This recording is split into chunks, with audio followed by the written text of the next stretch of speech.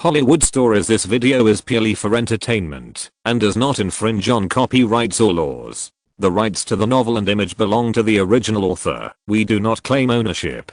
Don't like waiting and want to listen to this fanfic in full now? Subscribe to our Patreon, where you'll find the best fanfics. Chapter 251. Roland, win. Come on, come on, come on. I have to make it. In a resort in New York, Goldie Hawn, dressed in Nike, swung a club while mumbling. When the sound of breaking through the air sounded, the little white ball flew out instantly, as if it was equipped with a propeller. Then, she used her hand as the brim of her hat to block the sunlight, and looked at the trajectory of the white ball. When she found that the ball went up the slope, then fell back, rolled along the entrance of the third hole for a few circles, and fell in response to the momentum, the excited voice also appeared. Birdie. Ha. She clenched her fist and waved it vigorously, then spread her 5 fingers, turned around and high-fived with her companions to celebrate. Meryl Streep, who gave applause and laughter, congratulated him after seeing such a result, saying, Go. It seems that you have been practicing a lot recently. Your golf skills have improved by leaps and bounds. You couldn't hit a birdie before. Yeah. Mary, I have been on the golf course every day since March 1st. Goldie Hawn, who was holding the club with one hand, smiled and nodded. You are the third person who has invited me to play golf. After the quarrel. The quarrel that Goldie Hawn mentioned was of course the quarrel between Fox and ABC, and the special program in which NBC invited various well-known film critics to the recording site of the New York headquarters to debate who was right and who was wrong between Kenneth Turan and Roger Ebert. After the public opinion was stirred up, Goldie Hawn and other judges with voting rights received various invitations. Some invited her to the designated theater of the Academy of Motion Picture Arts and Sciences to revisit Titanic. Some invited her to play golf. Some invited her to attend business dinners of major brands. Some invited her to have dinner. The most ruthless one was Sony, Columbia, and TreeStar. Their publicity department called directly and told Goldie Hawn that her daughter's film Cool Man, Bad Girl, Electric Girl was a low-budget film, so the publicity resources might not be strong. But Sony, Columbia and TreeStar thought her daughter acted well, and if she was willing to cooperate, they could take the film to the Independent Film Festival. Oh my god. Mary. You really don't know. When I received all those calls, I thought I was back to the era of the Big 7 studios. Isn't it just a vote? Do they have to do this? After putting down the golf club, Goldie Hawn and Meryl Streep returned to the golf cart. There were only 2 of them in the 4-seater car, and the assistants and security guards were watching from a distance, so they were unscrupulous in their communication. Of course it's necessary. Looking at the old friend who rested his hands on the chair railing and kept swinging the water bottle in his hand, Meryl Streep said frankly, if they don't do public relations, will you vote for Roland? If they don't do public relations, will you vote for Kate? If they don't do public relations, will you vote for Roland and Kate at the same time? 3 consecutive hits made Goldie Hawn smile. Then, she spit out another affirmative answer. No. Just like Kenneth Turan said. Of course, I believe that, if there is no support, he will not say everything so bluntly. Although Goldie Hawn has not starred in a movie with high artistic value, she also holds the right to vote. Or, in the end of the era of big studios, the major studios actually had a premonition of disintegration. So, in order to make the rest of their lives better, and have more say in the Oscar, an award that has already been run, they stuffed a lot of their own people into the Academy. The guys who joined in the 1970s were all the interests of the major studios. Because there are too many people cutting in line, these guys can really decide who gets an award. It is precisely because of biased voting that Steven Spielberg cursed the judges at the Oscars ceremony. Many unjust cases are caused by attacking competitors. Of course, most of the time, the people feel that the blind voting is really out of jealousy, because compared with those guys who have been popular at the box office, most of the guys sent to the Oscar judges by the big studios are losers. They are losers who can't make profits for the studios, and can only use art that the audience doesn't understand to decorate the facade. When these losers have the right to vote, and can decide the life and death of the winners outside the venue, revenge will appear. Power is invalid if it is not used. In this way, the Oscars gradually deviated from the original purpose of MGM. Before these losers joined, there was no distinction between award-winning films and commercial films in the Oscars. What the people like is good. They like to watch Gone with the Wind, so Gone with the Wind is the best movie. If people are not willing to pay to watch a movie, no matter how profound you say it is, no matter how many awards it wins, it is useless. The publicity department should do the publicity department's work. If the ideas cannot be conveyed, and the image cannot be shaped, then you say that you made a good movie. Isn't it just like a dumb person telling a deaf person or a blind person seeing a ghost? But unfortunately, the loser has already entered, so it is difficult to kick him out. In this way, the award that should be used to commend achievements has become an ornament to decorate the facade. Meryl Streep, who also understood the reason, pronounced with the tip of her nose, and smiled at her old friend. Yeah, we all understand these things. I also think this time the fuss is a bit too big, but ask yourself, if it's not a big fuss, would we be content with just a phone call? Each judge represents a different force, and if you want them to feel that breaking the record is not an impossible thing, you have to let them see everyone's determination. Now, everyone has seen the determination. Next, what the judges have to do is to exercise the power granted to them by the studios in accordance with the fundamental purpose of the major studios letting them join the Academy, to safeguard the interests of the studios and to achieve the renewal of their own power. Meryl Streep did not mention the Academy because they all knew that the Academy of Motion Picture Arts and Sciences was established to fight against Will Hayes. On the surface, it is a non-profit professional organization dedicated to promoting the development of film art, but the problem is that its annual operating funds are sponsored by the previous 8 major studios, the later 7 major studios, and now the 6 major studios. That is, with the advent of cable TV, the live broadcast of the Oscars can be sold at a high price, which makes them truly self-sufficient. But the problem is that the cable TV media networks that broadcast the Oscars are still controlled by giants.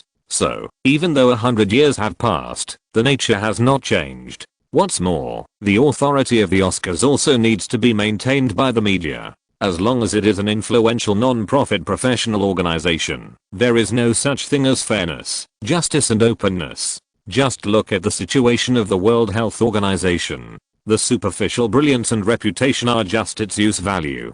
But in essence, whoever has the bigger fist can squat on their heads and shit. So, I want to know, is Steven retaliating? Disgusted with those judges who didn't vote for him back then? Under the bombardment, Goldie Hawn had already made a decision, and now, it's just a few more words with an old friend.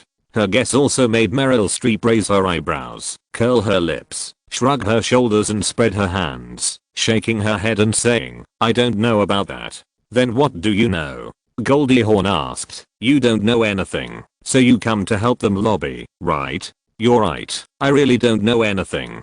Meryl Streep nodded, and seeing Goldie Hawn's face full of disbelief and the urge to raise her hand to hit someone, she smiled and defended herself. Okay, I actually still know a little bit. Hurry up. Goldie Hawn pretended to be angry and urged, hurry up and tell me. How much does Steven care about this matter? How much does Steven Spielberg care about this Oscar-winning event? This is the thing Goldie Hawn wants to know most at the moment. It is also the thing that the other judges who are being bombarded by lobbying want to know most. No one can be popular forever, but everyone wants to hold power forever. If Goldie Hawn was very popular in the 1970s and 1980s, then with the arrival of the 1990s, she has gradually become outdated. After 1992, she has not made any serious movies. Similarly, she herself knows that, if she wants to stay in the core circle of Hollywood, the only thing she can rely on is the annual awards ceremony. She can use the votes in her hand to exchange for the resources of those who are eager to get votes, to tilt towards her daughter. Now, selling the tickets to the most powerful Jewish gang in the circle is the best choice. Of course, the ticket price is actually determined according to the actual situation of the demander. Everyone knows that Spielberg dotes on his youngest apprentice, but how much do they dote on him? That depends on the momentum of the Oscar. But they obviously don't understand the momentum now. No matter how powerful the Jewish gang is, they can't pull the 6 big ones. In this case, it is the safest choice to find someone who knows the ins and outs to estimate the price. Unfortunately, Meryl Streep didn't know how much Spielberg cared about it, and she could only tell him. When I received the call from Francis, he told me, it must be successful. What? Sydney? Are you also canvassing for him? When Goldie Hawn and Meryl Streep were playing golf in New York, Elizabeth Taylor, who was enjoying her life in her mansion, was also disturbed. In front of her was Sydney Pollack, who won the 58th Academy Award for Best Picture and Best Director for Out of Africa. The old man with glasses nodded with a smile after hearing the high-pitched surprise.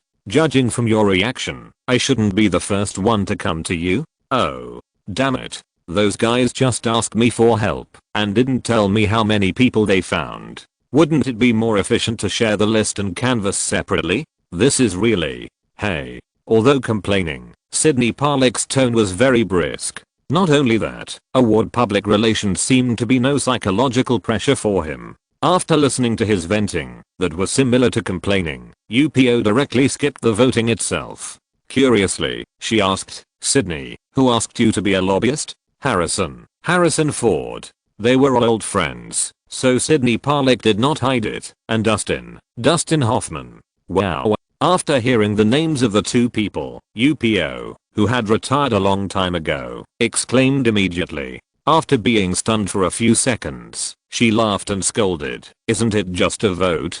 Why are these people like crazy?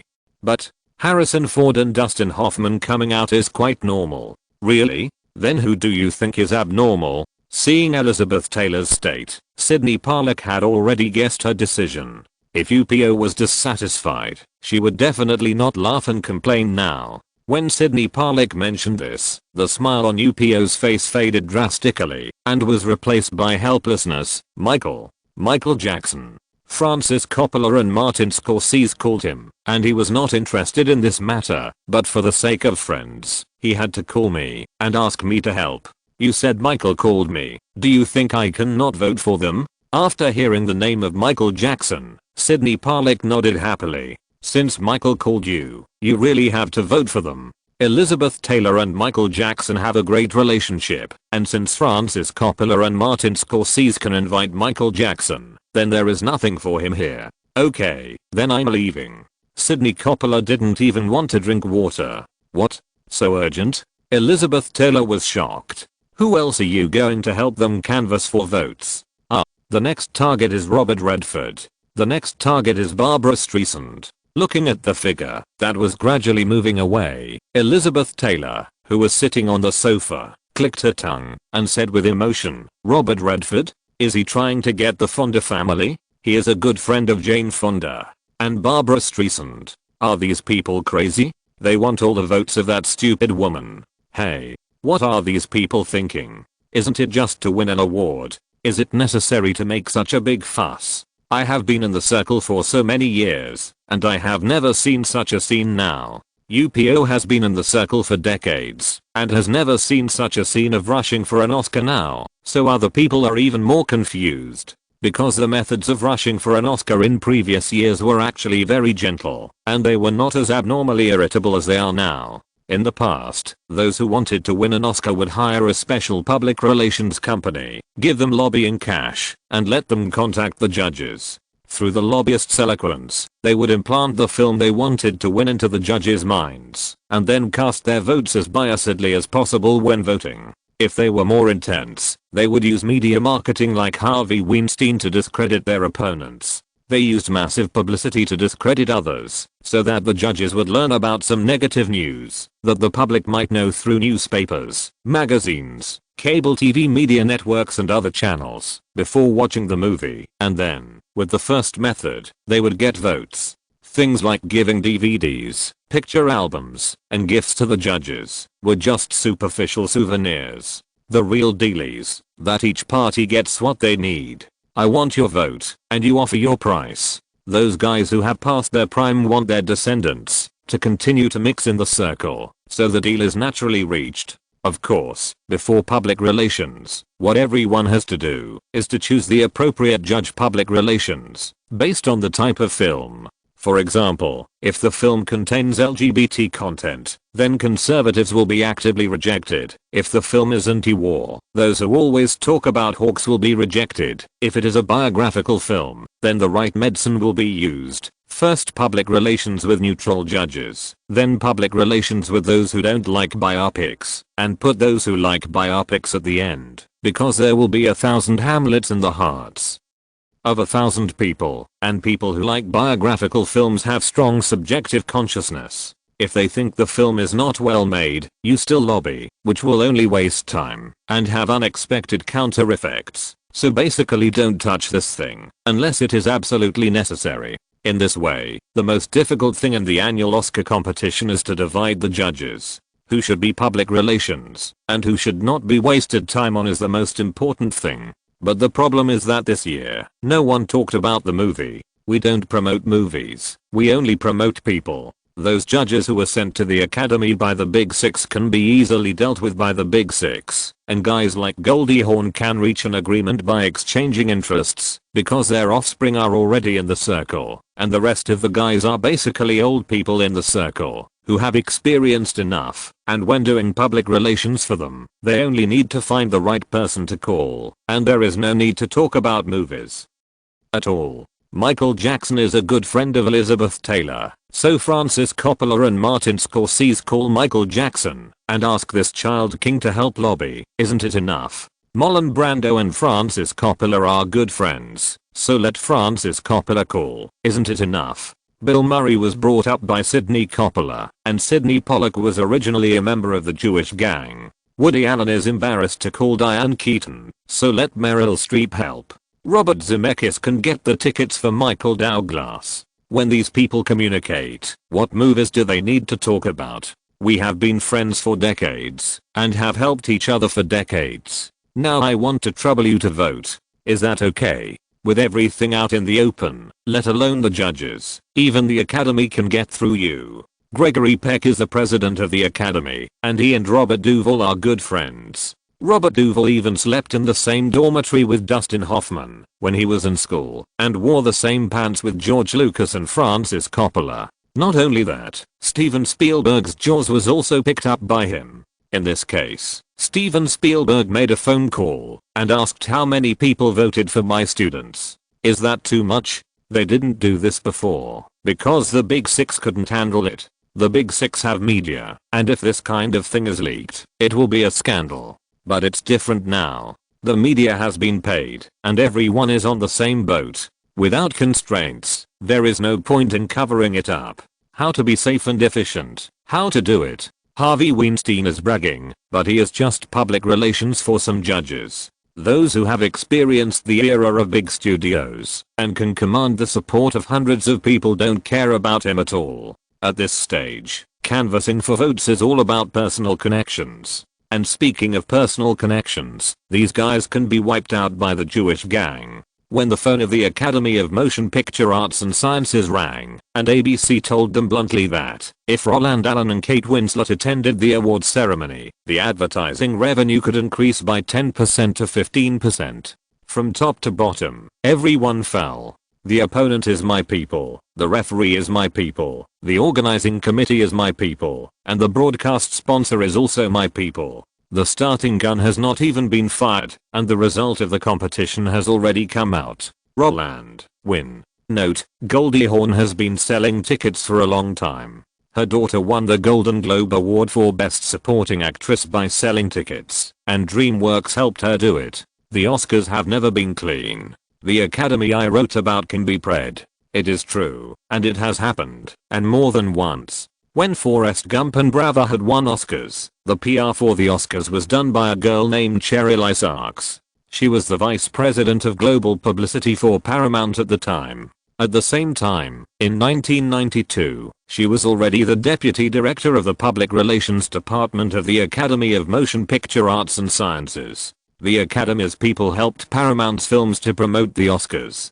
Isn't this a mix of contestants, judges, and organizers? At the same time, She also did the Best Picture The King's Speech and the Best Supporting Actress Love Actually, and when she was working on this film, she was a member of the Academy Board of Directors. She also did the Best Picture The Artist, when she was the first vice chairman of the Academy Board of Directors, and now, she is the president of the Academy. So I have always said that Harvey Weinstein is really no good. He is just a scapegoat because there are too many guys who are more powerful than him, and the means of giving gifts to the judges and publicizing the judges are really the lowest. The 6 powerful people directly replace the guys in the academy with their own people. If we count according to the 5 levels, Harvey, the fat guy, is at most the first level. Chapter 252 Angry Bob and Worried Harvey. Although Roland Allen has been in the industry for 9 years and has participated in 9 films in total, I still think that there is still room for improvement in his acting skills. The natural performances of Peter Parker and Jack Dawson are the result of experiences in his life that match them. If the awards can be won based solely on the perfection driven by these experiences, it would be very unfair to other actors who have no experience related to the roles, but try to construct the roles themselves. The grey-haired Roger Ebert, wearing round frame glasses, spoke with clear thoughts and articulation. The reason why people are moved by Jack Dawson is related to Roland Allen's natural performance, but more importantly, the audience can feel the emotions that the movie wants to express, and the expression of emotions is not something that Roland Allen can do alone. Without Kate Winslet, Roland Allen facing the camera would never be able to give the audience obvious emotional release like Anthony Hopkins. Without the poignant story, constructed by James Cameron, people's emotions would not be vented just right. I know many people like Titanic, but you can't impose your love for a movie on someone. This is unfair to other members of the creative team. I don't agree with you. Before Roger Ebert finished speaking, Kenneth Turan, who was sitting opposite him, interrupted him. Not only that, as if he wanted to make his words more aggressive, he raised his hand and unbuttoned his collar. I don't understand why we have to look for an actor's past experience when judging whether he has successfully portrayed a role. Is there any necessary connection between how well a role is played and his own experience? If an actor finds that he has experienced all of this in real life when portraying a role, then isn't this experience a valuable asset that drives him to shape the role? Why do I hear a sense of shame from your words? Moreover, making a normal scene profound and resonant is not the job of one person. Acting is never a simple imitation, but a process of expression. Digging into human nature. There will always be a day when you get tired of reading stories, but human empathy is eternal. It can make the audience get involved, find the feeling, and the mood changes with the situation of the characters. This is success. This kind of success does belong to everyone. But the perfection that contributes to collective success belongs to the individual. Besides, love is originally a matter between 2 people. Kate Winslet can win the award, why can't Roland Allen? The performances of the 2 of them are originally an indispensable whole. Forcibly dividing them can only prove that they are jealous. At this point, Kenneth Turan slapped the table with his hand. The dull sound was like the final word at an auction, full of momentum. Facing his gaze, Roger Ebert took a deep breath, as if he wanted to ignore the dirty water thrown at him, but it seemed more like he was hit in the sore spot. After about 3 or 5 seconds, he said in a cultured tone, "I'm not jealous." However, this cowardly response made Kenneth Turan even more aggressive. "You are jealous." The aggressive accusation and defensive elegance made the dark room even more weird. In the huge room, only the TV against the wall was flickering. Under its illumination, the fat body on the sofa opposite it was even more unpredictable. When it was cut to Roger Ebert, the blue light from the dark suit made the expressionless guy look gloomy, while when it was cut to Kenneth Turan, the whiteness of the shirt alone made the bloodless fat head and big ears stand out clearly. But no matter how the light changes, this guy with a poorly shaved beard has not smiled since he turned on the TV. He stared at the screen with his eyes wide open. The dullness seemed to take away his vitality. When he saw Kenneth Turan on TV about to fight with Roger Ebert, the host also raised the NBC microphone and ended this debate that could not have a conclusion. When he heard the host say, "Roland Allen has been nominated for the Best Actor Oscar along with Matt Damon, Robert Duvall, Peter Fonda, and Dustin Hoffman," The Oscar ceremony will be held on the evening of March 23rd. The guy on the sofa finally moved. His extremely stiff face twitched, and as his face twitched, the apple muscle on his right cheek bulged. His mouth opened slightly, revealing a finger-sized gap. That smile, which was uglier than crying, revealed his mood at the moment. Before he could vent all his frustration, the sound of the lock hitting the door suddenly appeared, and then an equally plump figure squeezed in. When he saw the figure on the sofa, words of relief rang out. "Oh, Harvey. I finally found you. Why didn't you answer my call? I'm almost fed up with them. Helena Carter and Judi Dench called looking for you, but couldn't find you. Then they called me and asked me to tell you that they voted for Kate Winslet and Roland Allen and asked you not to help them. And Minnie Driver. She wants to know, with Roland Allen and Kate Winslet having secured the Best Actor and Best Actress awards, is it possible for her to make a bid for Best Supporting Actress? Also, those PR companies told me that their PR tasks for this year have been completed. If you want, they can still continue PR, but no guarantee of results. Oh my god. Oh my god. Oh my god. Why did this happen suddenly? We had a chance to take 3 of the 4 acting awards. Now, at this point, Bob Weinstein, with his chest heaving, stamped his feet vigorously. He looked so angry that he was like a powder keg wearing a green hat. When he found that his complaints did not attract his brother's attention, he took off his sunglasses on the bridge of his nose, put his hands on his hips, and glared at him. "No, Harvey. Are you listening to me? Our deal is ruined." A roar made Harvey Weinstein roll his eyes. The fat man sitting on the sofa glanced at his younger brother, then raised his neck slightly and pointed at the TV with his chin. Bob frowned in confusion. When he turned his head to check, he found that the screen on the TV was a rolling list of NBC programs. In the translucent studio, Roger Ebert and Kenneth Turan were sorting out documents. His head seemed to be hit by Thor's hammer. He was stunned for 2 seconds, sighed, and sat down helplessly. As he moved, the elastic sofa shook twice, and Harvey trembled for a moment. At the end of 1997, after learning that Jack Nicholson and Helen Hunt's As Good As It Gets had chosen to move the schedule, the Weinstein brothers felt that this year's opportunity had come. Jack Nicholson did not go for the award, so the Best Actor award would be vacant. Helen Hunt did not go for the award, so the Best Actress award would be easy to win, right? In addition, Robin Williams, who gave up the Best Actor award and sprinted for the Best Supporting Actor with Good Will Hunting and the most confusing Best Supporting Actress. Miramax is likely to win a big victory this year. After seeing the situation clearly, the two fat brothers began to encourage those who had a chance to win awards this year. The focus of public relations is the Best Actress and Best Supporting Actress, which are their best. But when Harvey had a simple communication with Helena Carter, Judi Dench, and Minnie Driver, confirmed their willingness to win awards, and collected the winning fees, and began public relations lobbying, the quarrel with Roland suddenly appeared with great momentum. If at the beginning, Harvey didn't understand the situation, and simply thought that Kenneth Turan deliberately made a topic to attract people's attention and gain attention after Roland didn't win any awards, then when the overwhelming comments were like a bombing, sweeping across the United States, the curses were like a tsunami, spitting out forcefully. Is this a fight for an Oscar? Which Oscar fight needs such a big battle? Question mark?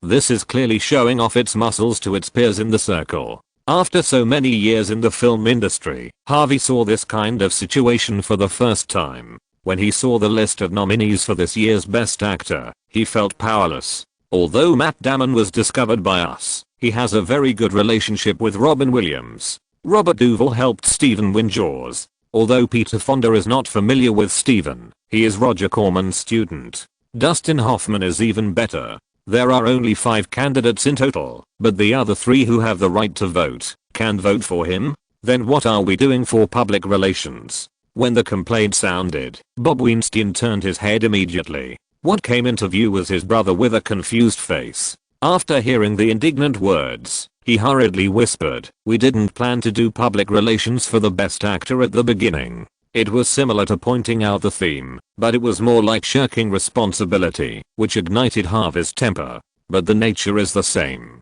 He yelled, There are 5 Best Actress nominees. Judi Dench, nominated for Mrs. Brown. Julie Christie, nominated for The Wife Swap Game, and Helena Kate, nominated for The Wings of the Dove. They are all from the British gang. You said yourself that Judy and Helena will not compete for the Oscar.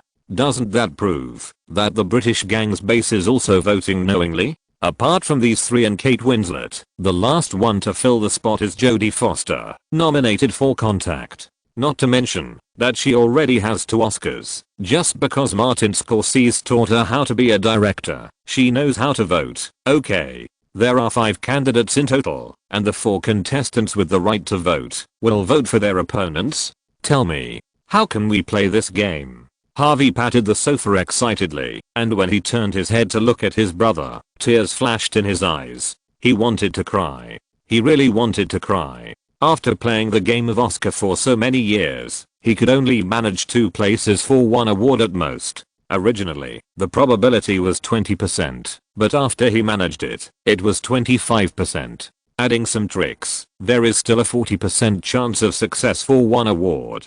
But now, for the Best Actor, either it is definitely not going to win, or there are already people who don't care. For the Best Actress, the British gang found out that the Jewish gang was helping their people to win the Oscar, and automatically turned against them. In addition, the replacement was someone who had won 2 awards. This is no longer a choice between 5, but a choice between 1. Roland and Kate's chance is 100%. This is simply a 17-card kill. He has been running for 20 years. The dream Lanoop that he never expected.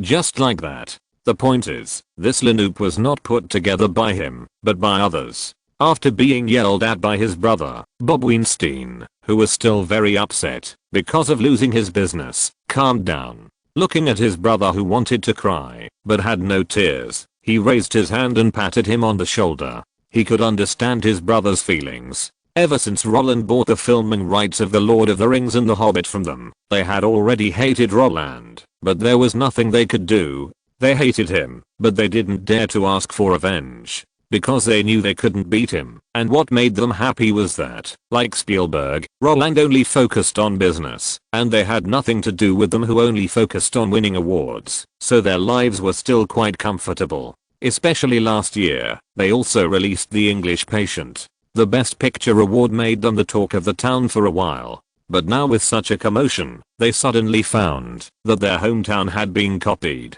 Everyone believed that Roland's momentum this year would never be replicated a second time, but the problem was that winning awards required resources. Roland could be so extravagant to win 2 awards, so if he was in the business of winning awards in the future, those who wanted to win awards would definitely choose his company first, not for anything else, but because of the awesome resources. Before, Miramax was the first choice for many guys who wanted to get ahead with awards. Now, their influence has been greatly hit, and this loss is hard for Bob to accept. But just when he was about to comfort his brother and tried to tell him that Roland, a big bastard who only knows how to hug legs, might never get involved in the Oscar-winning industry in his life, Harvey, who had been angry and roaring before, suddenly regained his helpless look and said with heartache, "Roland's Oscar-winning behavior has greatly hid my reputation in the field of Oscar winning.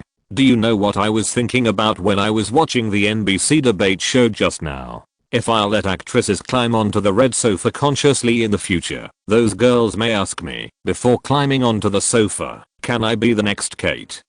How should I answer this? Kate slept with Roland and instantly became a winner in life. The Golden Globe and the Oscar are both here, and the point is that Roland is still young, rich and handsome. Other girls slept with me, but in the end they didn't get anything. Who would be willing to do that? Before, those girls didn't dare to talk to me. That's because they thought I was awesome. But now Roland has proved with facts that my resources are rubbish. Under such circumstances, how can I coax those girls? I told them that if they climb onto my red sofa, I can make them a big star. Do you think they will believe it? I swear, after the Oscars, the rumors in the circle will not be that, if you please me, you will have a chance to rise to the top, but that if you skip Roland, you will get both fame and fortune. Girls with a little knowledge will lose interest in me, because compared to climbing onto my red sofa, they would rather replace Kate. In their eyes, Kate is just a girl who got lucky. Since she can eat Roland so hard, then they should try. Maybe they will have a chance. When Harvey shouted out his inner words with a look of disappointment, Bob, who wanted to comfort him, was stunned. What the fuck? So you are sad and upset, not because the business failed, but because the business failed and affected your status in the eyes of those relatives, and you can no longer be their emperor. So you are sad and upset? Fuck you. Oh, my dear brother. Are you still thinking about women now? Bob was angry. Our business failed. Don't you have any ideas at all? I have ideas, but there is nothing I can do. Hearing his brother's roar, Harvey also pulled his neck and shouted at his brother, we are making independent films, and our influence in the industry is not as good as those who make commercial films. If we can't make it to the box office record list, we are inferior. In the past, those guys wanted to win awards, so they would please me. Now the group of people who understand business the most want tickets. So will anyone care about me? If no one cares about you, then forget it. Bob widened his eyes. Harvey glared back angrily. What else? After staring at each other for 2 seconds, Bob sighed unwillingly. Even if this year's business fails, can't we still continue to prepare for next year's film? Shakespeare in Love is our main movie next year, right? You want me to seduce Gwyneth? Harvey rolled his eyes at his brother. Do you believe that she will turn around and run to Stephen and cry? Hiss. Bob took a breath of cold air. He was almost pissed off to death by his brother. Are there only women in your mind? You will die at the hands of a woman like this. Die. In the hands of a woman. Hearing this, Harvey sneered. I would rather be an emperor for a day than be a commoner for a lifetime. It's no big deal to lose to Roland, as long as it doesn't affect my status as the king of independent films. You want to work hard now to prepare for the Oscar for Shakespeare in Love? I'm just the opposite of you. I just want to know what's going on in Roland's mind. As long as he doesn't get involved in the Oscar field, I can even lose to him in Shakespeare in Love. That's right, Harvey doesn't care about winning or losing at all. Over the years, how many girls has he promised and how much help has he given? He never cares about temporary gains and losses. He only cares about whether his influence will be damaged. Now, he is afraid that Roland will have a brain twitch and start the Oscar business. After all, Roland is a guy with a criminal record. The films that Warcraft Film and Television purchased before were all independent films. And if Roland knew Harvey's thoughts, he would definitely be in tears. Whoever wants to do the Oscar business can do it. Because it's not easy to hide things from people. He felt that he had used all his best acting skills in his life to lie people. Note, Spielberg said in his autobiography that when filming Jaws, Robert Duvall gave him a lot of help. He wanted him to participate in the movie, and Duvall encouraged him by saying, I think I'm famous enough. I don't need you to help me become more famous. Duvall is the adopted son in The Godfather. These people are all in a group. Peter Fonda is Jack Nicholson Sr. James Cameron, like them, all came from the school of Roger Corman, the king of B-level movies. Nicholson's first Oscar nomination, Easy Rider, was brought up by Peter Fonda. In the 1998 Oscars, Spielberg and Cameron were able to get all the nominations for the leading actor just by their relationship. Some people say that The King's Speech and The Artist are Harvey's movies. Yes, the movies are Harvey's, but Cheryl did the Oscars. Almost every Academy administrator has a consulting company position, either as president or consultant. These companies only do Oscars. Even Paramount Advantage, Warner Independent Universal Focus, Fox Searchlight, and Sony Classics will go through these consulting companies when they are competing for Oscars. Compared with them, Harvey can only deceive female stars and hype, and he can't do high-end games. When The Theory of Everything was screened, Focus asked Edwin Snyder to invite Stephen Hawking to the screening. The next day, the news that Hawking cried came out, and he had already won. Harvey couldn't do that. When promoting 12 Years a Slave, Searchlight asked its radio station to bombard the concept of Oscars are golden every day. He had already secured an Oscar before the nominations were announced. Harvey couldn't do that either. Chapter 253 Roland Landlord Allen. Higher, higher, higher. A general leaned forward, his butt off the saddle, and galloped on his horse. The golden sunlight gently sprinkled on the quiet forest, and the mountain wind swept across the cheeks, conveying the whistle and the rhythmic sound of horse hooves. The rhythmic sound of drums was like a march, which made the knights who shuttled through the beautiful plains rise up with the heart of conquest. When he crossed the raised hill and swooped down, the endless lake was like a sapphire inlaid in the mountains and rivers. With the arrival of the night, the original tranquility was also torn apart. The wild ducks wandering on the lake flapped their wings and flew high. The dark brown figure drew a thick stroke in the air. When you want to track them, these little guys plunged into the dense forest by the lake and disappeared without a trace. Under normal circumstances, you should slow down when going downhill. But the problem is that this guy wanted to show off his ability to pull back from the brink of death, so he didn't call a halt. When he thought the distance was about right and he could step on the brakes, the horse refused to obey. So, the shouts of dang dang dang suddenly rang out. Earthgrass, who didn't want to go into the water, used all his strength to comfort the horse under him, but unfortunately, it didn't go as he wished. Even though he shouted heartbreakingly, the chestnut horse didn't obey, but instead quickened its pace and rushed into the lake with a swish.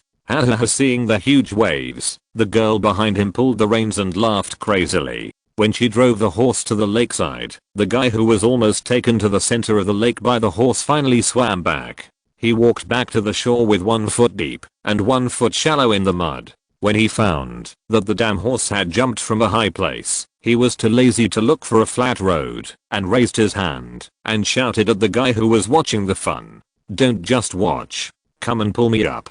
The girl ignored him. "No, you can't pretend you didn't hear me." The girl continued to laugh. Seeing this, the guy in the water got anxious and jumped twice on the spot. Unfortunately, the height of 3 centimeters from the ground did not win sympathy, but made the laughter even stronger. Seeing that the guy in the water was about to be pissed off by herself, the girl in a small vest and jeans finally flipped off the horse's back heroically, took off her helmet, squatted on the shore with a smile, looked at the guy who wanted to climb up with a playful look, and asked, "Don't you want to compete? Don't you want to compete for the first place? Who won now?" "You won. You won." The boy admitted defeat in a perfunctory tone, and then shouted impatiently, "Hurry up, pull me up."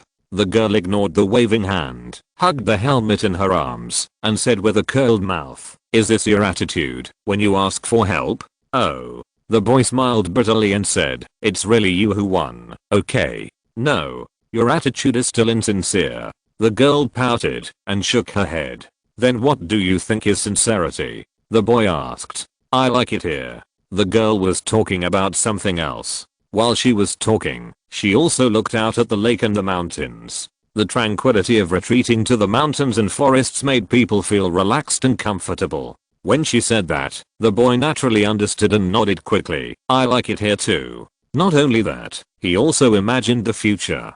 "There's no need for large-scale renovation here. What I like is the natural feel here. However, the houses in the residential area are so old that there's no normal electricity access. They can only rely on generators to maintain operation, so they must be demolished and rebuilt. Then, the plains here are suitable for horseback riding. For convenience, we are building a stable. Also, the lake water here is actually running water, suitable for fishing. In order not to damage the ecological environment, we can just build a fishing platform with logs and a rest area on the side. By the way, this place is too far from the city. When we come to live here, it's impossible for us to send people to the city every day. It's not fresh if we buy a lot and put it in the refrigerator, so we have to open up a piece of land, grow some vegetables, and raise some livestock ourselves, just enough for ourselves to eat. Oh. In order to enrich our entertainment life, we can also build an indoor swimming pool, draw an 18-hole golf course, and then build a basketball court. Hey, don't go. I haven't finished yet. Hey, pull me up first. Seeing that the boy was daydreaming, the girl rolled her eyes, got up, got on the horse, and left with a chirp. Looking at the figure who showed no reluctance, the guy who was half in the water was helpless and shouted, "You decide the renovation plan." Hey. After shouting like this, the horse that climbed halfway up the mountain turned its head. "Really?" the girl asked. "Of course." The boy shouted and promised. Then, the horse came back with small steps. Looking at the satisfied guy, the boy who was standing in the ditch sighed and muttered, "Hey. She is obviously older than me, but she is not humble in everything.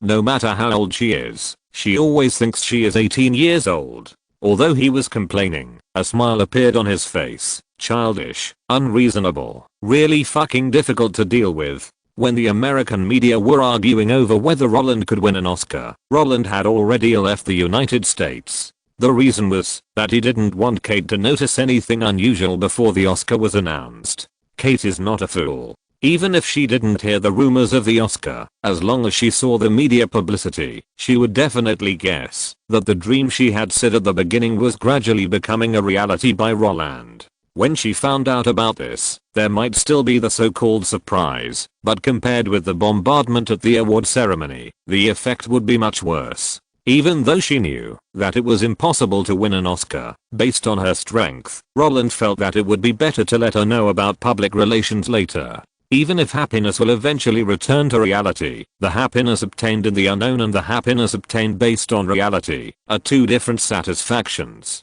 The former will be so excited that it is difficult to restrain oneself, while the latter will feel that it is natural. Because of this, in order to let Kate gain the greatest happiness, Roland had to drag her out of America. Because he believed that in the non-mobile internet era, only the news that the three former great leaders spoke at the same time could spread all over the world. As for the reason for dragging Kate out of America, it was that he asked David to do it a few years ago, and the other party had already prepared to buy land and houses according to his requirements. When talking about buying land and building a house, Roland was so angry that he jumped up and down. Maybe he felt that the money came too easily, or maybe what Roland said that day was too grand, or more likely Roland's brand concept made David think that Roland wanted a wedding house. So when choosing, this guy was very clear. In America alone, he chose 3 properties. One is in Atherton, a small city with a permanent population of only 7,000 people near Stanford. There are many quiet luxury residential areas. The one David chose for Roland is a European castle-style mansion, covering an area of 11,843 square feet, with 7 bedrooms, 7 bathrooms, a gym, an indoor swimming pool, and a spa room. Not only that, the space in the basement is also amazingly large. When Roland learned that there were even bedrooms, a cinema and a wine tasting space in the basement, he witnessed all this with his own eyes and finally saw the extravagance of capitalism. But this is not the point. The point is that to the left of the mansion is Paul Allen's home. On the right is the home of Meg Whitman, the vice president of global marketing at Disney. If you walk forward for a while and go over a hill, you can see the home of Eric Schmidt, the future chairman of Google, who was introduced to Roland by David Shaw when he was having dinner in New York. After hearing these names, after seeing Kate's love for it, Roland decided to buy it. The second property is located in Malibu, Los Angeles. After hearing about Malibu, Roland did not ask about the size, but asked about the neighbors. When he learned that the mansion was next to Spielberg's house, he was too lazy to ask about the interior decoration and exterior structure, because when the share of Jurassic Park came down, the old man tricked him into buying the house next to his own house. At that time, he had seen the uninhabited mansion, and now he just bought it.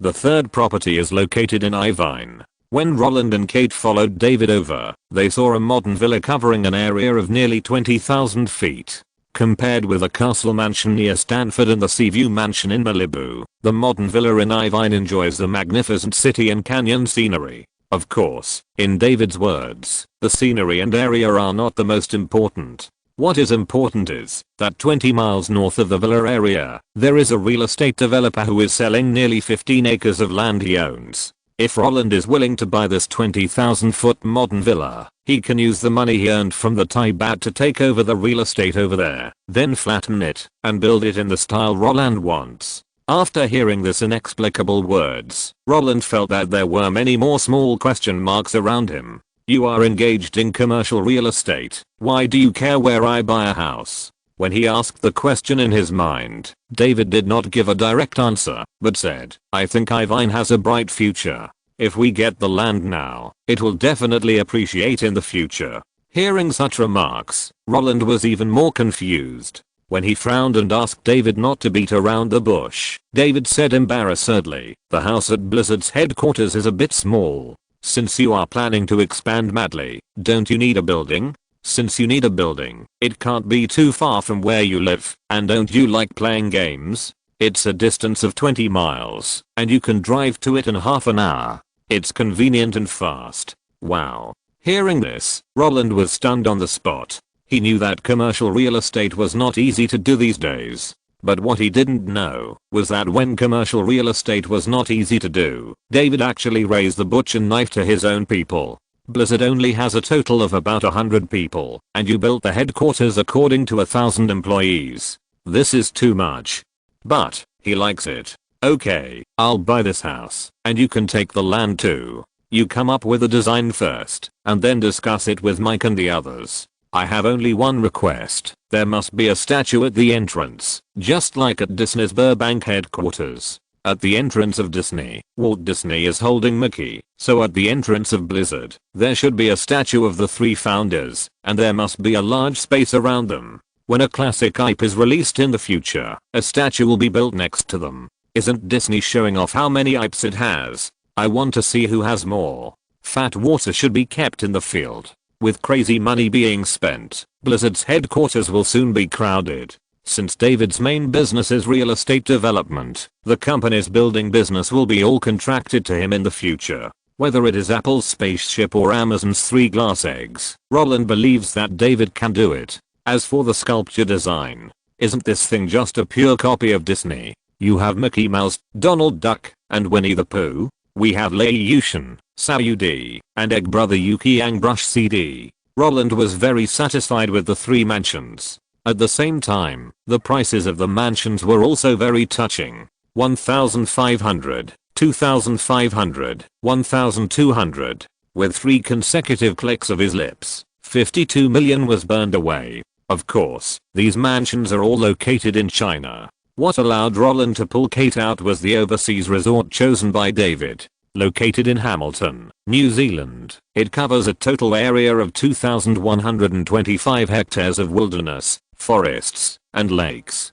New Zealand is a very good country for retirement. Not only does it have no heavy industry, but there are also 14 national parks, hundreds of nature reserves, and ecological zones on the huge island. There is nothing wrong with the environment. The average temperature in summer is 20 to 25 degrees Celsius, and in winter it is 10 to 15 degrees Celsius. In addition to the biggest advantage of vast land and sparse population, you don't have to worry about anyone disturbing your good mood when you go on vacation here. Plant some flowers, fish, ride a horse, swim, raise a silly Garfield, raise a British Shorthair blue cat, and then gather 3 sleds, with the sky as a blanket and the ground as a bed. This is simply the retirement life of an old man that everyone envies. Well, maybe the old man really dislikes the husky because it is too stupid. But no matter what, after galloping on the horse, Roland fell in love with this place. After being pulled up by Kate, he directly abandoned the horse that was still playing in the lake, stuck to Kate, and rode with her, leisurely returning the same way. Looking at the green mountains, Roland, who was still hanging water, rubbed his chin on Kate's neck and whispered in her ear, "Do you like it here?" "Yeah." Kate snorted.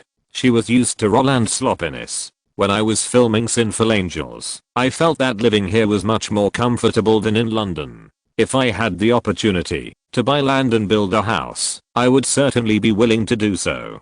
But wouldn't 5,250 acres of land be too expensive?" "Muah." Roland smiled and kissed her on the neck. "Okay, then we'll go back and let David talk to New Zealand. As for the price, don't worry about the money. As long as you like it, I'll buy it, no matter how expensive it is." Humph. Hearing this, Kate turned her head and gave Roland a sanitary eye. With her hands behind her back, she rested on Roland's waist. Seeing that Kate was about to tickle him, Roland, who was riding a horse, turned pale and admitted his fear. Okay, more than 5,000 acres of land is not as expensive as those 3 villas, and if I come forward to buy it, New Zealand won't charge me." That's right. The main reason why Roland was interested in New Zealand was because the land was free. The government gave it away for free.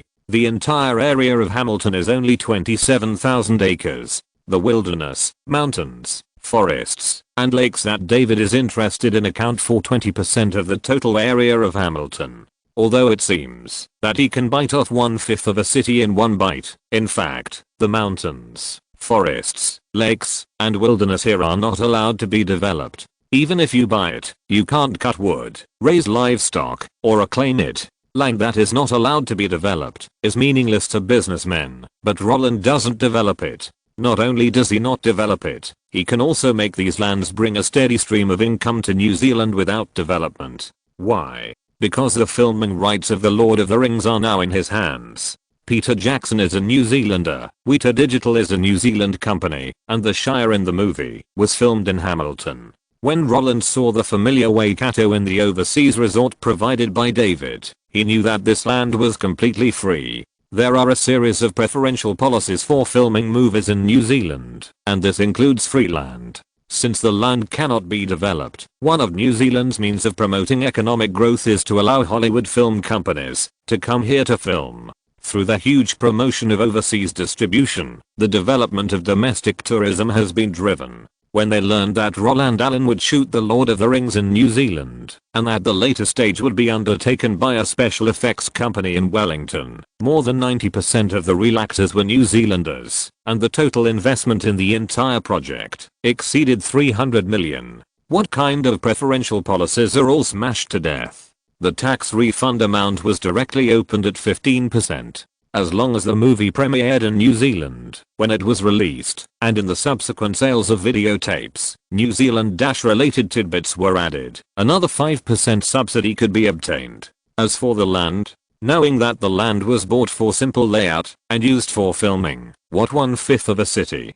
I can't even see it. Roland only needs to sign the terms of protecting the natural environment, promise not to cut down trees, raise livestock, or reclaim land on a large scale, and not to prevent the government from commercial development of that area when the filming location has a certain reputation. New Zealand can take up to 60% of the tourism income according to the investment ratio, and the remaining 40% must be established in the name of protecting the natural environment. A foundation will be left in New Zealand. Roland said that the necessary facilities that must be built for filming must not exceed 3% of the total area. 5,250 acres of land were taken for 10 million. 3% of it, that is, 157.5 acres, is Roland's holiday paradise. With such a large area of land, let alone building villas, stables, fishing platforms, basketball courts, and swimming pools.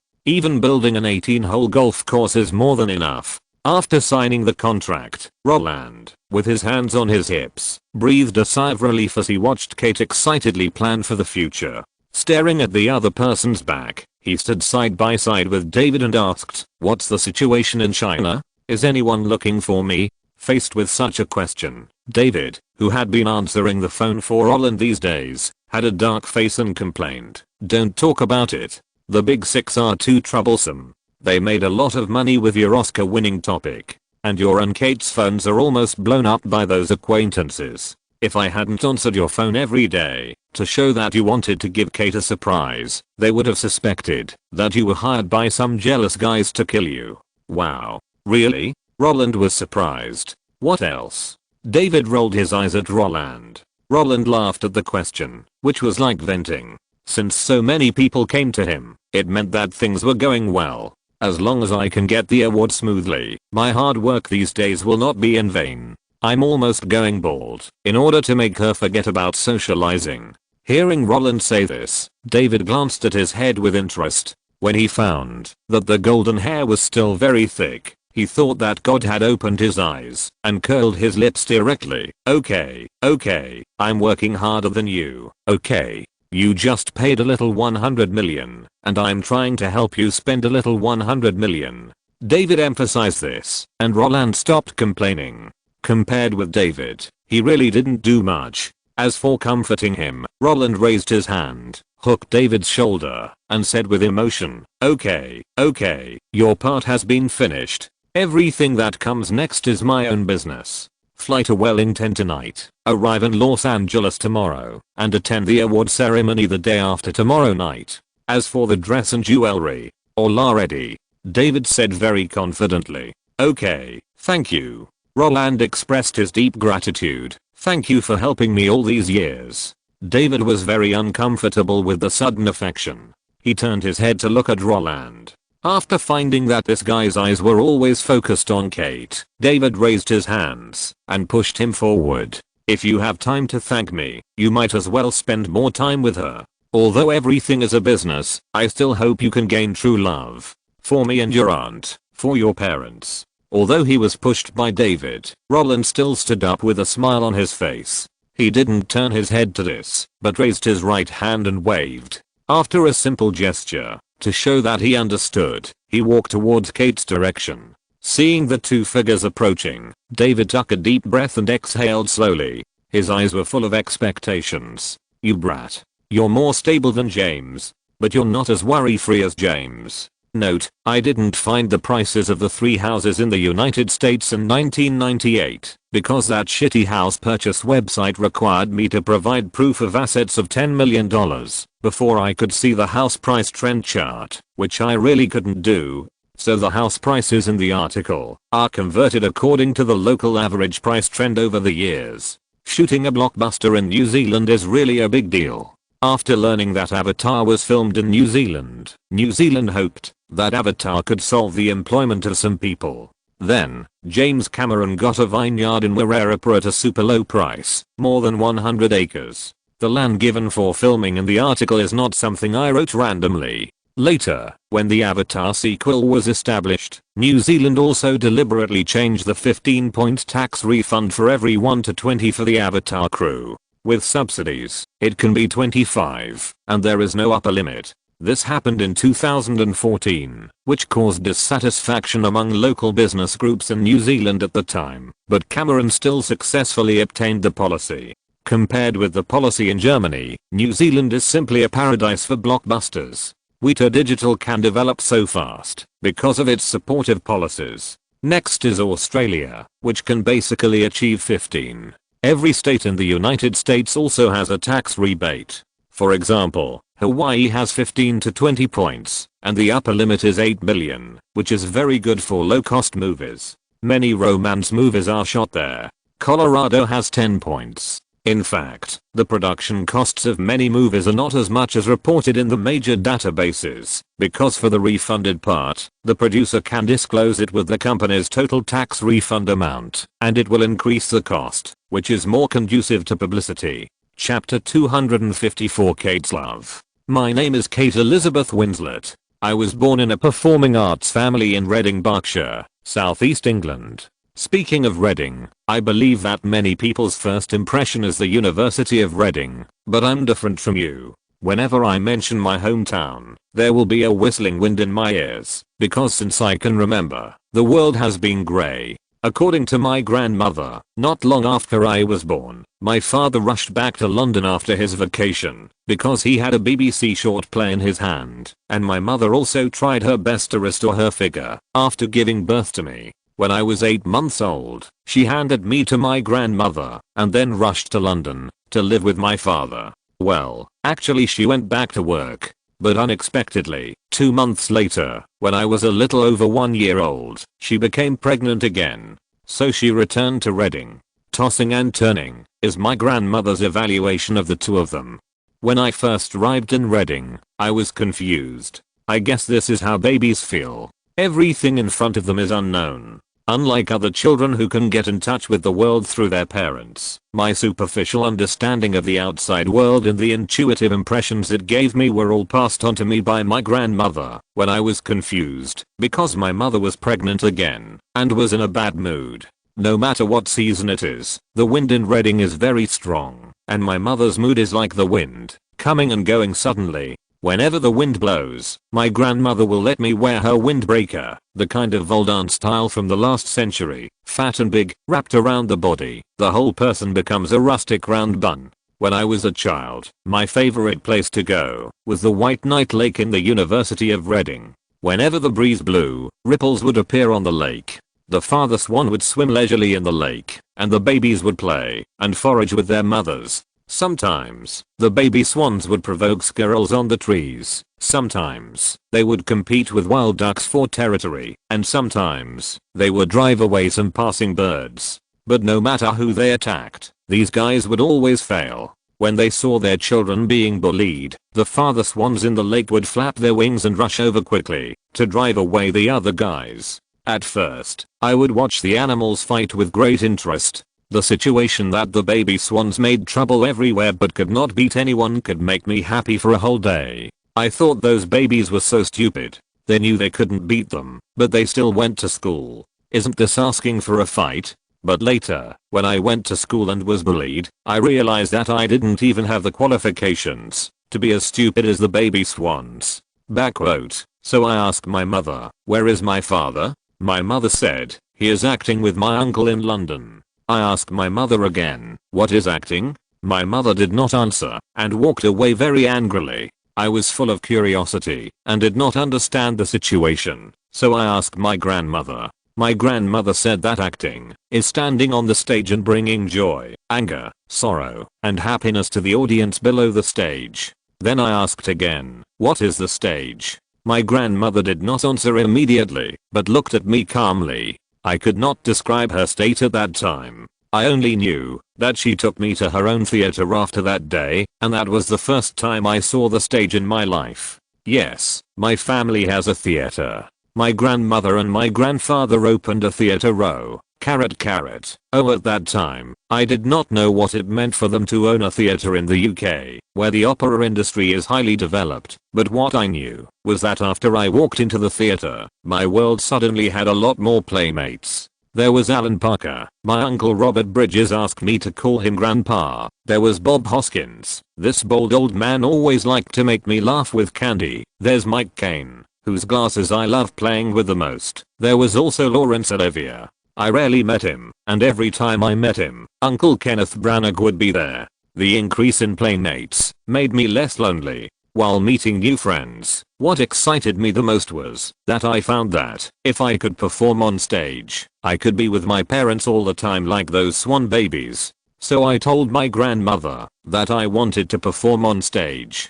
At first, my grandparents all refused after hearing my idea. They asked me to study hard and said that the profession of actor was not suitable for girls. I thought they said that deliberately because they disliked my young age, so I wanted to prove myself. When those actors performed on stage, I used the opportunity to observe and learn secretly. When my grandparents found out that I really wanted to be an actor, they gave up blocking me and let me participate in the stage play Virgin Mary when I was 5 or 6 years old. It was also the first time I performed on the same stage with my parents. After that, acting became an inseparable part of my life because it allows me to stay with my family all the time. Even though my parents, uncles, and aunts persuaded me to go to school whenever they had time, I still decided to keep going on the road of acting. At the age of 11, I received the first advertisement in my life. In the same year, I asked my grandmother to go to the drama school to register for me, wanting to systematically sort out the skills of acting.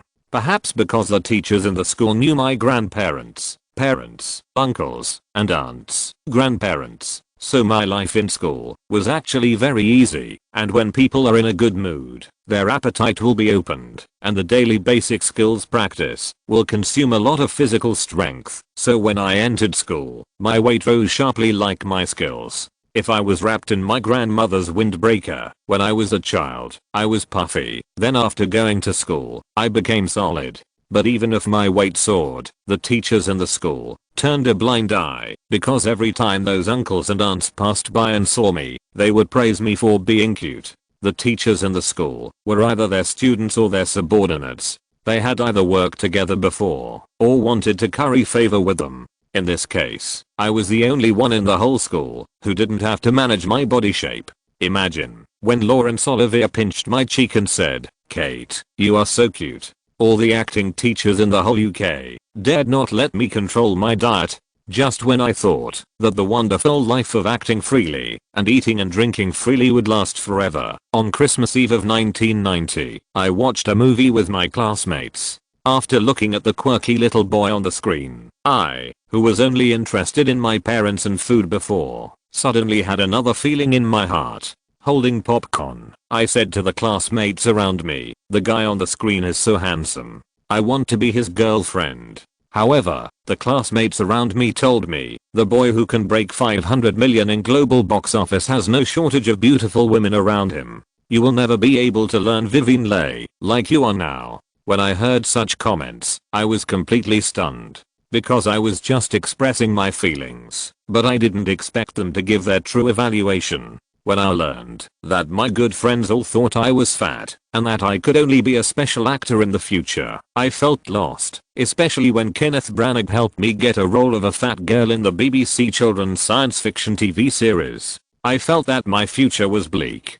From then on, I realized that the first criterion for measuring an actor is his appearance. After I understood this truth, I consciously controlled my diet and increased exercise in order to continue on the path of an actor. Although the weight loss was very slow, it was effective. It may be because my classmates disliked my fatness, but it was more like they couldn't stand my privilege. So while participating in the BBC children's science fiction TV series, I didn't want to endure the strange looks and chose to drop out of school. After leaving school, I had more time to take on more roles. There were projects in 1992 and 1993. Although they were all small roles in BBC projects, they could hone my acting skills. Of course, when I was growing up, the boy who made me realize that appearance is the foundation of an actor for the first time also soared like a rocket. He made a movie worth 500 million yuan in 1990, and in the summer of 1991, he pushed his cumulative box office to 1 billion yuan. At the end of 1991, he appeared in Michael Jackson's music video and made a cameo in Steven Spielberg's movie. Then, on Christmas Day of 1992, he presented an equally wonderful sequel to The World. When I was still honing my skills in the BBC TV series, in the summer of 1993, he had already ascended to the throne of the #1 box office in film history. When I saw him on the screen again and again, the desire to date him became stronger and stronger. Because he was really handsome. The way he protected his sister was even cooler. However, I knew that the idea in my head was just wishful thinking. The daughter of the New York real estate king pursued him, but he ignored it.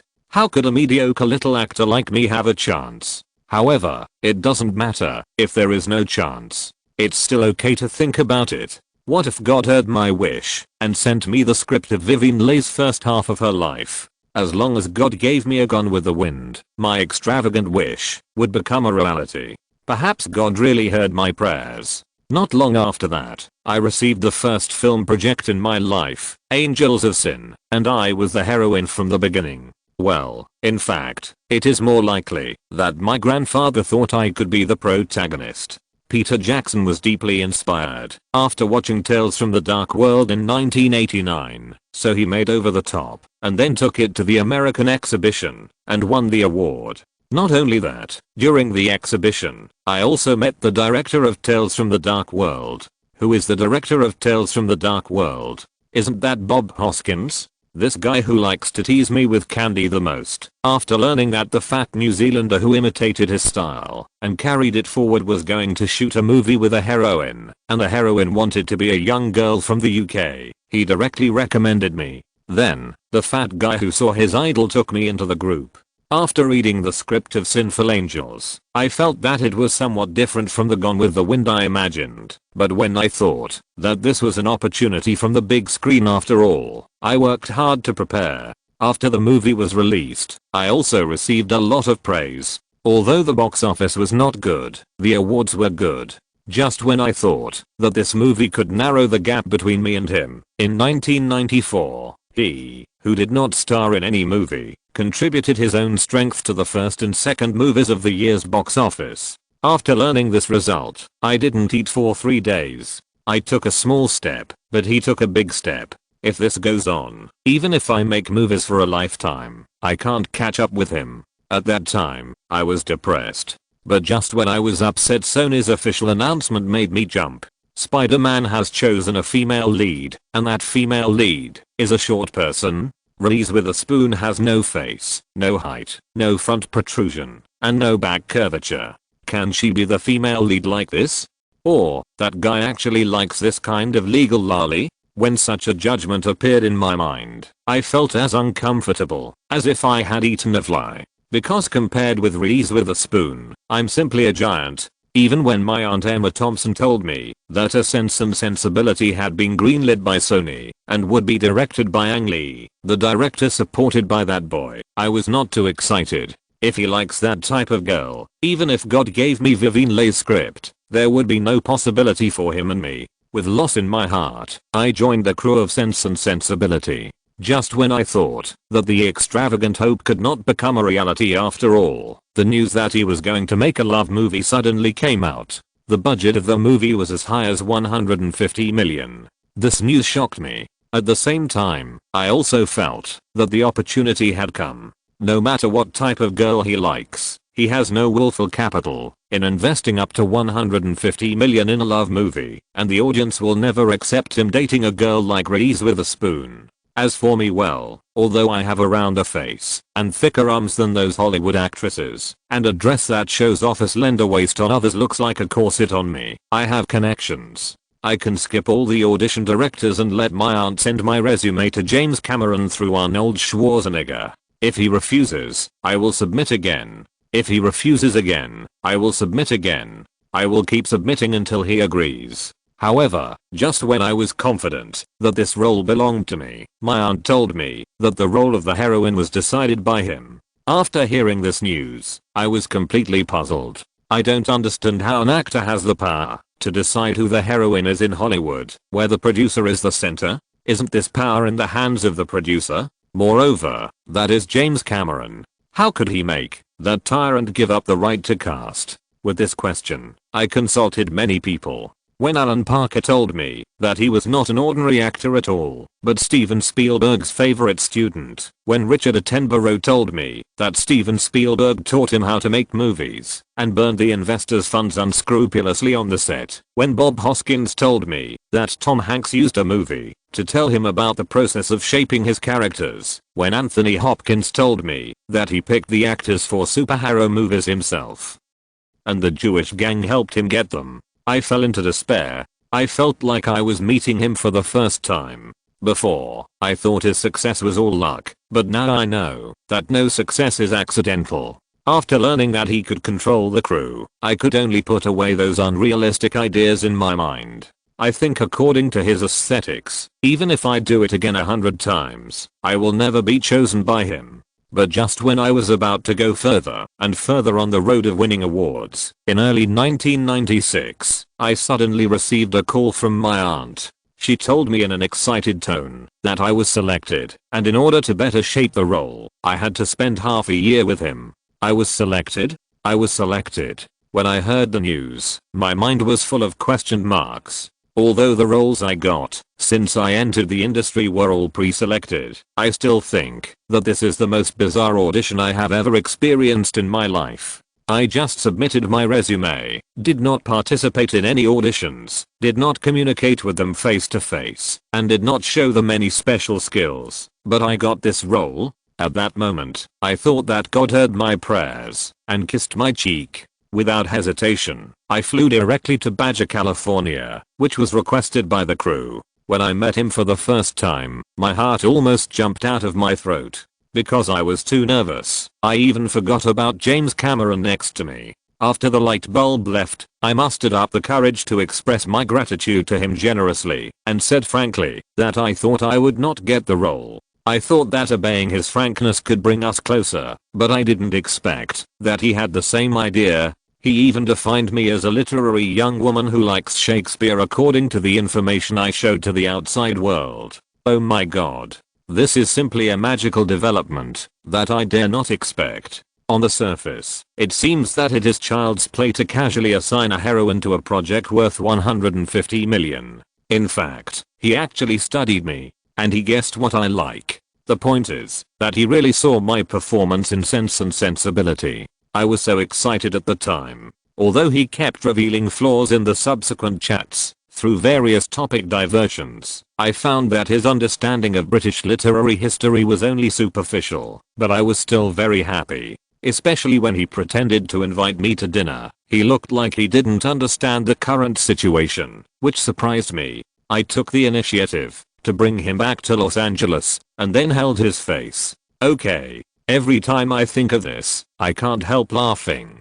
Because his expression, after he found out that he was deceived by James Cameron, was really cute. And his face was so soft. N******. And after this episode, we officially met. When I learned that he was Steven Spielberg's favorite student, I thought he was a very arrogant person, because even a tyrant like James Cameron would succumb. But after I talked to him, I found that he was a very boring guy, and he was sometimes quieter than a girl. This quietness is reflected in all aspects. When I went to Mexico with him, I found that he had a very soft character. This softness means that on non-principal issues, he would put others first. At the Berlin Film Festival, I found that his behavior was very warm. Although I have not been in the circle for a long time, I have never heard my uncles, aunts, grandparents, and grandparents say that anyone dared to flirt with project partners in front of the media. At first I thought he did this just to get into the role quickly, and I was also enjoying this kind of fake love. Well, I think I was talking nonsense. If I wasn't excited when the guy I liked for many years was right next to me, wouldn't that prove that I was out of my mind? But after I accompanied him to the old money party, I found that he really had this kind of personality. Especially in the 1996 NBA draft. He went there early, but left directly after Kobe Bryant was selected. That kind of softness, that couldn't be faked, was presented in front of me. In fact, I have never understood why a guy who has been breaking various box office records since he was 10 years old would have such a humble personality. In other words, he gave me the feeling of those ambitious people who have experienced social beatings and know that their success is just a statistic in the eyes of capital and want to turn over and become capital. The mentality of looking down on the process and only focusing on the results is definitely not something a young person can have. I once suspected that it was the accidental death of his parents that made him so sophisticated now. But the longer we get along, the less tenable this idea is. Later, I couldn't figure it out, so I stopped thinking about it. Because his character is good for me. Every girl wants to find her own Prince Charming. And they hope that this Prince Charming is handsome, rich, famous, and treats them wholeheartedly. I grew up in the big divat of the British theatre. Of course, I know that the richer the man, the less he can control his belt and zipper. If you want to marry these guys, you have to endure all this. But he is different. The softer and warmer he is, the more chances I have to occupy him. Everyone is selfish. Who is willing to share their man with others? Of course, he is also selfish. He is so selfish that he made me quit the circle. At first, I learned that I had to give up acting after dating him. I was actually very uncomfortable. Because what I thought at first was that, after becoming his girlfriend, I could not only get him as a person, but also step up in my career. After all, with his network of connections, I could get more projects in Hollywood. But he told me directly that he didn't want to see me filming with the opposite sex. Well, possessiveness is mutual. I want to occupy him, and he also wants to occupy me. There is nothing wrong with that. But I can't act, but he can, which makes me feel very unfair. I told him that I need to think about it, but what I really want to do is to find a way to convince him. But before I can come up with a solution, he took me to his house to spend Christmas. Especially when I was confused, he lied to me and asked me to call David and Ganetti my parents. At that moment, what I thought in my heart was, forget it. If he is willing to marry me, I won't act. Anyway, my parents, uncles, aunts, grandparents, all thought that I shouldn't be an actor from the beginning. The problem is that before I can convince myself, he and David settled the family property in front of me. To be honest, when I knew that his personal wealth had already exceeded 10 figures, I really told myself very snobbishly, don't pursue any illusory dreams anymore. God has made your extravagant hopes come true. You should cherish the happiness that is in front of you. If you give up this man in front of you, you will regret it for the rest of your life. You will never find a man better than him. Absolutely not. I bowed my head in front of money. The subsequent development also confirmed my guess.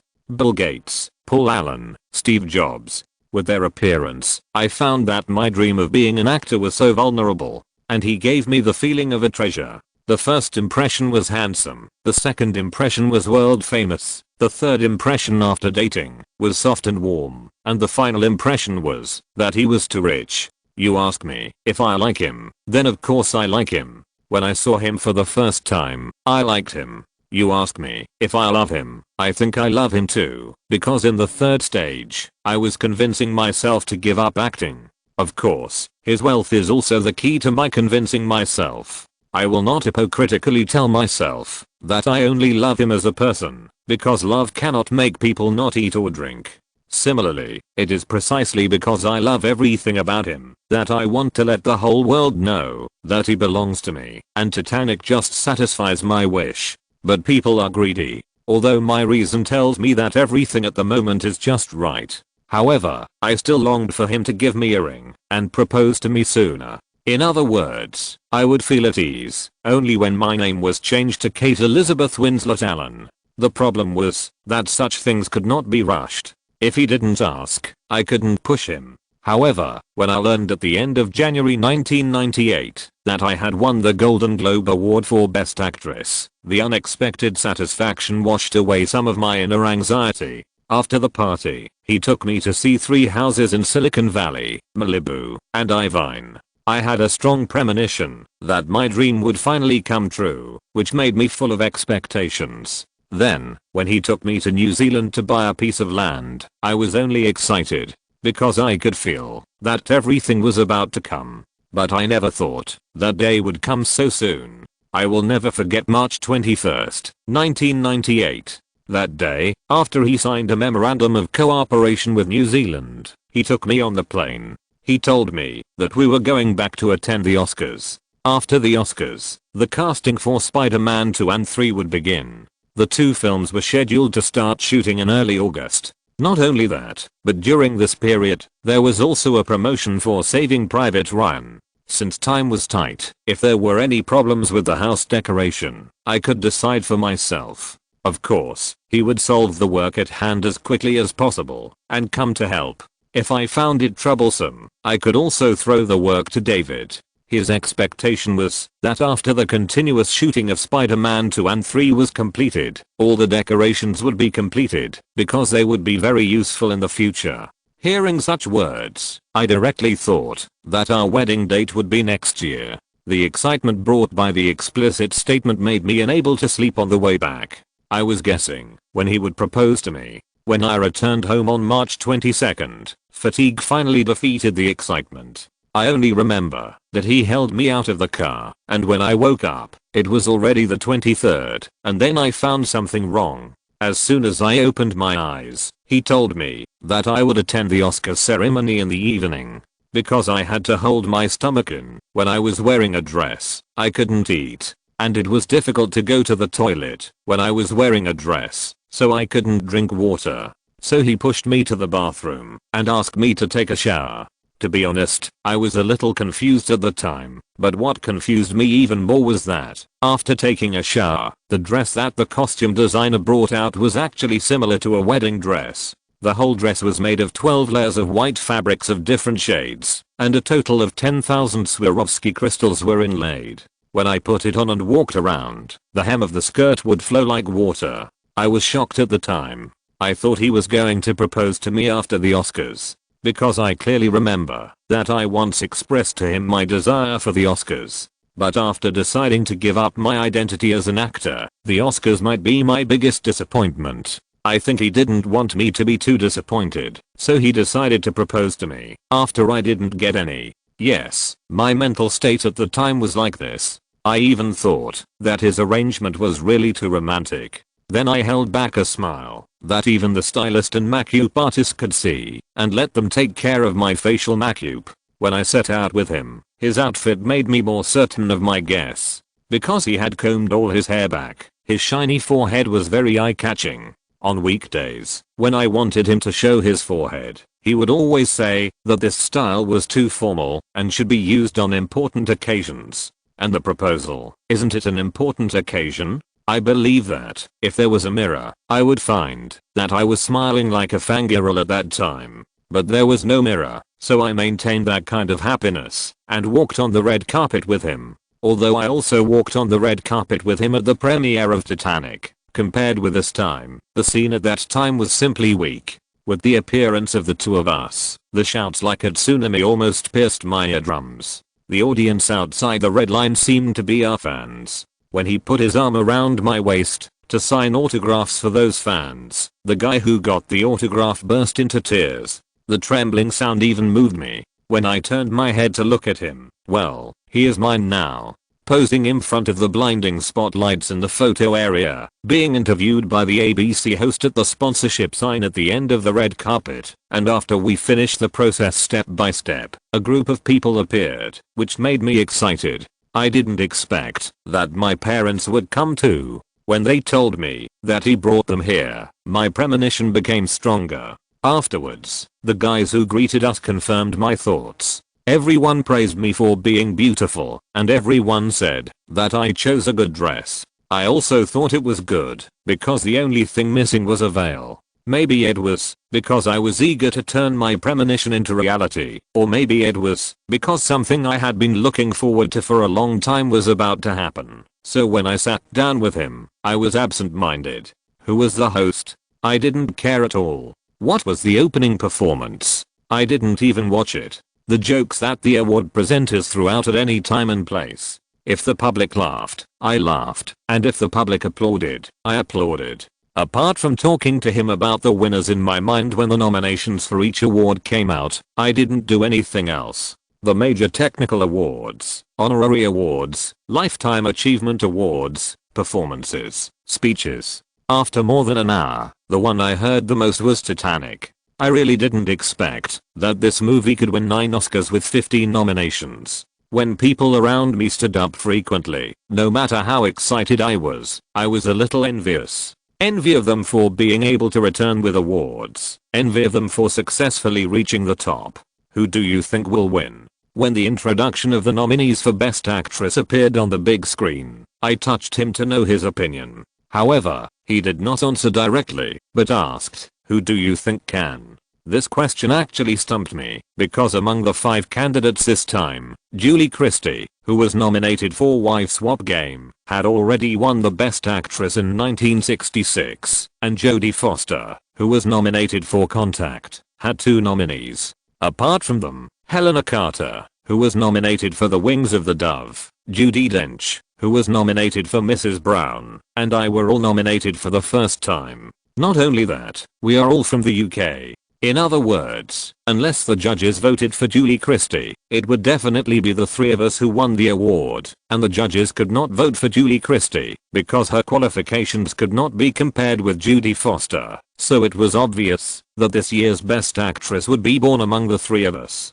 In this case, when the 3 of us were on the same starting line, I naturally felt that, of course I hope I can win the award. When I said this, I suddenly found that he, who was still sitting upright, laughed. He suddenly turned his head and looked at me while watching the candidate clips on the big screen. Then I heard the 3rd most beautiful words in my life, "As you wish." What? When I looked at him in the dark conference room, my mind went blank. I stared with my eyes wide open, wanting to see his expression clearly, wanting to understand his thoughts, wanting to understand the meaning of his words, but unfortunately, he turned his head back. When I wanted to pinch him with my hand, to signal him to turn back again, the introduction video on the screen just ended. As the lights came on, the award presenter opened the envelope, and I also understood the meaning of his words.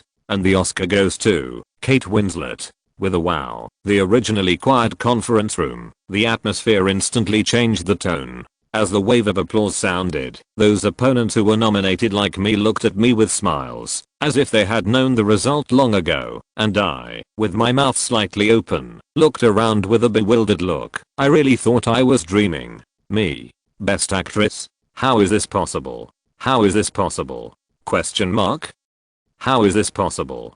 Perhaps because I didn't respond. The guest on the stage said my name again, Kate Winslet. When my name was heard throughout the venue for the second time, the damn man next to me had stood up and helped me up. Not only that, he also hugged me. Perhaps in the eyes of the audience, he was celebrating with me with a smile on his face. But the words he said with his mouth close to my ear were not words of congratulation, but the second most beautiful words I have ever heard in my life. Remember when we were in Badger, California? I said you would win an Oscar. His words were like a steel knife, stabbing my heart fiercely. I stared at him with surprise, and to prove the truth, I raised my hand and pinched this damn guy. When he frowned and cried out in pain, I dared to confirm that I was not dreaming. I turned my head and was about to find more answers, but James Cameron opened his arms and hugged me. Oh, kid, he must have been hiding this from you. It's true. Everything is true. Hurry up and get on stage. If you still feel it's wrong, go back tonight and give him a good beating. Damn it. I'm sure I was cursing at that time. If I could, I would even want to turn around and hit him. In the past 3 months, that guy took me out to eat, drink and have fun, but secretly he was helping me win an Oscar. Oh. This is simply. If emotions can be transformed into symbols, I think that guy has been beaten to death by my hammer. Although I have been on the podium countless times before, when I really took the paper card and saw the name printed on it with lead type, the trophy weighing nearly 4 kilograms still made me at a loss when facing the camera. Because I really didn't prepare anything. I really thought I was just going to go through the motions. I thought he was going to propose to me. Oh, when I talked about proposing, some things came to my blank mind. I remember that I seemed to have told him that if I won an Oscar, I would go to church with him that night. Oh my god. When the joke at that time popped up in my mind, I realized why he coaxed me to wear what I wore today. It turned out that he had planned it. What a damn guy. Because I was too excited, I couldn't even figure out what I said in my acceptance speech. After I finished my acceptance speech incoherently, raised the trophy for the reporter to take pictures, and then was asked to go backstage for an interview as I had never experienced before, the first thing I saw was him chasing me. Then, I raised the little golden man. Well, I didn't have the heart to hit him in the end, but pounced on him and bit his shoulder hard. Why didn't you tell me? Because I wanted to give you a surprise. Surprise? This is a shock. Okay. I'm totally unprepared, you know? I don't know what to say at all. But you said it well. Oh. Shit. I think I just performed like shit on the stage. I yelled at him, raised my fist and hit his chest directly, but just after shouting, before my hand fell, I cried. He thought I really felt embarrassed on the stage, but I knew that I was happy. I don't know how many connections he has made for me on this little golden man, but I know that from today on, no one can stop me from having the last name Allen. Since there are still 4 awards to be presented, including Best Supporting Actor, Best Director, Best Actor, and Best Picture, I don't have much time to vent my emotions backstage. After he wiped my tears and asked the makeup artist to touch up my makeup, I returned to the award ceremony with him after accepting media interviews.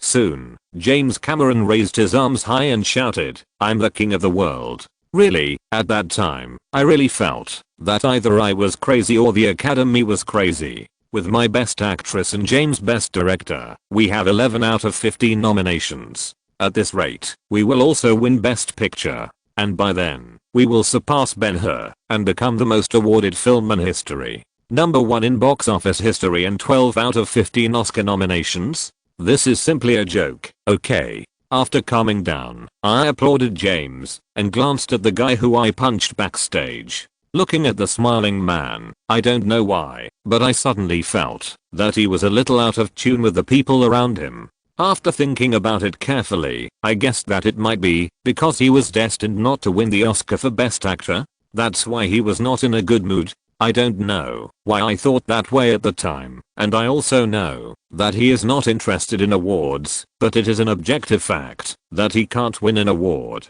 So, I quietly touched him and said, "Don't worry about the Best Actor.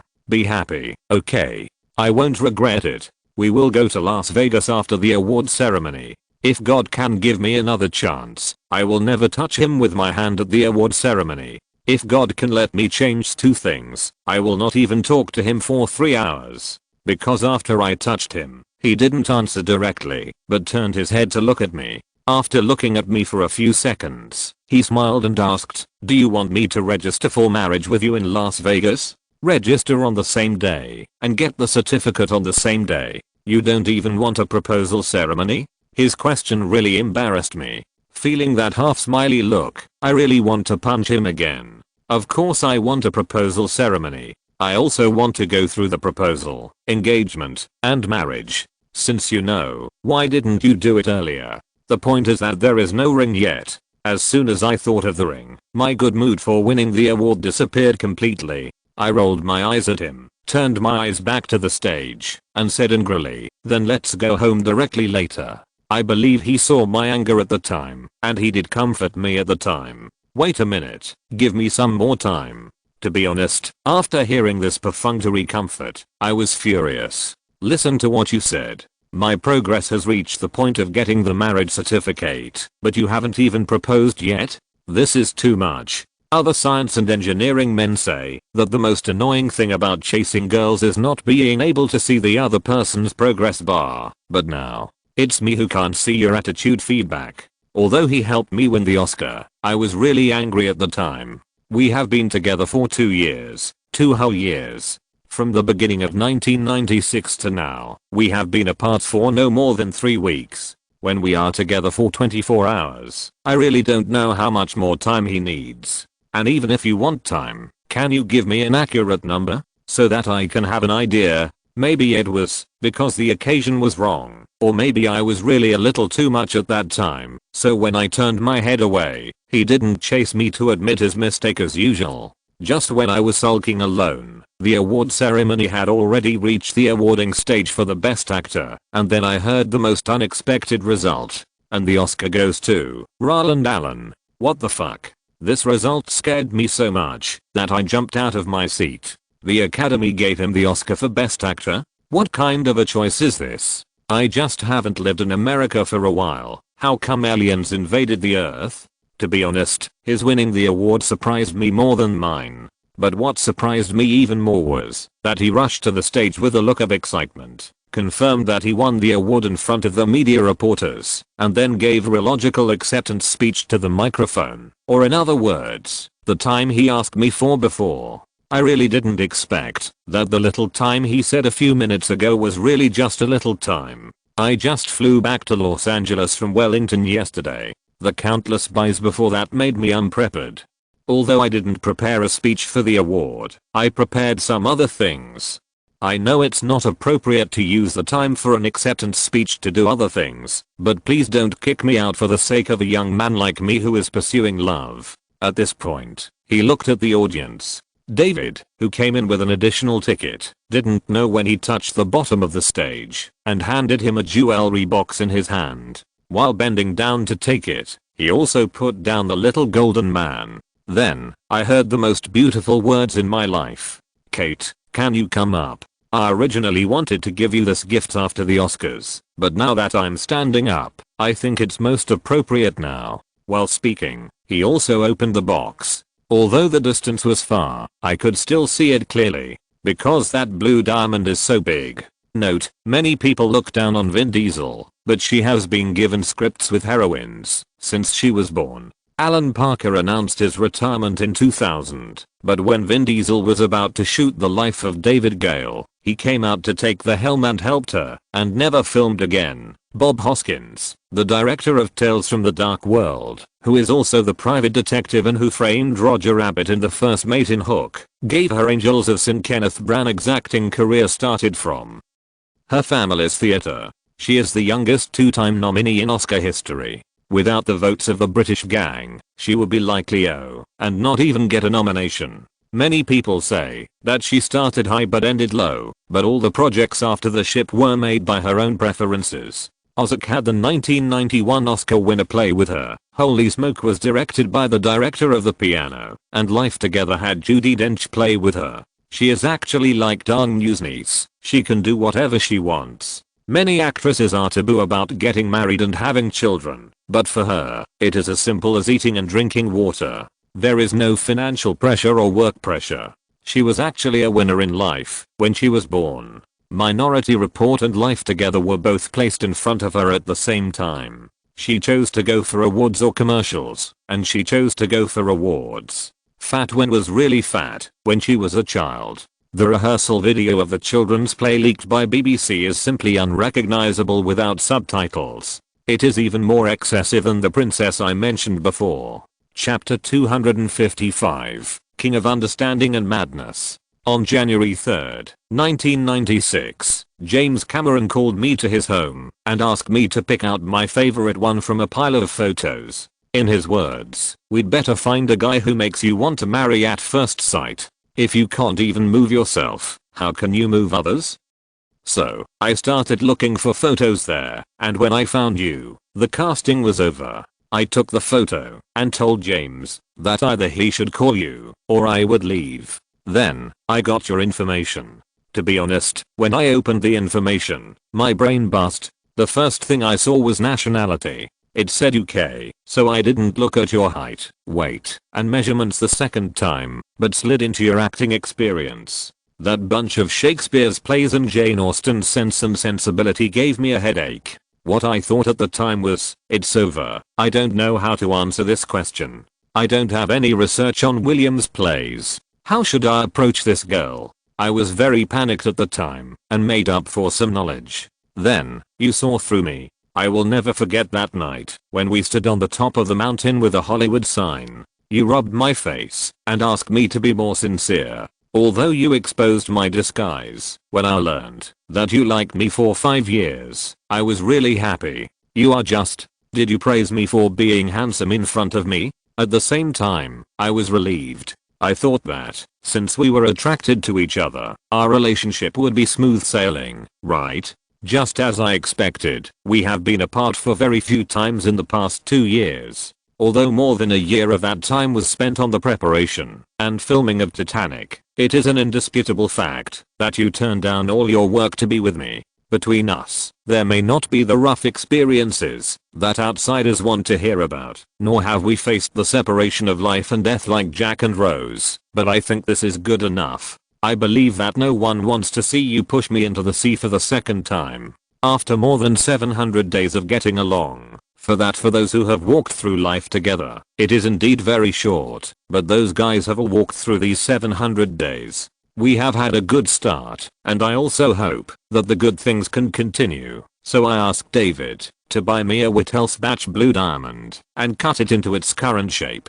It looks familiar, right? It was cut for the Star of the Sea, and I named it Future. When I met you, I met my future. When Roland personally put on the Star of the Sea minus version of the necklace, which he called Future, Kate, who had previously been able to control her emotions and not cry when she won the Best Actress award, could no longer hold back the tears. A series of tears kept sliding down her cheeks. Even though she was on the stage, even though she knew there were hundreds of viewers below, and even though she understood that this was a live broadcast across the United States, she still covered her mouth and nose with her hands. Her heaving chest seemed to tell the world how excited she was, and the visible trembling showed the joy in her heart to the fullest. Just as she looked at her lover with complicated eyes, her mind went blank. Even if she tried to organize her words, she didn't know what to say. Roland, who had put the necklace on her, took a step back and put his right hand into his trouser pocket. He took out a ring box. After opening it, the heart-shaped pink diamond was faithfully presented on the big screen by the ABC cameraman who rushed onto the stage with a camera. Then, Roland knelt on one knee. He raised his head and looked at Kate, smiling and said, "We have been together for more than 700 days, but I have never given you a ring. Because I think giving a ring is a very sacred thing. If we give a ring before we have thought it through, the meaning of the ring will only add a lot of burden to our steadily growing relationship. When we have been to each other's homes and have a certain understanding of each person's growth environment and growth experience, and we can still be together happily, I personally think that the foundation for giving a ring has been laid. So, I went to prepare it. According to my idea, I plan to give it to you after the Oscars. We met because of the movie, so I also hope that our relationship can continue like the life of the movie. But since the judges chose me and let me stand on this stage, now is the best opportunity. So, I want to give it to you here. At the same time, I want to ask you a question.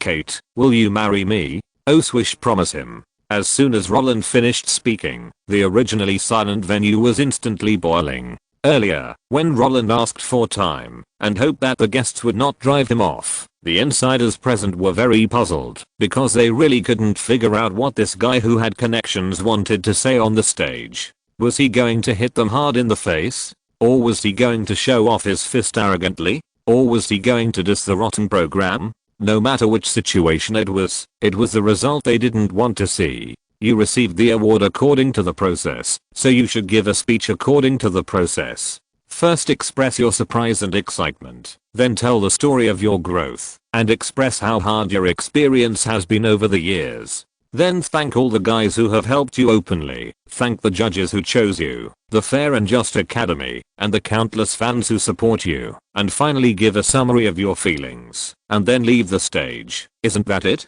As for the other things you said, you don't need to prepare for this.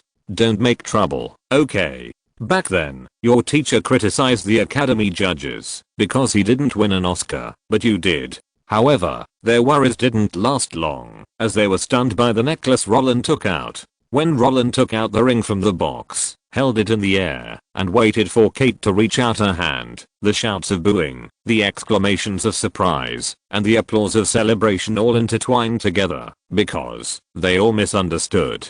Or, in other words, at this moment, everyone was possessed by the King of Understanding. Oh, shit. Roland went to great lengths to get Steven and the Big Six to make such a big fuss for him, only to propose to him during the Oscars, live broadcast across the United States. Oh my god.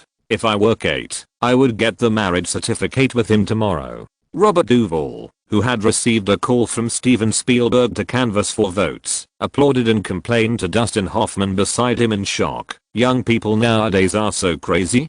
Dustin Hoffman, who also only knew that Roland was going to win an award, but didn't know that he was going to propose, shook his head and cast his gaze towards Martin Scorsese, who was present to present the honorary awards today. After discovering that the old man was also applauding with a look of surprise, he said, maybe. Wasn't there a rumor before that Roland deliberately disgusted Harvey for Kate? And Tom also told me that Kate is I really love Roland.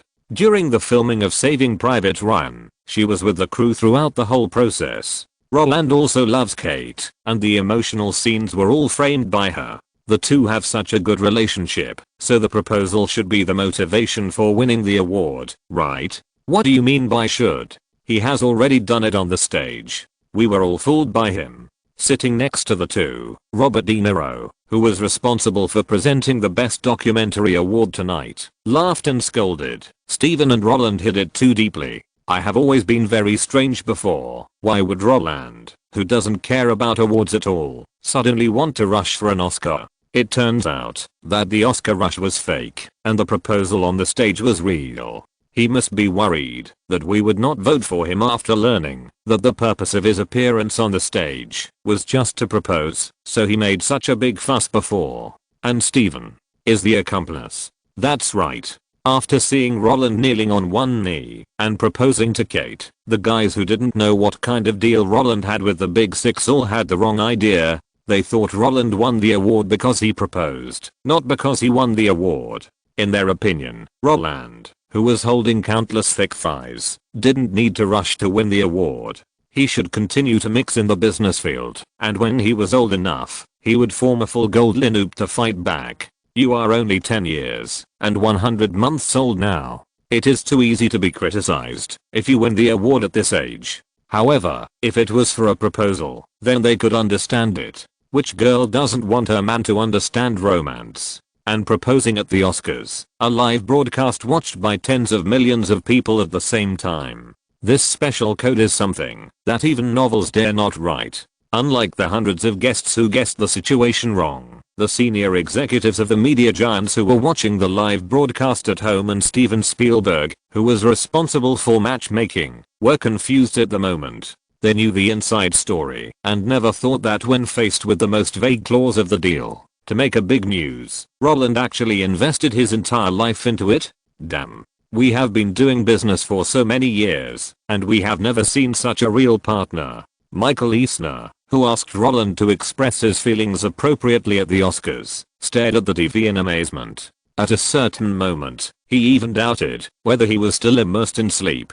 Child, although I have never communicated with you, I have read your information and collected your information. Many people say that you are dull. If it weren't for you having parents, they would even suspect that you are Steven's son because you are just like him, playing video games all day long. Before, when I heard such comments, I would just laugh, but now, how could you be Steven's son? How could that introverted guy give birth to a lunatic like you?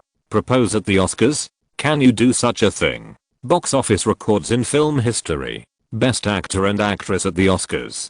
Propose at the Oscars. And that hope cut from the White House batch blue diamond? And that heart-shaped pink diamond ring? Wait, CNN seems to have reported before that an American tycoon spent $50 million to buy a bunch of gems, and among them, there was a 2.3 carat pink diamond and a White House batch blue diamond.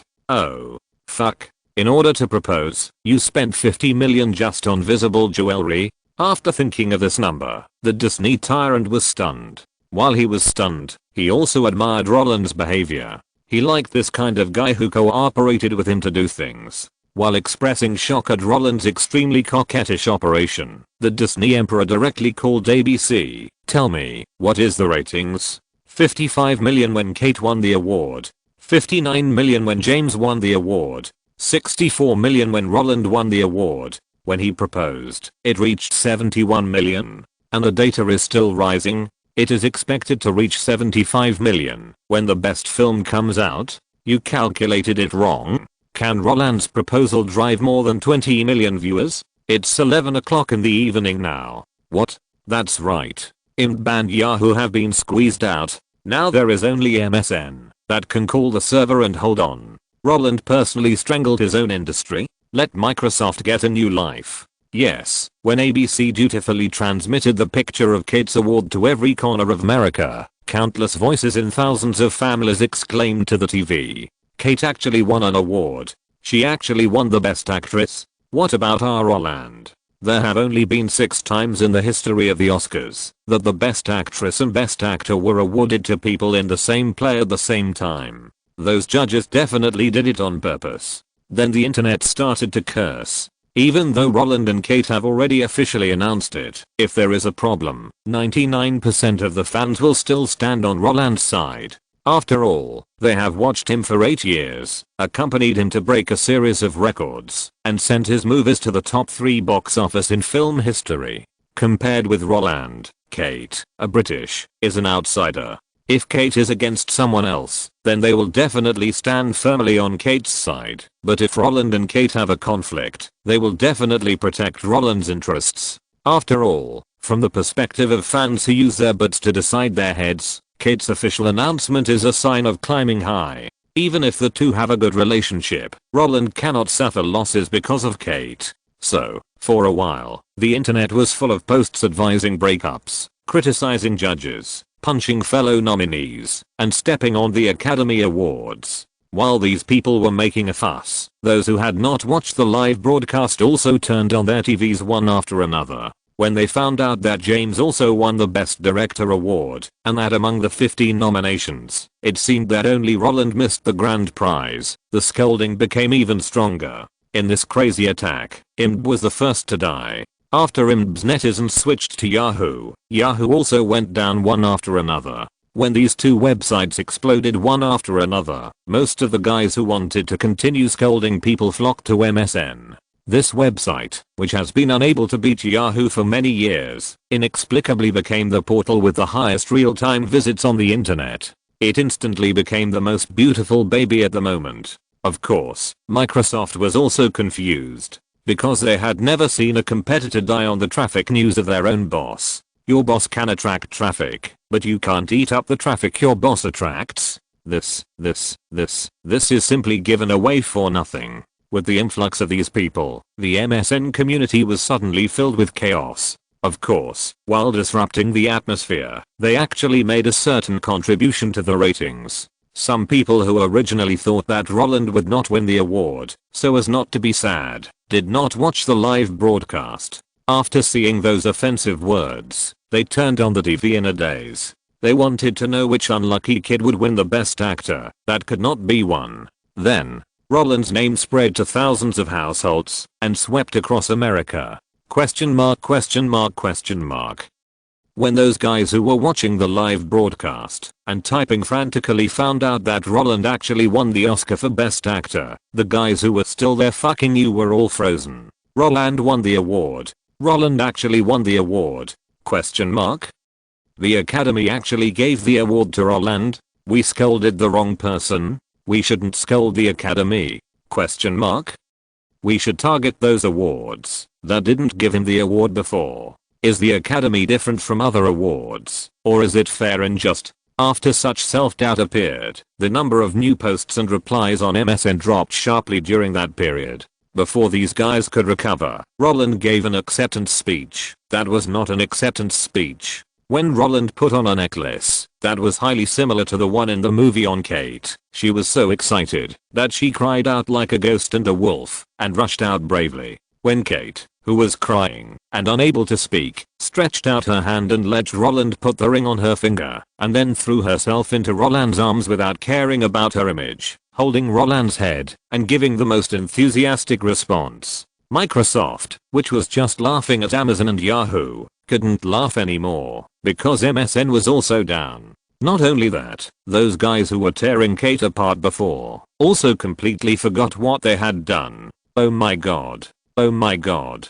Oh my god. I can't help it. I can't breathe. Okay. That necklace is so pretty, isn't it? Where did you buy the pink diamond heart-shaped ring? Roland is so thoughtful. Roland's acceptance speech for the Oscar for Best Actor was Kate, will you marry me? Roland proposed to someone. The guy I've liked for 8 years is getting married? Question mark. Ah. My youth is over. It's so touching. It's so touching. I don't know why I cried, but I just cried. How romantic. A proposal broadcast live across America. I envy Kate so much, and compared to Roland, my boyfriend is as stupid as a pig. When I was watching Titanic, I wanted to ask them to get married right there. Now, I really saw Roland propose to Kate. Why do I feel so sad? Is it because I haven't found someone who loves me yet? No. It's definitely not my problem. It must be that God only cares about them. I must go watch Titanic again tomorrow. The DVD seems to be released tomorrow. I'll buy one too. My Heart Will Go On will also be released tomorrow. Oh my god. I want to buy it too. God, please watch them. While you are watching them, can I just look at him? I just want a boyfriend who loves me. He must be handsome, a little more famous, a little rich, preferably someone as romantic as Roland. Note, in the history of the Oscars, there have been only 7 times when the Best Actor and Best Actress awards were given to guys nominated for the same movie.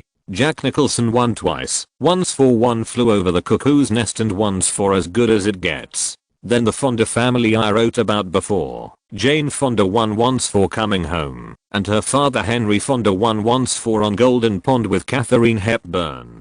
It's written 6 times in the article, because As Good as It Gets was won in that year. Chapter 256. You don't spend any money, so why do you say you love me? Super romantic. Roland Allen proposed to Kate Winslet at the Oscars. 18 years and 82 days old. The youngest Oscar winner in history. Titanic becomes the film with the most Oscar nominations and the most awards, with 13 wins out of 15 nominations. Big winner. Titanic wins 4 awards: Best Picture, Best Director, Best Actor and Best Actress. Oscar ratings announced, 73 million, the highest in history.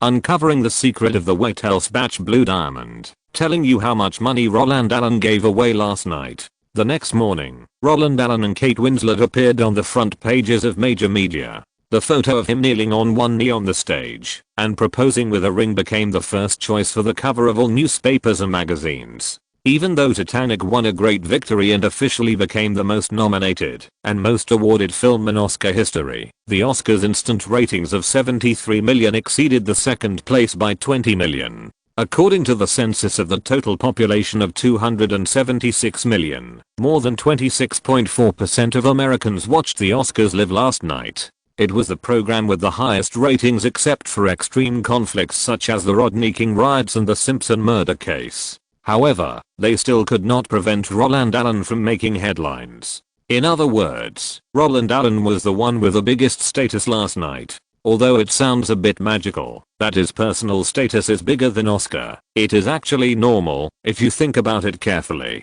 Oscar is just an award. Even if it has the adjectives of the oldest, most authoritative and professional in America, Oscar is just an award.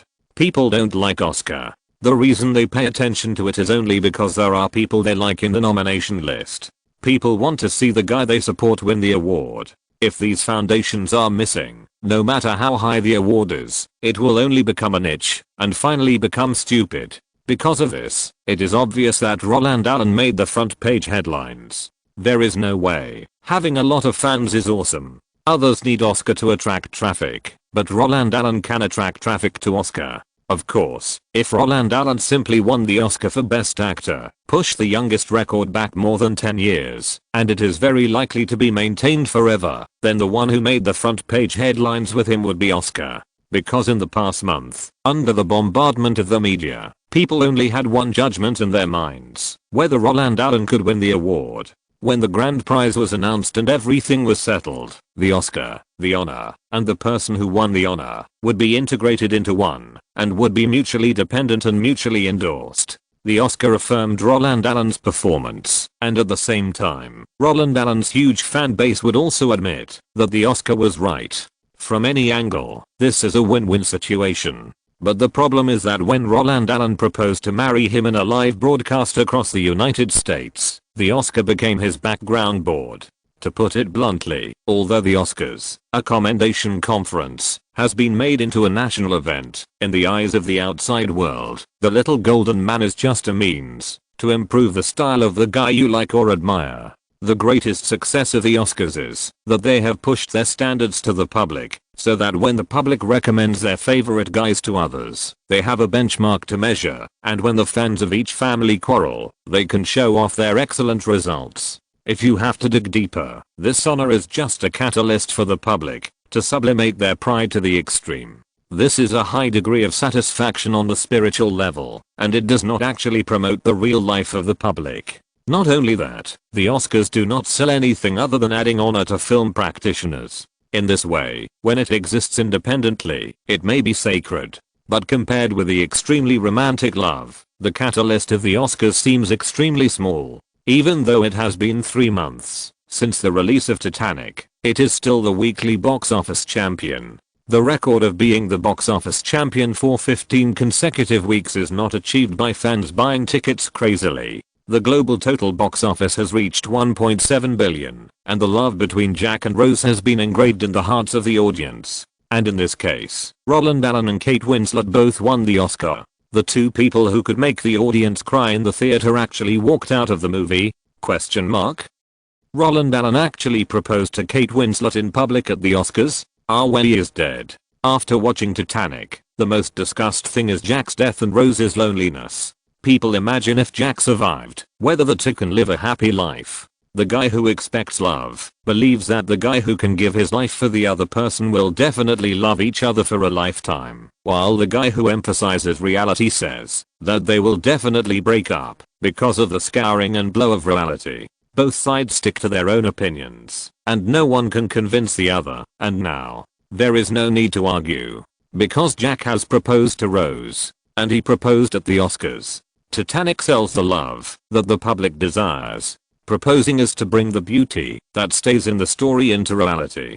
Proposing at the Oscars ceremony, that kind of impact across dimensions, can arouse people's beautiful fantasies. When the role and the actor completely overlap, when the love that ended abruptly in the movie can continue in reality. What is the youngest actor in Oscar history? What is the most nominated and most awarded movie in Oscar history? These titles are not important at all. Because the real result people see is love. Oscar, this thing that many people yearn for and strive to impact, is just a background board that adds luster to love. In this way, after the Oscars, this term that has dominated the outside world's attention in previous years can only be stunned this time, helplessly watching the public study the guy who is related to it, but has nothing to do with it. Because people are discussing how much Roland loves Kate. Because people are discussing how romantic it is to give away jewelry worth 50 million at the Oscars. Because people are discussing when the peripherals of Titanic, which symbolizes beautiful love, can be restocked. That's right, the day after the Oscars, or in other words, after the proposal was live broadcasted across the United States, the box office, which had been growing at a rate of 2 to 3 million per day, soared again. In the past 3 months, there were only 3 movies on the market that could compete with The Wedding Singer, The Desperate Assassin, and The Man in the Iron Mask. When the popularity of Titanic was about to pass, these 3 movies were actually ready to impact the top of the box office, but unexpectedly, a proposal directly knocked Titanic back to the box office. On the 24th, it closed at 4 million. On the 25th, it rose to 6 million.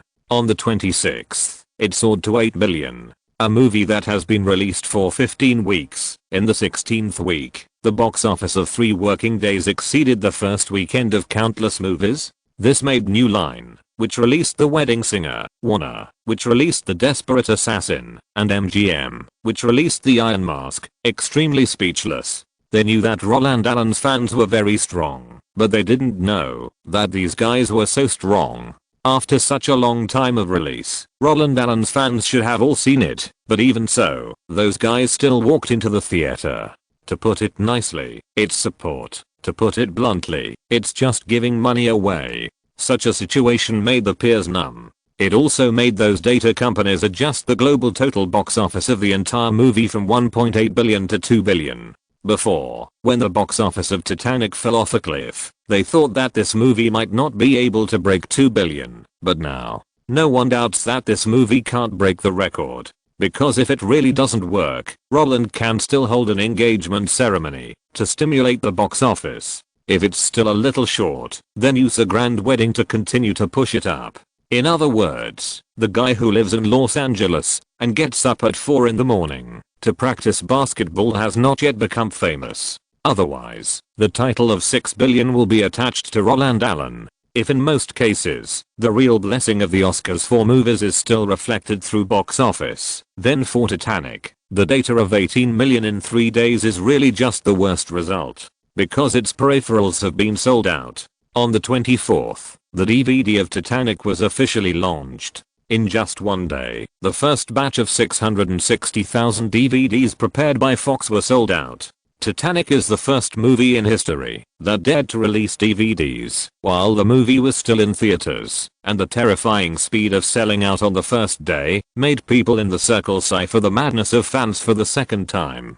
Although when watching the Oscar live broadcast, Fox had already expected that their advance preparation was still insufficient, but before getting off work in the afternoon, the orders that flooded the office still exceeded their expectations. Not only that, the single My Heart Will Go On was also launched on the 24th. Without any water injection operation, it was platinum on the first day. Universal, which was responsible for releasing the song, could wake up laughing in their dreams after seeing such a result. Why? Because if they were to release the song normally, they would have to spend money on publicity. But under Roland's trick, they didn't do anything, and the money was already in their hands. Even if they needed to give Roland Allen a large share according to the contract they had signed before, and they also spent a lot of manpower and material resources to help Roland win the Oscar, compared with the soaring single sales, all this was really nothing. Of course, the release of such hot songs as Titanic and My Heart Will Go On must be followed by pirated copies.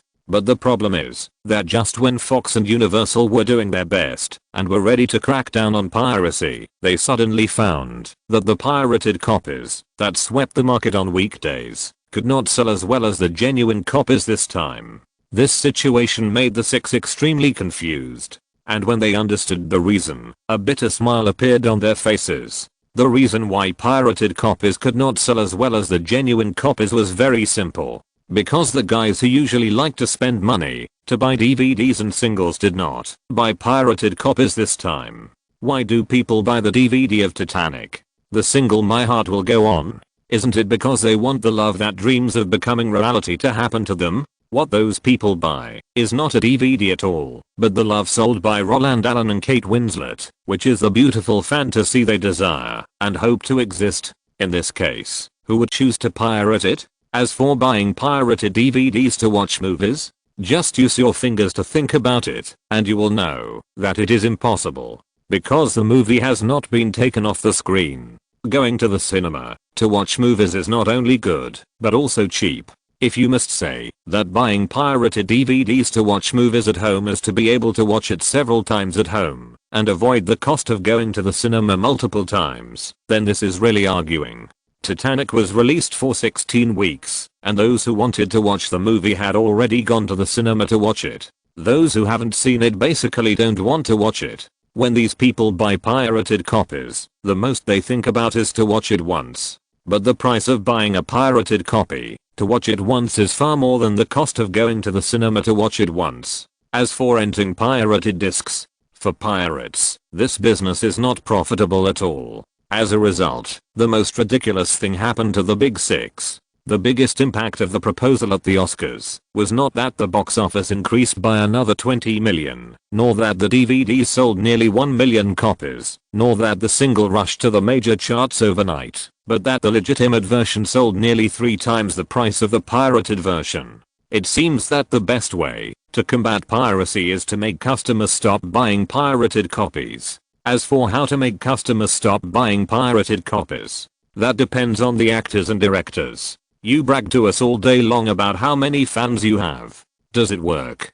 Based on the quality shown by these fans now, none of the other actors deserve to get a share. Can fans who are unwilling to buy even the legitimate movie gift package be considered fans? If you don't spend any money, how can you say you love me? Although these are the complaints of the top executives of the Big Six, after seeing the crazy feedback from the fans, it must be said that the behavior of these fans has indeed affected the pricing of other artists. In Hollywood, where 80% of a project's profits come from the surroundings, it is obviously not enough to just bring in box office sales. In the past, the Big Six might not have included the ability to sell surroundings in the artist pricing formula, because the surroundings that sold well were actually all kinds of apes. But now, with Roland Allen's classic demonstration, the lives of others will be more difficult. However, whether those guys are difficult or not, in fact, has nothing to do with Roland Allen. Anyway, there are only 2 movies left with signed contracts before he retires. After filming Spider-Man 2 and 3 and completing the publicity and distribution according to the prior agreement, the identity of the actor as a tool in the eyes of capital has come to an end. Although he sympathizes with other tools, but it's just sympathy. Of course, before officially saying goodbye to his identity as an actor, Roland Allen still has to pay off his debts. The first thing to bear the brunt is what Time Warner needs, the cover photo and interview of Time magazine. Note, in reality, there are indeed guys who are bigger than the Oscars, and this definition is that they can ignore the rules and force a large increase in ratings. The first one is Spielberg. The ratings of the Oscars in 1983 were 53 million, and it was a disastrous failure. As a result, the ratings plummeted by 10 million the next year. The second one is Cameron. The ratings in 1998 were 55 million, and the next year there was No the Ship, and the ratings plummeted by 10 million. In history, the ratings exceeded 50 million only twice, and they are the only ones.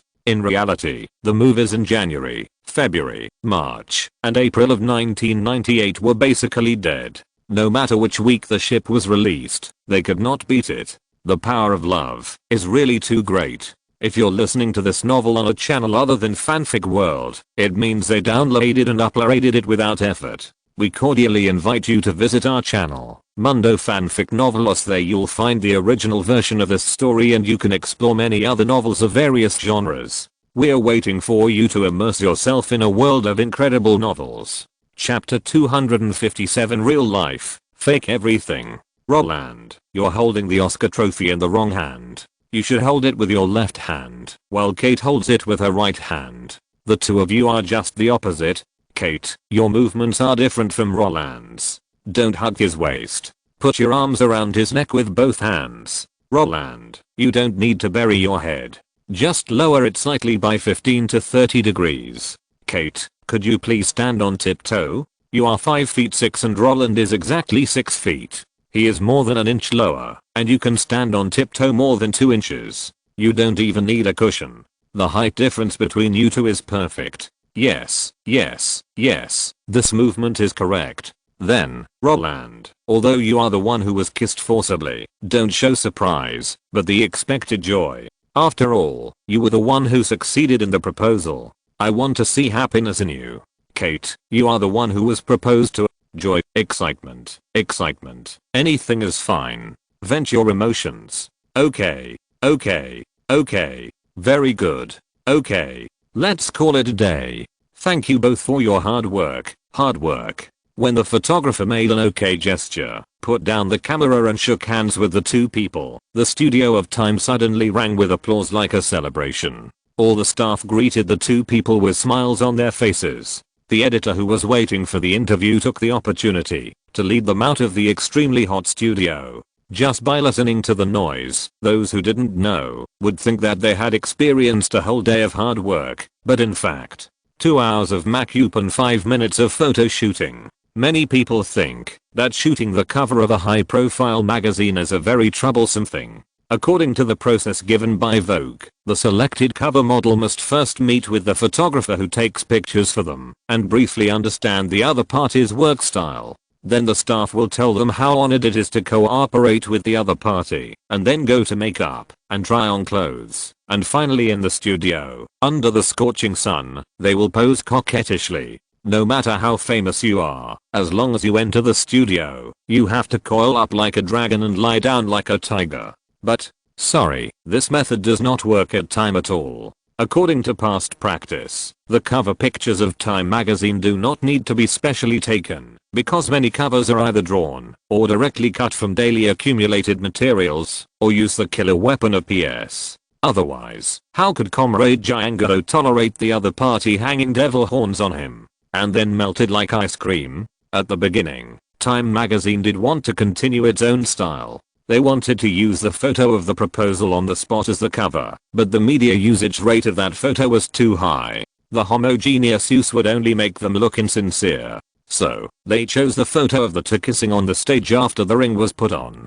But after analyzing the material, they found that this photo could not be used either. When Kate returned to the stage, she did not bring her little golden man on stage, and Roland directly threw the little golden man on the stage beside her. If this photo was used as the cover, wouldn't it be that childhood sweethearts could not compete with the series of Falling from the Sky? In the eyes of young people, the Oscars, which have been in operation for many years, are not even worthy of carrying shoes for love. If the photo was taken at the angle of the Oscars and the trophy in the near distance was blurred, it would be a malicious diss. If it was an independent media, this kind of photo would be used, but the parent company of Time magazine is Time Warner. Oscar is a link in the parent company's industrial chain. Even if it is not held, it cannot be attacked, right? So, they basically don't shoot covers, so they can only take a fixed shot for the two of them. Under the design of the think tank, the final cover photo was actually aimed at pleasing fans. Kate changed into the blue dress in the movie, holding the little golden man in her right hand, hooking Roland's neck, raising her head to kiss. Roland wore the formal dress provided by the fat aunt in the movie, holding the little golden man in his left hand, putting it on Kate's waist, and lowering his head to respond. This is just a studio shot.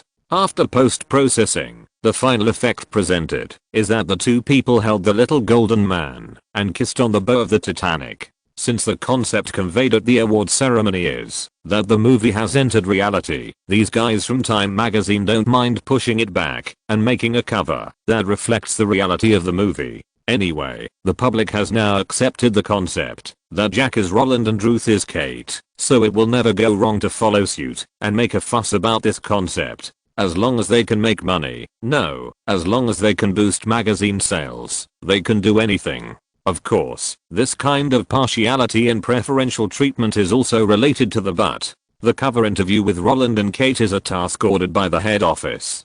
Time magazine can be angry at everything, but they can't be angry at their own boss. So, after getting the photos, that had been conceived in a very gentle manner, the atmosphere of the following interview was also quite harmonious. It must be harmonious. Although all the questions were drafted by Time magazine, before the interview, they had to hand the questions over to Roland for review. After confirming that there were no topics beyond the scope, the interview began. Since I got the answers before the exam, not only that, after I found that I didn't know the questions, I also had the right to ask the teacher to change the questions. Then, isn't this interview more symbolic than practical? What's more, this is not a live TV broadcast. Even if the editor was clever and asked some sharp questions, Roland didn't have to yell at me like Comrade Django did. You can ask me questions that are beyond the scope of the interview, but I can also revoke your interview qualification.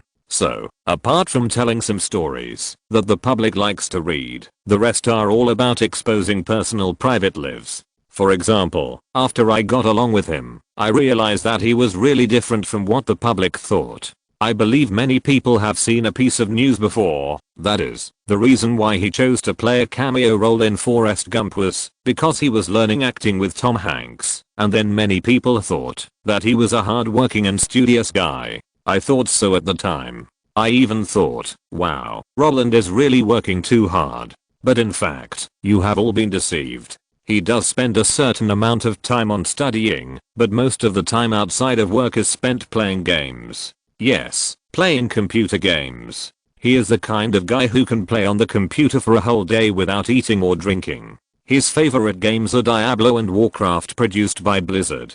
Every time I can't find him, I just go to the study, because he must be playing games there. By the way, he is still thinking about StarCraft, which will be released on March 31st. He has told me more than once that he wants to buy me a computer so that I can play with him. For example, you asked her what she likes to do. You are trying to hurt me. If I answer truthfully, I'm afraid I won't see the sun tomorrow. Her favorite things to do are actually the same as all female stars: beauty, maintenance, fitness. Didn't many viewers say that she is fat? Although she said it didn't matter, she changed her fitness plan that day. Another thing she likes to do is not let me play computer. I thought at first that she wanted me to do something else with her, but when I got up, she directly turned on the Apple computer and then used Internet Explorer to enter Yahoo to watch the news. Well, saying that she watches the news is a compliment to her. The content she pays attention to is only us. She will be happy when she sees praise messages, and she will be angry when she sees derogatory information. If there is no relevant news, she will go to IMB and chat with fans in our section. She likes to praise the other person's vision in posts praising herself, and she also likes to argue with others in posts cursing herself. What? You ask about her ID. Her ID is, "Hey, why are you hitting me? You're still hitting me? Stop it." I won't say anything. For example, did Future and Heart really cost 50 million? I don't know the price, because David helped me to arrange it. I have never touched money in all these years. I'm not interested in money, and now I'm only interested in her. Who processed the ring and necklace? Don't Ashley and Mary have a double star group? I used to endorse their fashion. After learning that I needed to reprocess the necklace and ring, David established a jewelry studio called Roland Allen and Kate Winslet under the name of Double Star Group. Future and Heart were designed and processed by that studio according to my ideas. Why did you set up this studio? Of course it's because I feel more at ease doing it myself. Will you enter the jewelry market? I don't know about that, because I don't know much about this industry. What would happen if the public wanted it? The purpose of this studio is to create some jewelry according to my personal ideas, and then let her wear it, because I think jewelry is a very personal thing. The same ring may look good on you, but not necessarily on her. Customization can meet her needs, so I don't think the public would want it, right? Because I myself feel that the highlight of my personal aesthetics is choosing her. Otherwise, Future would not be created for Star of the Sea. And if the public really likes my idea, then that's David's decision. I don't understand business. That's right, the so-called disclosure of private life is to tell some stories that the public likes to read. What stories do the public like to read? Isn't that just celebrity gossip?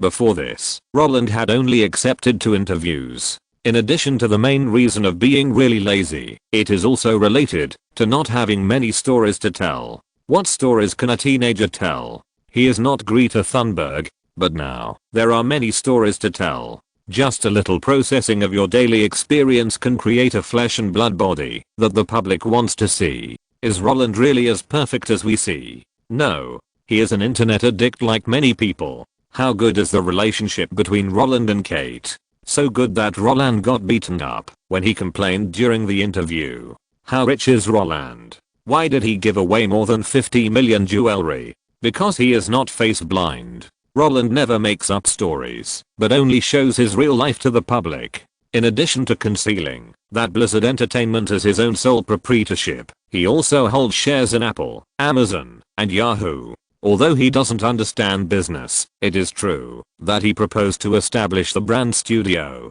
This is just a little more true news. As for why he left half of the story, it's because Jack Ma's reputation fell too quickly.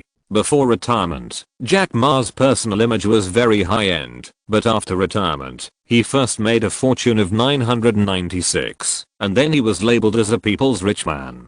Before retirement, he made people's dreams, and after retirement, he became the father of the younger generation. With such a bloody example in front of him, Roland will not brag about it. As for concealing wealth, that is what all rich people do. The most obvious person around Roland is Steven Spielberg. In 1990, his wealth exceeded $1 billion, but 10 years later, it was still $1 billion. Did the 250 million share of Jurassic Park go to waste? Every year, there are more than 100 million in copyright share and Universal Studios ticket commissions. Did these also go to waste? This is all cash. As a result, the major rich lists are just like nothing seen. Although showing off wealth is too common in the entertainment industry, after all, many people do not have high education, and the most popular American actress can even say the shocking words "even hurricanes are due to chew and Django." But Roland, even in the eyes of outsiders, he is not educated, but this is just the American dream for the public. In this land of America, as long as you work hard and strive, you can get a better life. Even if you are not good at studying, you can also use your talents in other fields.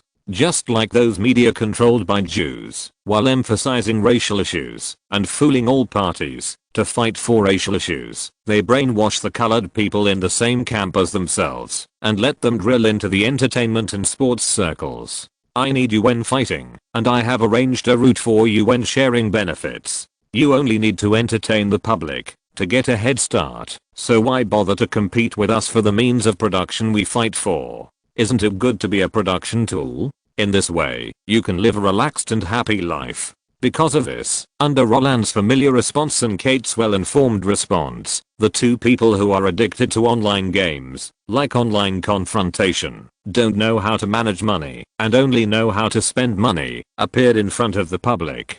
The public does not need perfect people, and they will not give the public a perfect image. As long as the love sold does not go out, the public wants to see the shortcomings. Then Roland will show them his own shortcomings that are not fatal. And the story that the public sees is naturally real life. Everything is false. Note, Vogue is called the fashion bible, and The Devil Wears Prada tells the story here. The four covers of the United States, Britain, France, and Italy are the most high-profile covers in the magazine circle. The photographers here can crush what A-list is walking. Of course, Time is a different type. Not everyone can be on it. Hiding one's wealth is actually the norm. I used to think that Forbes and Forbes were relatively accurate, but ever since I looked up Steve Jobs' wealth, I found that the data given by these two magazines were far from the simple calculation of shares * stock price disclosed by Disney. Those data are really just for viewing. When I personally browsed through them, the most typical one I found was Spielberg's wealth.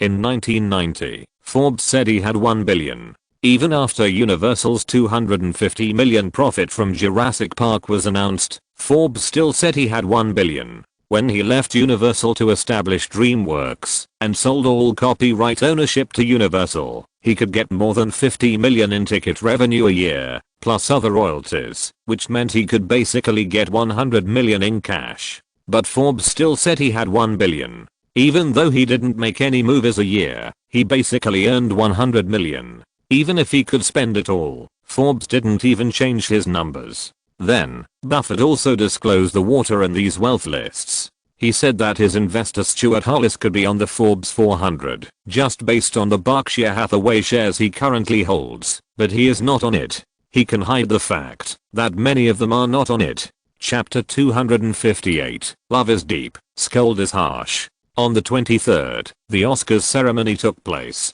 On the 26th, the two of them finished shooting for the cover and doing an interview. On the 30th, the new issue of Time magazine was officially released to the public. Although it had been a week since the hot news, the magazine was still selling like hotcakes. There was no other way. Who made Time magazine the only media outlet to get an exclusive interview? The previous reports from all sides were just retellings of the events. Even though the editors of the major media outlets did their best to comment on them, and many of the comments were supported by reality, they could only be classified as unofficial history and after dinner talk. Now that the official history told by the parties themselves has appeared, if you don't buy it and take a look, are you still a fan? What's more, you've watched the movie so many times, bought the DVDs and collected them, and played the songs on repeat. Since you've come here and spent the money, you don't care that a magazine costs just over $12 now.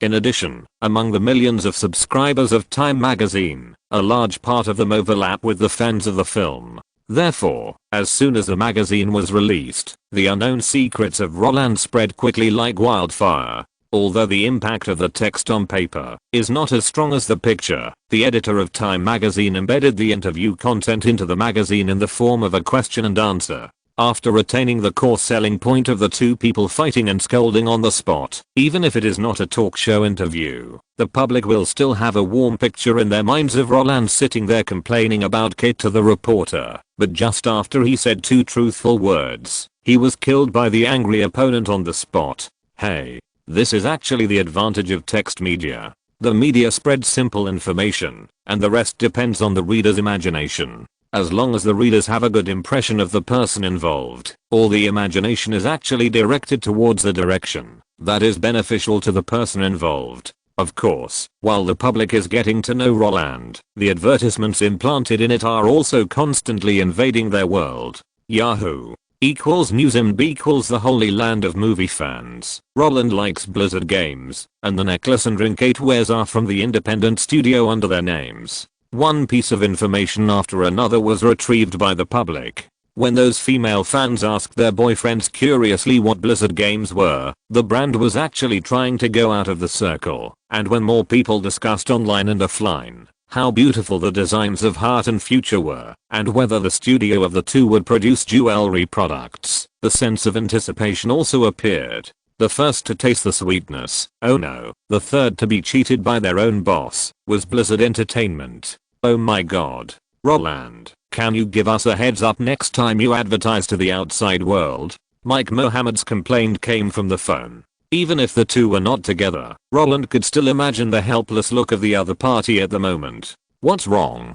Roland, who was controlling the 6 puppies in front of the computer, to rush to the other party's house, asked pretending to be ignorant. What else can we do? The emotionless words choked the Blizzard CEO on the other end of the phone, and he suddenly complained in a high voice, "Your advertisement has completely disrupted our sales plan. 1 million sets of game discs were sold out in 2 weeks. Isn't this a good thing?" Roland, who slaughtered the opponent's peasants with 6 puppies, laughed happily. Another record. Good thing. Of course it's a good thing.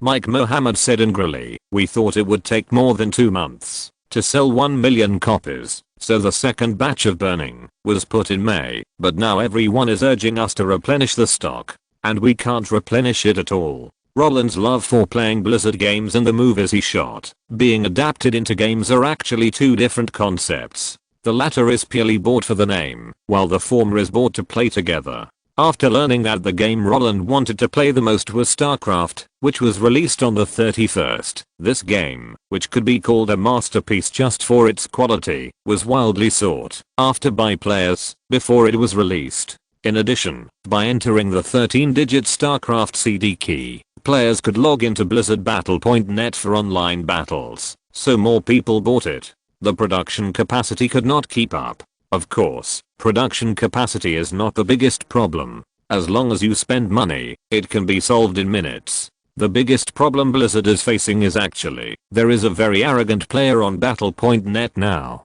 It's only been 2 weeks since the game was released, and he has already scored more than 1,600 points. More than 200 points higher than the second place. He almost always defeats his opponent within 10 minutes. And after checking his data packet, we still can't find any cheating methods. But that speed is obviously achieved through cheating. The point is, the player's name is I Love Kate Winslet. Isn't this obviously against you? This kind of bad method is damaging the life of the game. We are now considering whether to force him to ban. When we were making Diablo, many players were changing data, and now there are even more cheaters. But StarCraft is a real-time strategy game after all. If there are too many cheaters in this game, it will greatly affect the gaming experience of other players, so Blizzard's means of detecting cheats are also updated daily. In just 2 weeks, they banned nearly 1,000 accounts. But what bothered them the most was that the guy who was ranked first in the score list and obviously used cheating methods could not be detected at all. If they forced a ban, it would be the developer's fault, but if they let the other party go on like this, there would definitely be players who questioned the fairness of the game and the inaction of the game company. In addition, the player actually used the name of their boss's wife to stir up trouble. The 3 giants of Blizzard were even more speechless. That's why Mike Mohammed called to complain. Although they felt that it was very cool to have a boss who could bring goods, at the same time, the troubles caused were also very annoying. But when Roland heard this, he used the 6-dog tactic to destroy the enemy's home, and a strange expression appeared on his face. Do you think the guy who played a 10-minute game was cheating? Yes. Do you think the player I Love Kate Winslet was provoking me? Hasn't this guy already been riding on your head? That's me. What? Mike Mohammed, who was still complaining, was shocked. That's you? Yes, it's me. Roland closed the post-match panel and said, "Why are you doubting my strength? Before, you all peeked at my screen and stole my tactics, so I lost to you in the game. Okay. Now that no one is peeking at the screen, who can beat me?" Yes, after temporarily paying off his debts, Roland finally felt that he could relax. No need to cheat Kate anymore. No need to mess around. Every day when he got up, he would sit in front of the computer, a cup of tea, a cigarette, an article a day, a game a day. StarCraft was Roland's second favorite real-time strategy game in his previous life, and since it was launched in this life, he had to support it. So, when all the players were trying to figure out the game and fighting online with normal tactics, he used 6 dogs to kill people crazily. The game experience of killing gods and buddhas was really awesome. This made him the most popular person in the StarCraft section of Yahoo community. The fact that people suspected he had cheated and studied his specific tactics gave him an unusual sense of accomplishment. This is different from making a movie. If the movie is successful, it means people like it, and at most there will be more people shouting, "Roland, come play multiplayer games with us, Roland. We can play Russian roulette, Roland. I want to give birth to a baby for you, Robbo. Mom loves you." Fans. And the victory in the game, more often than not, can make the opponent's teeth itch. When some players are pressed on the smooth floor by themselves, and then transformed into Zorn people, open the chat bar, and frantically type on the keyboard, and finally the greetings can only be attributed to asterisks, and displayed on the public screen. The behavior of being unable to beat you, and being helpless and furious can make Roland feel extremely comfortable. Although the behavior of bullying is indeed despicable, but it feels good.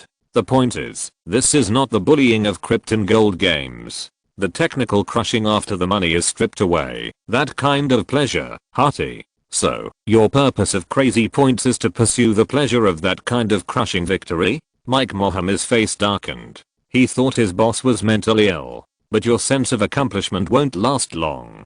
because when other players have thoroughly studied your tactics, you won't be able to beat those guys with fast hands.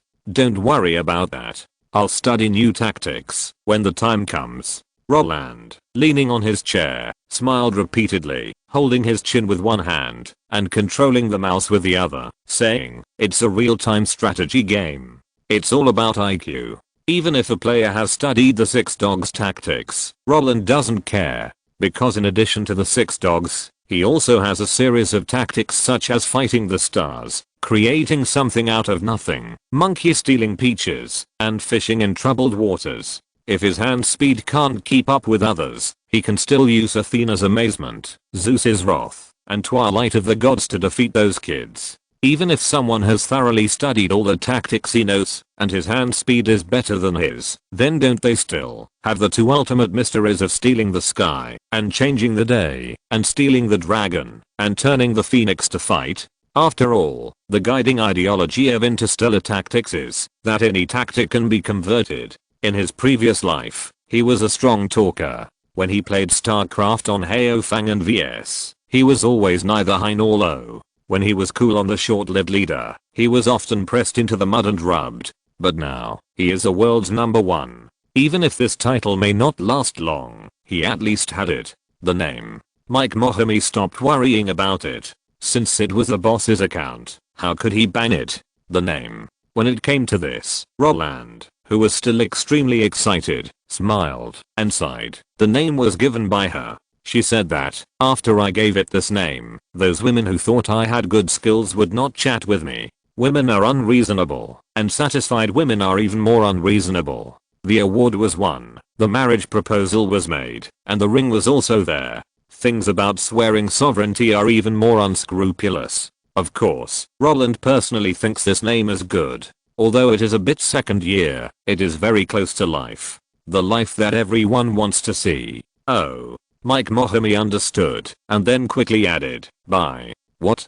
Are you hanging up now?" Hearing the busy tone coming from the phone, Roland was a little confused. Although Roland regarded Mohomie as a friend, and Mohomie also thought that Roland was just a player, as Roland's status continued to rise, his identity as a boss was actually reflected. You can listen to the gossip of friends, but the gossip of the boss and the boss's wife? Forget it, I won't join in the fun. However, even if you don't join in the fun, you still have to take advantage of the heat. After learning that the world's #1 guy is his own crazy boss, Battle.net quietly updated. The real name function was added, and players can choose to register their information, and choose whether to make it public. Even if they don't register, they can continue to play.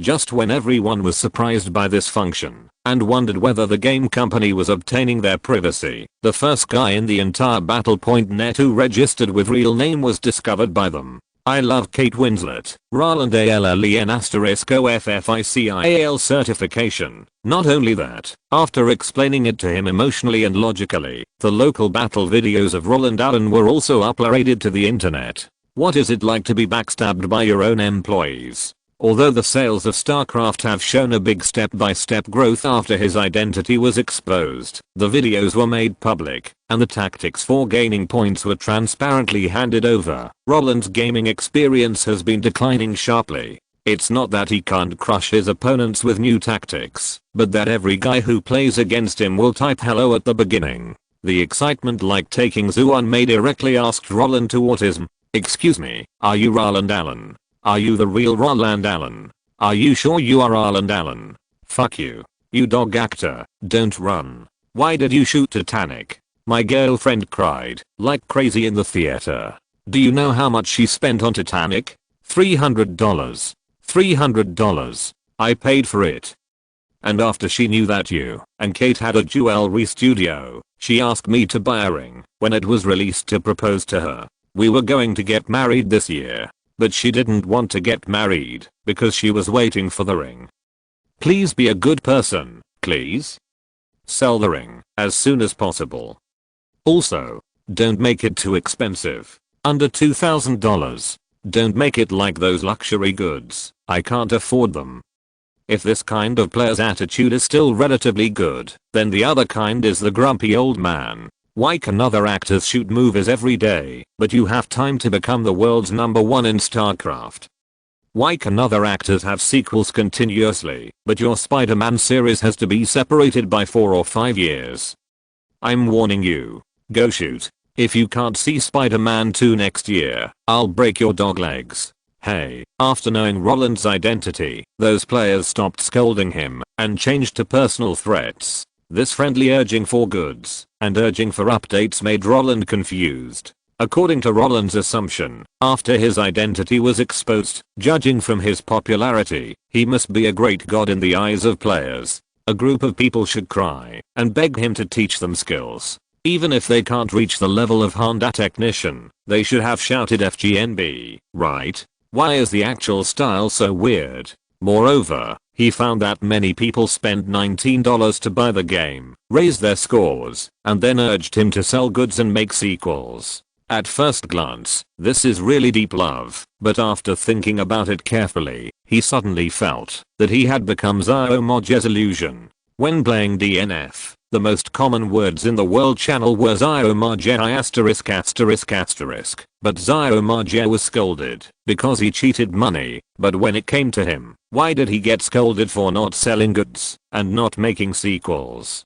What kind of world is this? They paid for my game and then urged me to sell it quickly and make a sequel? How come these guys' demands were as weird as those who asked for Gone with the Wind to be removed from the shelves because of racial discrimination? Roland couldn't figure it out. However, he didn't think about it anymore. After playing at home for almost a month, the long-pending Lord of the Rings, X-Men and Harry Potter also entered different stages of preparation. As for the Spider-Man 2 and 3 that players requested, Mary Jane's selection had been waiting for him for a long time in the final round. Chapter 259, The Stable Lord of the Rings, The Crazy Mutant. When Warcraft Films obtained the filming rights of The Lord of the Rings from Miramax, the project was officially established. In the past 2 years, Peter Jackson took the startup funds given by Roland and made extensive preparations in the 6 aspects of weapon and armor production, architectural miniature models, fantasy creature construction, motion capture, model special effects, and character image, and achieved fruitful results.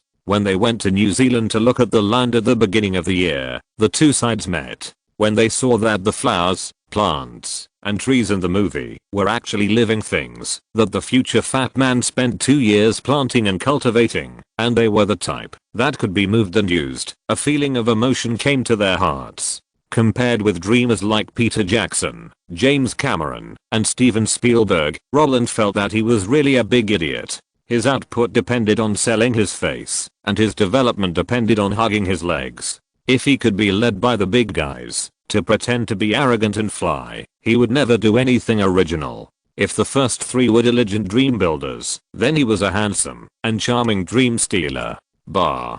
This metaphor is really bad. He is obviously much more handsome than Leo. But no matter how practical a dreamer is, if he lacks money, he can only be an angel with broken wings. For this reason, after seeing the explosive news made by Roland, the future Fat Man called to congratulate Kate, and at the same time, he was eager to hint Kate that his project would not be delayed because of the wedding of the two. According to the normal process, Peter Jackson should communicate directly with the Toolman CEO in the Warcraft film and television, but going through the back door is a natural skill that everyone has. I can ask your boss lady to blow pillow wind so that she won't waste time on the minions. So, when Roland, who had a very bad gaming experience, took the initiative to throw away the computer and shouted, "This garbage game wastes my money and ruins my youth," Peter Jackson, who responded, also submitted his new project budget to Roland. According to your idea, if 3 films are shot in a row, the total cost will basically be between 270 and 300 million.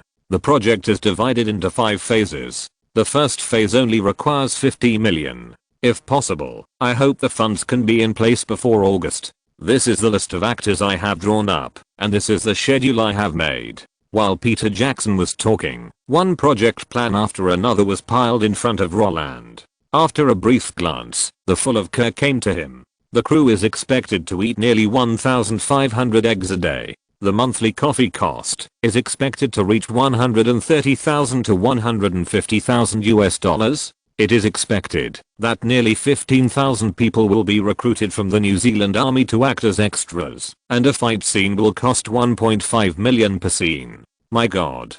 Do you have to calculate so carefully? After so many years of filming, he has seen the budgets of various projects, but no matter whether it is James Cameron's crew or Steven Spielberg's team, they only calculate the daily consumption by multiplying the number of crew members by the meal standard, and they will not divide the food, drink, defecation, and urination of each item in detail. Your budget is really beautiful. Roland held it in for a long time before he could come up with such an adjective. Hearing his evaluation, Peter Jackson, who was still uneasy, smiled shyly. 300 million may not be a big deal for you, but for us, we may not make that much money in a lifetime of filming movies, because the production costs are too high, so we must calculate carefully. This is responsible for you, and also for us. Roland nodded continuously after hearing the emotional words. Although many memories are blurred, he still remembers that it took a total of 13 years from the preparation of The Lord of the Rings to the release of all the trilogy.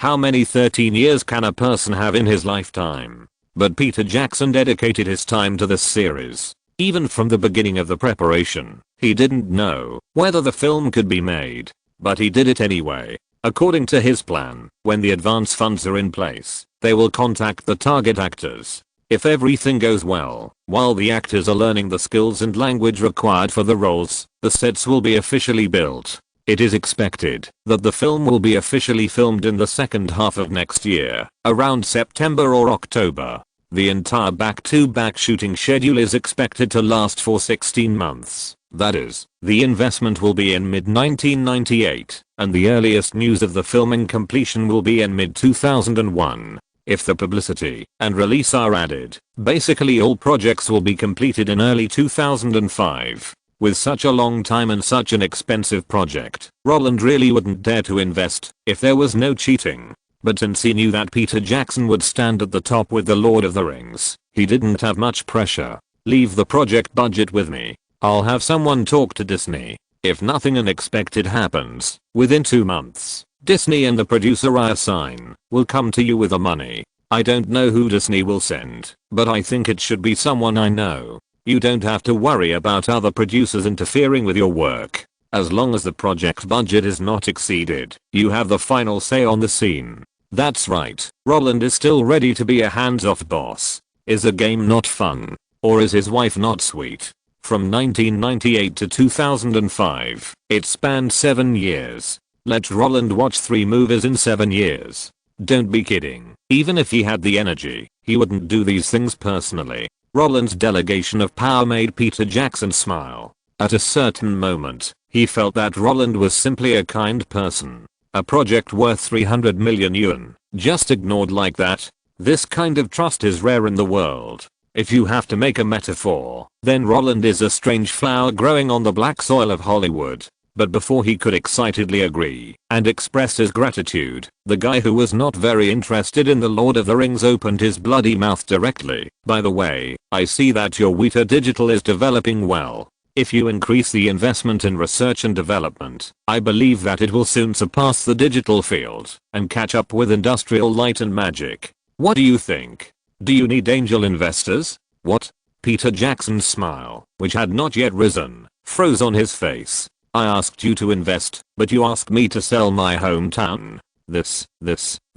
Looking at the suddenly changed face, Roland nodded silently in his heart. It seems that Weta Digital is the fat man's baby. This fat man probably won't sell it no matter what. That's right, compared with The Lord of the Rings, Roland is really interested in Weta Digital. There is no need to brag about technology, just know that Roland can achieve monopoly in the visual effects industry by combining the companies of people he knows. When special effects blockbusters become a box office guarantee, who can bypass industrial light and magic, Weta Digital, and Pixar? As long as he controls these 3 companies at the same time, Roland will have the final say on the release dates of each movie in the future. There is no need to play tricks on the finished product effect, just a little production cycle.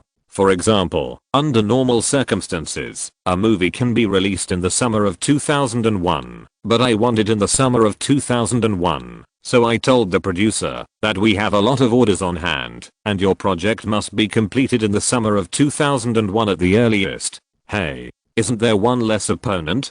Don't think this is impossible, because Industrial Light and Magic does this every year. Our own movies will never be postponed due to technical reasons, and they will not be pressed to wait for the release date, but other companies, that's hard to say. It's a pity that Peter Jackson doesn't want to accept external funds now. If the company needs investors, I will come to you. Okay, you are welcome at any time. Roland smiled and nodded. A forced melon is not sweet, and Roland doesn't want to force the other party with tough means. After all, he is not a guy like Harvey Weinstein who forces people to prostitute. His favorite thing to do was just to sell out others, and they would count the money for him with a smile. What's more, he would soon have a bunch of special effects orders. If Weta Digital wanted business, we'd talk about it then. After seeing off Peter Jackson, who had a false alarm, Roland welcomed 3 more people. One of them was a couple. The man was Richard Donner, and the woman was Lauren Donner. The one who came with them was Kevin Feige, who was born in 1973 and is only 25 years old. He had just graduated from the University of Southern California and had not yet had a bald spot. After the Oscar ceremony was settled, Universal began to recruit producers to start X-Men. The reason why they chose the Donner couple was purely because they were the few people on the market who had experience in making superhero movies. That's right, Richard Donner was the director who succeeded Steven Spielberg and George Lucas and successfully filmed Superman 1 and 2. Not only that, he also created the Lethal Weapon and Whale Watch series. He also has a deep connection with the Jewish gang, or rather Roland. He was the director of The Goonies, produced in 1985, and the screenwriters were Steven Spielberg and Chris Columbus, who was studying with the old man at the time, and is now the director of Home Alone. Because of this, after learning that the X-Men project was led by Roland, the couple brought their students to visit in person, and when they saw Roland, the 3 of them showed great enthusiasm. Especially Kevin Feige. As soon as he met Roland, he grabbed the clothes on his chest with both hands and pulled hard. That look is comparable to Superman's transformation. If Roland hadn't decisively revealed the Spider-Man sweatshirt inside, Roland would even suspect that this rich second generation was a gay and wanted to let him take a look at his big treasure that he had kept for many years. Roland. Finally meeting you. I love your Spider-Man. I bought all the peripherals. I heard that the sequel is about to start filming. Can I go to the crew to take a look? I can sign a confidentiality agreement. If there is a leak and it causes losses to the crew, I can double the compensation. Oh, by the way, can you sign for me? I'm your superfan. Looking at the guy who was sticking to him with his chest, abdomen, and hips, Roland, who didn't know what to do with the marker, twitched his mouth. Before, he was still thinking about how to pull Kevin Feige, the guy who created the Marvel Cinematic Universe, into his camp. After all, Marvel has already put half a foot in his pocket, but now, this guy looks like he would come to work, even if he was paid for it. TSK. Although his behavior may be a little rough, but he likes this kind of passionate and motivated guy. After signing his name on Kevin Feige's clothes on his chest, the 4 of them sat down. Perhaps they thought Roland was very easy to talk to, but it was more like they had already found out Roland's temper and preferences through various means before they came. So as soon as they sat down, the 3 of them went straight to the point and took out the script of X-Men for Roland to read. At first, Roland thought that the script created by this original Linoop should not be much different from the movie in his previous life, but he didn't expect that after just turning 2 pages, the plot of the script would confuse him. Wait a minute. What the hell is this plot? Why is there the logo of S.H.I.E.L.D. in the first movie? Isn't it the script of X-Men that you wrote? Roland frowned and turned back to the cover with a strange look on his face. When he saw the X-Men written in black and white, a strange emotion climbed into his heart. Before he could continue asking, the young man sitting opposite Roland couldn't wait to explain. Yes, this is the script of X-Men. I adapted the story content based on the development of comics. Although Universal told us that the series goal of X-Men is tentatively set to be 3 films, I still feel that it will be very difficult to choose the story to portray a superhero team in 3 films, so I have slightly expanded the story of the entire team. The first film presented to you now tells the story that humans feel that the existence of mutants is a threat to themselves, so they want to take measures to control them. At the same time, Magneto wants to destroy the world through Rakshasa, and Professor X thinks that mutants can coexist peacefully with humans, so the two sides started fighting, and finally Magneto, of course. The protagonists of the story seem to be Magneto and Professor X, but I actually prefer to call them 2 different camps. The real protagonist is Wolverine throughout the entire series. In the first film, Wolverine joined the X-Men by mistake due to amnesia, and helped Professor X defeat Magneto.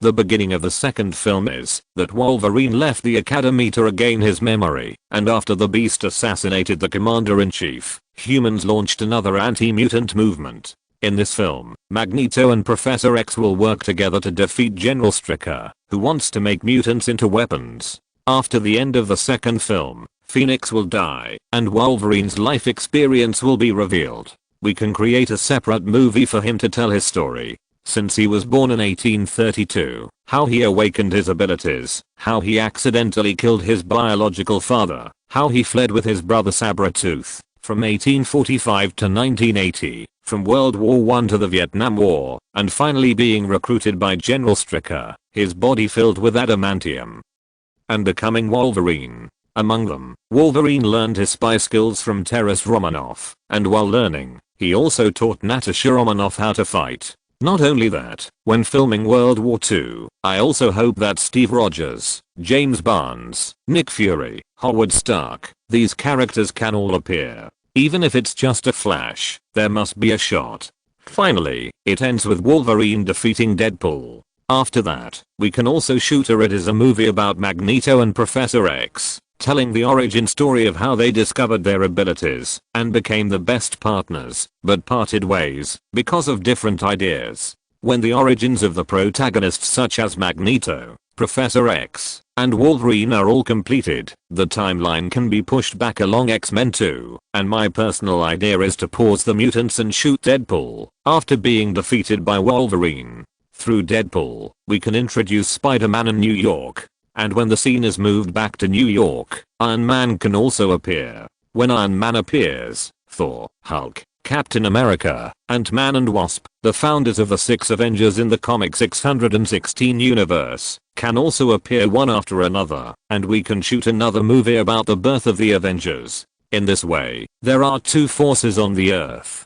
On one side are naturally born mutants. On the other side are superpowered people with acquired mutations. When the X-Men and the Avengers are all assembled, various major events can be launched. We can change the Sentinel Project into a plan to destroy mutants because of the birth of Iron Man, making the X-Men and the Avengers hostile to each other. Or we can release Apocalypse, who was born in 3000 BC, and let them cooperate while fighting against the forces of the Earth. We can also insert some cosmic forces. The Guardians of the Galaxy can also be created. In short, just like playing a game, let these people fight one level after another, and if the actor's contract expires, and it is difficult to renew the contract because of his high price, we will write them out or kill them. For example, Wolverine in the X-Men series can be sacrificed after defeating Apocalypse, and a separate movie can be released. Movie fans will definitely pay for the sentimentality, and those who die suddenly, such as the Phoenix Girl, can also make a fake death insert her death, and let her be resurrected when needed, and some old superheroes will gradually exit the stage as the enemy becomes increasingly powerful.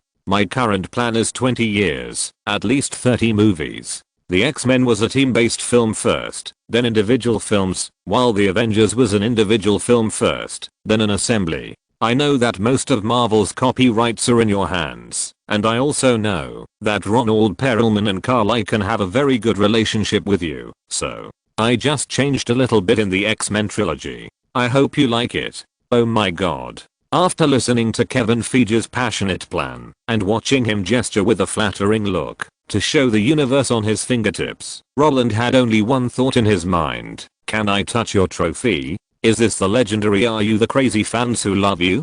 I was still thinking about how to make X-Men so that it would not repeat the mistakes of the previous life and try to make this series a big profit by failing every 2 movies. But you, a bald guy, have already thought about the direction of the next 20 years. Introducing Captain America, Winter Soldier, Black Widow and Boiled Egg through Wolverine. Putting the Sentinel project on Iron Man. Intensifying the conflict between X-Men and Avengers and letting them fight. And the best way to reduce hatred is to have another enemy powerful enough to destroy the world so that they can work together. Is this a movie? This is simply a large-scale TV series. It's really a 1,000-layer cake. Although Roland, who has the memory of his previous life, already knew that in his previous life, Kevin Feige, the big bald guy, submitted his mutant plan to Fox. After being rejected, he submitted his Avengers plan to Marvel, but he never thought that this guy would directly combine the 2 plans after knowing that he controlled most of the copyrights. At least 30 movies in 20 years. If I hadn't cheated, I wouldn't dare to believe you. After all, according to 100 million per movie, this is 3 billion. Which film company dares to make such a crazy plan? But he likes it. Looking at Kevin Feige, who has never shown disappointment and tension since the story, Roland knows that this is the confidence given to him by his background. As long as he doesn't cause any fatal incidents, he can continue to mix in the circle. This kind of confidence is also the reason why people like them can succeed. For them, there is nothing terrible about failing once. Anyway, they have the capital, so they can try again. Even if they generate electricity with love, what can they do? Anyway, if they don't work, their living standards will not decline. I'm very interested in your idea. Roland stared at him for a long while, until the Mediterranean was about to misunderstand him. Then he said, do you have a detailed plan? Scripts, story outlines are fine. Everyone. Hearing this, Kevin Feige's face suddenly burst into an excited smile. I have a detailed plan, but because of time, I have only written up to the 5th one. If you need, I will go back and write it immediately. Can you finish writing 30 by the end of this year? Roland was very satisfied with this answer. If time is not a problem, I should be shooting Spider-Man 2 and 3 in New York at that time. If you can come up with a continuous script by then, I think. After the movie is finished, you can go back with a Spider-Man suit. Although this kind of promised transaction is simply a blood loss for others, for Kevin Feige, who spent millions on Marvel figures without going to work, this is a pleasant surprise. Of course. Don't worry, I will definitely hand over the detailed plan to you before Christmas. The confident answer made Roland very happy. What did I say before? His favorite thing to do is just to sell out others, and others will count money for him with a smile. Kevin Feige is such a good guy with dedication. Not bad. Really not bad. Note, many of the flowers, plants, and trees in The Lord of the Rings were planted by Peter Jackson and his wife in 2 years. He was able to get 300 million because the budget was so beautiful. It is true that special effects companies are used to block the film schedule. Except for Sony, the other companies basically do not support special effects companies. It is always more cost effective to buy finished products than to do it yourself, and Weta Digital is still irreplaceable. In addition to technology, the most important thing is that they can work 16 hours a day, basically 110 hours a week. This kind of work intensity is impossible in California. Compared with him, other companies have no competitiveness at all. As for the labor law, Weta Digital feeds the entire Wellington government and brings a lot of foreign exchange income to New Zealand. To put it bluntly, the matter has not even started, and it is over. Kevin Feige is really a madman. I wrote before that he submitted the Mutant Universe plan to Fox, and then Fox rejected it. But at the same time, he did not give up.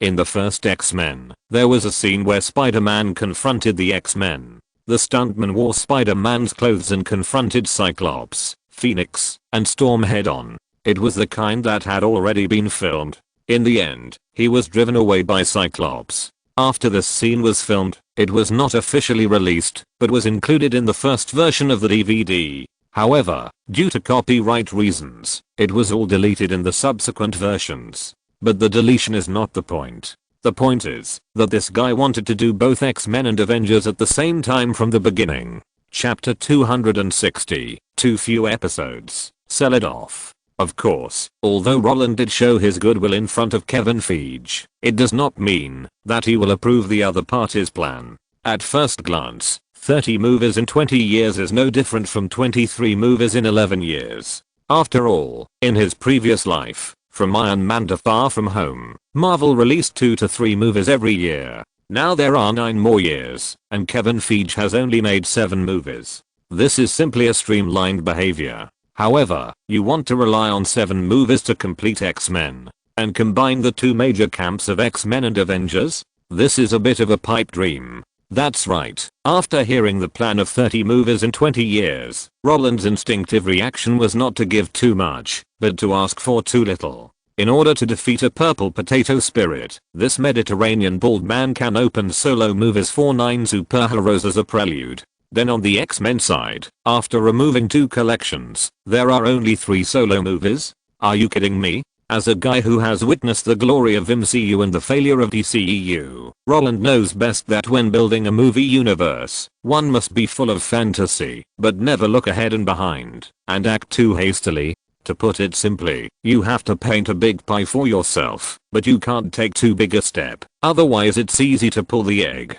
Why did the X-Men series fail? That's because there is no fantasy. In Roland's previous life, Fox summarized this problem. Because the main line of X-Men is always around Magneto and Professor X. The first time you watch it, it's fresh. The second time you watch it, it's okay. But by the third and fourth time, the audience is tired. 12 movies were made, half of which are about the love, hatred, and grudges between Magneto and Professor X. What's the point? If it's gay, wouldn't those few open and honest people be good? Fighting is always the same few people. The pattern is too small, just like children playing house. From the perspective of Shu On-won, that is, the map does not change after the enemy is defeated. There is no sense of upgrading, giving people a feeling of always being in the novice village. Wolverine and Deadpool can have solo movies, that's because of their popularity. Excluding them, there is no third super popular hero in the whole team, so it's normal that they failed. Why did DCEU fail? Isn't it because Warner is too cautious and too hasty? In the film plan announced by Warner in 2003, Christopher Nolan's Batman Begins was the beginning of DCEU, and Superman Returns was the second one that followed. Warner wanted to drive the formation of DCEU through the 2 trump cards of DC Comics, but unfortunately, Batman Begins succeeded, and Superman Returns failed. According to common sense, a 50% chance of success or failure is actually not a big problem, and the failure of Superman Returns did not hit Warner's enthusiasm to continue to make DCEU. But the problem is that The Dark Knight gave Warner a head-on blow. As the first superhero movie with a box office of over $1 billion and rave reviews around the world, this success made Warner treat Christopher Nolan as a treasure and regarded those players who were willing to buy peripherals crazily after watching the movie as cash cows. As a result, the DCEU plan that was still discussed a year ago was completely forgotten by them. At that time, Warner only wanted to keep The Dark Knight Rises. They decided to move this series out of DCEU, and then plagiarize Iron Man released in the same year, and learn from Marvel to launch a popular, but uncapped Green Lantern. However, it was this decision that put DCEU on the road to failure. What DC is deeper than Marvel? What DC movie plots are boring? What audience quality is too poor, and don't like connotation movies? These are all bullshit. The root cause of DCEU's failure is that they eat what's in the bowl, look at what's in the pot, and think about what's in the basin. On the one hand, they want to build the DCEU, but on the other hand, they are unwilling to accept any failure. After seeing that the hit movies can bring them more benefits, they can actively give up their pre-made plans and work hard to protect the movies that can bring them immediate benefits, so as to keep those flops away from the audience's sight, and even not allow those movies that are not too failed to have any connection with the cash cow in their hands. In this case, it can be directly by Unc 3 consecutive. Can't be cured. Wait for death.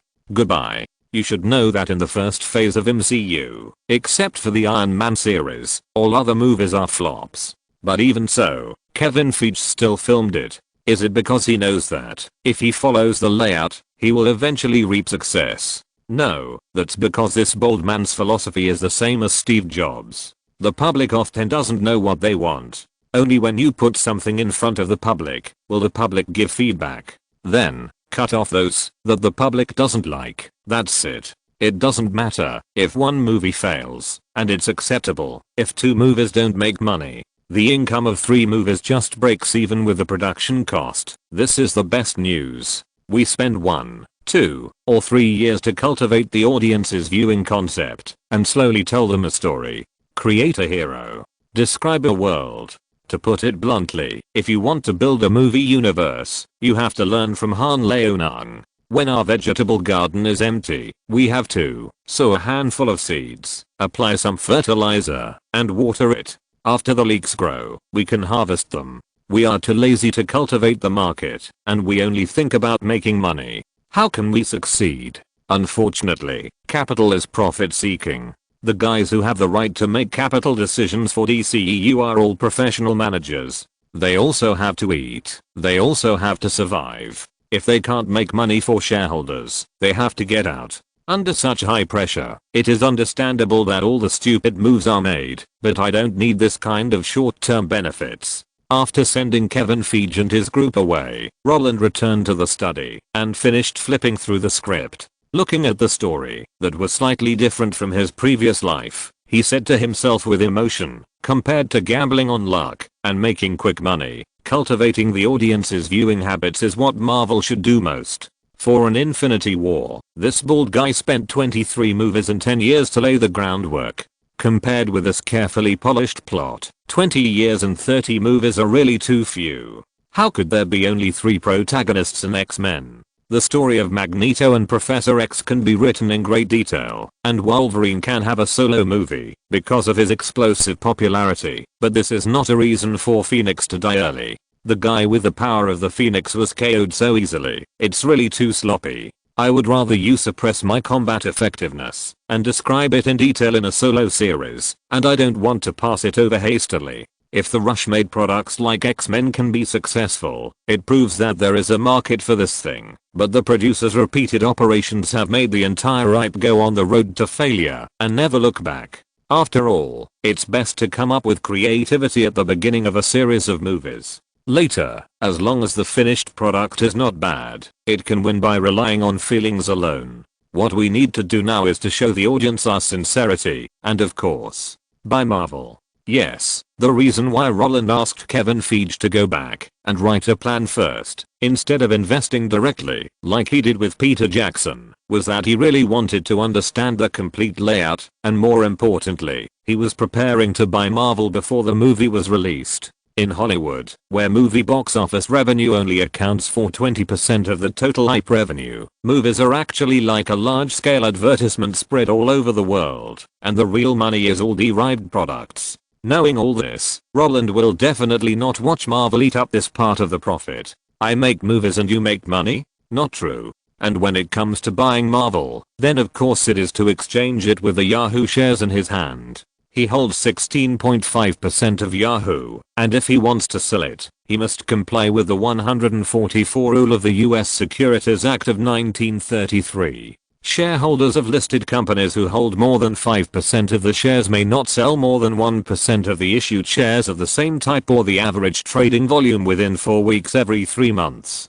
According to the turnover rate of US listed companies over the years, a maximum of 2% can be sold in 3 months. So, even if Roland wants to sell all the shares, even if Carl Icahn is willing to take over all of them, it will take 18 months to complete the entire transaction. If you wait until the market value reaches its peak before considering selling, all the stocks will be stuck in your hands. It's April 24th now.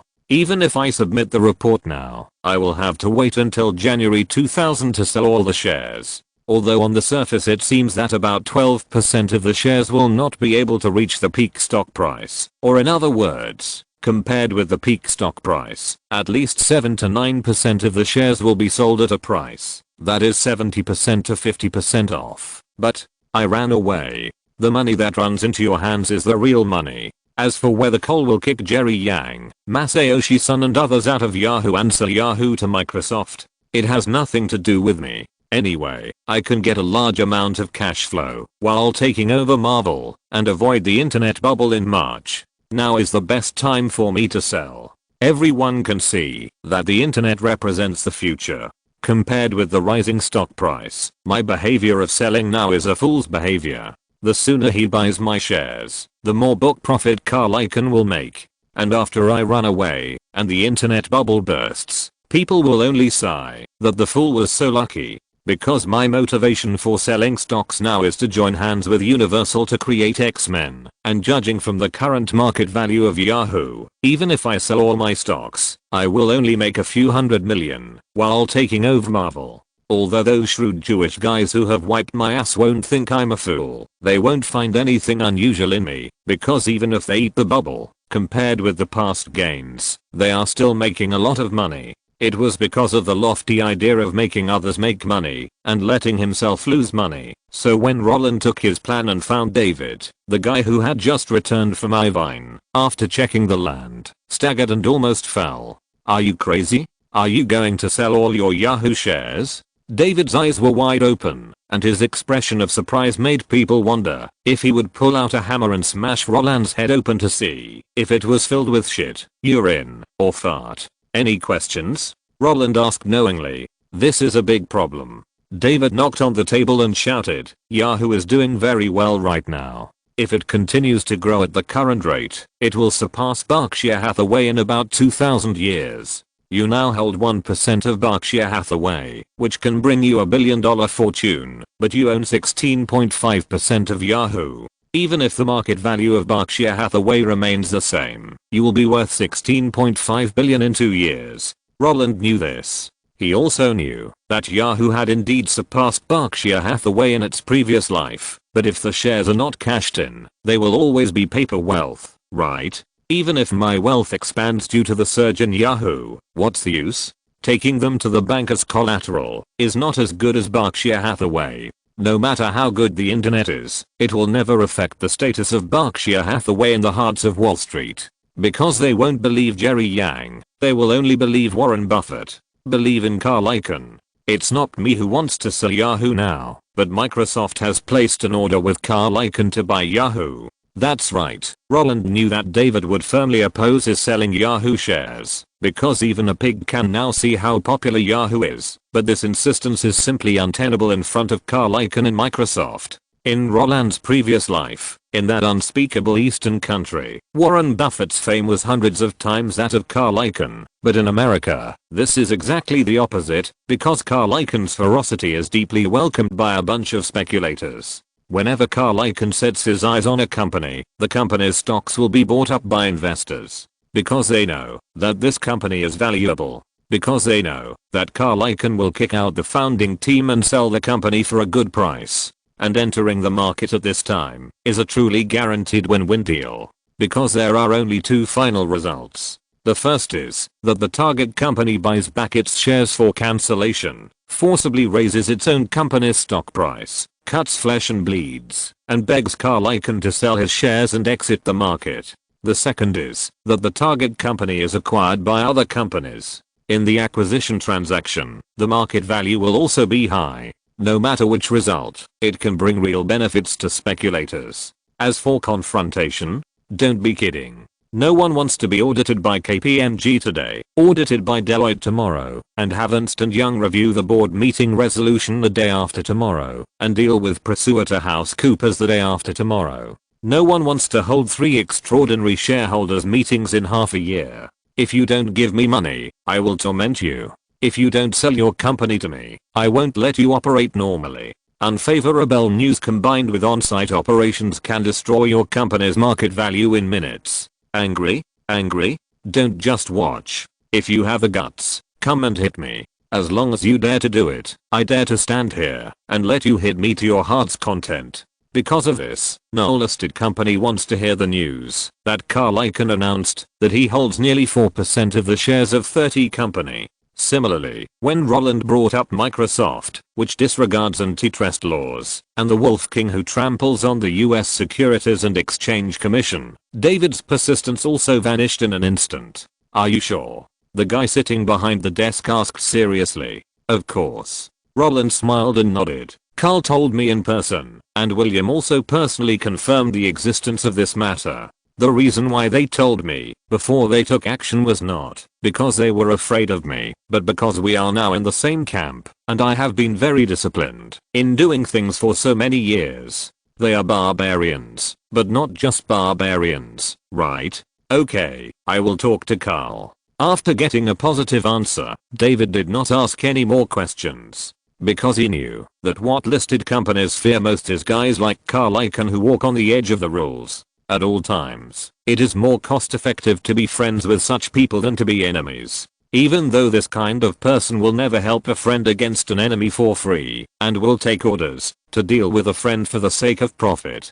But, more often than not, he will not use disgusting tricks on his friends. I can disown you as a friend for money, but I recognize you as a friend, so I will tell you, before I rob you of your money, it would be best if we can do business in harmony. If not, I have done my duty as a friend and reminded you. When the time comes, it will be life or death, and I will fight you if you don't accept it. Although it is a bandit logic, it is much better than throwing a punch first and then asking all the questions while throwing. Note, X-Men was established in 1998 and started filming in September 1999, but it was not until December that they started looking for a visual effects company to do the special effects. The reason for this situation was that X-Men originally wanted to be released in the Christmas season of the millennium because the summer season was reserved for Spielberg's Minority Report, but the old man changed his mind before filming and went to shoot Artificial Intelligence, so Fox had no choice but to move X-Men from the Christmas season to the summer season to fill the gap.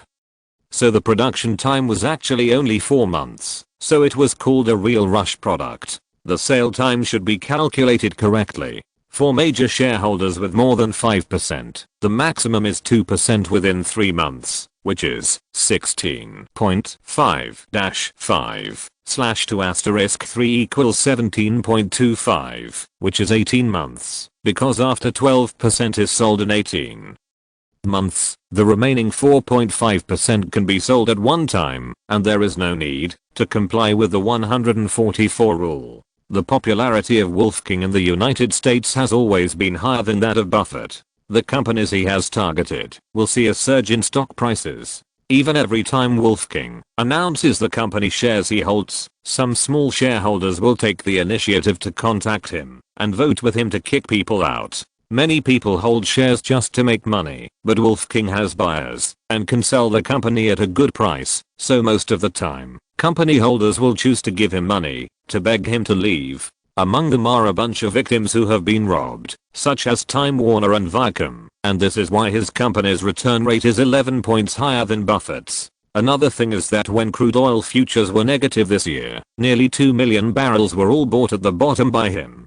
Chapter 261 Differences in Cooperation. New York, Upper West Side. In a mansion, built in 1925, facing Central Park, 2 old men, almost 120 years old in total, sat facing each other, with a pile of documents scattered on the table in front of them. The bald man, who was over 50 years old, drew circles on the documents in front of him with a red pen, while the white-haired, unshaven guy put his elbows on the table, clasped his hands together, and lowered his chin. Under his gaze, the bald man sitting opposite him quickly finished reading the thin documents. According to Yahoo's current growth trend, if we want to acquire his 16.5% stake within 18 months, the total transaction amount will be between $5 billion and $7 billion. According to his needs, we need to trade Marvel, and based on today's closing stock price, Marvel's current market value is $2.4 billion. That is to say, even if we give up Marvel, we still have to give him $2.6 to $4.6 billion in cash.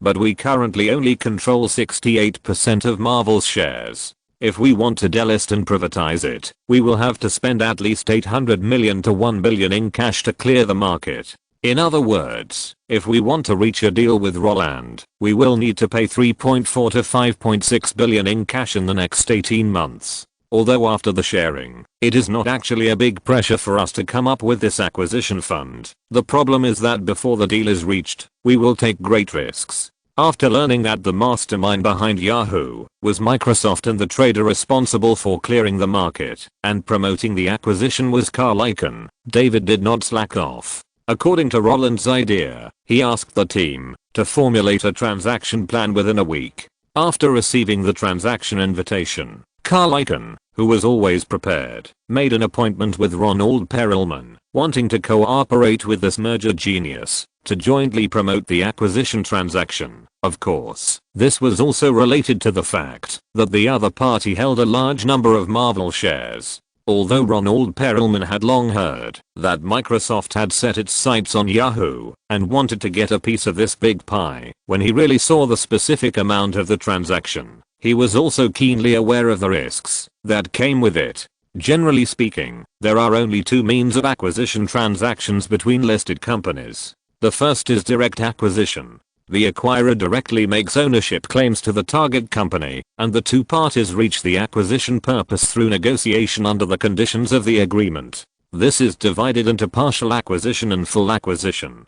The former means that the acquired company allows the acquirer to obtain a certain proportion of the total shares of a listed company by increasing the issuance of new shares, while the latter is the transfer of ownership. Generally speaking, companies with good operating conditions are not willing to be fully acquired. In this case, if a company with good business performance receives an acquisition invitation, then they will definitely be alert. If they find that the company that intends to acquire them wants to use all necessary means to conduct a hostile takeover, then their most common means is to use a scorched earth policy for self-defense, sell a large number of company assets, destroy their own company characteristics, and frustrate the acquisition intentions of hostile acquirers. In the end, they will even offer the crown jewels and tell those companies that want to acquire them that if they do not stop the hostile takeover, they will sell the company's core assets to the opponent who wants to acquire their company. To put it bluntly, this is actually a threat. This is equivalent to playing 1v1v1 red alert. You hit my house, covered my base, and want to send an engineer to steal it. However, when the engineer arrives, you find that I ran to the opponent's house with my own base and turned into someone else. It seems that this threat is very stupid, but in fact, what you want to keep is my intact body, and you don't want the opponent to get my body. Therefore, under this threat, giving up the acquisition becomes a natural thing. It is precisely because direct acquisitions have so many problems that when a company really wants another company, they often start with a hostile takeover, using a bear hug, actively making an open offer, and the acquirer promises to buy the target company's shares at a high price. Since the board of directors must announce the offer to all shareholders out of obligation, some profit-seeking shareholders will put pressure on the board of directors to accept the offer and complete the acquisition after seeing the offer. Of course, this method is already very mild. The other method is what Microsoft, Carl Icahn, and Roland are doing now, a sniper-style public purchase. The acquirer does not communicate with the target company in advance, and for the sake of safety, the acquirer hides itself and entrusts a third party to directly acquire the target company's shareholders in the market. The third party belongs to a group, and the shares held by each person will be stuck within the starting point of the announcement. When the shares held by the entire group of third parties exceed 10%, the acquisition will officially begin, because if the target company does not sell itself to the acquirer, the third party who receives the money will frantically toss the target company, including but not limited to the crazy convening of extraordinary shareholders meetings, hiring third-party auditors to constantly check the company's accounts, reorganizing the board of directors with other shareholders who are willing to sell the company, directly suing opponents in the name of damaging the interests of shareholders, and dragging them into a long lawsuit.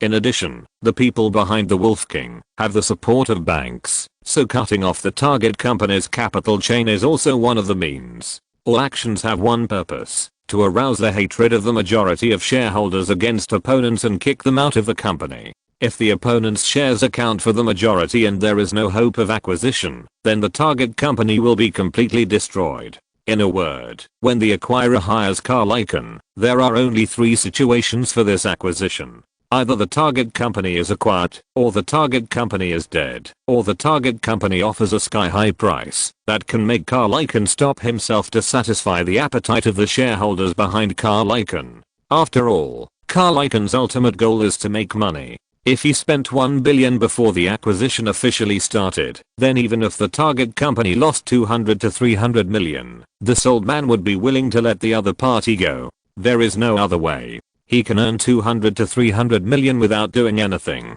This kind of business, that is sure to make money, is too easy. And the acquirer, actually, he will not care about Carl Icahn's withdrawal. In most cases, there are only 2 situations when the acquirer sets his sights on the target company. One is that the core business of the other party conflicts with his own, and the other is that the core business of the other party is the field he wants to try to enter. If it is the former, the acquirer can seize the opportunity to develop vigorously when the target company loses a large amount of cash flow. If it is the latter, the acquirer will temporarily let this stubborn kid go and instead acquire other similar companies to invade the market. To put it bluntly, all acquisitions are for better development. The success or failure of the acquisition is only one of the results. The fundamental goal is to keep his company growing. But the problem is that Microsoft is too big now. It is so big that it is being investigated by the Ministry of Justice for antitrust, and it is so big that acquiring a similar company may lead to a situation of being split up.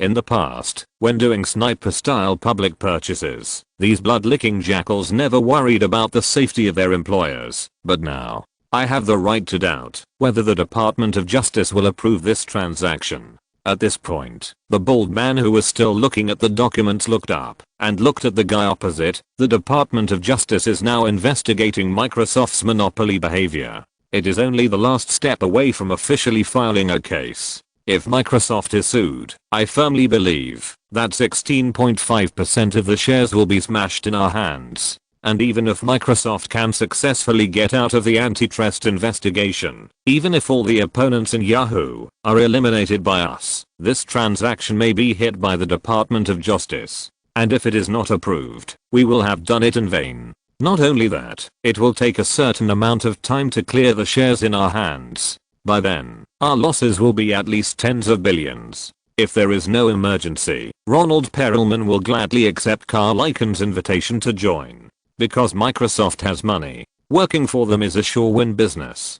But when it comes to monopoly investigations, he will be extremely careful. Because if the employer dies because of the acquisition, then they won't get the money. Hey, they are such a simple group of people. As long as they talk about money, they can only talk about money. But after learning about Ronald Perelman's problem, Carl Icahn shook his head and denied the other party's idea. Yahoo's core business is online advertising and online services. If Microsoft acquires Yahoo, then their previously lagging online advertising field will be able to grow on a large scale, which is very consistent with Microsoft's strategic goals. What they want to do now is to rapidly expand their production scale and market share in the internet field, and this direction has nothing to do with their main business operating system. The Department of Justice is impossible to block Microsoft in this acquisition case. But the problem is that the problem Microsoft is facing now is illegal bundling. Ronald Perelman still insisted on his point of view. They can now bundle Internet Explorer with Windows, and the Department of Justice has reason to suspect that after acquiring Yahoo, they will bundle the 3 projects of Yahoo, Internet Explorer, and Windows together.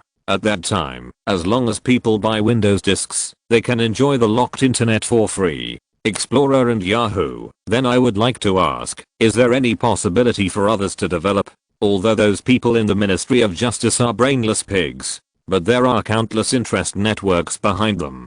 Do you think AOL would want this to happen? Do those similar companies want to die in silence? They won't. Once the case of Microsoft's acquisition of Yahoo enters the approval stage, they will definitely try their best to snipe wildly. Ronald Perelman threw the pen on the table, leaned back, and looked at the other party very firmly. He didn't want to do this business because he felt that the risks were greater than the benefits.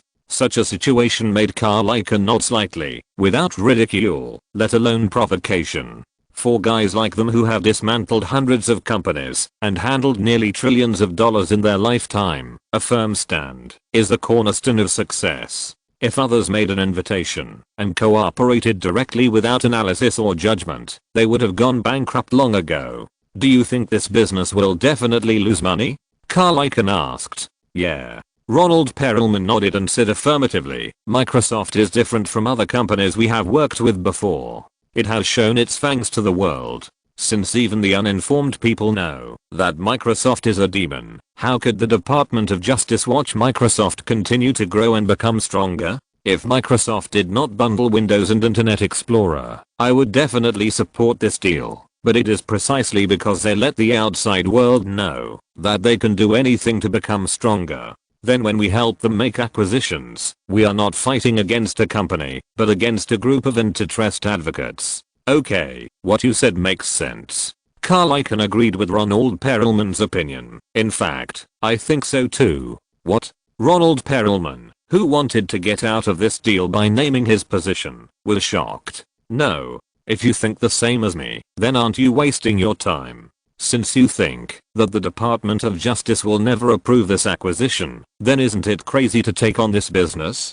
However, just when Ronald Perelman looked at Carl Icahn with surprise, thinking that this guy who was only a few years older than him was simply mentally ill, Carl Icahn smiled at him, found a pen and paper, and lowered his head to write. Not only that, while writing, he also said, first of all, we all think that the problem Microsoft is facing now is not the market monopoly of operating systems, but the use of this natural monopoly to forcibly achieve market monopoly in browser software, right? Yes. Ronald Perelman squinted his eyes and looked at the words on the paper. After finding that the content written by the other party was the same as what he said, he nodded and admitted that the other party was right. Then secondly, we also think that in the case of acquiring Yahoo, Microsoft will most likely make the operating system, browser software and portal website a three-way bundle, leaving similar companies with no way out, right? That's right. Ronald Perelman continued to nod. After getting approval, Carl Icahn drew 3 circles on the paper and wrote a word in the center of each circle. Okay, after confirming these 2 points, we can change our thinking. Suppose Microsoft acquires Yahoo in order to reach a settlement with the Department of Justice so that personal computer manufacturers can freely choose operating systems and users can freely choose web browsers and portals. Since the contradiction is in bundling sales, not natural monopoly, Microsoft can make a promise that after acquiring Yahoo, it will give up bundling and open its arms to welcome the challenges of the brave. In this way, won't all the problems be solved?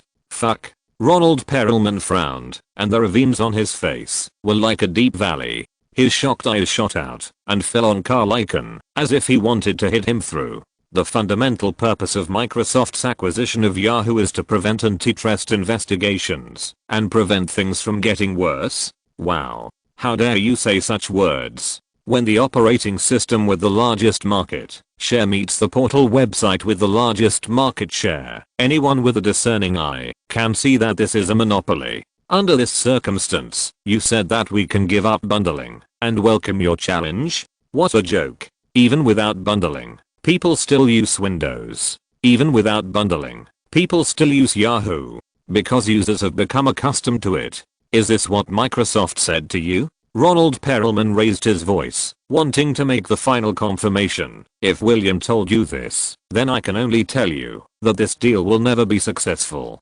This kind of statement is not an explanation to the Ministry of Justice.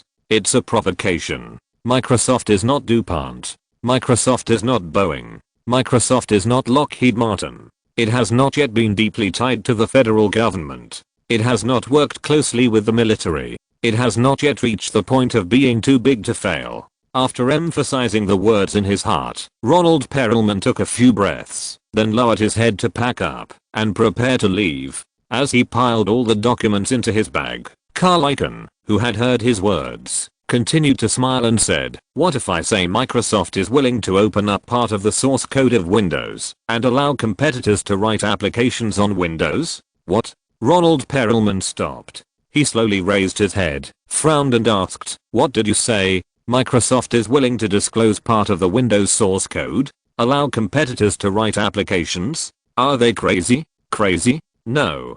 Carl Icahn shrugged and said, "In fact, when William wrote The Road Ahead, he already wanted to transform Microsoft. In The Road Ahead, he predicted that in 10 or 20 years, e-education, e-commerce, e-government, video conferencing, and mobile navigation will be common means to accelerate social development. He thinks that mobile phones will develop like miniaturization. Small screens, the ability to use digital currency for commercial transactions, and the ability to read or use information are the characteristics of future mobile phones. If you have to describe it, it is more like a pocket computer in your hand." Not only that, he thinks the Internet of Things is the future. Did you know that he designed a complete Internet of Things system for his newly built house in 1995 for intelligent control? Speak to the machines. They can help you open the windows and curtains, help you adjust the sofa, help you turn on and off the lights, help you run the computer, and help you control the water temperature. When everyone thinks that the internet is the future, or in other words, while he himself said that the internet is the future, he also wanted to take another step forward and realize the layout of the future in advance, and he has already chosen the direction. So, Microsoft is now developing its own home console, and in this case, the antitrust investigation of the Ministry of Justice is actually a solvable thing for them. Their monopoly behavior is actually bundling sales, and the best way to solve this problem is to give up bundling. While giving up bundling, they are also willing to open up the Windows system to allow competitors to develop applications, because they have discovered that the future of the internet is not something that one company can take. As long as the programming restrictions of the operating system are opened up and more developers are allowed, the market position of Windows will be less likely to be replaced, and in this case, they can use this excuse to exchange for Yahoo. I opened up my own core and promised not to use bundling. In this case, the Ministry of Justice can't find any reason to prevent them from acquiring Yahoo, not to mention that William has someone behind him.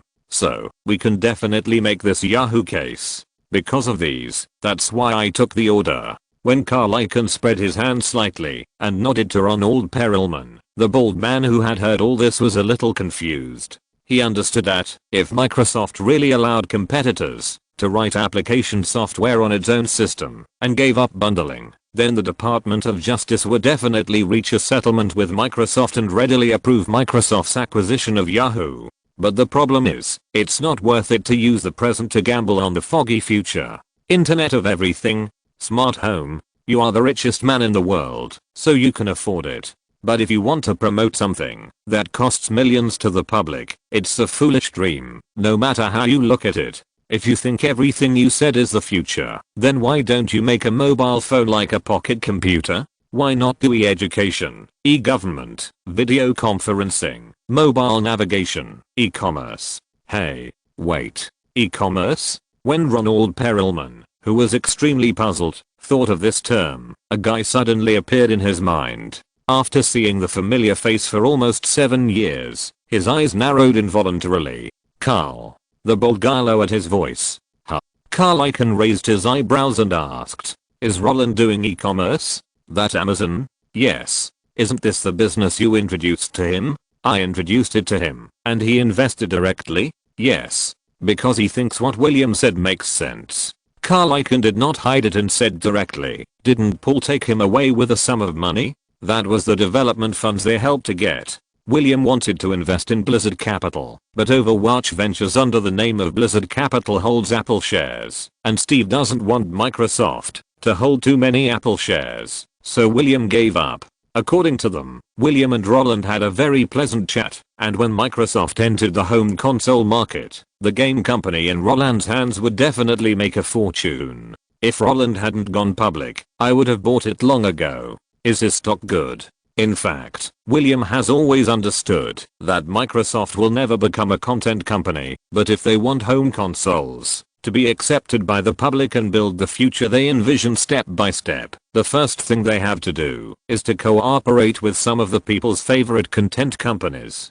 So when Paul invested in DreamWorks, The Hollywood giants were wary because they were worried that Microsoft would invade. In terms of film and television entertainment, they have the undefeated Steven, and in terms of game entertainment, aren't they pulling Roland to their side now? As long as there is content, the home console will definitely be promoted, and once the home console can be rolled out, whether Windows is open, and whether bundling exists is actually not a problem. Well, Ronald Perelman understood.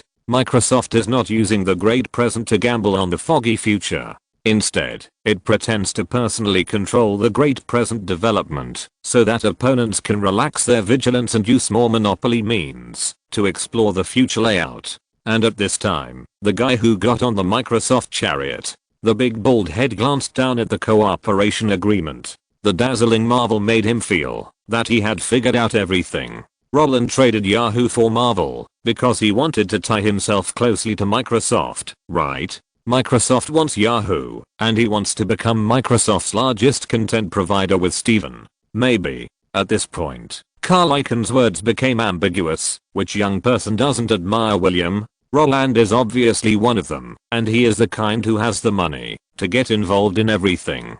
But I still have a question. Since he is cooperating with Microsoft, why does he want to bet heavily on Apple? Besides, although David Shaw has a share behind Amazon, there is more Warren Buffett, right? Although Warren doesn't invest in Jeff, as long as he is there, Amazon's shareholders will not ask Jeff to make a profit as soon as possible. Because those shareholders believe in Warren's vision for people, and they believe in the power of long-term investment. Ronald Perelman pinched his chin. However, this question is not a problem for Carl Icahn. Isn't it simple? Steve is recognized by the market as a guy who can defeat William head-on. Following William and boarding the chariot of Microsoft, Roland's wealth will definitely skyrocket. And if he bets on Apple, if Steve makes a comeback, those shares can make him the next richest man in the world. As for Amazon, wasn't the first stock Roland bought Berkshire Hathaway? Isn't it normal for young people to bet on others? When we were in our teens and 20s, we didn't understand the market.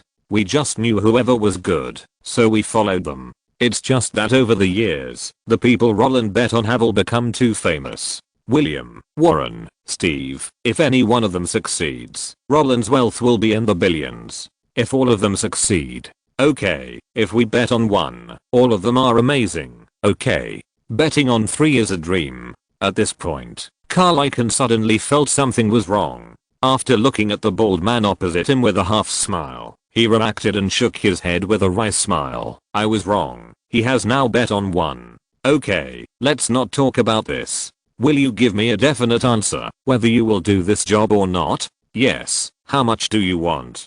Carl Icahn has made it so clear. If the bald man still doesn't do it, then he can't get over the money. 20% commission? Or 30% commission? How can it be 20%? I promised Roland last time to give him a discount. Carl Icahn waved his hand. 50% off. 10%. 16.5% of the shares. All Yahoo shares will be acquired at a 90% discount on the closing price on the trading day. And he wants a clean Marvel, so please give me Marvels. The debt was stripped off for him. I know what you did, borrowing to support your bank, so that your bank can achieve rapid expansion, right? You took out the more than 600 million debt for him, and then delisted and privatized it. Upon hearing this, Ronald Perelman's face grew long. There is no such thing. I have been engaged in restructuring and mergers and acquisitions for so many years, and I have always packaged the debt together with the buyer. Debt stripping plus a 10% commission. This business can't make much money at all. Don't pretend with me here. Even if we take a 10% commission for debt stripping, we can still make nearly $5 billion in the whole transaction. Don't tell me that you don't use leveraged junk bonds and use all your own funds for transactions. Isn't it your usual method to issue junk bonds for acquisitions and transfer the acquisition costs to the majority of investors? Moreover, if Roland also takes the route of acquisition and development, then we still have many days to make money in the future. Carl Icahn was too lazy to pay attention to this guy. Don't look at his young age, but he is really fierce. I have a hunch that, after tasting the taste of hostile takeovers, he will not make any normal acquisitions. Do you have such a feeling? Since the offensive and defensive alliance agreement was reached, Ronald Perelman no longer cared about the commission and debt, but asked instead, "Why do you say that?" "Because." Carl Icahn pursed his lips, frowned, and said in a very uncertain tone, "Because his company seems to have no desire to go public, and as long as it is not listed, it can only be him who hits others, and others can't hit back." Note, the sniper-style public purchase described in the article is a common method used by the Wolf King. Don't think that 18 months is too long. It takes 3 or 4 years to hostilely acquire a company. For example, Oracle's acquisition of PeopleSoft took 18 months from acquisition to completion. Dr. Wu Jun wrote in The Top of the Wave that after Microsoft failed to acquire Yahoo, Carl Icahn, who was involved in the acquisition, was furious. After Microsoft withdrew, the purpose of Yahoo's existence was to be split up by private equity funds. Of course, there is also a conspiracy theory, that is, the Wolf King has both ends. On the surface, he helped Microsoft acquire Yahoo, but in fact, he helped Google develop and prevented Microsoft from acquiring Yahoo. At the same time, he asked Yahoo to outsource its search business to Google. In this way, Microsoft's search business could not develop, Yahoo's search business was directly killed, and Google made a fortune. If we look at it in conjunction with the Motorola acquisition case, the credibility of this conspiracy theory is still very high. The reason why Microsoft chose the development route of smart home is because Bill Gates personally tested it. He built a smart home in 1995. In the same year, the smartphone developed by Andy Rubin died suddenly, which made Gates more determined to go the smart home route. Andy Rubin is the father of Android. In 1990, he worked in the Apple mobile phone department and launched a smartphone in 1995. Because it was too advanced, it was killed by the market, but the research and development patents were all in Apple. So he would be angry about iOS, and Jobs would be angry about Android. Both of them felt that their achievements were plagiarized, the former because he developed them himself, and the latter because he held patents. Chapter 262 quietly unfolds, feeding the baby at home. Hostile takeovers are actually contrary to the long-term development of an enterprise. In the process of development, an enterprise will have its own human capital, supply and marketing network, and debt relationships. Once it suffers a hostile takeover, these relationships will be destroyed. The first to suffer are the working class who lose their jobs, have their salaries cut, or suspended due to company changes. Therefore, American labor unions have always opposed hostile takeovers. In their eyes, hostile takeovers are a means of plundering the wealth of capitalists. To put it bluntly, it is robbery. For this reason, after Carl Icahn carried out the TWA plunder case, many states in America began to amend corporate laws to restrict the Wolf King's bloodthirsty methods in the form of legislation. This is just like the Mosaic League doubling the width of the 3-second zone and setting the 3-second violation rule in order to limit George Mikan's performance. This is just like continuing to expand the 3-second zone and enacting the interference bull rule in order to limit Wilt Chamberlain's performance. This is just like changing the traveling violation from 1 step to 2 steps in order to limit LeBron James' performance, and immediately changing the vertical jump defense rule after the Hibbert face-butted James elbow incident. Hiss. Something seems wrong? Hey. Anyway, that's what it means. Most of the time, laws exist to protect the weak, and after the states revised their corporate laws, hostile takeovers have decreased a lot.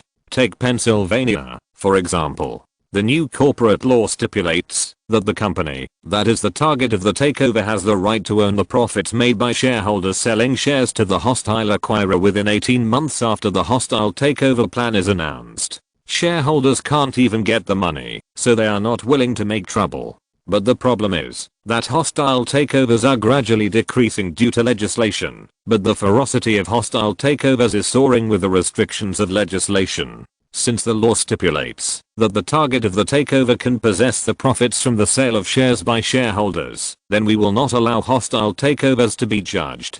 Previously, hostile takeovers were all company to company, but now, private equity funds are in charge of everything. When it is determined to use the sniper-style public purchase method, shareholders who want to get rid of their shares can directly sell their shares to the corresponding private equity funds. If the step must be defined by law, it is shareholder reduction of holdings. Private equity funds think that the target company is developing well and can be held for a long time, so they take over. Is this behavior considered a hostile takeover? No. Is it considered a hostile takeover to sell the shares in hand to multiple private equity funds so that their holdings do not exceed the disclosure red line? No. Because this is a sale of shares. There is no acquirer at all. How can it be considered a hostile takeover? In this way, the shareholders who want to sell their shares have already run away in the name of reduction of holdings. After that, in any hostile takeover case, the target of the takeover cannot possess the profits from the sale of shares by shareholders.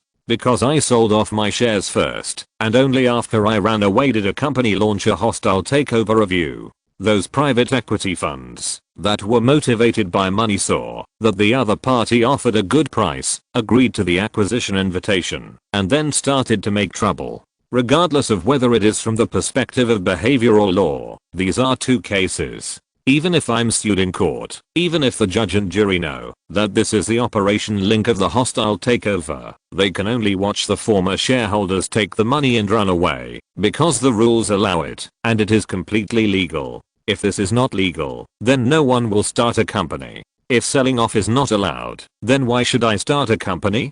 Do charity? Of course, the former shareholders are legal, so the private equity funds are actually illegal. But no private equity fund will be afraid of having their profits blocked by the acquisition target. Because those guys who dare to make trouble are already buried in the cemetery. These guys who have ideas and want to do it cannot hold shares in only one listed company. If you dare to block my profits, I will dare to attack your company and make your stock price plummet. Make your business stagnate. You want to hold me back for 18 months, then I can send you and your company to see God in 18 months. People in this business are actually robbing money, and the partners behind these private equity funds know this very well. Since it is robbery, you have to make others afraid of you. If you are held back once and there is no reaction, then the trader can withdraw his skirt, because no one will be afraid of you next time you operate. Carl Icahn is the Wolf King, but he is different from the big hard man who beats his chest, roars, does push-ups, and fights and retreats. He will make those listed companies fearful and keep this debuff going. Because of this, when Carl Icahn said that he would buy Yahoo shares at a 10% discount, Roland agreed without thinking. Paying some money and letting those private equity funds take all the dirty work in their arms not only saves a lot of trouble for themselves, but also maintains their good image. Since both parties have reached a consensus, the transaction was officially launched.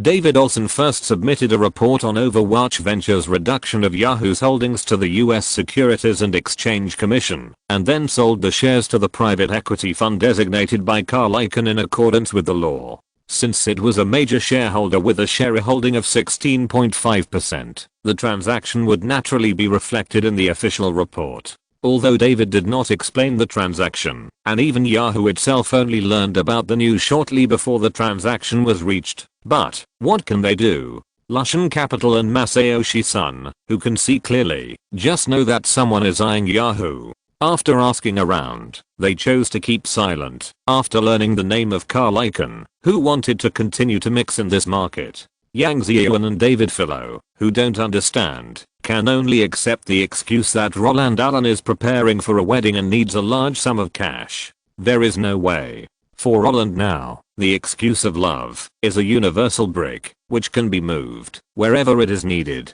Now the whole world knows that Roland spent $50 million on jewelry to propose to Kate, plus the slightly disclosed price of the luxury house, and $100 million was spent in a short time. When he was spending money like water, everyone could understand that he would sell some stocks to cash in. Even if he sold all of them, he could still use the excuse of family first to get away with it. These shares have caused my peaceful life to be disturbed frequently. In order to ensure that my and Kate's private lives are not disturbed, I decided to sell the shares and leave and do some other small business that is not troublesome. No matter whether others believe it or not, Roland believed it. This is the disadvantage of starting from scratch. If someone wants to deal with Amazon, Jeff Bezos will definitely receive warnings from Warren Buffett and David Shaw. If someone wants to rob Google, Eric Schmidt will definitely get the latest news from Wall Street. Even though many people think that the Wall Street tycoons are too greedy, more people will still embrace them when they know the situation.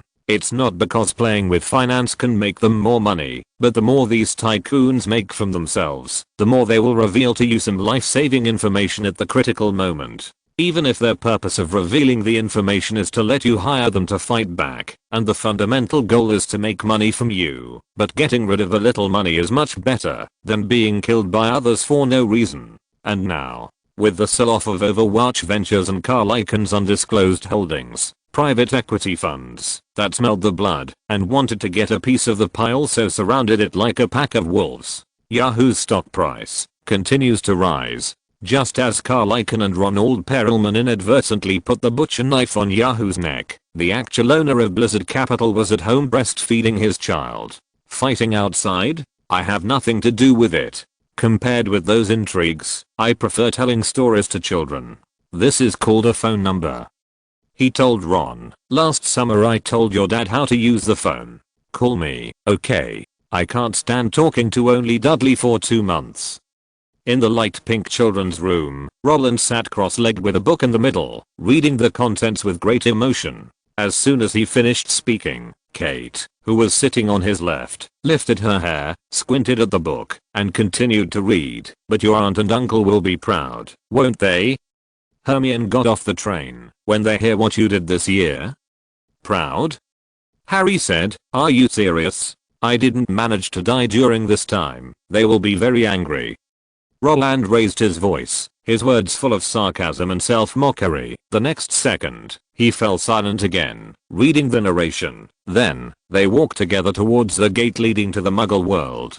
To be continued. Oh. When Roland spit out the regrettable result, the 3 little guys sitting around him also sighed helplessly. No more again. Ashley pouted. Why so fast? Mary was a little reluctant. Elizabeth, holding her chin with both hands, tried to look at Roland with her big eyes, blinking bling bling. Roland, when will the next book be out? Auntie Rowling writes so slowly. That cute look was like a kitten. I found a fish named the author lying in front of me, so I curiously went over to sniff it. Huh. It tastes good. Then, I took a bite. Ouch. Why is this fish so salty? It deserves to be pounced. Disgusted facepoint JPG. I don't know when she will finish writing. Roland shrugged, but if she finishes, she will definitely call me. And you are much better than others, okay? Harry Potter and the Chamber of Secrets hasn't been released yet. You are the first batch to finish the story. But that's not enough. Ashley retorted. I want to know what Harry will encounter next. Mary also said. Will he defeat Voldemort? Elizabeth looked eager. Also, when will the movie be shot? Who will play Harry? As soon as these words came out, Roland smiled bitterly. Elizabeth had asked the same question hundreds of times, but he really couldn't answer it. Just as he sighed helplessly and wanted to use words to prevaricate, helpful words also appeared. Rowling is just a novelist. How does she know whether Harry will defeat Voldemort? Roland is just a movie maker. He doesn't know who will play Harry. Don't worry, there will be a result when the time comes. Kate smiled and stretched out her hand, rubbing Elizabeth's little head. In the interval of speaking, she also glanced at the clock, and after seeing the minute hand passing the number 6, she continued, it's 9:30. You should go to bed, but we agreed that, if you are good, we will take you to New Zealand for a vacation during the summer vacation. As soon as these words came out, the 3 little ones who wanted to ask a lot of questions snored and climbed into bed. Looking at the guys wrapped in blankets and transformed into silkworm pupae, the 2 people who got up from the ground said goodbye to them with a smile. Good night, sweet dreams, see you tomorrow. Ashley, Mary, Elizabeth. The other party doesn't want to talk to you now, in order to go out and play, and throws a dog at you. JPG. But when Roland and Kate walked out of the room, closed the door, stepped on the spot a few times, and then stood still, a crackling sound suddenly appeared. Sister, they left, Elizabeth said in a low voice. Really?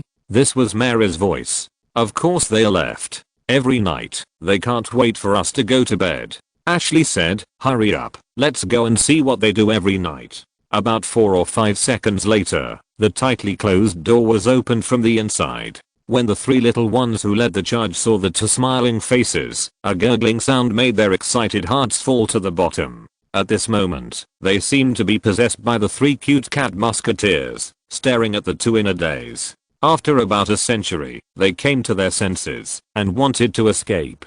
With a bang, the door was slammed shut, and then there was another crackling noise, and the world returned to peace. Alas, the child has grown up and is so naughty. Looking at the closed door, Roland was full of emotion. Hearing this, Kate objected, who said naughty. It's obviously cute. Okay, cute. Roland did not argue and took the initiative to agree with Kate's point of view. The perfunctory words made Kate raise her hand and knock him, then patted Roland on the shoulder, motioning him to squat down. Since you are so perfunctory, I punish you to carry me back. What? Why do you want to carry me again? There was surprise in the words, but the tone was a kind of laziness that was not surprised. Will you carry me? Although it was a question, Kate had already hung on Roland like a koala while speaking. This situation made Roland smile and squat. When he held Kate's thighs and carried her downstairs skillfully,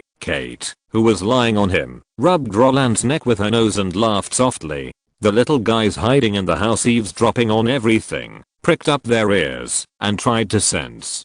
Gone. This time he should really leave. Should we follow him? Forget it. In case Kate catches us again later. Note, in the 1980s, in order to prevent hostile takeovers from becoming a normal means of commercial competition, the states in the United States amended the company law and restricted this behavior. The reason why Carl Icahn was called the Wolf King, in addition to the fact that his means were indeed bad, was actually closely related to the fact that, when he was doing the TWA plunder case, it happened to coincide with the legislative amendment. A split case that affects the whole country collides with the legislative process to prevent hostile takeovers, so won't his reputation rise? The government can't deal with him, so it can only legislate to restrict him. Once this kind of talk comes out, it's not just bragging, but bragging. Yahoo has not had the support of Wall Street for many years. The only one who has spoken for Yahoo, Bill Miller,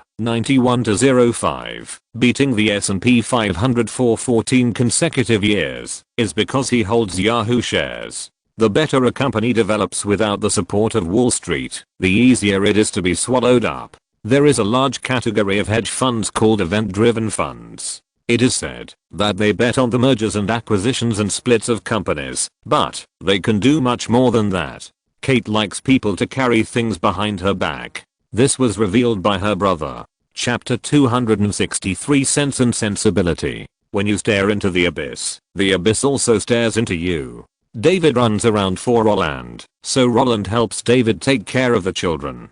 Roland's leisure has always been based on David's busyness. After the Oscars, countless contracts came one after another. Faced with those co-operations that start at 9 figures, even if David hired a manager, he dared not let go completely, so he had to take charge of the overall situation himself. After dealing with a bunch of contracts left over from the Oscars, the R&K brand under the Double Star Group also entered the stage of formal establishment. According to David's plan, this long-term business must not be like the previous clothing business, looking for a foundry to OEM, acquiring a mature jewelry design factory, or looking for a production line from a second or third tier brand that is not doing well. This is the most stable operating method. But when David just contacted the seller in New York, Roland happened to throw the Yahoo sale case to him. After understanding that Yahoo is the present and R&K is the future, it became David's purpose to grasp both hands and be strong in both hands.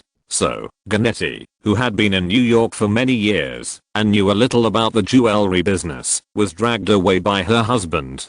David was responsible for negotiating with Carl Icahn, while Gannetti took over the research work of the jewelry design factory. Of course, this is what was done, but it was not said in words. Before leaving, David threatened Roland very suddenly, if the 3 of them report you to me after I come back, then you will have to do these negotiations by yourself in the future. Although Roland knew that David was just complaining casually, he still felt pressured, since he said it. After all, the Olsen sisters are already 12 years old, and Elizabeth is also 9 years old. They have long passed the stage where they could be fooled by a lollipop. If they want to draw portraits, like they did back then, they are dreaming. So even though Roland didn't go to the negotiation table and just stayed at home to feed his baby, in fact, his daily life has always been occupied by busyness. Get up at 6 o'clock every day and run fast on the treadmill in the gym for 45 minutes. Start the wake up service at 7 o'clock to coax Kate, who is in a bad mood. Since they didn't like living with servants, they had to make their own breakfast. Roland would walk into the kitchen at around 7:30. When the eggs in the frying pan made a sizzling sound, Kate would call the 3 little ones to get up. After breakfast, they would take a simple shower and then send Elizabeth to school before 9 o'clock. As for Ashley and Mary, Kate would stay at home with them until the tutor arrived. When the 3 little ones all entered a normal learning state, Roland also returned home. At this time, Kate would take him to the mansion in Malibu to take a walk and check the progress of the decoration. When they returned, Kate would bring things for the 3 little ones according to the situation. If nothing unexpected happened, they would go home to eat with the Olsen sisters at noon. In the afternoon, they would have a relatively open time, but there would be no wanton play. After all, they had to pick up Elizabeth before 4 o'clock. Because of this, at night, the earlier the 3 little ones went to bed, the more relaxed it would be for the 2 of them. After all, when you take care of children, you have to pay much more than physical strength. More often than not, you need to answer the children's wild ideas. For a guy like Roland who has no innocence, most of the time, he plays a role of a topic terminator. If Kate hadn't been coaxing him, he believed that the 3 little ones would have been so arrogant that they would have opened his head and then left with a look of disappointment. The dung beetle passing by was in front of him. Bah. He just looked at everything with a realistic perspective and couldn't keep up with the innocent pace of the children. But his lack of innocence did not mean that Kate had lost her dream. After receiving the ring, Kate pestered Roland and wanted to know the truth. When Roland told Kate all the transactions and even the reason for the birth of the R&K brand, Roland, who thought Kate would be angry, found that this guy was actually looking at him with a silly smile. Such behavior made Roland very strange, because he felt that few women would accept the fact that their men made naked transactions behind their backs. Even fewer women are willing to accept the business thinking of selling love. But when Kate looked at him and made him feel uneasy, he asked what he was thinking out of curiosity. But when Kate knew Roland's opinion, the satisfied girl rolled on the bed with laughter. Transaction? It is precisely because of the transaction that I love you more. If I have no value, then wouldn't I become Susan Buffett? If you meet your own Katharine Graham, wouldn't I be automatically out? Now, we have R&K. The more valuable this brand is, the less likely we are to separate. Although it sounds unkind, it is the greatest guarantee for me. You think I may not be able to accept it, but I really like this gift. Such an answer made Roland laugh, but after thinking about it, he felt that it made sense. Kate's goal is to occupy him, and countless transactions can allow Kate to occupy him. Although the means are very cruel, as long as the results are the same, isn't it enough? As Kate said, few women are willing to be Susan Buffett. All women want to be like Katharine Graham, occupying the guy they like for a long time. And the only thing that can do all this is interest. Because of this, when everything was made clear, Kate naturally helped Roland to nurse the baby. Roland only talks about reality with the children. It doesn't matter. She can take over the children's innocent topics. Think Roland is a topic terminator? It doesn't matter. Just ignore that idiot. Knowing how powerful her trump card is, Kate became unscrupulous. If she didn't want to wait for Roland to retire next year and experience the sacred moment of wearing a wedding dress, she would have thrown away the raincoat used by little Roland. As for Roland, family status 1. Although Kate has been teasing him in front of the 3 little ones, and the long-term ordering has made him lose all his prestige, but seeing that the little bean sprouts on their heads are growing well, and the little bean sprouts on their heads have the tendency to transform into a queen flower, and often being amused by Roland's depressed behavior, Roland is actually happy and at ease. Of course, ordering is relative. After Kate talked to Roland about lawn mowing and maintenance, safety precautions for deep well operations, cultivation and development of strawberries, learning and trying diversified careers, and other topics that Roland was very interested in. What's wrong with being a little unscrupulous during the conversation? When Kate appeared in the black and white uniform of medieval Britain, Roland excitedly and friendly experienced life with her. A life without passion will eventually return to a stagnant pool of water, and passion and calmness are interdependent, which is the driving force for people to move forward. For this reason, after dealing with the 3 curious Labrador, the two returned to the house and studied the history of various countries. After a pleasant, but physically and mentally exhausting study, Kate, who had just finished taking a bath, lazily nestled on the sofa and let Roland, an excellent student, blow her hair. The buzzing sound also reminded her of something. What's the situation with Harry Potter? Aren't they going to make a movie? Why is there no news again? Licky and the others have asked you many times, but you never gave a direct answer. What's the matter? Is this a secret that cannot be told? After sending away Peter Jackson and Kevin Feige, 2 big names, and Roland asked David to help him sell Yahoo shares, Warner also sent people to discuss the filming of Harry Potter. Although the book has only been on the market for 3 months, in addition to the United States, only the United Kingdom has begun to distribute it, but this does not prevent the official launch of the film and television project. After all, according to the current sales scale in the United States, an investment of $100 million is completely worth it. But the problem is that, even though both parties wanted to make the film, the Harry Potter project did not reach a quick consensus with Warner like The Lord of the Rings and X-Men, and the crux of the problem. This project is a mess now. Roland opened his palms, held Kate's hair to let it spread, and used a hairdryer on the cold wind setting to blow it in sections starting from the roots. Steven wants to direct this project, but he has too much work on hand. He and Warner have a project called Artificial Intelligence that has not started yet, and he still owes Fox a Minority Report. Don't think that he has only 2 movies confirmed for the time being, but there are a lot of troubles involved. Minority Report was obtained by Brian Palmer with the help of Tom Cruise, so he can only be the protagonist. But the problem is that Tom is now filming Stanley Kubrick's Eyes Wide Shut, which was originally a Warner movie. Then he will go to shoot the award-winning film Magnolia, which is a project of Warner's New Line Cinema, and then there is Paramount's Mission Impossible 2 is waiting for him. Similarly, in order to reward Tom's years of perseverance, Paramount promised to start filming Vanilla Sky, which would win him awards, immediately after the filming of Mission Impossible 2 is completed, so Steven's Minority Report cannot be filmed for the time being. He can only shoot Artificial Intelligence first. But if you shoot Artificial Intelligence first, and then Minority Report, then there will be a problem. According to the agreement between me and Warner, Harry Potter will be released in 2001. If you want it to be released in 2001 and Steven shoots it, then Minority Report will have to be postponed. But this is impossible. Fox can't wait indefinitely. Since many of Tom's projects are invested by Warner, it is impossible for Warner to let Tom shoot other movies first to make time for Steven. Similarly, Steven can't wait for Tom indefinitely, so things are at a stalemate. Roland shrugged, expressing his helplessness. That's right, with Roland's involvement, Spielberg didn't struggle with the issue of an all-British team like in his previous life. The Jewish gang wants to promote Hallie Osment, but I've already signed an all-British team adaptation contract with the author of Harry Potter. Don't make things difficult for me. If it were someone else, the Jewish gang would definitely struggle with this issue for a long time and end up being unhappy like in his previous life. But the problem is that Roland is Steven's student. He spread his hands, indicating that there was no way, and the old man was too lazy to talk. Of course, the most important thing is to take care of Roland's family harmony.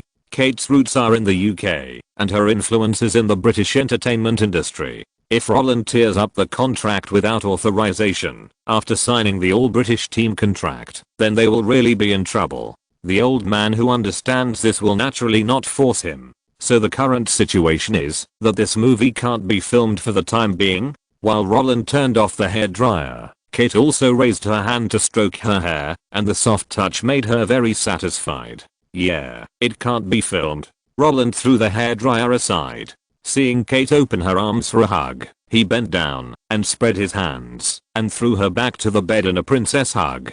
Does Steven have to shoot this movie? Of course. Steven is the best choice, no doubt about it. If he was making movies like The Lord of the Rings and Terminator, Roland would definitely use the original director, because those guys are the ones who play a decisive role. But for Harry Potter, Roland really thinks that, as long as the director's narrative ability is fine and the sense of rhythm is good, it doesn't matter who shoots it. In this case, Spielberg is obviously the best person, because he brings his own box office. Not to mention, after he shoots it, the group of people who watched it 20 years ago will now take their children to watch Harry Potter. This sense of inheritance is much more awesome than Disney's Mickey Club and Disneyland. 20 years ago, you watched my movies, and 20 years later, your family will watch my movies. I'm like a cancer, occupying the screen and not moving. But just when Roland thought that Spielberg was the best candidate, Kate, who was applying a facial mask, suddenly said, "What if Steven really can't make it?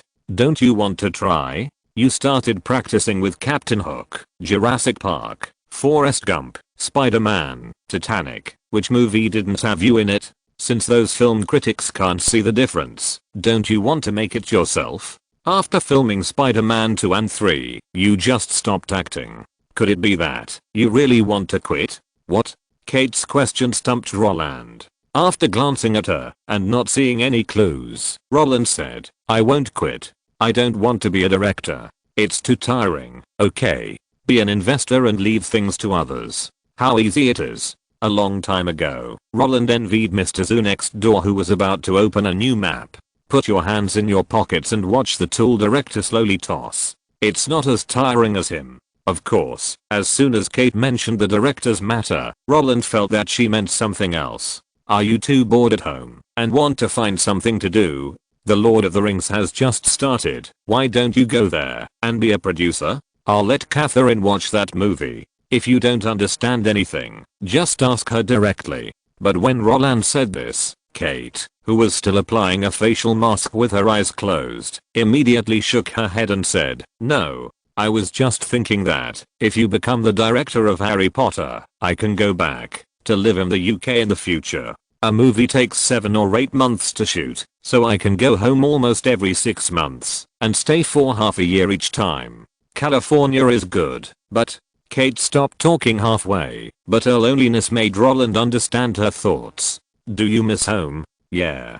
Go home if you miss home. I'm not a devil. When David comes back, give him a few addresses and ask him to buy properties for us in the UK. Although I don't want to be a director, it's no problem for me to go home with you for a while every year." Really?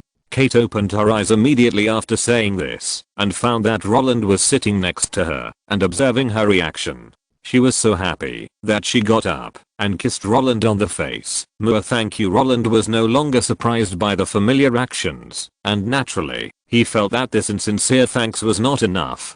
"Kate, I don't think you're a good person." "What? Why should I show you something to express my gratitude, but you only need to say it verbally? This is really unfair to me, okay?" Hearing this, Kate was stunned for a moment, and when she found the smile hidden in Roland's eyes, she immediately raised the corners of her mouth and asked in a flattering tone, "Then what practical expression do you want? Last time you said you wanted to see me in a maid outfit, but I specially ordered Victorian clothes in various styles. Isn't this considered a practical expression? It counts, but it's not enough." Roland continued. "Then what do you want? Those clothes haven't even been worn once, okay?" Kate gave Roland a sanitary eye and raised her elbow to hit him. "You are too greedy. Wow, is this the first day you met me? I have always been greedy, okay?" Roland pretended to be surprised, with an exaggerated expression. Seeing Kate about to raise her hand to hit him, he stopped laughing and said, "However, what I want this time is not role-playing. I want to discuss something with you." "What is it?" "Tomorrow, can you let me go alone?" Hearing this, Kate blinked, not understanding what Roland was talking about. After she thought for a while, she reacted and laughed loudly, twisting Roland's arm. "Okay. I found that I really can't satisfy you. If I satisfy you in one thing, your next request will increase accordingly. If I satisfy you in the next thing, your request will be even more excessive. You want to leave me behind? Go by yourself tomorrow? Sure. I dare you to go alone tomorrow, but after you go, do you dare to come back at night? HMM. Feeling the increasing pain in his arm, Roland quickly admitted his weakness. I just said it casually. Don't be angry. Don't be angry. How could I not take you to choose the heroine? I'm just worried that, after we all leave, there will be no one to take care of the three of them. Hey. Stop twisting. Stop twisting. If you keep twisting, believe it or not, our bath just now was in vain. Unfortunately, the words of admitting weakness did not work. After discovering that Kate was still pouting and staring at him, Roland, who was too lazy to explain with his mouth, took action directly.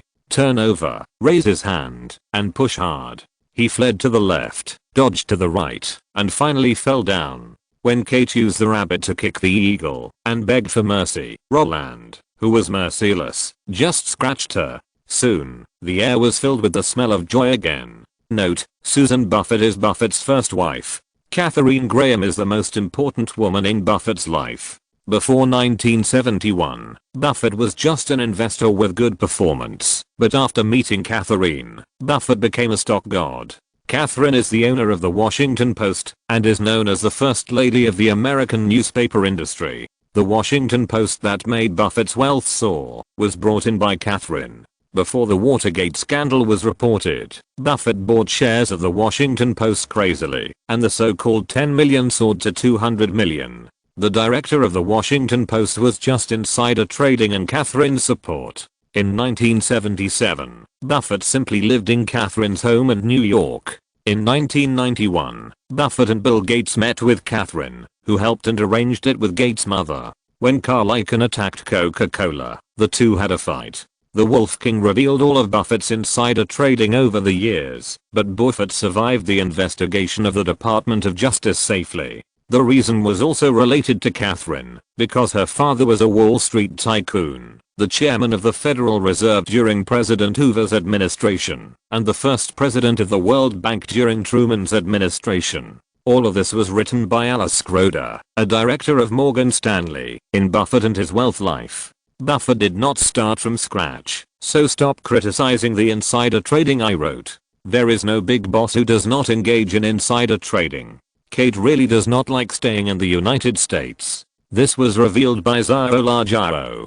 Zio Largio's house in the UK was bought with the help of Kate. If you're listening to this novel on a channel other than Fanfic World, it means they downloaded and uploaded it without effort. We cordially invite you to visit our channel, Mundo Fanfic Novelos. There you'll find the original version of this story and you can explore many other novels of various genres. We're waiting for you to immerse yourself in a world of incredible novels. Chapter 264 Spider-Man beats Batman. The debt of gratitude is the hardest to repay. The next day, after settling the three little Labrador puppies, the two went to Sony Pictures together. From the moment they entered the door, the newly crowned actor and actress were warmly welcomed, and they greeted each other politely wherever they went. Because there were too many staff members, it was too unrealistic to respond to each one, so smiling and nodding became the best means of communication. For the parties involved, this was extremely normal, but in the eyes of bystanders, it was simply a leader's inspection.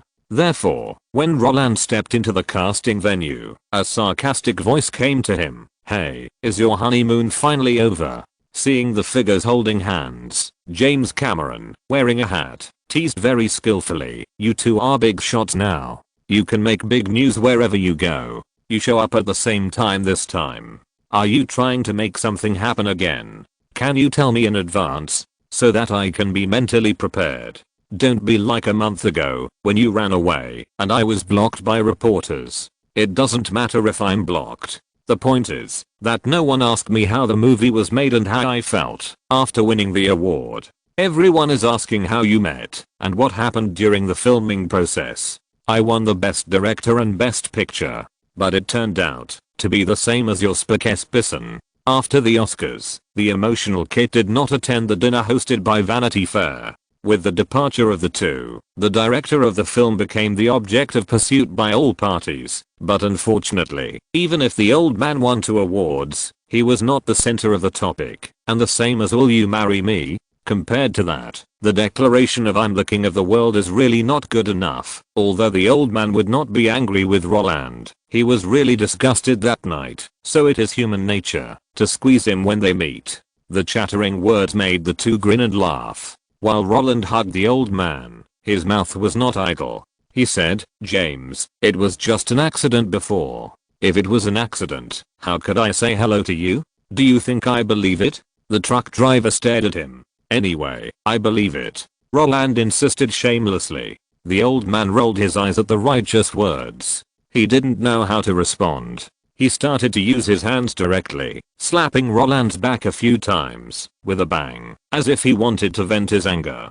Seeing this situation, Kate, who was watching the show on the side, couldn't help it, and quickly reached out. James, Roland just wanted to give me a surprise. Stephen helped him contact all parties, and took care of everything. Even so, Roland still didn't tell him the truth. On the surface, she wanted to shake hands with the old man in a friendly manner, but in fact, while extending her right hand, her left hand pulled Roland out of the other's arms. The truck driver shook his head with emotion when he heard the words of excuse and the action of defending. After seeing Roland, who was out of danger, winking at him proudly, the old man revealed all this with a smile. You guys are really, hey, be sure to call me when you get married. The truck driver patted Roland on the shoulder, and when he returned to his seat, he also asked the two to sit down. If you don't come, then Spider-Man 2 and 3 can't be filmed this year. This is the candidate for the evil ghost, and this is the candidate for Mary Jane. While speaking, the old man also piled the list in front of Roland. Take a look, try to finalize it today. After giving power to Peter Jackson, trusting Kevin Feige, and waiting for Steven Spielberg's final decision, the filming plan of Spider-Man 2 and 3 really can't be delayed. According to Sony's arrangement, Spider-Man 2 will meet everyone in the Christmas season of 1999, and the final chapter Spider-Man 3 will be officially released on November 16th of the year 2000. Such a plan is actually also exquisite. In the summer of 1999, there was Star Wars: The Phantom Menace. Even though the media was talking loudly and comparing Spider-Man and Star Wars every day, saying that if Peter Parker defeated Skywalker, he would truly dominate an era. But this kind of talk was for the public. If the two movies were really released at the same time, the dog's brain would be beaten to pieces. And Spider-Man 3 was put in the Christmas season of 2000, which actually meant hype. On November 16th, 1990, Roland made his official debut with Home Alone. On November 16th, 2000, Spider-Man 3 became the last movie in Roland's acting career. 10 years, 10 movies. Where it started, it will end. If it is accompanied by the rhetoric of because of love, fans' tears will flow before the movie is even watched. When making a movie, even if the team is close and the members are first class, there is still a possibility of failure. But when it comes to hype, Roland is not bragging, but he really thinks that there is no one who can fight. It is precisely because Roland has no idea in his mind that the guys who have watched him grow up believe in his ability. Even though only a few people know about his retirement, there are still a lot of people who want to play the villain evil ghost. Don't ask why Roland opened the casting list of evil ghosts first.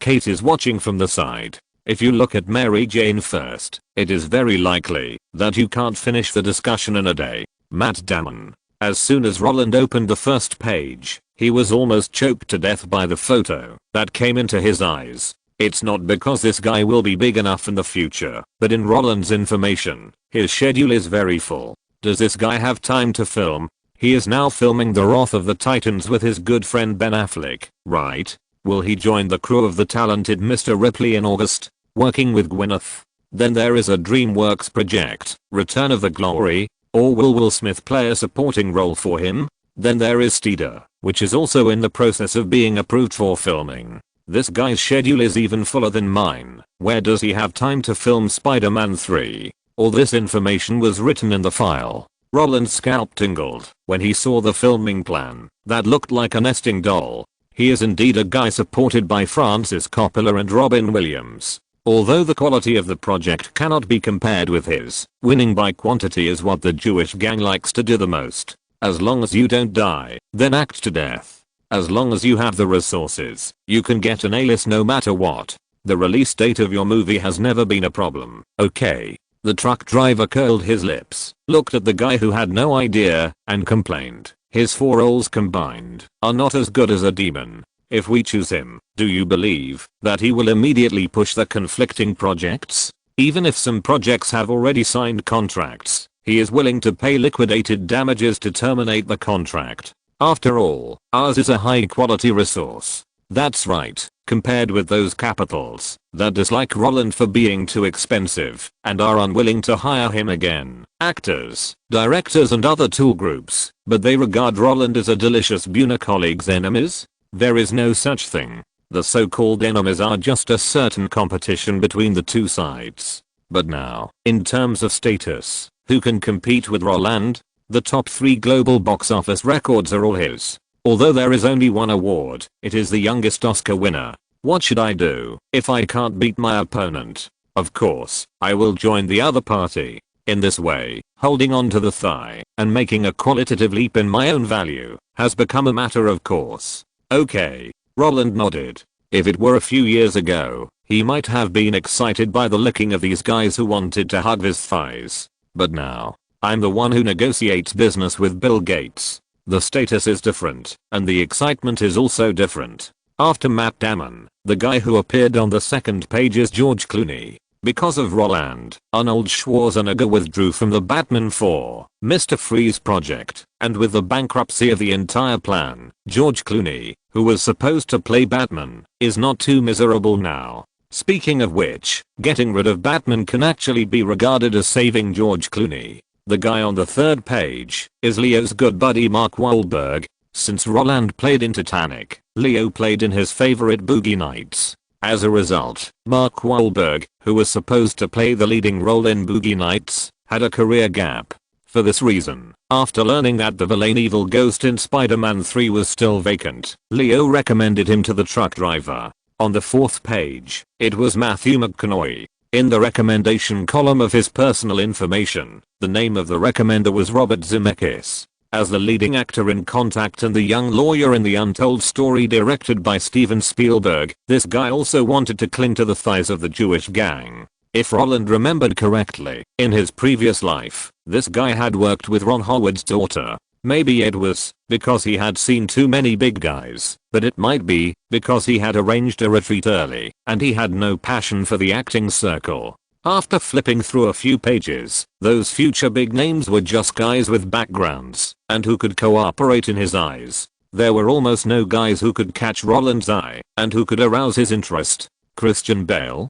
Did your family put him in? When Roland saw the guy who looked pretty good, his first reaction was to turn his head and look at Kate. Although this guy officially entered Hollywood with Steven Spielberg's Empire of the Sun, his relationship with the Jewish gang had actually been severed long ago. In 1986, he starred in The Mystery of Anna, playing the heroine's younger brother, Alexei, the last crown prince of the Russian Empire, and the heroine of that movie was Steven Spielberg's wife, Amy Irving. Because of this, when the old man needed a little boy, this guy won directly. 4,000 people competed at the same time and finally stood out. It doesn't exist. Because the director's wife likes me. If Amy Irving hadn't divorced Steven Spielberg, Christian Bale might have become rich long ago. But even if the two divorced, it didn't matter, because before the divorce, this little guy hooked up with Kenneth Branagh. Although the British gang is not as strong as the Jewish gang, it is still one of the best groups in Hollywood. With those guys backing it up, there is no need to worry about the project. Knowing all this, Roland's first reaction was that Kate's family had stuffed someone in. When faced with his inquiry, Kate unexpectedly poked her head and glanced at the information, and then shook her head like a rattle. I don't know, they didn't tell me. But it doesn't matter, right? It's okay as long as everyone can see it clearly. That's right. Roland felt that Kate was right. When the relationship is close to a certain extent, the behavior of stuffing people in each other's shoes becomes even more naked. Christian Bale's name appeared in the casting list of The Devil. Which casting director dared to exclude him? The boss's family can only be kicked out by the boss, and those who work don't dare to provoke them at all. Of course, in a sense, this behavior is actually quite shameless. Want to stuff someone in, but worried about not being selected, so use this method to send people to the last round. If I'm selected, then everyone will be happy. If I'm not selected, I will not ask for help, and I will not waste favors. This kind of business, that makes a lot of money without any investment, is shameful. However, for Roland, it seems that choosing Christian Bale is a good choice. Now Christian Bale is selected to play the evil spirit. When Warner restarts Batman, he will be sent to play Bruce Wayne under the pretext of Harry Potter. In this way, it is equivalent to Spider-Man defeating Batman. Peter Parker, who are you? Roderick Kingsley, I'm Hobgoblin. Peter Parker, no, you're Batman. Roderick Kingsley. Although this stalk will take several years to realize, it is also one of the few points that can make Roland excited. While Marvel is in his arms, he must of course try his best to step on friendly competitors. After all, there can only be one king in a field. Hey, what are you grinning at? Just as Roland was imagining in his mind the scene of Marvel's own son Spider-Man defeating DC's own father Batman and successfully reaching the top, Kate's hand also waved in front of him a few times, and her silly grin was no different from her. Nothing. With a different status, the idea is also different. Roland used to be stable, but now, he dares to think about some things, right? But the truth cannot be told, otherwise he will be dragged into a mental hospital. I'm happy, because they did this. Obviously they didn't treat me as an outsider. You are very confident to leave you to me. Hearing this, Kate, who was still there looking at the handsome guy, rolled her eyes at Roland. Although she was very happy with Roland's sudden sweet talk, she still did a lot of superficial work. You are a serious crew, right? There will be no backdoor situation, right? Don't give me face. No means no. You have to be responsible for the audience and the quality of the movie. Hey. Seeing Roland and Kate flirting with each other, the truck driver suddenly felt like he was sitting at home and food was coming from the sky. This is to let you participate in the casting and ban some people with connections. It's not to let you feed the dog. I'm full just looking at you. Ignoring the two people who were extremely disgusted, the truck driver directly called the studio assistant and asked the candidates who had already arrived to enter in order. In his opinion, letting everyone audition once is more useful than the three of them sitting and discussing. Following his call, guys wearing orange-red flashy uniforms, who seemed to be cosplaying Halloween pumpkin demons, also entered one after another. After they finished performing according to the audition content, the feeling of everyone is almost the same appeared in everyone's mind. There is no way. There is no new guy who can be stuffed in. In the truck driver's script structure, the evil ghost is originally a pure bad guy. In this way, as long as the actor shows the cruelty and madness of the villain, it will be fine. Whoever plays it is actually almost the same. Then Christian Bale? Roland glanced at Cameron.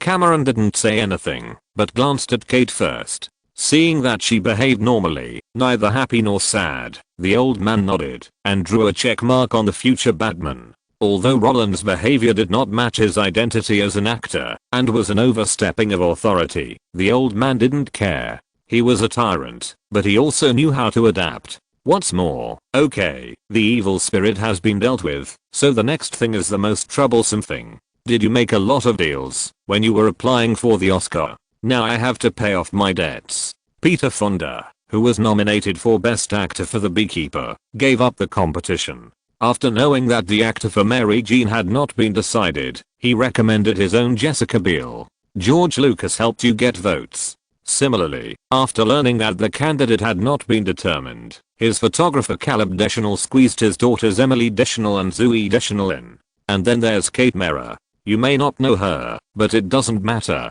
You just know Sydney Pollock. And a lot of guys. Compared to the evil spirit, the selection of Mary Jane is the most headache. You owe too many favors, so who are you going to use? What? When the truck driver used gloating words to talk about the current situation of the character of Mary Jane, Roland, who wanted to open the list of heroines, suddenly trembled. He knew that a good project was full of favors, but he didn't expect that there were a lot of people waiting for him here.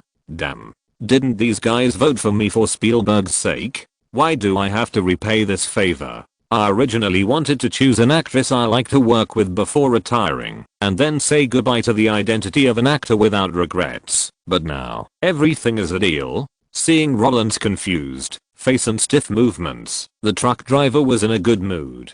Hey, weren't you just showing off your love? You are still showing off now. While the truck driver was gloating, Kate also discovered that her man was abnormal, looking at Roland, who was looking at Cameron with an incredulous look. Kate, who knew the nature of men and came here today just to guard against this, asked with a smile, "What's wrong? Stop looking. Is it because there are too many I like and I don't know how to choose? Or is it that the guy I like is not here? Oh my god. This is a fatal question." The truck driver, who likes to watch the fun, laughed. Note, Batman is George Clooney's dark history. The existence of Robin makes the whole movie confused. When Ben Affleck accepted the role, he directly advised Ben Affleck not to play this role. Of course, this is not the point. The point is that when Christian Bale received Nolan's invitation, his first reaction was not to take over the project, let alone discuss the core content of the film. Instead, he asked Nolan for the script to confirm that Robin would not appear at the beginning. Christian Bale got rich by holding the thigh of Spielberg's ex-wife. He made his fortune by connections, but this rubber man is really cruel. Chapter 265. As long as I run fast, the black pot can't catch up with me. Sony, in the rest area outside the studio, more than 20 girls were waiting there. Although most of them were newcomers in the industry and were unknown, almost everyone could call out the name of the opponent next to them. The blonde girl sitting in the first seat was named Kate Hudson. Her hair was like instant noodles and fell down her shoulders, making her look like a little leafy Day-O. She was born in 1979 and is now 19 years old. However, at this awkward age that has passed the puberty period, she has a figure like a washboard. Even so, she is still the most arrogant one in the crowd, because her mother is Goldie Hawn. Of course, don't look at her calm appearance, but after sitting down, she has been looking around with the corner of her eyes. There is no way. Who made her feel threatened? Mom is right. There are too many guys who want Mary Jane. The point is, it's different from the previous auditions. This time, the competitors are all insiders with backgrounds. Rather than saying this is the third round of finals, it's better to say this is the first round of preliminary selections, because those who don't matter have already been squeezed out. Shit. While she was hiding herself and peeking around, the chestnut-haired woman sitting at the end did the exact opposite of her. Although she also had a washboard figure, she showed everything openly, her eyes moving from left to right, from front to back, and she would stay for a moment if she saw someone she was interested in, and if she didn't arouse interest, she would just glance past. Her reckless actions were seen by everyone around her, but even if someone was dissatisfied, no one came forward to cause trouble. Because her name was Kate Mara, and her recommenders were Sidney Pollack and Harrison Ford. At the age of 16, she was just doing filming for fun. The reason why she was jointly recommended by the two big guys was actually related to her prominent family. The New York Giants and the Pittsburgh Steelers were both her family's businesses. Not only that, her great uncle was the US ambassador to Ireland and the co-founder of the Irish Fund charity organization, and their family still owns this ancestral property. So, for her now, this state is actually a rich lady experiencing life. No wonder before I came, Sidney and Harrison told me that filming is about participation. So they thought from the beginning that I couldn't be selected. More than 20 candidates, either from the Jewish gang or the British gang. Is this called casting? It's obviously a distribution of interests. There is not a single guy with an ordinary background. There are Lone Ranger-like characters like Kate Hudson and Kate Mara in the rest area, but not many. Because they know each other, they understand that the focus of casting is not the performance itself. So more guys actually gather together in twas and threes, whispering. The Deschanel sisters were like this. They came together to play the game of teamwork from the beginning. When they found that the backgrounds of their competitors were basically deeper than theirs, they were full of disappointment. It seems that this role has nothing to do with me. The elder sister Emily was scared before the battle. From what you said, it seems that I have hope. The younger sister Zoe rolled her eyes and said, although our recommender is George Lucas, their recommenders are no worse than George. Not to mention, our relationship with George is far less close than Thiz with their recommenders. Like that Rebecca Hall, her father is a British knight and is very familiar with Kate's parents, and that Rosamund Pike, because of her parents, she has already performed in the National Youth Theatre of the United Kingdom, right? Damn it. How can Mary Jane be a British? These people are so shameless. The guys who can come here are both lazy and ambitious, but generally speaking, the latter are more. There have never been any faithful men and women in this circle, except for a small group of people with prominent family backgrounds. Everyone else has their own pursuits. Climbing up and working hard to the top is the ultimate goal of most people. In the world of fame and fortune, where production is divided into A and B levels, and the resources in each level are divided into different levels, Mary Jane in Spider-Man 2 and 3 has a fatal attraction to them. In addition to the label of the heroine of a project with an investment of over 100 million yuan, Roland's box office appeal is also something they desire. They are eager to reach the top in one step, but they also understand that this is just a luxury. More often, they hope that, when the movie is released, countless audiences can remember their faces through the massive scheduling.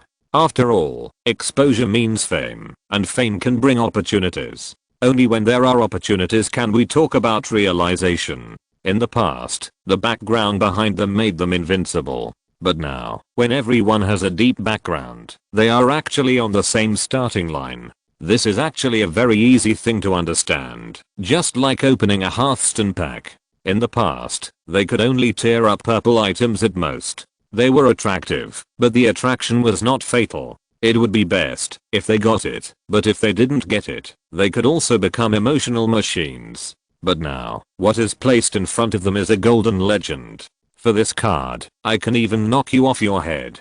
Just when they were in harmony on the surface, but were evaluating each guy's chances in their hearts, the staff also appeared in time, announced the names of the finalists, and let them enter the venue in an orderly manner to participate in the audition. The first person to be called was Goldie Hawn's daughter. As a mother who hopes her daughter will become a phoenix, Goldie Hawn has learned a lot of information about Roland from Robert De Niro. Before coming, Kate Hudson knew that Roland was a guy who was as quiet as ice to outsiders and as passionate as fire to his own people. Not only that, he also cared about the family like his teacher Spielberg, so when entering the venue, Kate Hudson kept telling herself that she must say hello to Kate after meeting her later. Even if this behavior can't earn her extra points, as long as she can let Roland know that she won't wander around, that's enough. But when she took a deep breath, forced herself to calm down, and walked into the audition room at a steady pace, she was stunned by the judge's seat with only one person. When she entered the Sony studio, she had talked to her acquaintances and knew that Roland and Kate would participate in the casting, but now, no one was there. What's the situation? Did they go to the bathroom? Wait. The two of them went to the bathroom together? Damn. Did they go to the bathroom together? Or Alaria? This kind of speculation made Kate Hudson's face change slightly, and at the same time, in her heart, she also pulled the relationship between Roland and Kate to the fullest. Although she witnessed the proposal at the Oscars with her own eyes, but a man accompanying a woman to the bathroom, or a woman accompanying a man to the bathroom, this behavior is actually more intimate than a proposal. Okay. Kate Hudson couldn't imagine that two people would accompany each other in such a mess. Just as she was thinking about the greeting words, the truck driver sitting behind the desk suddenly knocked on the table, pulling back her thoughts that had drifted to the toilet. Kate Hudson? Yes. You know which part you will audition for today, right? Yes, I received the audition script. Well, let's start. What? The abrupt order made Kate Hudson unable to react for a while, because according to the information she got, Roland was a guy with a strong desire for control. A bunch of roles in Spider-Man was selected by him personally and had little to do with the truck driver, and he was the heroine of Titanic, making the truck driver's identity as a producer a decoration. Not only that, he also relied on Spielberg's favor to add the Olsen sisters to the movie and modify the script to make the characters more suitable for him. This reckless reality all proved Roland's ambition, but now, without Roland being present, the truck driver started to select people. What's going on? Do you have any questions? Just as Kate Hudson was confused, Cameron, who was waiting for her performance, spoke again. After sensing the old man's doubts and dissatisfaction, Kate Hudson put away her mind and shook her head, saying, "No." "Then let's start." The old man held his chin with one hand, the part where Mary Jane looks at Peter Parker. "Okay." Since the old man urged her, Kate Hudson didn't hesitate and performed according to the teacher's instructions. But she didn't notice that when she turned her head, a hint of helplessness flashed across the truck driver's face. About 5 minutes later, Kate Hudson, who had performed 3 parts, left the audition room with an uneasy mood. Although she could leave and go home to wait for news, she chose to stay. In the following observations, she found that every guy who came out of the audition room had doubts on his face. When eavesdropping, she also received the same treatment. Rebecca Hall, whose father is a well-known British producer, frowned and asked, "Did you see Kate in there just now?" Rosamund Pike, who was familiar with her, shook her head and said, "No, Roland wasn't there either. That shouldn't be the case. Didn't Roland come here before? He also participated in the casting of the devil." Rebecca Hall was a little confused. Maybe it's because of Kate. Roland didn't want to choose the heroine of the movie in front of his fiancée. Rosamund Pike guessed. "Hiss, what you said seems to make sense." Rebecca Hall frowned, "But if that's the case, wouldn't James Cameron be the one who decides who Mary Jane belongs to? That should be the case. I just saw him." Rosamund Pike nodded. "But isn't this a good thing for us? Everyone is looking for Roland's relationship. Now that someone has changed, all the advantages are gone. This is actually fairer." That's right. After learning that the role of Mary Jane had become the target of competition among the big hands who voted for him a month ago, Roland only flipped through the list of candidates, then took Kate, flashed and sprinted, and disappeared in a flash. "I'm just a poor, weak, helpless, and particularly greedy actor.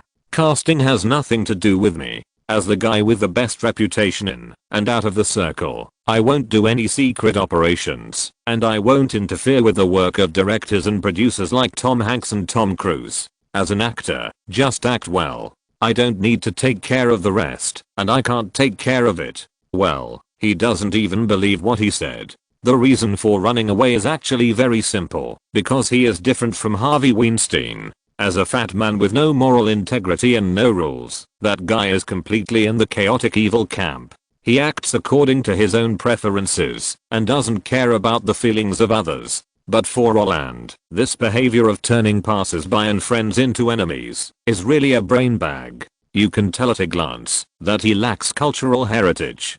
Don't know what Luzon said, 30 years in the East, 30 years in the West, don't bully the poor young. Although Spider-Man 3 is the last movie in Roland's plan, not acting does not mean retiring.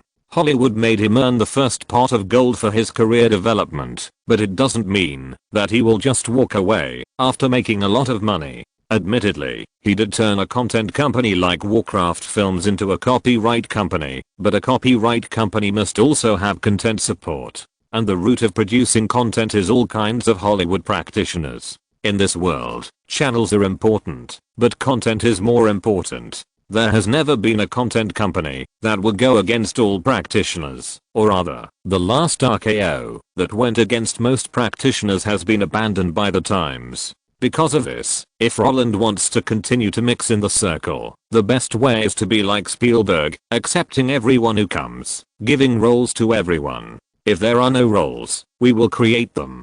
But the problem is that there is no way to create a role like Mary Jane. Today, the Deschanel sisters were selected for George Lucas's sake. Others who were not selected may feel regretful, but they will look forward to it because they will feel that Mary Jane's return is the future benefit they can look forward to. In this case, when Sidney Pollack and Harrison Ford recommend someone next time, they will give a bad one.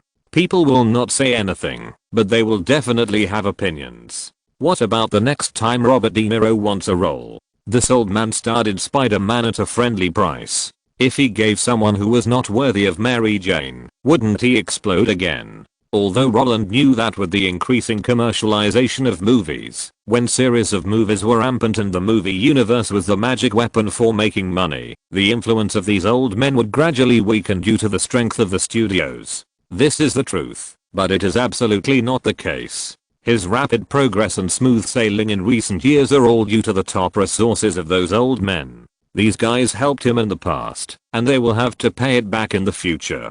Just like Sofia Coppola was going to shoot the Virgin Suicides, Roland didn't even ask about the prospects. She just invested directly, because her father is Francis Coppola. They helped me back then, and are still helping me now, and I'm just giving corresponding returns. Hollywood is a class-based circle. Those who are popular are brought up by those who were once popular. Roland has no intention of breaking this status quo. He will even help maintain it all, because maintaining class and inheritance is the most beneficial for him, who has already penetrated the inner circle and promoted to the top.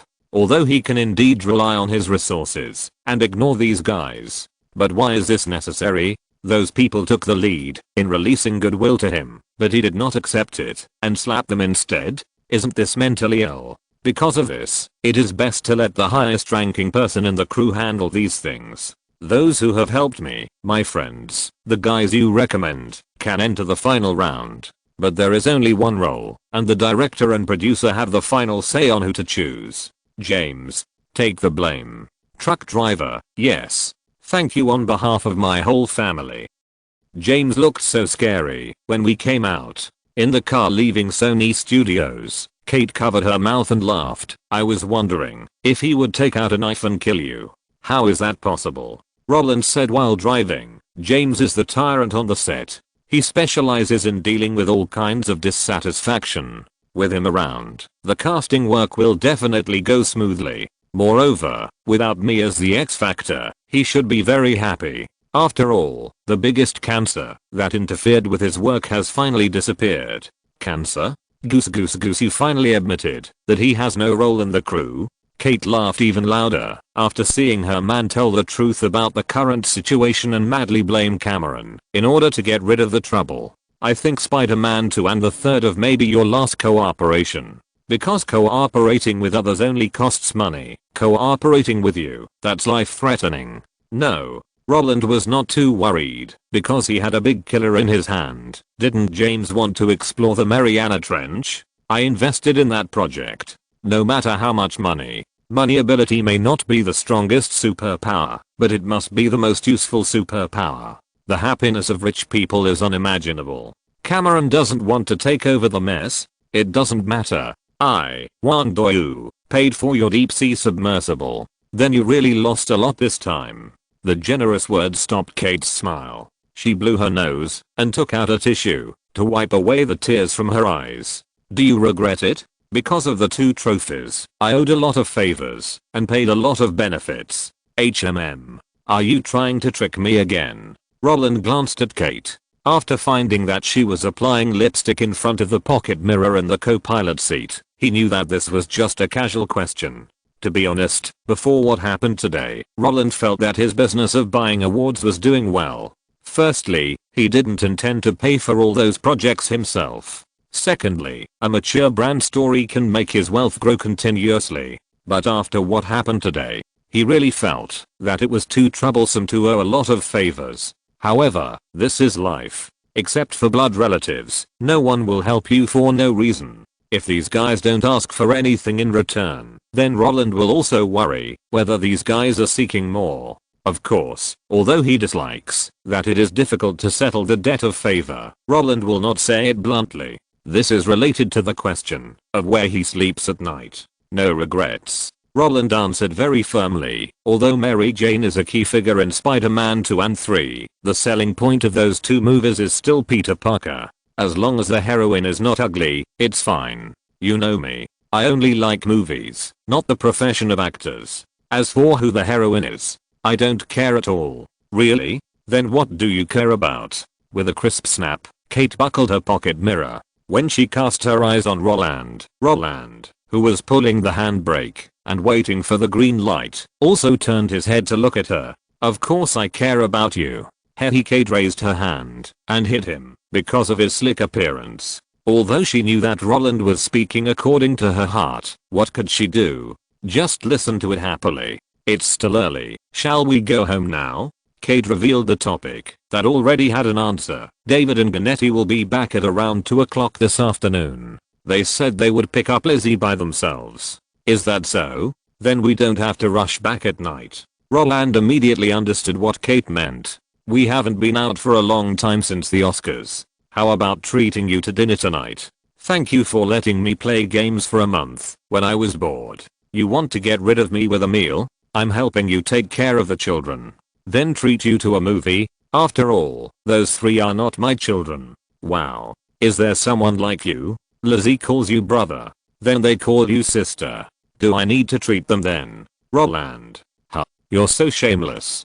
Hey, don't be so absolute. You'll definitely find out in the future that not only am I shameless, I'm not a human being. After all, besides money, my biggest advantage is that I'm handsome. Note, Kate Mara is Zoe in House of Cards. She is just playing around. When signing contracts with all crews, she will add a clause that, if her 2 teams meet in the Super Bowl, she can unconditionally withdraw from the group to watch the game and return to film. The point is that she has to serve a big 6 like this. Rebecca Hall is Vicky in Midnight in Barcelona, the brown-haired girl who was cheated on by Black Widow, and Maya Hansen in Iron Man 3. She is also a playboy. Rosamund Pike is Rosamund Pike, the youngest Bond girl in history. She is also a playboy. Chapter 266 Black Angel and Black God.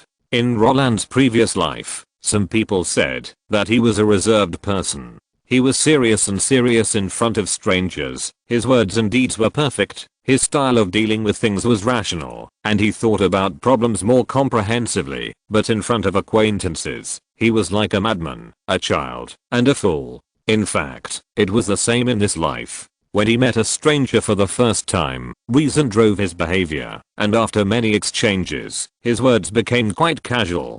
Perhaps it was because he knew Kate inside and out, but it was more like a relaxation after being bound for a lifetime, so he had fewer scruples in terms of communication. At first, Kate was a little surprised, but after getting along for a long time, she found that this dual personality was actually quite interesting. Roland pretended to be serious in front of strangers, and then she could make him lose his composure in a second with just a few clever words. When helplessness, embarrassment, and depression were mixed together, Kate felt that she had caught the most real Roland. It was still Roland who belonged to her alone. Because of this, when faced with Roland's boasting without any beeps, she just gave him a sanitary eye and let him go to the side to show off. After Roland really suggested going to the movies, she did not refuse, and took the initiative to choose a love movie, City of Angels. City of Angels is the work of Nicolas Cage and Meg Ryan. It tells the story of an angel who serves as the black and white impermanence.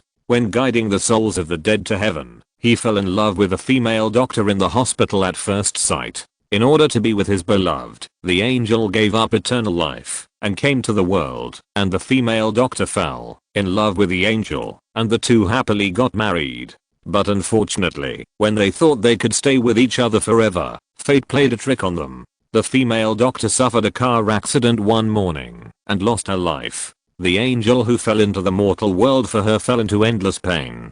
To put it bluntly, this is also a routine movie. Most of the time, in love movies, the emotions between the hero and heroine cannot last long. This is no longer dramatic, but inevitable. They always have to earn enough tears from people. Only by stirring up the sadness to a climax can the film producers make money. But unfortunately, the producer's approach is fine, and the actors' performances are also very good, but the distributor chose the wrong schedule. Because in 1998, no love movie could beat the long-running Titanic. In Roland's previous life, this movie made a small profit, but now, it was released on April 10th, and nearly 3 weeks have passed, and the North American box office has not exceeded 50 million. Compared with the cost of 55 million, this is simply a waste. The reason why the audience did not choose this movie is also very simple, because they think that the relationship between Nicolas Cage and Meg Ryan is fake, and since it is fake, there is no point in watching it.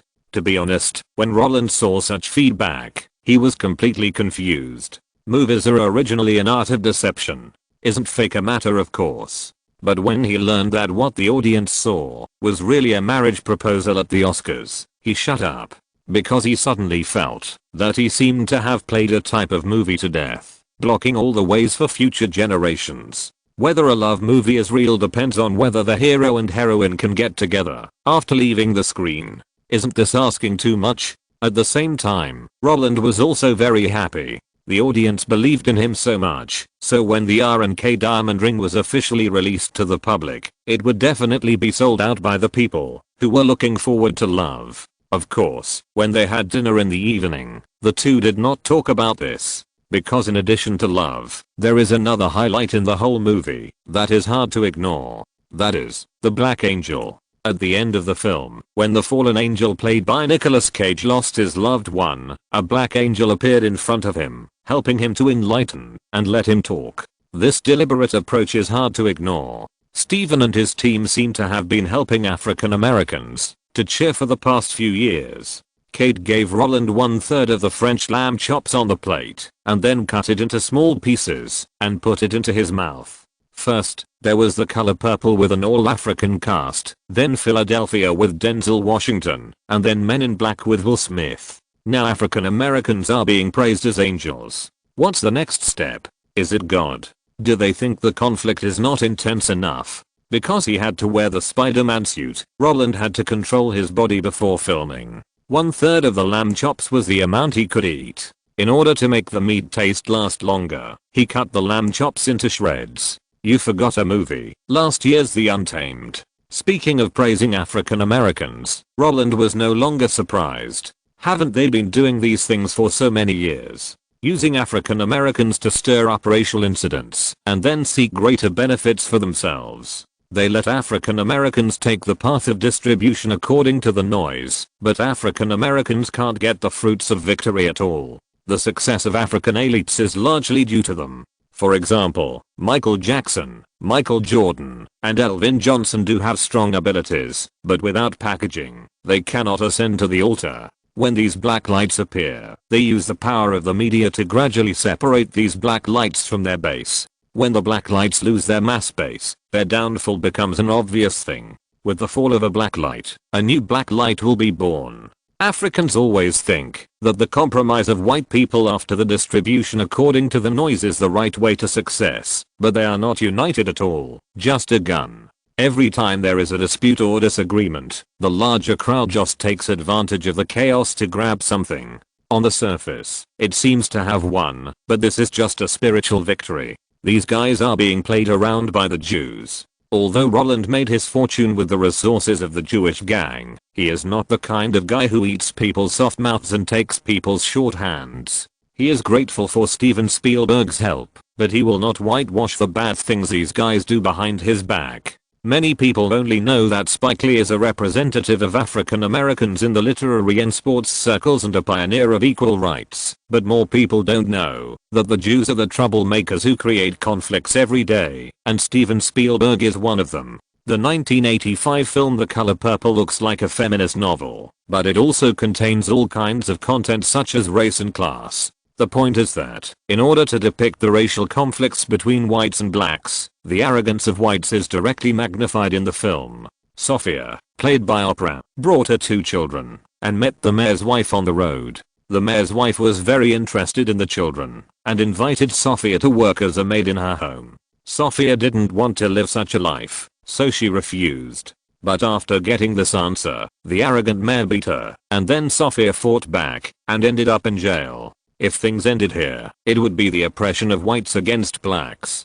But Steven Spielberg did not choose to stop. In his portrayal, the mayor's wife in the movie is a moron. Even though Sophia beat her husband and was thrown into jail, she was finally bailed out and continued to be recruited into the house as a maid. On the surface, this kind of fraternity is a cry for equal rights, but in fact, the arrogance of white people and the brainlessness of African Americans were reflected in the first round of fighting. The tolerance of the mayor's wife and the final recognition of African Americans are actually discrimination engraved in their bones. I tolerate you, and I like you, so you want to come to my house as a maid. Isn't this bullshit? The point is that, after being a maid, when the mayor's wife gave Sophia a holiday on Christmas Day, Sophia was grateful to her. This kind of gratitude of you beating me and rewarding me with food is a headache for people to see. Of course, if someone must say that The Color Purple is depicting reality and Steven Spielberg just respects that period of history and wants to help the injured black people get out of it, then The Untamed is a work that has been dissed by the whole United States. The conflict was created too deliberately, and the identity of the Jewish savior was portrayed too obviously. To put it bluntly, it's a good thing that he is Steven Spielberg and the media giant is controlled by the Jews. Otherwise, his crooked behavior would have ruined his reputation long ago. Then he might affect us in the future? Although Kate has not married Roland yet, she actually regards herself as a member of the Allen family. After experiencing the favor seeking during the day and watching a movie with a strange meaning in the afternoon, she, who grew up in the entertainment industry, has already smelled the possibilities of the future. Before, you had your age as a cover, and those guys wouldn't talk to you about racial struggles. But now, after you quickly go through the big events of love, adulthood, and marriage, those guys might also be like the guys chasing the role of Mary Jane today, hoping that you can satisfy their wishes and become an equal rights fighter, because only by roasting African Americans on the fire can they meet the core interests of the Jews. Roland looked at her unexpectedly. Seeing her looking at him with an inquiring look, he smiled and said, "That's why I decisively gave up my identity as an actor, stopped being a director and producer, and turned the film company into a copyright company. I don't want to devote myself to being an equal rights fighter, but at the same time I don't dislike what those guys do." That's right. Although Roland remembered these things, he just remembered them. He would complain about them when he had nothing to do, but he would never talk about them. After all, the movie The Shawshank Redemption he promoted was also a blood-stained steamed bun for African Americans. To put it bluntly, racial discrimination is a trash basket. Everything can be put into it when it can bring greater benefits to oneself. Everyone is a loving equal rights pioneer. When it can cause a blow to the opponent, it is the best nuclear weapon. As for African Americans feeling that they have taken advantage, that's not the case. African Americans who have gained benefits and become elites will eventually lose their base. Jews can achieve unity in the general direction and fight over trivial matters, but African Americans can never do that. Once an African American becomes an elite, there will definitely be lower class African Americans who hate and envy him. Because those elite African Americans cannot realize the fundamental principle of the rich leading the poor. Those old black lights only want to kill the new black lights. After the new black lights are hit, they will inevitably fight back. By then, it will be a dog-eat-dog fight. Just like Oprah Winfrey and Michael Jackson. In the case that everyone wants to be the only one and everyone wants to monopolize the support of African Americans will never get up.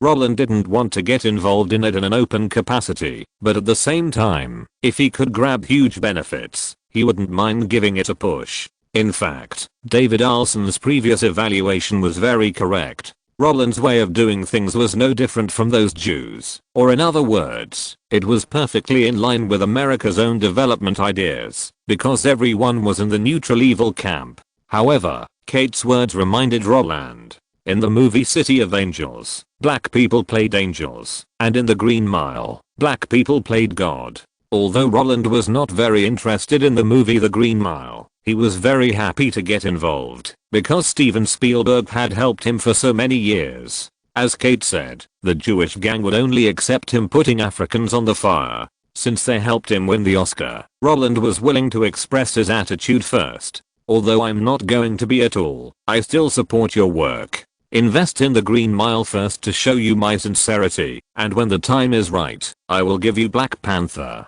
That's enough. Because of this, after returning home that night, he thanked David and Ganetti again, and gave them the small gifts he bought when he accompanied Kate shopping that afternoon. After listening to the progress of the Yahoo and R&K projects, Roland took advantage of Kate's bath to call Tom Hanks and ask about the preparations for The Green Mile. After a brief chat, he learned that Castle Rock Pictures actually had the rights to The Green Mile, and that the project had already been approved, and that they were preparing to invest in casting. The filming was expected to start in August. Roland slapped his thigh. Hey, isn't this a coincidence? I know Castle Rock Pictures well. Didn't they sell me The Shawshank Redemption? So, after discovering that the rights to the project were in the hands of an acquaintance, Roland shamelessly called Castle Rock Pictures. When those guys found out that Roland was here to get some money again. Take a hike. A loud roar came from the receiver of the phone. Then there was a beeping sound.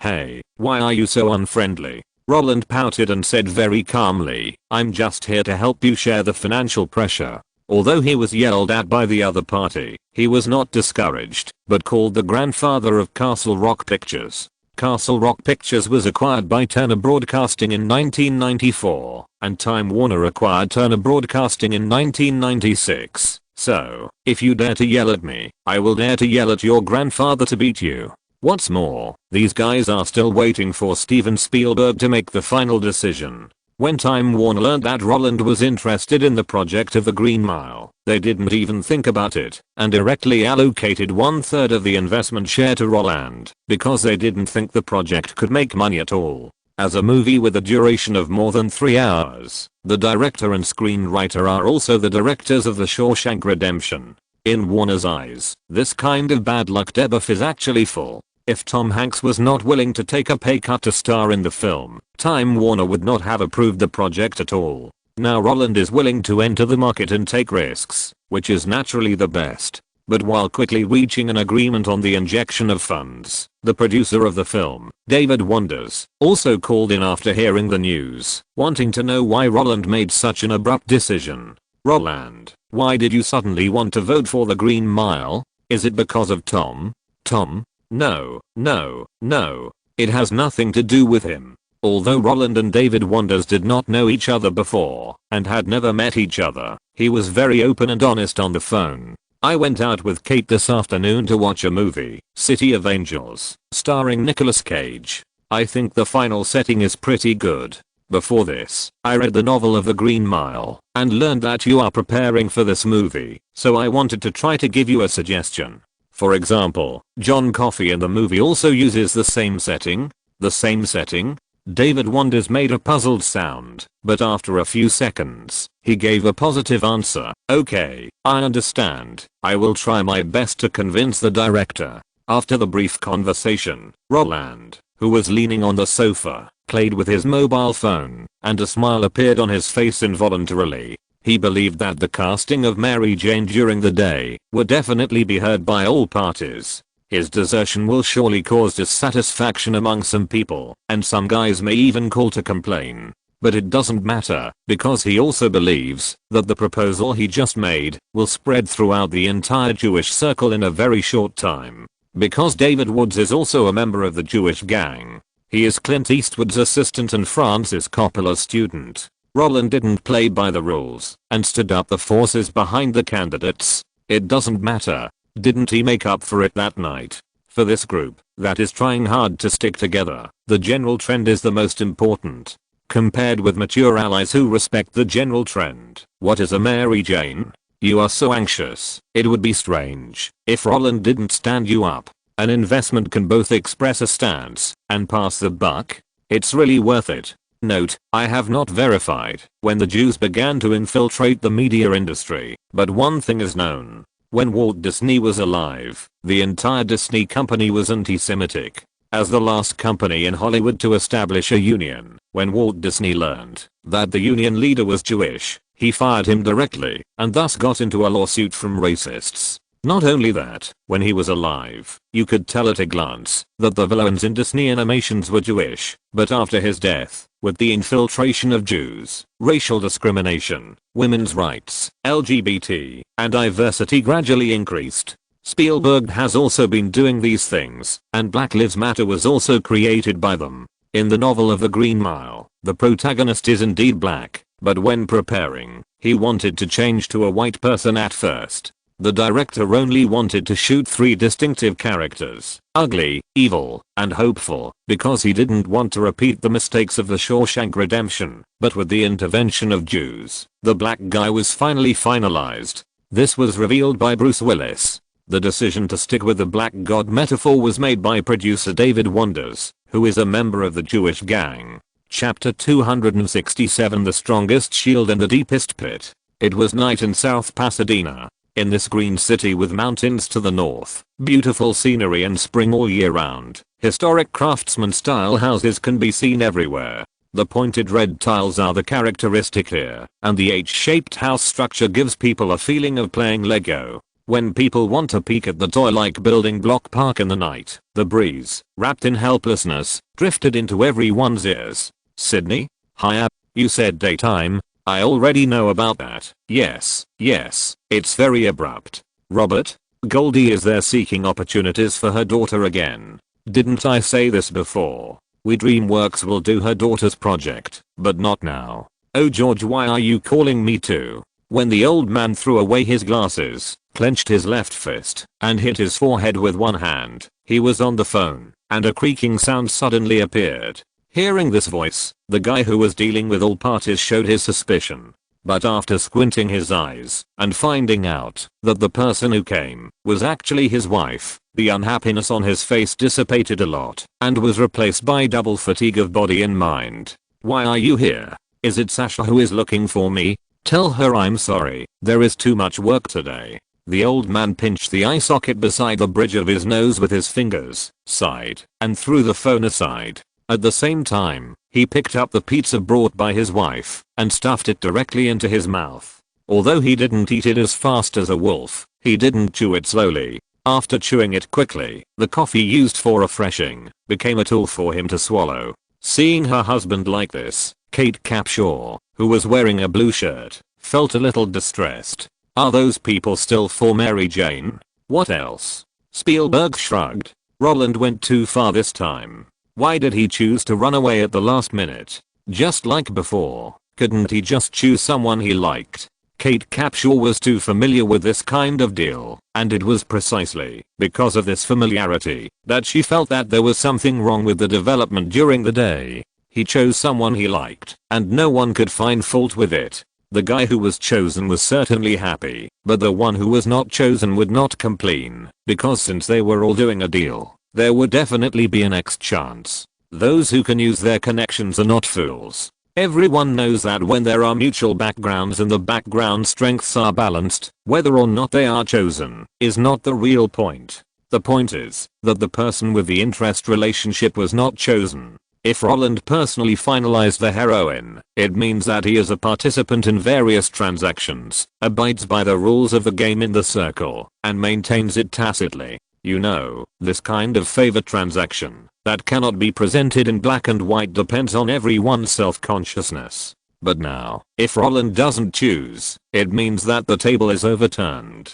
The decision maker is not the vested interest, because there are too many people with connections, so they play a balance. What about next time? Who will dare to do favors with him next time? It was precisely because people in the circle wanted to know Roland's attitude that Spielberg was bombarded with phone calls from acquaintances after the audition. Facing those guys who were eager to know the answer, the old man was also helpless, because he won't have a next time. What?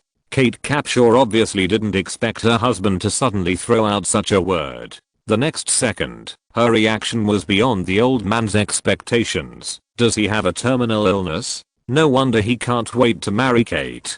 Does he want to leave a child at the end of his life? Ahem. The old man who was drinking coffee was almost choked to death by his wife's imagination. After wiping his mouth with a tissue, he glared at the other person and said unhappily, I mean, he's going to quit. If nothing unexpected happens, Spider-Man 3 will be his last movie in his life. Even if he personally finalized the female lead today, it's just a temporary confusion. After he announces his retirement, these things will still appear. So far, only the old man, David, Kate, Sony and himself know that Roland is going to quit. But in order to prove to his wife that Roland is fine, the old man can only tell her about the deal from a few months ago. After learning that Roland has turned his life into a sustainable development project, Kate Capshaw, who was complaining for her husband before, was stunned on the spot. After a long while, she frowned and said, you mean, you started all this? Yes. The old man responded without covering up.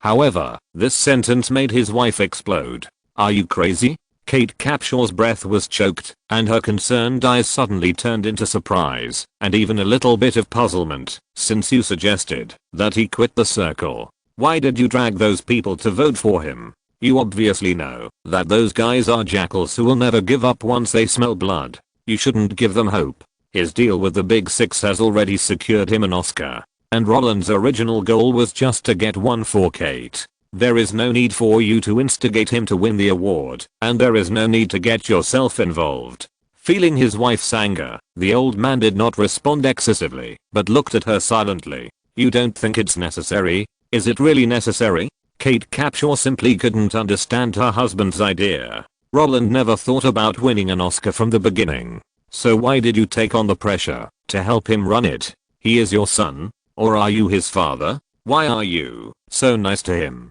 Is it because he is your student? But you have so many students. Can you manage them all? Or is it because he also likes to play games? But there are so many people who play games. Why don't you take care of others? You don't have to put him on a pedestal. And his irresponsible behavior of throwing pressure on you makes me feel sick. The old man pursed his lips at his wife's words. He admitted that what the other party said made sense, but not entirely right. If he looked at it from the perspective of a teacher, a player, and a confidant, then he really didn't need to suggest that Roland run a double award, let alone risk his old face to canvas for him. But the problem was helping Roland win the award is actually very important to me. The old man stood up and took the initiative to pour a glass of water for his wife. Then he came behind her, put his hands on her shoulders, and gently massaged her.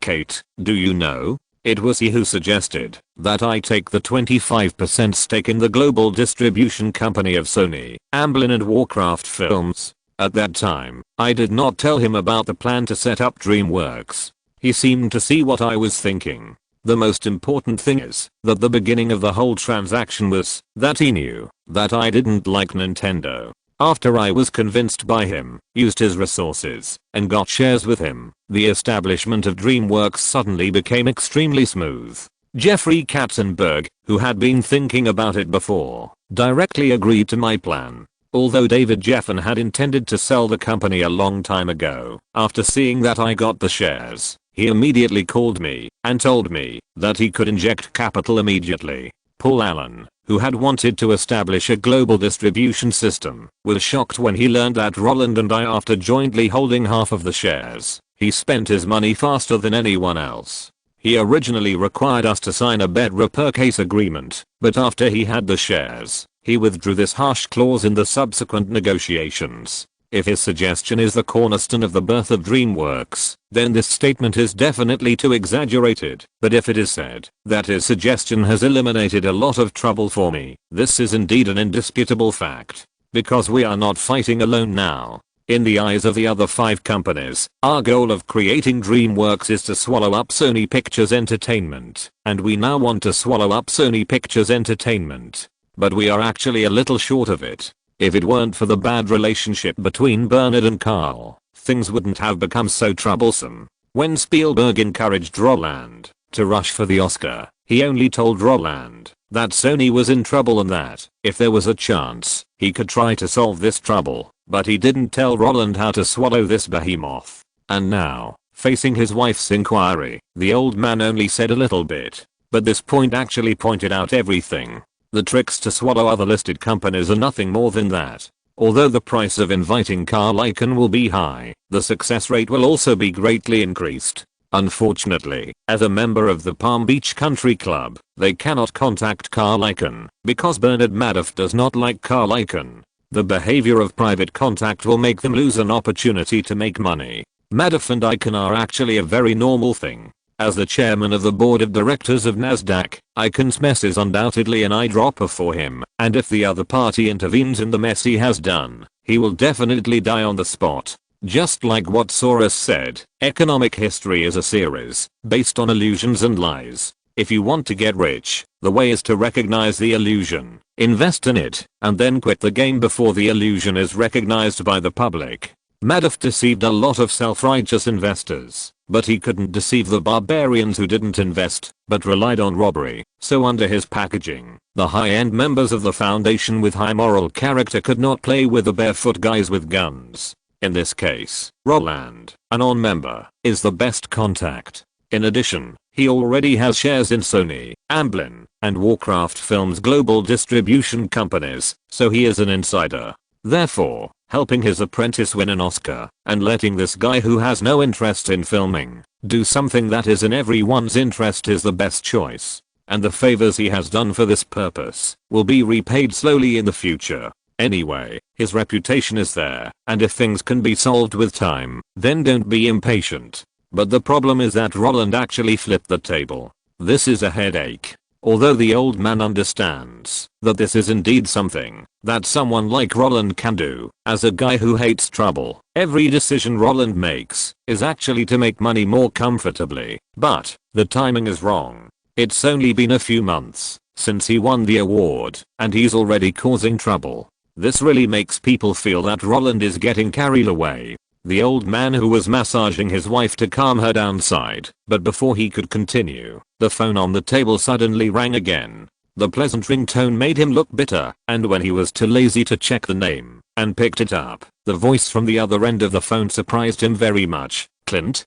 Don't tell me Bryce also went to audition. Is he running away like this? This is really... However, the old man's empathetic complaint ended before it even began. Kate Capshaw, who was sitting opposite him, only found that her husband's face was first shrouded in grey, then froze, and after a moment, it turned into surprise and joy, and the words that followed were full of emotion and satisfaction. Really? Warner asked Roland to invest $20 million for a $60 million project? He told your assistant that he was inspired by watching City of Angels? Oh. This damn kid. Couldn't he invest before things got serious? I've been answering calls here for the whole afternoon. When he hung up the phone, Kate Capshaw was a little confused by his overt happiness. What's wrong? What did Clint tell you that made you so happy? Nothing. Roland invested in a project. The old man waved his hand, and he was as happy as my eldest brother who had successfully changed his family. He smiled with his eyes gone.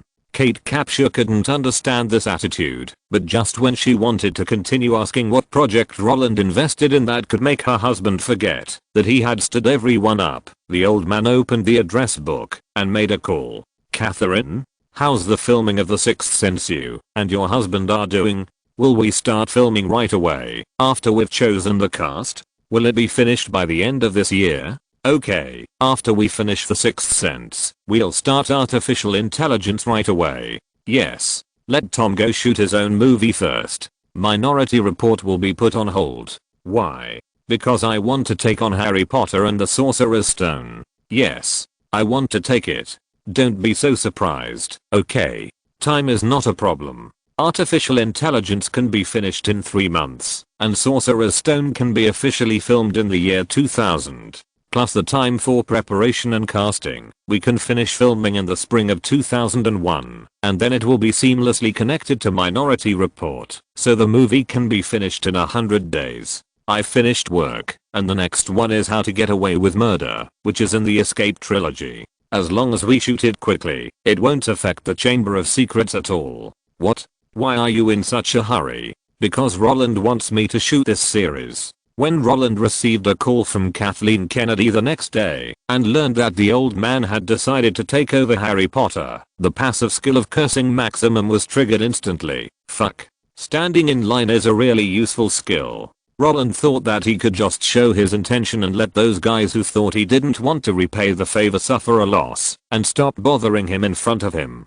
This was the best result, but he didn't expect this would directly touch the hearts of those Jews. It seems that the shield of Africans is really important to them. If Africans are making trouble, the mainstream group will hate Africans, but if the vegetable garden of Africans is gone, the Jews who like to make trouble will become rats crossing the street again like before. Never repeating the mistakes of the past is the fundamental goal of all of them. In this case, personal interests are obviously not greater than collective interests, and in their eyes, I should be a traitor with a straight ass. Roland guessed correctly. In the eyes of most Jews, He, a little leak who has been taught by Spielberg since childhood, is obviously the vanguard of pro-Jewish people, the 7 deadly sins that blacken both Catholicism and Protestantism. This kind of awareness is rare in the world. The Shawshank Redemption seems to be helping the president, but in fact, it is more about protecting the leek garden that Jews value. Issues such as racial conflicts can be made, and even made big, but the degree must be controlled.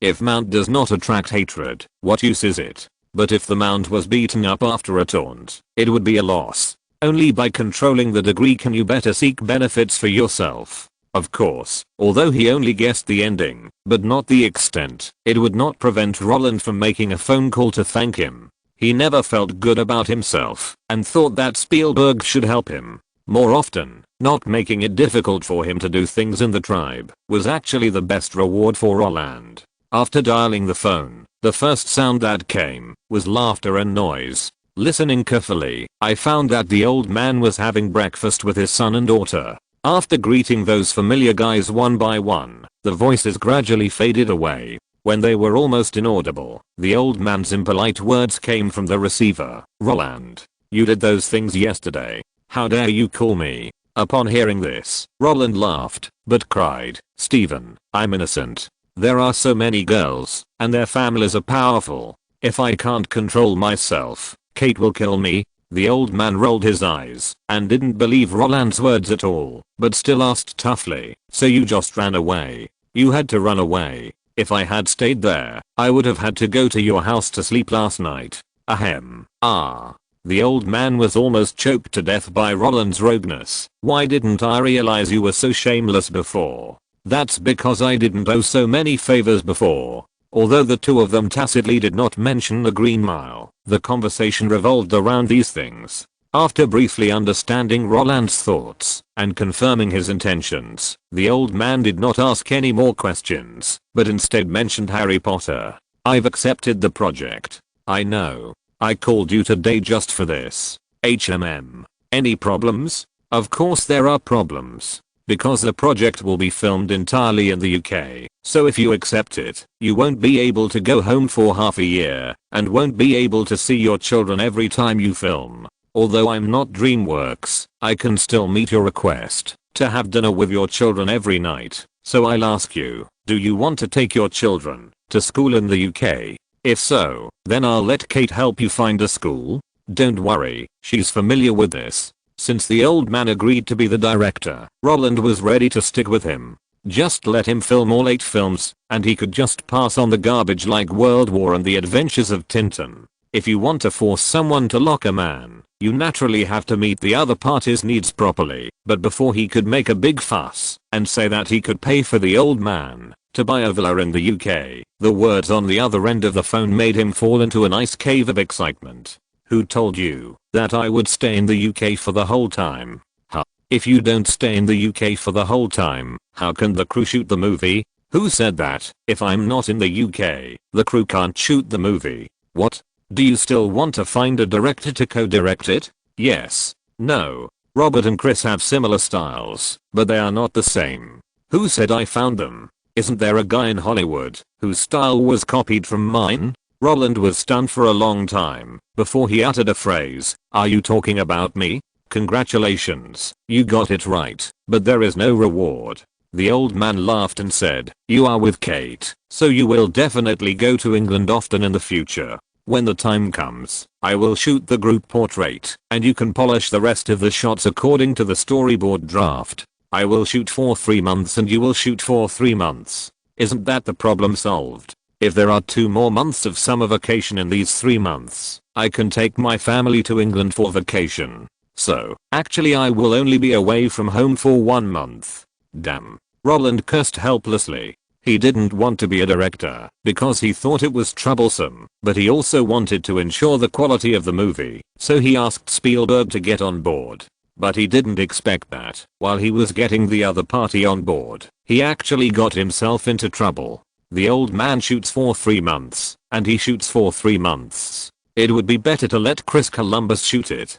Can I regret it now? Roland wanted to call someone. However, as soon as he said this, a beeping sound came from the other end of the phone. The other party didn't want to talk to you and threw a dog at you. Oh, what a headache. Roland sighed helplessly, but the old man was willing to take on the project, which was actually good news for him. Okay, if I get cheated, I get cheated. Anyway, they are all our own projects. Just think of it as bringing my own products. Then now, The Lord of the Rings, Harry Potter, and X-Men are actually all done. I don't have to worry about most of the things in the project. Next, I just need to have some fun, and then wait until August to join the crew to film. Hiss. When you calculate it this way, life is still pretty good, yeah? Note, the membership requirements of the Madoff Foundation are strict, and Madoff has regulations for members who cannot actively recruit people. This practice seems to be to screen suitable investors, but in fact, he is still afraid of being exposed by his peers. The reason why Madoff emphasized that members have high moral character and do not play with those who engage in hedge funds is because the foundation's rate of return far exceeds the rate of return of the world's fastest money-making business robbery. If members have more contact with Bill Ackman and others, they will find that the rate of return of these real robbers is not as high as their rate of return on stable investments. In this case, how can there be anyone in the world who wants to rob? The lie will naturally fail. The 3 films Artificial Intelligence, Minority Report and Catch Me If You Can were launched at the same time and are also known as the Escape Trilogy. Except for the postponement of the shooting time of Catch Me If You Can, the other previous ones have not changed. In reality, the leading actors of Catch Me If You Can, Leo and Hanks, were on vacation at the time point in the article, and there was no conflict. As for whether the shooting schedule was tight, the old man is a filming machine. Schindler's List and other things were shot in succession. This is the most amazing thing about him. He can shoot with a director's baton. Paul Allen's goal of investing in DreamWorks is to let those 3 create an entertainment group that can be distributed globally. Chapter 268 Roland Salted Fish Allen. As the saying goes, hugging legs is fun. Hugging legs is fun. After laying out all the things, Roland suddenly felt that he had a layer of buff called happy salted fish on him. He was just short of swinging in the backyard. For him, the first half of 1998 was a period of crazy cashing in after years of pie trading, a happy harvest period. Just lying there, you can make money, take a photo, and gain fame. Hiss. No. Why does this feel so weird? But for the general public, the world in the first half of the year was rich and colorful. They not only witnessed the complicated love history of Lars Perton, saw the lustful character of the Commander-in-Chief and the understanding and tolerance of the Commander-in-Chief's wife, but also witnessed the birth of the love of the century and the unprecedented proposal. These things alone can attract countless eyeballs, not to mention that when the 2 extremes of one positive and one negative appear at the same time, the vast number of people who have become the melon-eating crowd will be fed up and burp. Eating sweet dog food here and criticizing the heartless Commander-in-Chief on the other hand. This contrasting comment directly touched the hearts of some people. As the heat of the 2 events faded, just when everyone thought that this year's America would never be able to make similar big news again, hey, these spectators and critics suddenly turned into out of control curly-haired baboons, restless. The first is Disney. They announced that they would join forces with Warcraft Films and spend $300 million to bring The Lord of the Rings, the originator of modern fantasy literature, to the screen. When this news came out, the middle-aged and elderly people who had previously cast a kind look at Beautiful Love went crazy. Since the 1950s, The Lord of the Rings has swept Europe and the United States and become the cultural imprint of an era. Tolkien created a time and space comparable to any other mythological system with The Lord of the Rings, a civilization similar to history, and a creation myth of the English nation. The series of books has been translated into more than 60 languages and has been a hot seller for half a century, with sales exceeding 100 million. On the day after Tolkien's death, the New York Times published a commentary article calling him the creator. Words written in black and white cannot describe people's love for him. After Disney's official announcement, their external contact hotline was immediately blown up. Those old men and women who are fascinated by Middle-earth are eager to know how their fantasy world will be presented. Will the huge investment of $300 million really be put into reality? Who will be the director of the movie? Although Disney cannot answer questions about the content of the film for the time being, they dare to guarantee the investment. Under the instruction of the top management, the success of Titanic made us realize that big production is the basis for improving the quality of the film, so we adopted a plan of $300 million investment and continuous shooting that is not affected by the market, and try to restore the Middle-earth world described by Mr. Tolkien as much as possible. This statement immediately became an official response to win people's hearts. Even if this is official jargon, those old men and women have clearly captured a message. The Lord of the Rings will be filmed in the same way as Titanic. How was Titanic filmed? Bar land, dig pools and build ships yourself. Since Disney said to learn from Titanic, those old men and women are relieved. As long as the capitalists are willing to spend money, there is no visual effect that cannot be created. And their reassurance is Disney's reassurance. The official announcement alone can attract so many inquiries, so when it is released, the influence of the first weekend box office is already stable. Just when the middle-aged and elderly people were extremely excited, because the literary works they had loved for many years could finally be put on the screen, the second batch of curly baboons were also successfully born. 2 days after Disney officially announced The Lord of the Rings, Time Warner also announced that it would join forces with Warcraft Pictures, Amblin and DreamWorks to invest $100 million to create the magical world Harry Potter. Although compared with the $300 million investment in The Lord of the Rings, the $100 million project seems a bit insufficient, but in the list of producers announced by Time Warner, Steven Spielberg's name is prominently on it. Even though the old man came out to promote Harry Potter to the public at the beginning of the year, he has stood up for literary works too many times in recent years. Before it was officially finalized, no one knew whether he would withdraw from the production, and after it was officially finalized, he might run away, like he gave up Indiana Jones 5. But now, with the intervention of Amblin and DreamWorks, everything has become a foregone conclusion. After 20 years, the old man once again copied his old business and created a children's myth. The guys who bought the book for the old man's name were very excited. Their expressions were like those of the old stockholders who bought stocks on Diana Yang. After seeing that the stocks they bought with all their money were being maliciously stretched by the dog author, these guys shouted frantically, "Nay. Oh no. Nice." If The Lord of the Rings and Harry Potter were supported by the middle-aged and elderly groups and the children's groups and the fans respectively, then the filming plan of X-Men announced by Universal made those young people who grew up reading comics go crazy. One day after the official announcement of Harry Potter, Universal was also eager to announce to the outside world that it would join forces with Warcraft Pictures and Marvel Entertainment to spend at least $300 million to create 3 mutant movies. Although X-Men is not as famous as The Lord of the Rings and the production lineup is not as good as Harry Potter, the successful precedent of Spider-Man makes them think that X-Men is also very promising. Wolverine may not be as famous as Spider-Man, but he has a strong body. Wolverine may not be as famous as Spider-Man, but his ability to delay aging and regenerate at high speed is awesome.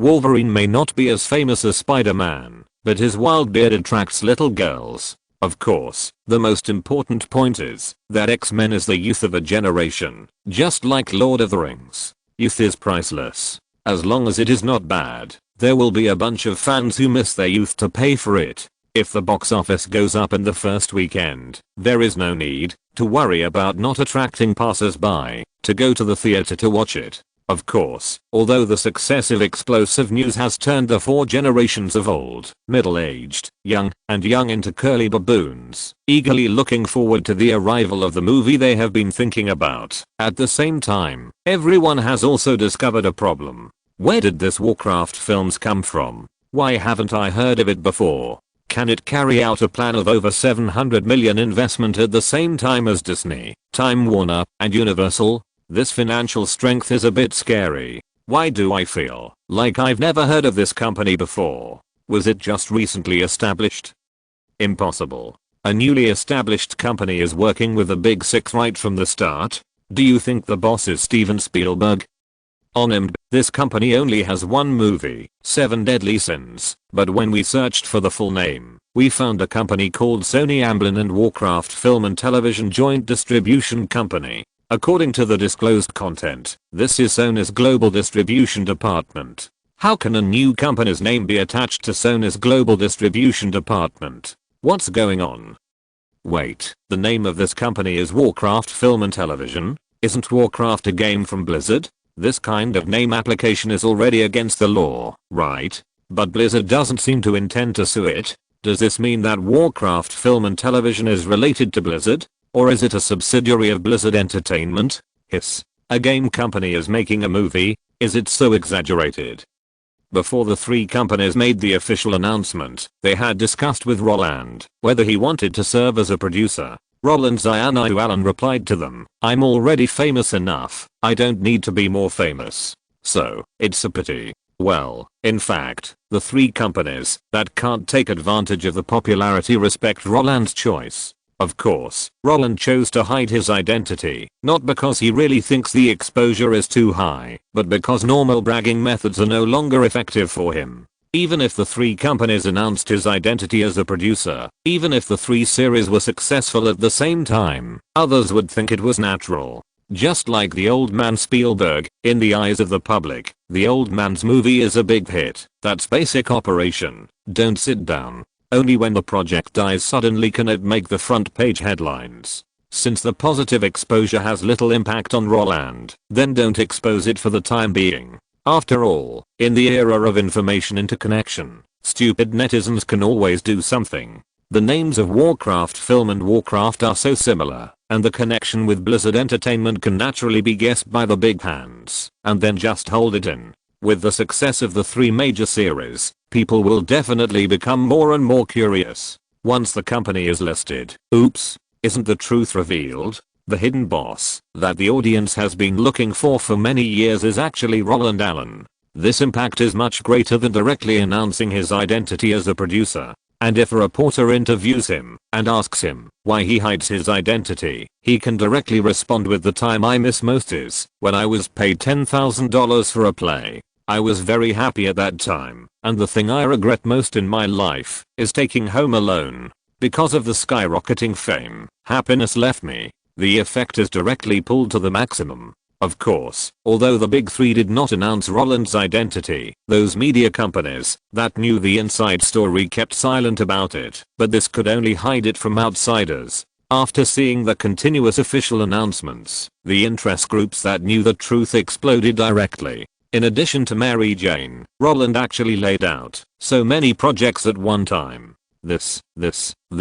Hurry up and grab it. It has to be said that those who are thin-skinned can't mix in the circle. After seeing the resources of the three series, the guys who had previously complained to Spielberg for Mary Jane all chose to forget what they had done. In their eyes, resources are everything. If we are impatient and offend you, Roland, then please treat us as farts and just let it go. Having witnessed how much Roland hates trouble, after the three projects were officially announced, no one expected Roland to be able to select every role. For this reason, Roland was also happy and comfortable. Finally, I feel a little bit like a boss. If I think about things like selecting people every day, it's really low. And after these three projects came out, people of all ages became leaks. TSK.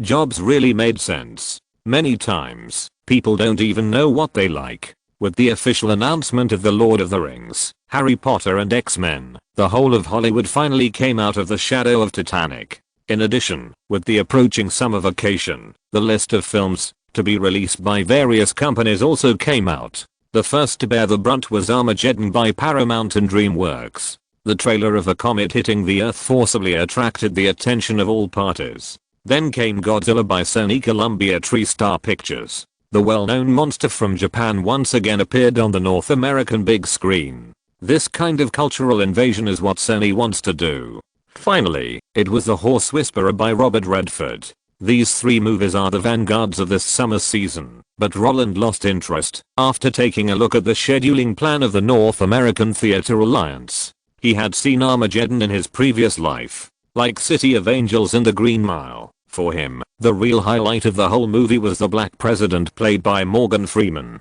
The old man's ability to stir up trouble is something you just need to get used to. Roland has also seen Godzilla, and what impressed him most was the monster in Godzilla, which was clearly the big lizard that ran out of Jurassic Park 2 next door. As for the horse whisperer, he will never watch this movie again. After leaving all the main and side businesses to the right people, it was May, thinking of meeting the wise elders, Roland, who was relaxed, turned into a real fan, and went straight to the shooting range, no, to Omaha, Nebraska. When the Bombardier Global Express borrowed from Spielberg carried Roland in the air, the chessboard landscape came into view. Because it is a large distribution center for wheat and livestock, and there are also heavy industries such as meat processing, agricultural machinery manufacturing, railway equipment, and oil processing. When looking down at the city from the air, the clear sense of division easily gives people the illusion of a split camp.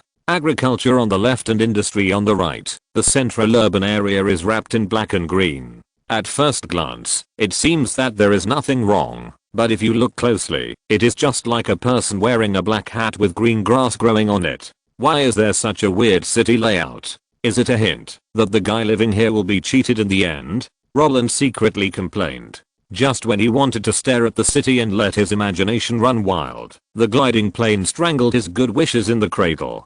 Such an unfortunate encounter made Roland a little regretful, but he didn't think much about it. Anyway, he still had a chance to diss the city layout when he left. Just as he was wearing sunglasses, getting out of the cabin, holding the handrail, stepping down the spiral staircase, and taking out his mobile phone, wanting to find someone to lead the way, a Chevrolet suddenly drove from a distance and stopped in front of him. "Did you arrange it?" Roland looked at the assistant beside him in confusion, but he got a shake of his head in response. Just when he wanted to figure out the situation, the co-pilot of the Chevrolet suddenly opened, and a middle-aged man came in front of him. Seeing the other person's appearance, Roland was relieved. "Isn't this the bodyguard of Bill Gates? William asked you to come?" Roland smiled and shook hands with the other person. "Yes, the boss asked me to pick you up." The big white guy nodded. "The boss said that, as soon as you land, you will definitely ask him for directions."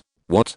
How does he know that I'm unprepared?" Roland was shocked. Seeing Roland's look of being seen through, the big white guy also took off his sunglasses and very uncomfortably repeated the words of the boss's instructions. The boss said, "You are a guy who relies on borrowed means of transportation. It is impossible to arrange your itinerary in advance." Note: Comet Strike the Earth should be the first movie in Hollywood history in which a black person is officially the president. Before that, there was a movie Rufus Jones for President in 1933, but it was a satire movie. The Man in 1972 was also commissioned in an emergency. Although The Fifth Element in 1997 was not a serious Hollywood movie, it had a great influence in the United States, and the black person in it was the president of the Federation. It was not until Comet Strike the Earth, made by DreamWorks and Paramount, that a black president led the people to save the world. The old man is very good at fanning the flames, and it really means a lot to Jews to support a black person.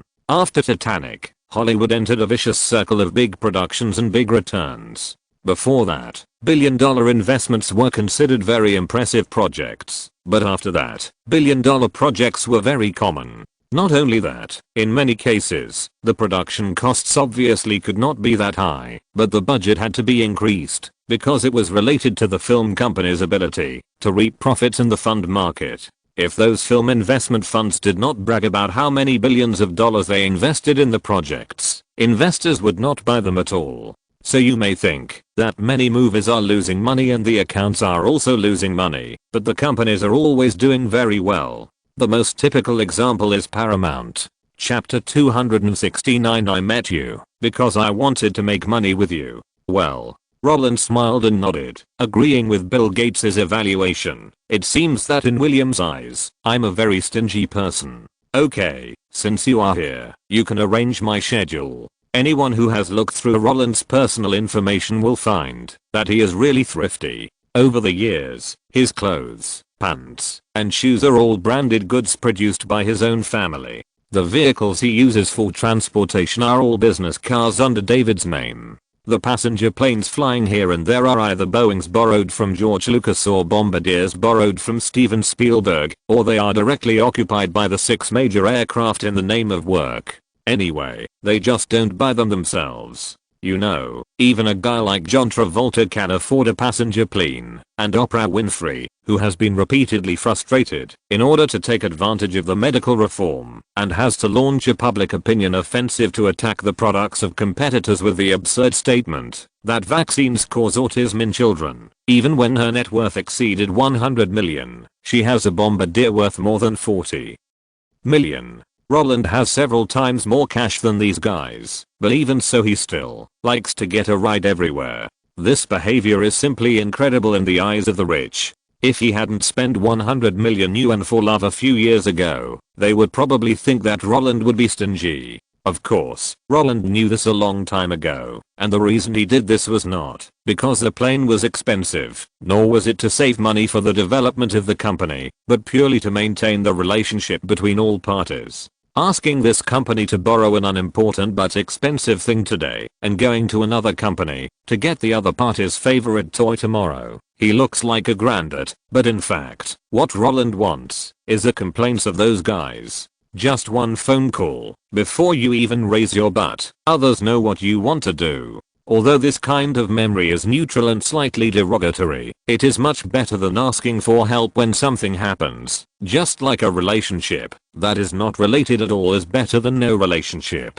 Usually, use such trivial matters to communicate more, and when something big happens, others will not slap their heads and think you are a stranger. And now, before Roland called for a taxi, the world's richest man had already rolled his car over his face. After getting on the Chevrolet Trailblazer, Roland had a brief chat with the driver. After learning that the guy's boss was the Prophet of Omaha, he confidently handed everything over to him. When he was unfamiliar with the place, he would of course listen to the life experience of the elders. Just when Roland thought that this group of guys would take him directly to the hotel where he was staying, the car rushed along the Riverport Industrial Park to the Central Business District in the west and drove along Liverworth Street. After seeing the sign of South Elmwood Park, he decisively turned right. Soon after driving onto Dodge Street, North Elmwood Park with lush trees came into everyone's sight. After about 3 or 5 minutes, a pair of invisible big hands finally unveiled the emerald green veil. The villas hidden in it appeared in front of Roland. "Where is this?" Before Roland could look around curiously, the car carrying him had already stopped. After jumping out of the car, Roland looked around in confusion. Everything around him made him wonder if he had entered a resort. What came to him was a half-circle roof covered with brown tiles. 2 chimneys, one on the left and one on the right, were like the 2 ears of the house. Looking down, the 3 windows, from large to small, gave people a sense of climbing stairs, but more like a funny face of wide eyes staring at small eyes. Continuing down, the yellow main wall under the eaves was mixed with color-matching bricks, just like the roadside houses in the industrial era. When they were just built, the colors were consistent and extremely bright, but as they grew older, the traces of time also climbed on them. Such a house, coupled with neatly trimmed lawns and trees, looks like a resort villa for the wealthy class to recall the past. Once living here, you can tell your children and grandchildren about the hardships of starting a business. If you take an old friend to recuperate together, it means you miss the glorious years of the past. If the other person is of the opposite sex, then you will definitely develop a twilight romance. Oh, no. It's the best opportunity to reminisce about the fleeting youth. Put me here? Are you sure? I don't want to eat any bittersweet rice. Just when he wanted to verify the current situation with the driver of the Prophet and the bodyguard of the richest man, the owner of the house, who was looking out because of the noise outside, attracted Roland's attention like a magnet. After seeing the blonde woman, Roland swallowed the doubts on his lips and instead smiled friendly, nodded and greeted her. "Mrs. Monks, hello." The polite and kind words made the woman in the black dress brighten her eyes. She took the initiative to step out of the door, stretched out her right hand, and shook hands with Roland. "Oh Roland, I didn't expect you to come so soon." "Hey, where's Kate? She didn't come with you?" "Wow, it's just like William said, you are much more handsome in real life than on the screen." "Oh, not bad." Although the woman said 3 sentences in total and asked 2 questions, Roland's first reaction in his heart was that she was the future wife of the stock god. Her vision was really good. You can tell at a glance that he is not as handsome in the movie as in real life. That's right, this old lady whom Roland calls Monks is the nanny that Warren Buffett's first wife Susan Buffett hired to take care of his life after her husband started dating Katharine Graham, the first lady of American newspapers. Or should we say, a lover who replaced her? Kate has some work to do, so I came alone. Although they were just lovers for the time being, Roland, who knew that the other party had tied up Ballot, would not neglect it. Instead, he smiled and said, "Of course, this is also related to her dislike of this kind of serious business gathering. She thinks it's really boring for a group of men like us to get together and talk about numbers." Really? Hearing this, Monks raised his eyebrows and said regretfully, "Then she might be wrong. What Warren hates most is to talk about numbers there. Every year at the annual meeting, he prepares a lot of entertainment programs.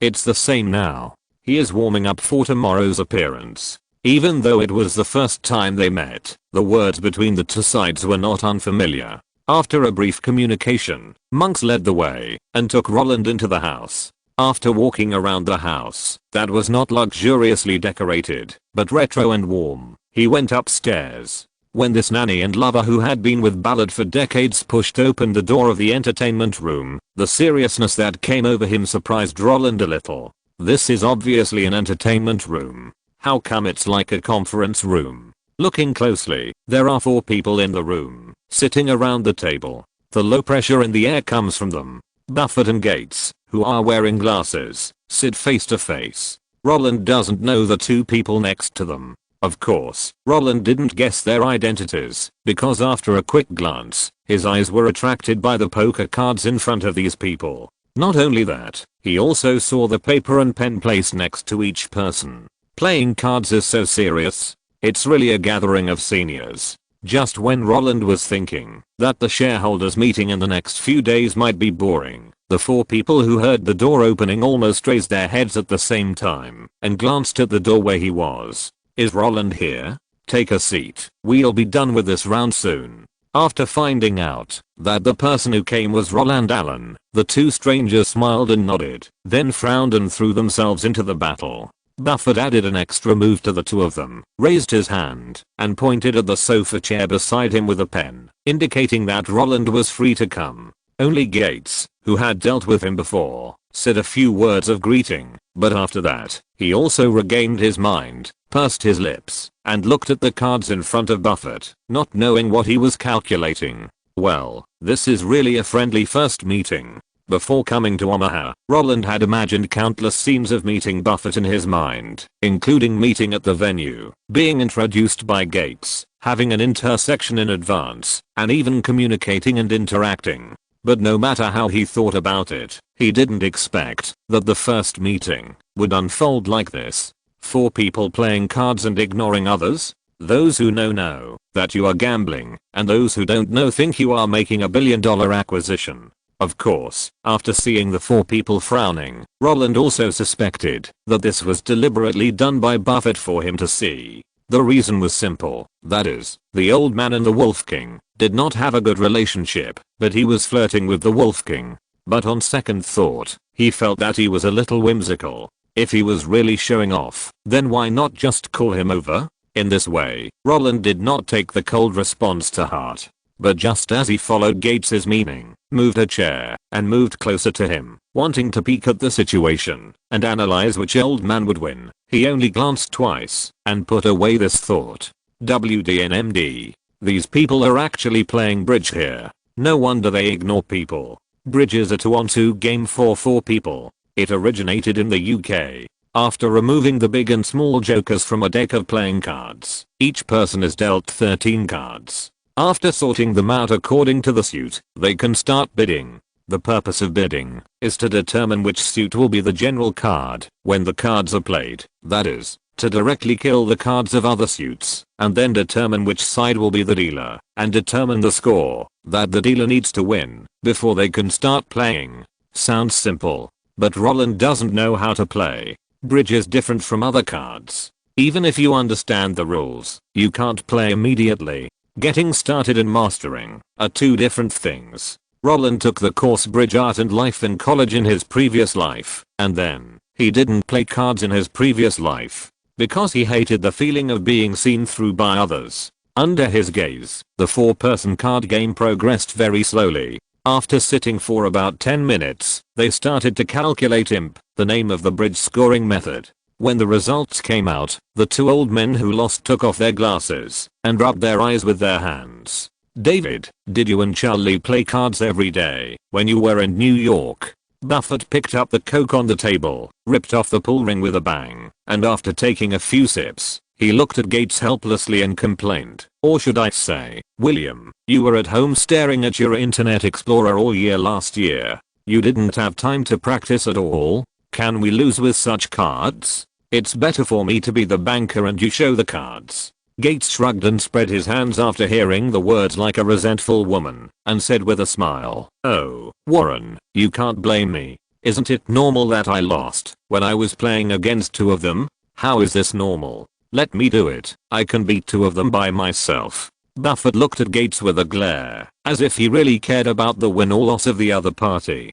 Gates, who was dissed by the other party, just smiled bitterly and shook his head, while the winning couple showed the style of a winner. The guy in the white shirt comforted him. Playing cards, there are wins and losses. The old man with only a few strands of hair left on his head, his scalp was as smooth as a light bulb, and his lenses were as thick as the bottom of a wine bottle, also agreed. Yes, David is right. There are wins and losses. This game doesn't say that only you can win and we can't win. Although it was comforting, these guys' faces were full of pride. It seemed that Buffett was sitting here and watching how he lost, which was very interesting. If you have to describe the scene, it is that a successful cat is as powerful as a tiger, and a defeated parrot is worse than a chicken. Just when Roland thought that the sulking old man would start another game, he raised his head to finish the Coke and directly overturned the table. I don't want to play anymore. It's boring. William is too bad. After putting the empty Coke can on the table, the old man suddenly moved his eyes to Roland. Following his movements, Roland, who had been silent since entering, looked into his eyes with surprise. After seeing the old man's movements, the 2 old men who were excited about winning the card game also turned their heads, and Gates beside Roland was no exception. Roland Allen. Buffett stood up with a smile like a chameleon and took the lead in extending his right hand to Roland, the 13th largest shareholder of Berkshire Hathaway. We finally meet. It was David who came last year. He told me that you were filming and couldn't spare the time to leave. So when I learned that you were coming this year, I prepared questions and wanted to ask you in person whether filming is really more important than the shareholders meeting. As a result, the questions were prepared, but I didn't expect that this year it would be your turn to wait for me. In this way, the answer is not important, and we are even. The vengeful words made Roland laugh, and he stood up and shook hands back. If Gates had not told him that Buffett was narrow-minded when he met him at the beginning of the year, he would definitely be confused now. Warren, can I call you that? Of course. Buffett nodded affirmatively. Since he could shout, Roland continued, this is a misunderstanding. When I told Ronald that I wanted to meet you, I really just wanted to see you once. Yes. I also think that when the company's performance is so good, how could there be a shareholder saying bad things about me in front of Carl? While speaking, Buffett pretended to be confused, pointing at the old man with a shiny head and said, Charlie can testify. When I learned that one of our shareholders expressed regret for my absence at the party of Carl and Ronald, I shouted what? I even wondered if that day was April Fool's Day. And when I found out that the shareholder was Steven's student, I was even more puzzled. The Washington Post is obviously the same company as Steven. In this case, why did this shareholder want to contact me through Carl? Can't you just let Steven call Catherine? Under Buffett's tangled performance, the accident 2 years ago was interpreted vividly. Since the other 3 were all acquaintances who knew each other well, after Buffett showed Roland his depression in a straightforward manner like a crosstalk, laughter of gloating filled the room. As for Roland, under Buffett's serious gaze, he couldn't help but nodded with a smile on his face. Roland had no conflicts with Buffett. He bought Berkshire Hathaway stock at the beginning, just to hold on to this golden thigh. However, there was a little accident in the process of holding onto the thigh. After the Shawshank Redemption became a hot seller, Perelman invited Roland to visit New York and wanted to introduce some friends to Roland. At that time, due to his status as a Berkshire Hathaway shareholder, Buffett was also on Perelman's invitation list. But the problem was that Buffett was absent because of the attendance of the Wolf King. After that, Roland's words of regret to the Wolf King at the banquet reached his ears again,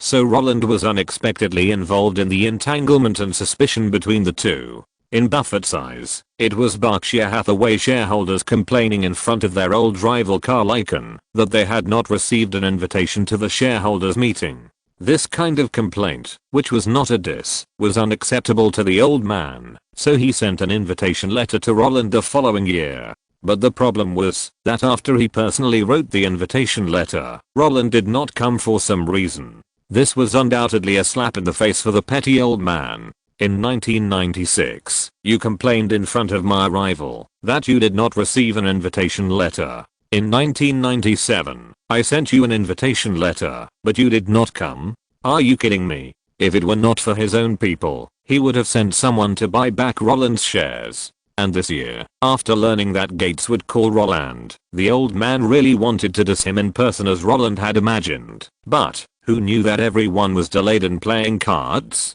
If he won, he might even say a few words out of joy. But the problem is that they lost. Dissing in this situation is just a way to vent anger. It is not reasonable. Because of this, after taking the initiative to bring up the matter and reenacting the scene back then, they, who had no conflicts, did not dwell on it anymore. Not only that, the old man also took the initiative to introduce the two people who played bridge with him to Roland. Richard Munger, the vice chairman of Berkshire Hathaway, my good friend. David Gottsman, the partner of First Manhattan Fund and the fourth largest shareholder of Berkshire Hathaway. Hello. Roland smiled and shook hands with them, and they also responded in a friendly manner. Your behavior really confused Warren, Richard Munger said while shaking hands. Warren thought he was keeping a low profile in Omaha, but he didn't expect to get into trouble with Carl and his friends. He called me at the time and asked me to check if the company under his name was attacked.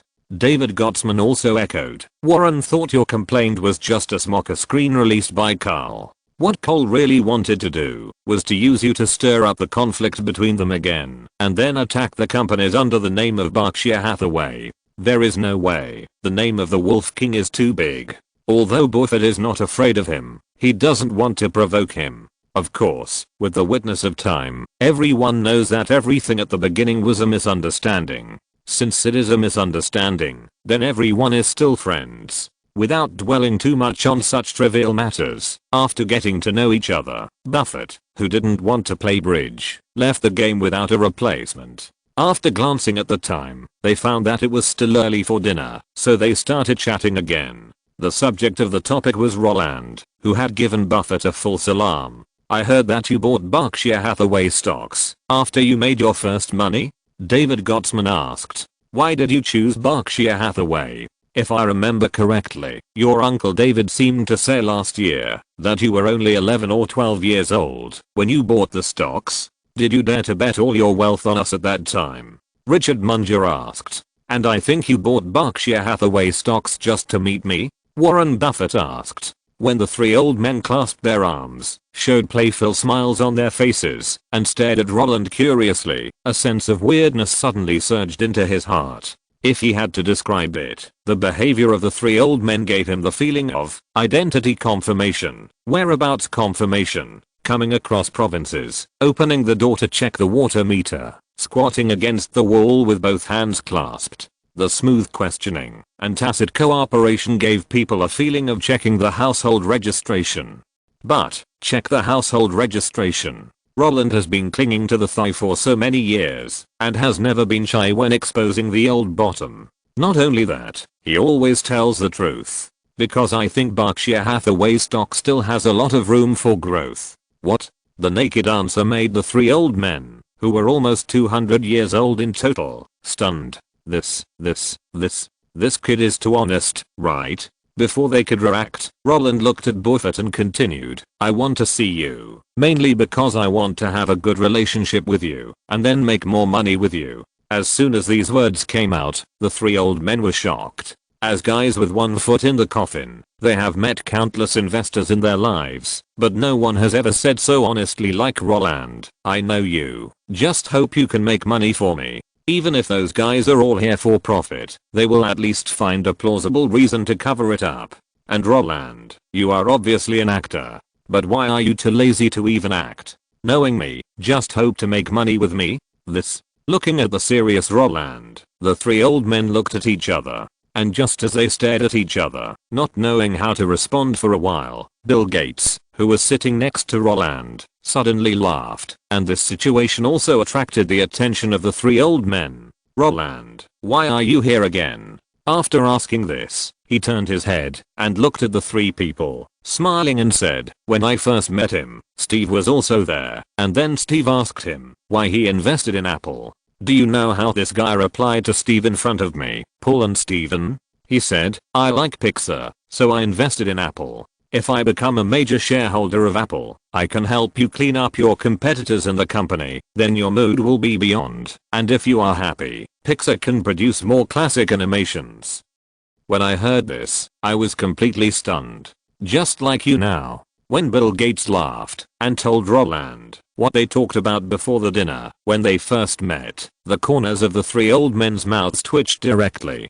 Damn. Are young people this year so cruel? Is investment played like this? They have been playing in the circle for nearly 50 years and have never seen such a wild way of spending money. Note, Oprah's bad deeds, publicly supporting the statement that vaccines cause autism in children on the show, were regarded as negative examples and written into the English test paper of the People's Education Press. I saw it when I was in school, and my brother's test paper was still there when he was in school. I don't know why many authors admire her. Isn't it disgusting to deliberately say anti-intellectual remarks for one's own benefit?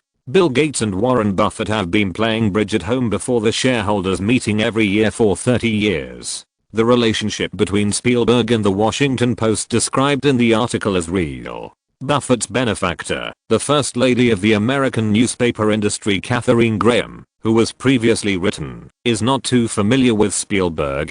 Katharine is also Jewish, and her father and Spielberg's father are friends. The reason why the movie The Washington Post fell into Spielberg's hands was because the Graham family believed that Spielberg would be able to film his mother well. Not only that, in that movie, the prototype of Hank's character, Ben Bradley, was Spielberg's neighbor. When they bought a house in Long Island, New York, they bought it together. So the article would write that Buffett would be surprised when he learned that Roland complained to Carl Icahn, and Buffett's meeting with Roland was not deliberately arranged, because if he followed Spielberg's line, the network of relationships here would have been connected.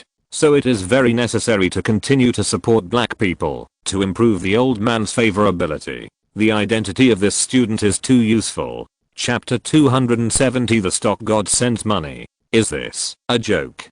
David Gottesman was the first to break the atmosphere of surprise. You said that at the time. You should have meant to gain Steve's trust, right? Although Charlie Munger was shocked by Roland's unconventional explanation, he had been in the financial circle for many years and soon thought of a reasonable explanation. Steve doesn't trust Wall Street the most. He was kicked out by those guys at the time. If you open your mouth for profit, Steve will definitely not consider Steven's feelings and will do everything he can to drive you away. After hearing the analysis of his two old friends, Warren Buffett also nodded in agreement. He glanced at Bill Gates, who had just been confronted by him, wanting to get the right answer from him. That's right, Steve didn't believe it at the time.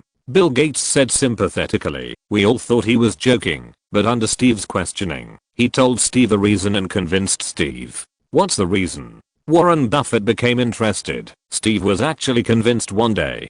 David Gottesman and Charlie Munger also cast curious glances. Steve was actually convinced. This is simply a miracle. You did something that no one on Wall Street has done. If this is told to others, those guys will probably jump off the building. The naked looks from the three made Roland extremely helpless. After seeing his smirking face, Bill Gates, who seemed to be exposing his past, continued, he said that the home computer market has become stable and no one can pose a threat to Windows. If Apple wants to make a comeback, it must find new business growth points. Of course, everyone can say this, and Steve was voted out by those investors because he was stubborn in the home computer field and did not lead Apple to find new business growth points. After saying this, he had a brief conversation with Steve. Although I didn't understand what the new business he was talking about was, I witnessed it with my own eyes on the scene. Steve told him to shut up because Steve was worried that after I understood it, I would be interested in the new business they were also interested in and then forcefully intervene. So that's it. The three old men, who were almost 200 years old in total, suddenly realized, although Roland always believed that age was his greatest protective color, but this thing seemed insignificant with the blessing of the background. If an ordinary person achieved such success at Roland's age, they would definitely be surprised and full of sighs at the result. Even if those guys didn't say that everything was just luck, these old men would attribute part of their success to the fact that the goddess of luck had to take off the pants of ordinary people. As for people like Roland, they would never believe it. All success is luck. If you still say it's luck when you have money and resources, then it's really an insult to their IQ.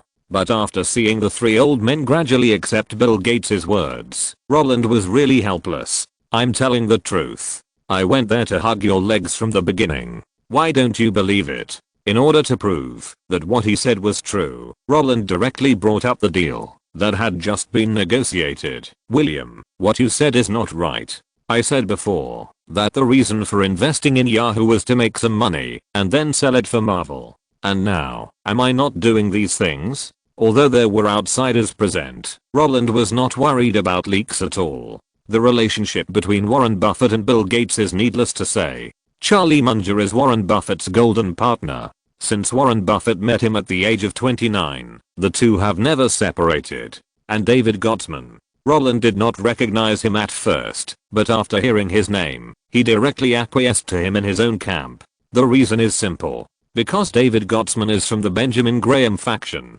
Benjamin Graham is known as the father of financial analysis. He is a second-generation Jewish immigrant in the United States. Warren Buffett is his student. His classmates include Bill Ruan, founder of Sequoia Capital, Walter Skloss, a super investor, Tom Knapp, a diversified investor who made a lot of money from 1967 to 1982 when countless Wall Street investors lost money and jumped off buildings, and David Gottman, a partner of the First Manhattan Fund. These are all guys wearing the same pants. Roland is not worried that the news of insider trading will leak out. Even if it leaks out, it doesn't matter, because the Securities and Exchange Commission will never believe it. When Roland pulled out Marvel as a shield, cheerful laughter suddenly rang out in the entertainment room. The four guys, who are 250 years old in total, laughed and trembled. They didn't believe Roland's words at all. In their opinion, the guy in front of them is just a comedian, trying to show his last stubbornness. Okay, we understand what you mean. No need to explain. Charlie Munger waved his hand, signaling Roland to stop pretending. I invested in Berkshire Hathaway because of Warren, invested in Yahoo because of Marvel, invested in Apple because of Pixar, invested in Microsoft because of William, and invested in Amazon because of Ronald. We all understand. You didn't go to these companies at all. Okay, let's stop this topic. I'm afraid if you continue, I'm going to die of laughter here today. Ha ha ha ha. Seeing the old guys who were laughing and stood up one after another, trying to calm down with juice drinks, Roland, who was sitting there, felt that life was gloomy. Is this the trouble of the rich? Only lies that are biased towards logic are the truth that people believe.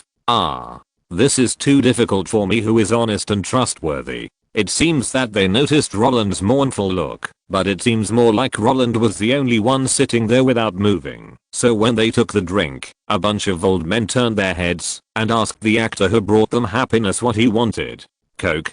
Fanta? Sprite? Minute Maid? Warren Buffett listed the products in his refrigerator. I only have Coca-Cola drinks, and I don't think you like Pepsi, right? Right. Sprite will do.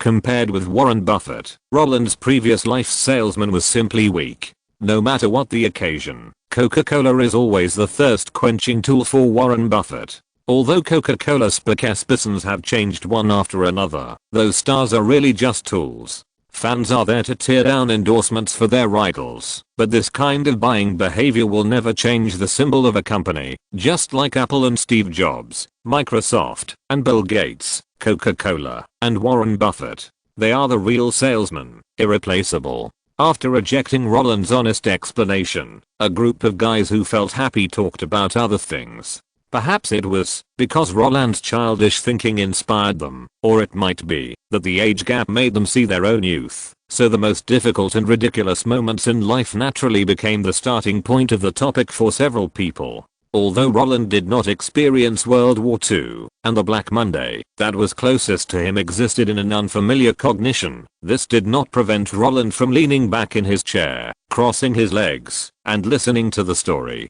Due to the mixed backgrounds and the positions of many backers who all favored these old men, the atmosphere on the scene was still very harmonious. When one unfamiliar name after another came out of the mouths of these guys, the old guys who thought Roland might not know would stop and briefly introduce them.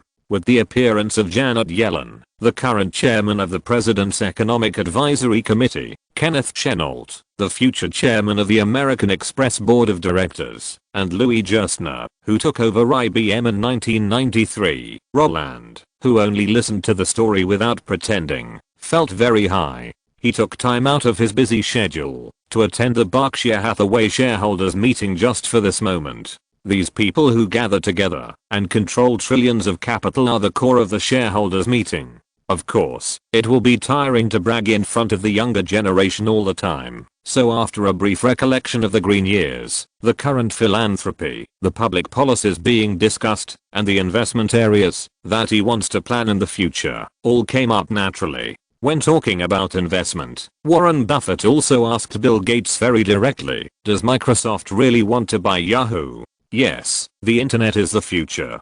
Bill Gates nodded without covering up and answered, do you want to try it too? He doesn't understand the internet and won't invest for the time being. Before Warren Buffett answered, Charlie Munger said regretfully, if he is willing to invest, then Roland's Amazon shares will be ours. Well, it's the same as always.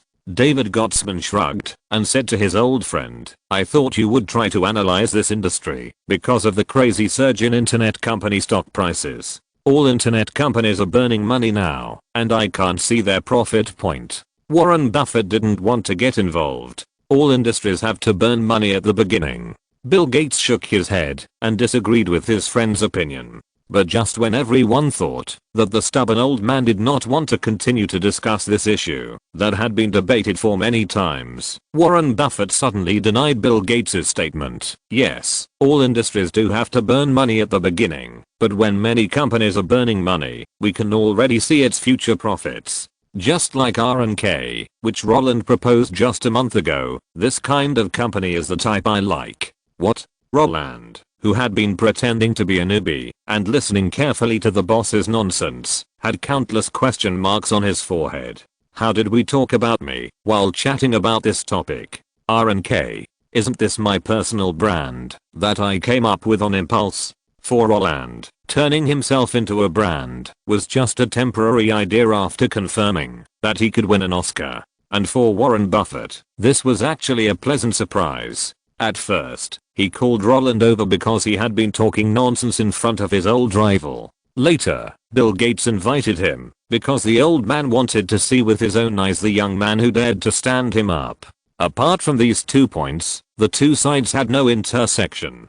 To put it bluntly, even if Roland spent a huge amount of money to become the 13th largest shareholder of Berkshire Hathaway, Warren Buffett would have nothing to talk about with him. The guys in Hollywood had spare money and wanted to increase their value, so they bought stocks. This kind of layman-like investment made them unable to pea together at all. The old man believed that talking to Roland about trend percentages, ratios, earnings per share of common stock, dividend yield, price to earnings ratio, current ratio, and acid test ratio would definitely become a classroom. Since the professional knowledge did not match, then I can only chat about gossip. But chatting about gossip with people you just met is really a waste of life. If it weren't for the fact that Roland had a deal with Microsoft and his teacher Stephen was familiar with Catherine from the Washington Post and they were all on the same page, then Warren Buffett really didn't want to invite him to his home.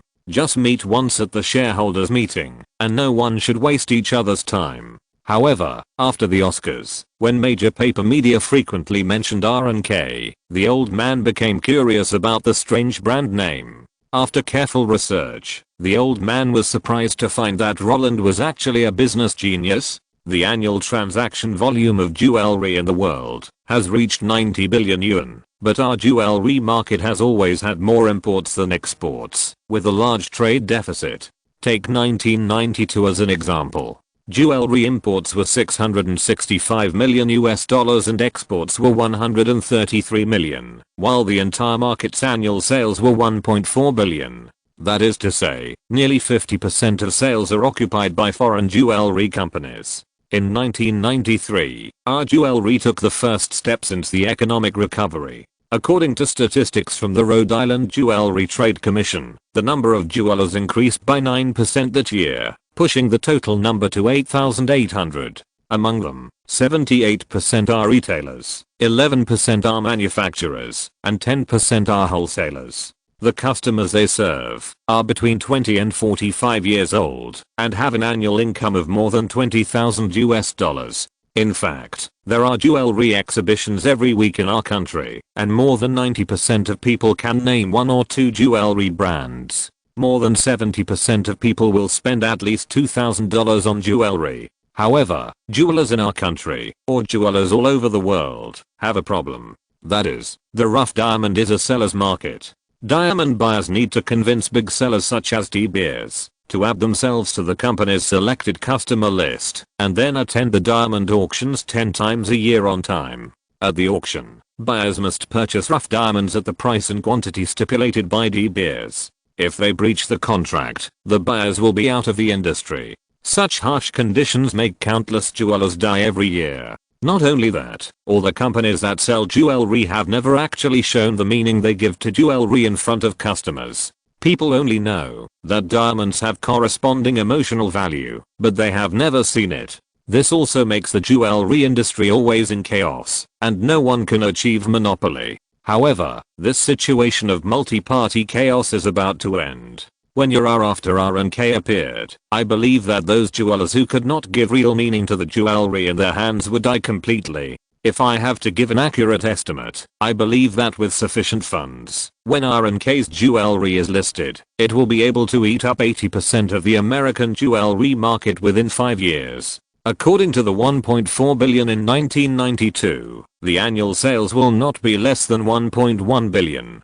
Of course, this is not the point. After R&K expands overseas, as long as the funds are sufficient, I believe that those jewelry brands that also have no story will only go bankrupt. Within 10 years, R&K's global annual sales will reach at least 45 billion, and the brand value, I personally think it can exceed Microsoft. I can't give an accurate estimate of the value of this brand, but I believe that, as long as you and Kate continue to keep it up, I think R&K has the opportunity to become the most valuable brand in the world. That's right, this is the real reason why Warren Buffett is willing to laugh with Roland. Because after sorting out the birth ideas of R&K, all jewelry brands are garbage in his eyes. Harry Winston, a world-renowned super jewelry brand for more than 100 years. Marilyn Monroe, who made this brand popular, has passed away. Cartier, known as the Emperor's Jeweler, the Emperor of Jewelers. With the passing of Napoleon III,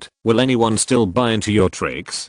Buxellity, the continuation of the noble bloodline? Young people can't handle the rich historical atmosphere. After studying the world's top jewelry brands, Warren Buffett suddenly discovered that these century-old brands are all selling past history, and then paired with a beautiful marriage that is almost mythical. All brands are emphasizing that Marilyn Monroe once wore our products. Napoleon III liked our masterpieces. Popes Pius XI and XII of Rome were very fond of our jewelry. Our jewelry has witnessed countless love.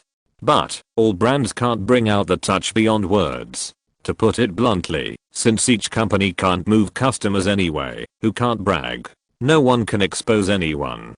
so whoever makes customers happy will make money. The current jewelry market is so chaotic. But with the emergence of R&K, Warren Buffett felt that the boasters would definitely be crushed by the real ones. According to the unchanging Hollywood revenue allocation ratio, the $2 billion box office of Titanic can at least drive a $10 billion peripheral market, which means that, after deducting the sales of DVDs, singles and other peripherals of the film, there are at least $5 billion hidden incomes that will be pocketed by the producers. But considering that the real selling point of Titanic is not the movie at all the peripherals cannot be included in R&K's expected revenue. Because those who have seen the movie are all potential customers of R&K, and those who have not seen the movie will have to choose this brand after R&K eats up the potential customer base and grows wildly. This is actually a very simple truth. After R&K's products were launched, their sales would definitely not be low because of Titanic. Assuming that they took up 10% of the market in the first year, the jewelers who should have taken this 10% would be on the verge of bankruptcy because of the raw diamond trading model. Because their products could not be sold, De Beers forced them to buy raw diamonds, and with their death, R&K could continue to take up the market they vacated. In the end, unless De Beers changed its trading model, the 10 jewelry auctions every year would be the sword of Damocles hanging over the heads of jewelers who had no stories to sell. In fact, after I saw you repeatedly mentioning R&K in Time magazine, I knew you would definitely enter the jewelry industry. So when William told me that he would let the bodyguards pick you up directly, I agreed with his approach. Now, do you have any intention of cooperating? I know your Uncle David is helping you with all this, but his way of operation is too slow. You now need an angel investor who can help you open up the jewelry market, and I think our Berkshire Hathaway is very suitable for this kind of thing. 1 billion, 20% of the shares. What do you think? Of course, although I offered 1 billion, but I won't ask you to buy back shares. I don't have much requirements for this brand. I only have requirements for you as a person. I hope you can marry Kate within 2 years and live a peaceful life. As long as you can agree to this, we can talk. If you think 1 billion is not enough, or I want too many shares, you can find professionals to come to Omaha to slowly discuss the details with me. When Warren Buffett smiled and said the words he had already calculated in front of David Gottman, Charlie Munger, and Bill Gates, Roland, who had listened for a while, was extremely excited. Fuck. This guy's really professional. This is the biggest gain this time, right? Warren Buffett gave me money? What should I do? Waiting online. It's urgent. Roland did know that when his name became a brand, this transformation from a person to a symbol could bring him huge economic benefits. But the problem was that he didn't know how much money he could make from this decision. Because he didn't know much about the jewelry industry, and he didn't even understand how it worked. That's why he threw it all to David Olsen, leaving him to frown. But now, after facing Warren Buffett, the gap between the two sides suddenly came out. The old man could tell him about the trading methods of raw diamonds, the selling value of other brands, the expected market share after the product was launched, and how to use the trading methods of raw diamonds to seize market share, thereby dragging down competitors and achieving self-expansion again. Although the old man's words were very simple and did not quote mathematical models, it was this simple word that made Roland see the gap between himself and the big boss again. Some things really can't be made up by background. Of course, Roland was not discouraged because he never thought he was so awesome. If he was really awesome, he would have been rich in his previous life. As for Warren Buffett's requirement to get married and not get divorced, Roland could understand this. It's just like the first generation of rich people usually don't get divorced. When Yang Lan interviewed Bill Gates, the old man said, "The smartest decision in life is not to create Microsoft, nor to do charity, but to find the right person to marry." Similarly, the old man Warren Buffett also expressed the same view. The most important decision in life is not investment, but who to marry. For these capitalists, marriage is the most important investment in life, no doubt about it. If the woman has no added value except beauty, then this kind of beauty is a commodity that is constantly depreciating. It starts to depreciate at the age of 30 and falls to the bottom at the age of 40. If the holder does not stop the loss in time, isn't it a brain disease? But if the loss is stopped in time, the cost of stopping the loss can cause other investments to suffer huge losses. If the other party has sustainable development resources, and over time, these resources can create greater returns, then this is the most ideal investment in the eyes of capital. Because of this, the wives that these two old guys are looking for actually have the same commonality. That is, turning a blind eye to the third party. This added value may not seem to have much significance, but not making trouble when they are busy with their careers is actually the greatest support, because they cannot tolerate their beautiful wives stabbing them in the back when they are making money. Of course, not everyone can turn themselves into a symbol like Roland.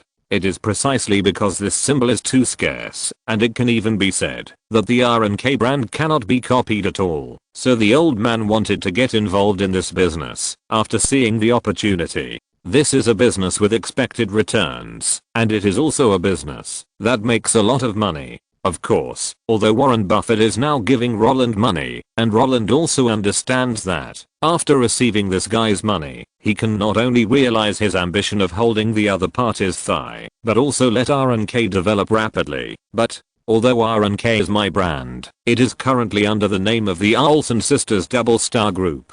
Not only that, this company is actually half and half between Kate and me, so whether to accept the investment, I have to go back and discuss with them. Roland felt that there was nothing wrong with his answer, and Warren Buffett, Charlie Munger, and David Gottesman also thought so, but just when they were about to reach a verbal agreement, Bill Gates was jealous. "Oh, Roland, shouldn't you refuse Warren?" "What? Why should I refuse him?" Roland was shocked, and the other three old men were also confused. Everyone looked at Bill Gates with strange eyes. They felt that this guy had something to say. Roland was obviously brought in by him, so if that was the case, Roland and him should be in the same camp. Why did this guy sabotage Roland when we were discussing cooperation? After seeing the puzzled looks of the four people, Bill Gates directly brought up the past. "Last year, when I wanted to invest in Blizzard, didn't you directly reject me with Apple? Even when you didn't have sufficient liquidity, you didn't choose to let me in. Now that you have money, why do you drag Warren to play with you? Fuck. Is it this?" Roland rolled his eyes. He suddenly felt that Bill Gates and Warren Buffett were just the same. They both hold grudges. But just when Roland thought that Warren Buffett would change his attitude towards him because of his friend's words, when Bill Gates talked about the unfair treatment he suffered last year, the three old men once again glared at each other. Everyone had a strange smile on their face. After looking at the two for a while, Charlie Munger asked, "William, are you sure you think highly of his game company?" "Of course."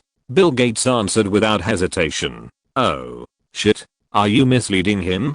David Gottesman laughed and scolded. Even Warren Buffett agreed with their views. "William, when has Microsoft ever been afraid of lacking content? Aren't you all playing with hardware manufacturers? I thought you had invested in something with Roland. But after you cheated him out of Yahoo, you let him burn money in areas you don't involve. You're too mean." Wait. Seeing the three old men complaining about Bill Gates' evil heart without any scruples, Roland, who was originally happy because Warren Buffett gave him money, frowned. "I was cheated. What are you talking about?" After the puzzled words appeared, the three old men immediately laughed. They thought it was really interesting to talk business with a guy like Roland who was rich, but didn't know how to invest. "Roland, William told you that Microsoft was going to make a home console, right?" "Yes. So I bought a lot of game studios and prepared to develop games for Microsoft consoles. Any problems?"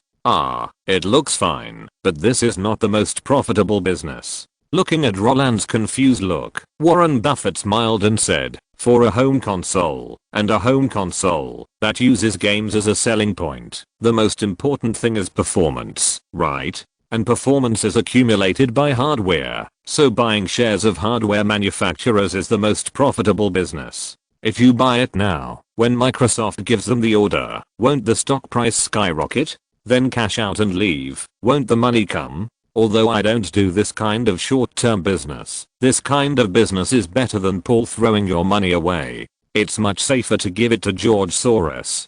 Don't think that he has provided you with a sum of cash, but in fact, he hasn't told you the simplest business. At this point, Bill Gates also showed a helpless bitter smile. After glancing at him, Warren Buffett didn't mind talking about the hardware manufacturers that Microsoft is cooperating with. You Microsoft have been fighting fiercely with Nvidia recently, right? Nvidia is also seeking to go public next year, right? They are preparing to IPO before announcing that they have received Microsoft's order, right? You let him create content while not helping him earn development funds.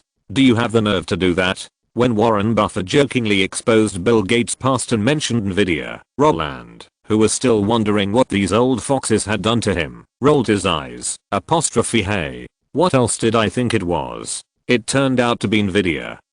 I know this thing. Notes. In 1968, Buffett organized a well-known meeting in Coronado, California. That meeting was Buffett's closest circle of contacts, including Sequoia Fund, mutual funds and a bunch of bigwigs who are still active in the top market. After that, the meeting became a study group party held every 2 years. Katharine Graham and Bill Gates also joined. So far, there are nearly 80 people, controlling more than 5 trillion yuan in funds. One year when they took a cruise to the UK, there was a joke that if the cruise ship crashed, the US GDP would evaporate by 15% that year. Berkshire Hathaway controls the second largest jeweler in North America. Not only that, they also acquired 5 Italian brands. In reality, they are in the jewelry business. The article is not a temporary idea. I didn't find the jewelry data from 1996 to 1997. The database has been broken since 1995, so I use the previous data directly, and the growth rate is about 40%. If you're listening to this novel on a channel other than Fanfic World, it means they downloaded and uploaded it without effort. We cordially invite you to visit our channel, Mundo Fanfic Novelos. There you'll find the original version of this story and you can explore many other novels of various genres. We're waiting for you to immerse yourself in a world of incredible novels. Chapter 271. Don't have the intention to harm others, but be on guard against others. How could Roland not know about NVIDIA? This is the most powerful military industrial enterprise in the world. The 690 tactical core graphics card they produce can destroy an aircraft carrier battle group with one shot. Well, I can't go on. As a player, Roland has a deep memory of NVIDIA, because looking at the future PC chip industry, the only things that come to mind are toothpaste factories, NVIDIA and massage parlors. Since the invention of transistors in 1955, the semiconductor industry has flourished. The 8 Fairchild semiconductors that appeared in 1957 were the hotbed for incubating Silicon Valley companies. In 1969, Sanders, who was the sales director of Fairchild Semiconductor, led 7 people to leave the original company and set up their own business, AMD Semiconductor, which is also a massage parlor.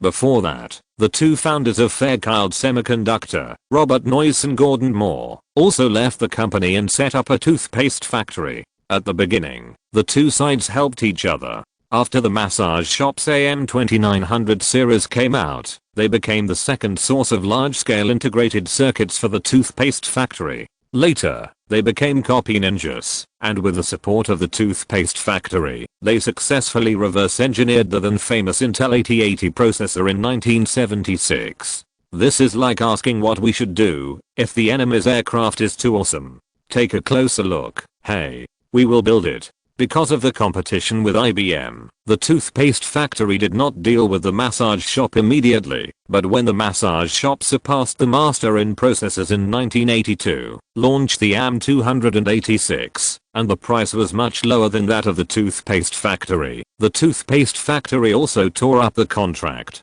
So far, the original Good brothers have become fierce competitors. At that time, Nvidia's founder, Huang, was at the massage shop and witnessed this history with his own eyes. In 1983, seeing that the massage parlor could beat the toothpaste factory, Huang submitted his resume and joined the company. But before he could show his skills, the massage parlor was taken to court by the toothpaste factory in 1985 and was pressed to the ground.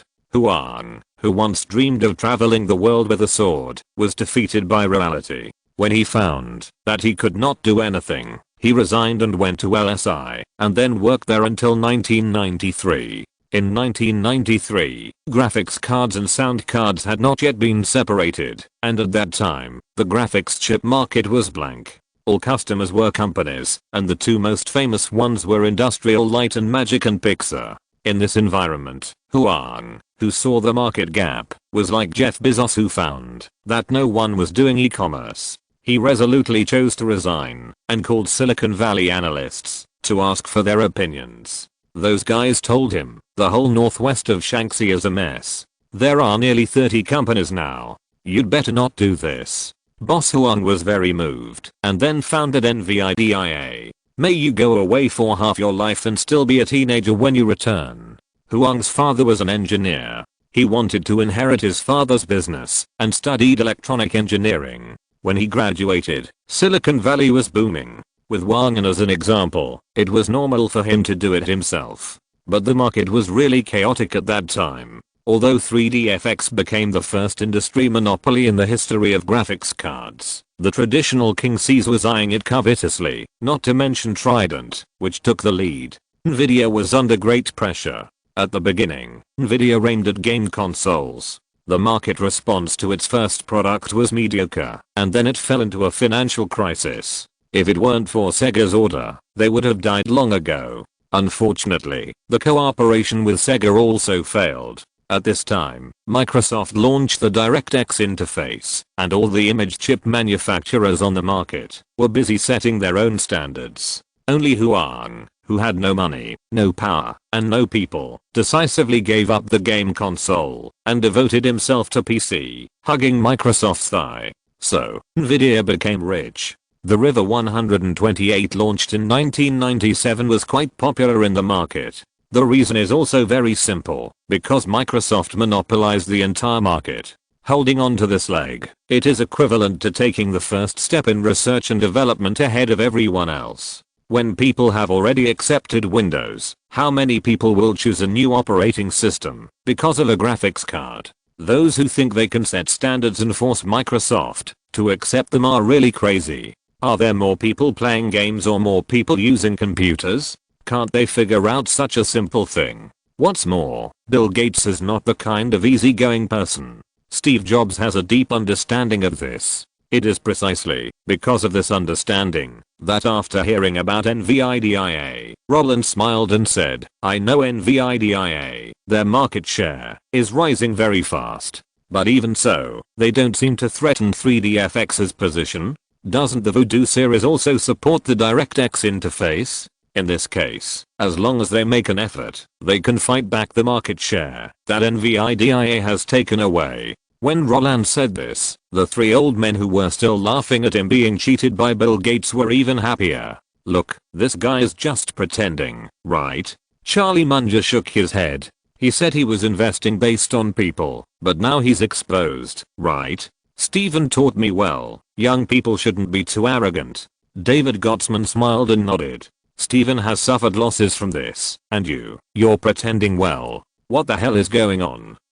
Roland was full of black lines on his head. The old men simply exposed Roland's lies and continued to talk about business. 3DFX is not doing well. They are negotiating an acquisition with STB, the motherboard supplier. Those guys thought they could kill Nvidia by acquiring the largest motherboard supplier of Nvidia, but they are still too young. They want to control the entire industry chain, but manufacturers like Diamond, Innovation, LEDTech, Gigabyte, MSI, and Asus all need to make a living, and hardware monopoly is not what I want to see, because it will bring a significant cost increase to Microsoft's game consoles. Therefore, 3DFX will eventually die. They will die because they have no ability but want to monopolize the market. Since Warren Buffett mentioned Nvidia, Bill Gates had nothing to hide, and his two sentences decided life and death, which made Roland secretly complain in his heart. You monopolize the market yourself, but you don't allow others to monopolize?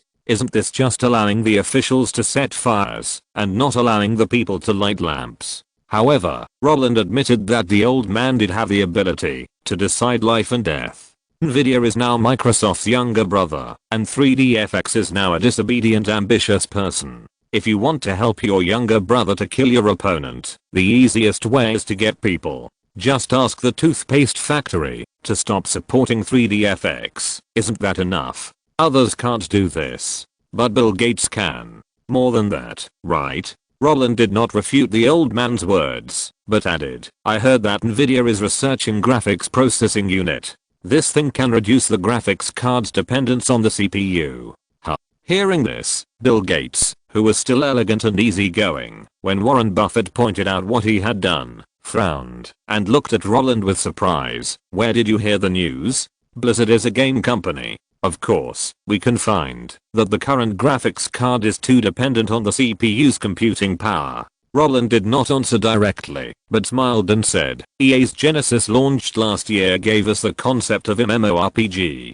but those people in our company said that the current graphics card only contains simple memory and frame buffer. They actually only play a role in storing and transmitting graphics. All operations must be controlled by the CPU. If this problem cannot be solved, then complex scenes and three-dimensional scenes the game cannot be developed. So, although no one has proposed the concept of graphics processing unit, we know that someone will do these things. Right? Roland's words calmed down the three old men who were still smiling. Although they didn't know what GPU was, let alone what MMORPG was. But they could see that Bill Gates was serious about the words of this young man. There is something in his mind. The majors are not related, but they are definitely not fools. There is a reason why he can become big. Maybe he dropped out of school just like William, thinking that Harvard has nothing to teach him. The three old men have known each other for many years. After exchanging glances for a while, they reached a consensus. If they thought before that there was nothing to talk about with people like Roland, now they can sit down and get to know each other seriously. Although the topics may not be related, it doesn't matter. Everyone has their own expertise. There are many things that Bill Gates knows that they don't understand. And what they know, Bill Gates doesn't understand either. But this does not prevent them from becoming friends, because they feel that they are dealing with smart people and can learn from each other some things that they don't know but may be useful in the future, instead of wasting time with fools. Of course, Roland doesn't know what the three old men are thinking. He only knows that Bill Gates is about to poke him to death with his eyes. After staring at Roland for a while, the kind-looking old man smiled, but his words were not polite. This is a secret. What has been will be again. What has been done will be done again. There is nothing new under the Sunday. Roland took out the words from the Bible, Ecclesiastes. When he used this as a shield, the four old men were all relieved. The so-called secret is just that you are not standing high enough. Roland may not show off his wealth, but his wealth is real. Since you know so much, I don't think I have anything to say. And after knowing so much, you didn't invest in Nvidia. Is it because you don't want to make hardware? Bill Gates looked at Roland with a playful look. At a certain moment, he was full of curiosity about what was in this kid's head in the past 10 years. Filming has occupied most of his time, but even so, he can reach a consensus with Steve, turn his life into a brand, and make Steven feel comfortable in the field of games. This is too difficult. Roland, on the other hand, didn't care about the other party's opinion. The reason has been given, whether you believe it or not. I believe it anyway. As for Nvidia, to be honest, Roland didn't want to get on it. Because in his memory, after Boss Huang had survived the difficult period by relying on Microsoft, he played a trick on Microsoft. Knowing this, Roland didn't think of voting for Boss Huang. He is now Bill Gates' sweetheart. If the old man wants Yahoo, then give him Yahoo. If the old man wants content, then vigorously develop content. His goal is to fill the old man's favorability and he doesn't want to offend him in other areas. What's more, Boss Huang and Jerry Yang are both members of the 100 People's Association. Roland's secret trick on Yahoo will eventually be discovered. Although the scale of the 100 People's Association has doubled several times, it can't beat the elderly group around it. But after the incident is exposed, this group of people will definitely be on guard against Roland. As Luzon said, when you choose your teammates, you also choose your opponents. However, since we are talking about NVIDIA, Roland will not let go of this information source easily. As the saying goes, a thief never leaves empty-handed. It is a sincere learning attitude and a spirit of exploration and research of the unknown. So even if a serious businessman like Roland would not do any insider trading, he also wants to know Bill Gates' attitude towards hardware manufacturers. Among them is Atty. Atty does a lot, but the content is very mixed. Bill Gates thought for a while and said, they not only make graphics cards, but also video capture cards and TV tuner cards. They not only do design, but also build their own factories. On the surface, their development path is very broad, because they are involved in various businesses, and there are many potential profit growth points, but in fact, their funds do not support this expansion. So what you mean, is that you are not optimistic about them? Roland asked. Bill Gates has reservations about this issue. If they have sufficient cash flow, then I will be optimistic about them. If they can get a long-term and sufficient large order, I will also be optimistic about them. Okay. Roland was waiting for this sentence from Bill Gates. Many people may not have heard of Atty, because this company was acquired by a massage parlor in 2006. But since its birth in 1985, it has been an important display chip company in the world, on par with Nvidia. Well, this parity is actually also supported by Microsoft, because he hugged Microsoft's thigh and called it daddy. As mentioned before, Nvidia successfully turned over with the DirectX interface, and then in 1999, they launched the world's first GPU, which not only greatly promoted the development of the PC game market, but also completely changed parallel computing, and announced the complete end of 3D-FX's dominance. But even so, they still have opponents, and the opponent is Atty. In fact, Atty could not beat Nvidia at the time, but Huang got a little cocky after catching his opponent all the way. Microsoft asked this little brother who was supported by itself to make Xbox graphics chips, Soundstorm sound chips and motherboard solutions. After seeing the 200 million orders, the little brother was very sensible and took the business given by the thigh and then raised the price. After the first batch of goods was delivered, the cost of the second batch of goods increased by 1.4 times compared with the first batch. Moreover, during the negotiation process, Huang relied on his status as the industry leader and raised the price every time. As a result, Microsoft, which could not stand it, went to court with him. Not only that, they also lost the Xbox business to Atty, excluded Nvidia from the list of DirectX 9 specifications, and joined forces with the toothpaste factory to cut a lot of orders with Nvidia and support Atty. In just a few months, Nvidia's stock price fell from 20 to 2. The market value shrank by 90%. When it was about to be delisted, Huang hurriedly found Microsoft, took the initiative to admit his mistake, and took the order again. Microsoft did not want to kill this little brother with core technology, so while reaching a settlement with Nvidia, it let the toothpaste factory and him open a patent cross-licensing agreement. From then on, Nvidia developed honestly. Of course, the so-called development is actually to find content manufacturers to bring goods. The graphics card specially customized for World of Warcraft allowed them to regain the market that was eaten by Atty. And Atty, which got the Microsoft order, gradually gained a foothold with the support of funds, and was finally acquired by the massage shop, making it the only company in the market that can make both CPU and GPU. Although the massage shop is the second in both industries, it doesn't matter, as long as you obey, you will have a job. Because of this, the massage shop became the first choice for Xbox and PS in the end. Not only that, they use the x86 architecture, which is convenient for game manufacturers to develop games, because in essence, PC and console are actually the same platform. The low cost of cross-platform is something that Sony and Microsoft must consider, otherwise,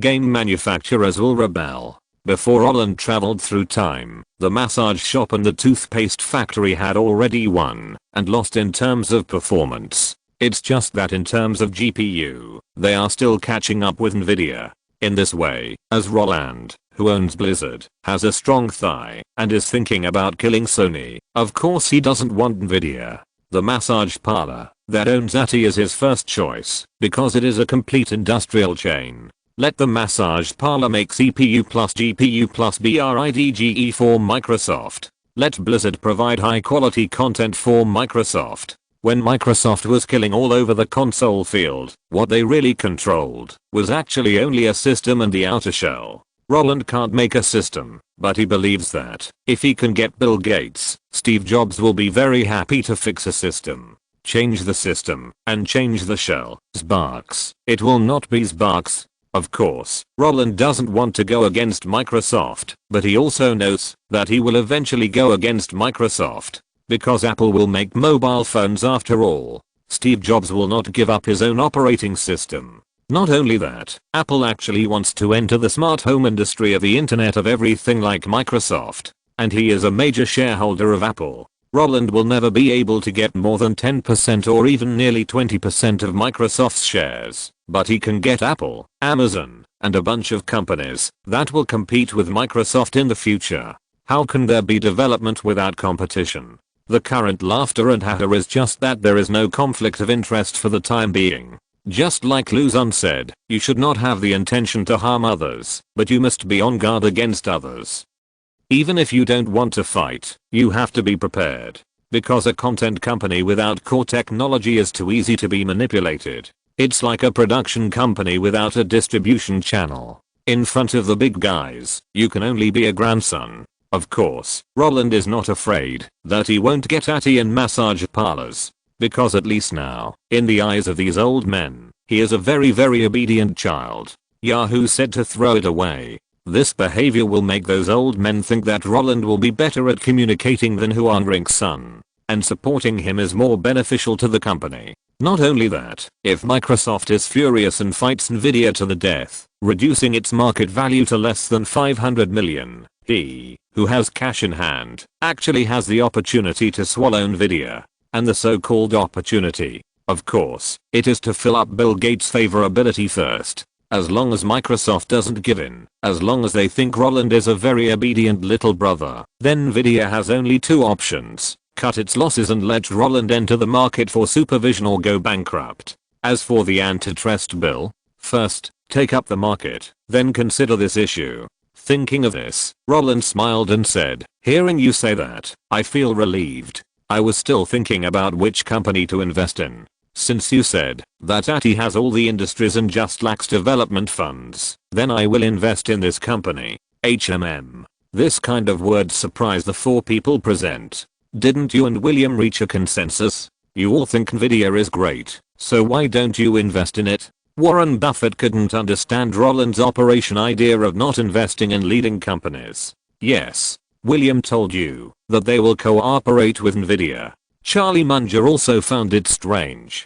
David Gottesman and Bill Gates also frowned. This behavior of knowing inside information, but not playing according to the routine made them a little confused. Hey, didn't I sell Yahoo to Carl? This behavior may cause some small conflicts between me and boss Huanring's son, so it's not that I don't want to invest in Nvidia, but it may have a counterproductive effect after I invest. It's not good for William and me. After Roland explained this, the four old men all understood. Not only that, they also cast regretful glances at Roland. This is actually the disadvantage of using nuclear weapons. It is indeed the simplest behavior to use nuclear weapons, to push a company and force it into your pocket. But at the same time, if you don't have the capital like Microsoft and General Motors, it is also easy to be hated. This kind of hatred may gradually disappear with the passage of time, but during this period, other businesses in the same field are indeed difficult to develop. See, I said William was too bad, right? Warren Buffett spread his hands. Then you really have no choice. Charlie Munger pushed his glasses on the bridge of his nose. If you want to keep your identity secret, you can only take less than 5% of the shares. But less than 5% of the shares of such a small company is meaningless. David Gottesman shook his head. You invest in ATI on Nvidia. The purpose should be to create a suitable graphics card for your own games, right? If so, in fact, any company will do, because you are more familiar with content than us.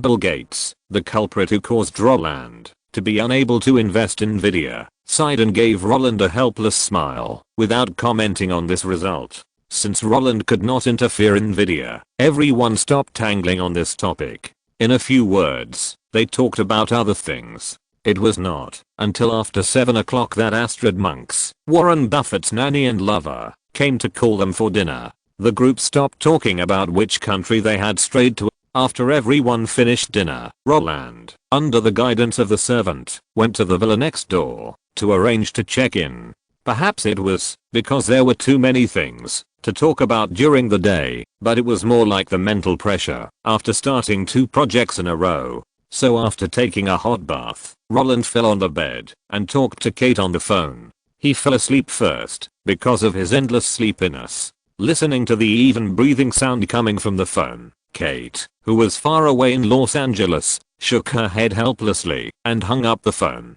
Although she could call to wake Roland, there was no need. I don't know what he did during the day. It's really worrying. Note, Nvidia got up by holding Microsoft's thigh, and it was also because it was against Microsoft that it was beaten to a bloody skin. If it weren't for Huang's cowardice, Nvidia would have died long ago. ATI was able to surpass Nvidia in product progress only with the support of Microsoft. It is no exaggeration to say that before 2006, Microsoft could step on anyone it wanted to step on, and anyone it did not give orders to would die. The Committee of 100 is an American-Chinese organization whose members include Chen Yang, Jerry Yang, Kei Fu Lee, Jensen Huang, etc. Microsoft was the first to do smart home, followed by Sony, and the third was Apple. I have already written about Microsoft's smart home idea, while Apple's smart home service only started in 2006. Unlike Xbox and PS, Apple, which found that the game market was saturated,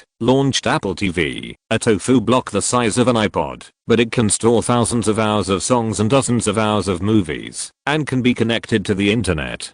To put it bluntly, it is the current network box, but unfortunately, because there is not enough content, Apple's box is not successful, and after the box failed, the iPhone came into being. In the field of smart home, Microsoft, Sony, and Apple are actually losers, and the leader is Amazon, which cooperates with Netflix. The current mainstream view is that, if there is no content, don't even think about making a smart home. P.S. I finished studying, but I still can't go home. Don't ask, the answer is I have to concentrate on it for 14 days. I originally wanted to finish The Last of Us 2 during the Dragon Boat Festival, but it didn't even let me go home to get the computer. Chapter 272 Conference. Saturday, May 2nd, 1998. When the first rays of sunlight in the morning awakened the sleeping earth, the bright light rising from the horizon was like a diamond, casting a dazzling light and smearing a layer of golden brilliance on the white clouds in the sky. At the entrance of CenturyLink Center at 455 North 10th Street in downtown Omaha, a dark crowd of people was like a circling dragon. Extending from the entrance of the venue, it bent to the right when it touched the street lamp and continued to meander around the huge bronze statue of the clock.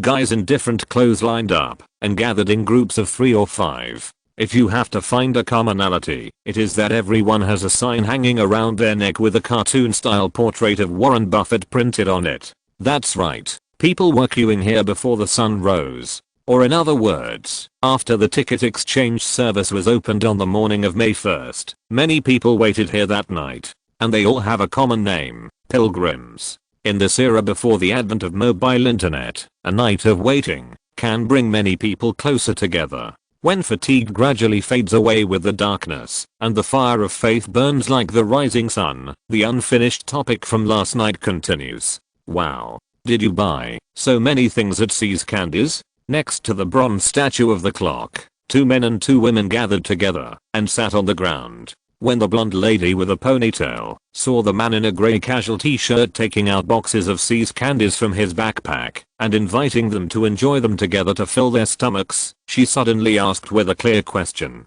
Didn't you buy anything? You can get a 20% discount with your ID card. The red-haired woman next to the man smiled and took out bottles and cans for quenching thirst from her husband's backpack. Coke, Sprite, or Fanta? Although it's heavy to carry on the back. But when we thought about the fact that we don't open until 7 o'clock to provide breakfast, we bought some in reserve. Oh my god. You are so thoughtful. Faced with the goodwill extended by the two, the couple did not refuse. While taking it, they also showed each other their achievements. We bought 2 pairs of deerskin gloves and a set of Quicket knives at the Wells Lamont exhibition area yesterday. They were too heavy, so we put them in the car. Then my husband and I each bought a pair of shoes. As for food, you see, we didn't take anything except the shoes on our feet. Wow. It looks like you are planning to eat the sponsorship for 3 consecutive days. The man in a grey casual t-shirt laughed. It can't be helped. The food provided by the sponsor is better than that in the restaurant. And the point is, it's free. The red-haired woman made a face, and her appearance of eating at a rich man made several people laugh. Did you buy jewelry last night? The blonde lady asked. We saw that they were all 50% off last night. No. The red-haired woman shook her head like a rattle. Even if it's 50% off, it's still too expensive. That's right. Although the Berkshire Hathaway shareholders meeting is officially held on the first holiday in May every year. In fact, the event has already started the day before. The whole Friday is the shareholder purchasing day. The specialties of various companies under the name of the textile factory are all on sale at a discount. As long as you have a ticket, you can enter. If you don't have any interest, you don't have to go. On Friday night, from 6 to 9 o'clock, there will be a shareholder reception. Shareholders who have purchased a day ticket can enjoy the meticulous service of the textile factory, eat and drink as much as they want, and the whole venue is free. Of course, all you have to pay is to simply listen to the operating philosophy of Warren Buffett's Borshim Jewelry, get a product manual, and receive a green -50% coupon. Don't think too much, there is no Gabe smile on the coupon. If someone becomes interested in Borshim Jewelry and spends $100,000, then Warren Buffett, who feels the strong support of shareholders for the company, will appear and take a photo with them. Just imagine, jewelry worth 200,000 yuan can now be bought for 100,000 yuan. Not only that, you can also get in close contact with the stock god and take a close look at the investment aura on the other party. This is simply a bloody profit. The stock god who gave you a 50% discount and took the time to meet and take a photo with you, that's a bloody loss. In short, the 0th day of the shareholders meeting is to give back to the company's shareholders. It's really not for making money. While the group of people outside the venue were eating the high-calorie candies and chocolates they bought yesterday and chatting about various topics, the sun rising from the horizon was also gradually climbing. When the time quietly approached 7 o'clock, the door of the venue was opened on time. The staff responsible for checking the identity of each person was familiar with the process. Since the conference did not set seats, the rhythm of seating was actually the same as that of a movie theater, first come first served. In this way, after taking the loving breakfast provided by the stock god, a group of people rushed straight to the inner field. In addition to the row of seats reserved for the front-end board members, the 2 rows of seats for core shareholders, and the fixed seats for media reporters and long-term analysts, the other positions depended on hand speed. At this time, if you say no assistance on the 5th floor, no one will pay attention to you. Of course, grabbing a seat at the beginning is something that only noobers can do. The real old-timers shouted, "I will lead the charge," when entering the venue, while moving like a snake, leaping over the seats in the venue, and heading straight for the front question area near the stage. There are 12 microphones there, each targeting 3 investment analysts who have long-term dealings with the company, 3 reporters who have good business contacts with the company, and 18 lucky audience members. As long as you register with the staff there, you can participate in the lottery before the meeting. If you are lucky enough to have your pants stripped by the goddess of luck, you can shoot a fierce arrow in your life at the stock god during the question and answer session of the shareholders meeting. Because of this, even if everyone is a civilized person wearing a suit, many times, they will be beaten to death for this. Even if you don't ask questions yourself, you can let your children ask questions. Wow, more and more people are coming to the shareholders meeting. Yeah, if we keep growing at this rate, we'll have to open a branch venue soon. We can't help it. Berkshire Hathaway stock price keeps rising. In 1990, analysts believed that their stock price would be at most 10,000 yuan, but now it's 70,000 yuan. If you bought 100 shares at 7,000 yuan at that time, you would have achieved financial freedom now. What are you thinking about? 7,000 yuan for 100 shares is 700,000 yuan. Those who can spend 700,000 yuan to buy stocks and wait for appreciation have already achieved financial freedom. Those who buy Berkshire Hathaway at the beginning of their careers are either crazy or stupid. Don't you want working capital? Do you still want to expand your business? That's right. After talking here, the two people sitting in the press area also turned their eyes back from the lottery area. While sorting out the information, the identity badges hanging around their necks also appeared. Unlike those pilgrims, the nameplates of these guys are their press cards, and below their head portraits, there is the logo of the company they work for, CNBC. If the zeroth day was the day when the textile factory shed a lot of blood and gave back to its shareholders, then the first day was the highlight. The venue opened at 7 o'clock, the lucky draw began at 8:15, and a short film related to the company began to be shown at 8:30. In the short film, the chairman of the company was the object of the narration's ridicule. Not only that, when the old man appeared on the screen, he also very boldly complained about himself. His style, like a comedian, made everyone in the venue laugh. To be honest, many of the jokes told by the old man were not funny. If it were an ordinary person, it would definitely have a dull effect. But many times, whether a joke is funny or not does not depend on the joke itself, but on the person telling the joke. This is just like Bill Gates queuing up to buy hamburgers can make the headlines, while those entrepreneurs have to spend a lot of money to buy newspaper pages. In most cases, status is the fundamental factor that determines attention. As everyone was amused by the old man's humor, the 30-minute short film finally came to an end. As the lights in the venue went out and the spotlights on the stage came on, the invited performers also took the stage to warm up the audience. Dances and songs took turns, and the shareholders meeting, which should have been extremely serious, turned into a party. When the atmosphere on the scene reached its peak with the music, the headlights on the stage suddenly went out with a swish. The newbies who came for the first time were overwhelmed by this move, but for those old birds who had been here for many years, they are going to appear on stage. Excited words blurted out. What? The silly newbie didn't understand the situation. They are going to appear on stage. The old bird who stared at the front of the venue shouted. Although there was no excessive explanation, as soon as he finished speaking, the roaring lights also hit the blue curtain. The opening, which was like a divine army descending from heaven, aroused applause from the audience, and the two old men who suddenly appeared in the center of the stage calmly accepted everyone's enthusiasm. After the applause gradually faded, the old man adjusted his sitting posture and simply said to the guests on the microphone, "Thank you." Charlie Munger, who was sitting next to him, was even more arrogant and did not respond. If it were a star in the entertainment industry, the guy on the stage would have been sprayed to death by the audience, but for the investors present, they did not think there was anything wrong with the old man's approach. After all, investment is not entertainment. The latter can laugh and joke, but if the former really does so, it would be unstable. No one can escape the persona. No matter which circle you are in, you will use the persona in the end. After a simple thank you, the old man recited the familiar opening remarks, and then introduced the board members to everyone. The directors who were called stood up with a smile and greeted the guests on the scene. As they moved, the camera also moved upwards. When everyone thought it was just a routine, the last director's background made everyone on the scene exclaim, "What? Wow. Oh." Behind the left of the director sat a gentleman wearing a pink shirt and glasses, and behind the right sat a handsome and charming young man wearing a black t-shirt.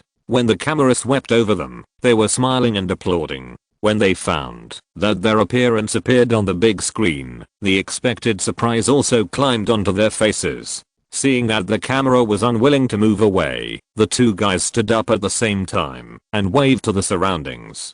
This situation also made the old man on the podium explain, "William, the founder of Microsoft, my good friend, and also a shareholder of the company. Roland, a well-known Hollywood actor, is also a shareholder of the company. His uncle came here for him last year, and the position is correct." Although the old man said it easily, as if the existence of the two people was justified. But for the public on the scene, this was undoubtedly a bolt from the blue. This was not the first time Bill Gates had come, so after seeing him, everyone was surprised, but not shocked. But the earth grass that stirred up the storm in the first half of the year was actually one of the top 20 shareholders of Berkshire Hathaway.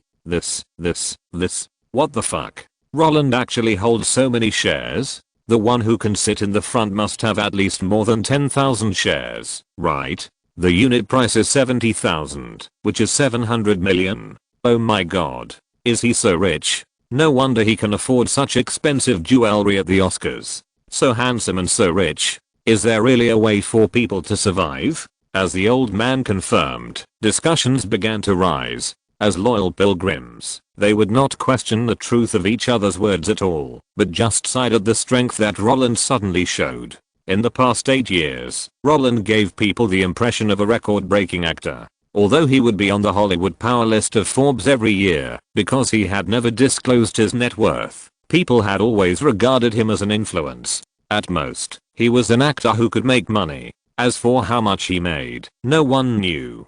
But now, when an estimated amount appears, and this amount is large enough, the feeling of re-recognition surges into their hearts. 8 years in the industry, a net worth of 700 million. Wow. Is it so terrifying? Although most investors understand that this 700 million net worth will definitely include the increase in the stock held. But this is actually not the point. At what price Roland bought the stock, how much it cost, these are not important at all. Because now, he is sitting next to Bill Gates, in the 20 seats that symbolize status. This is the key. It's like you find that your neighbor next door doesn't go to work every day and stays at home to start his own business. You think that the other party is just doing a small business to make a living and at most financial freedom. But one day, when you find out that the other party's self-employed project is Teo Bayo, your mentality will collapse. You know that the other party is rich, but you don't know that the other party is so rich.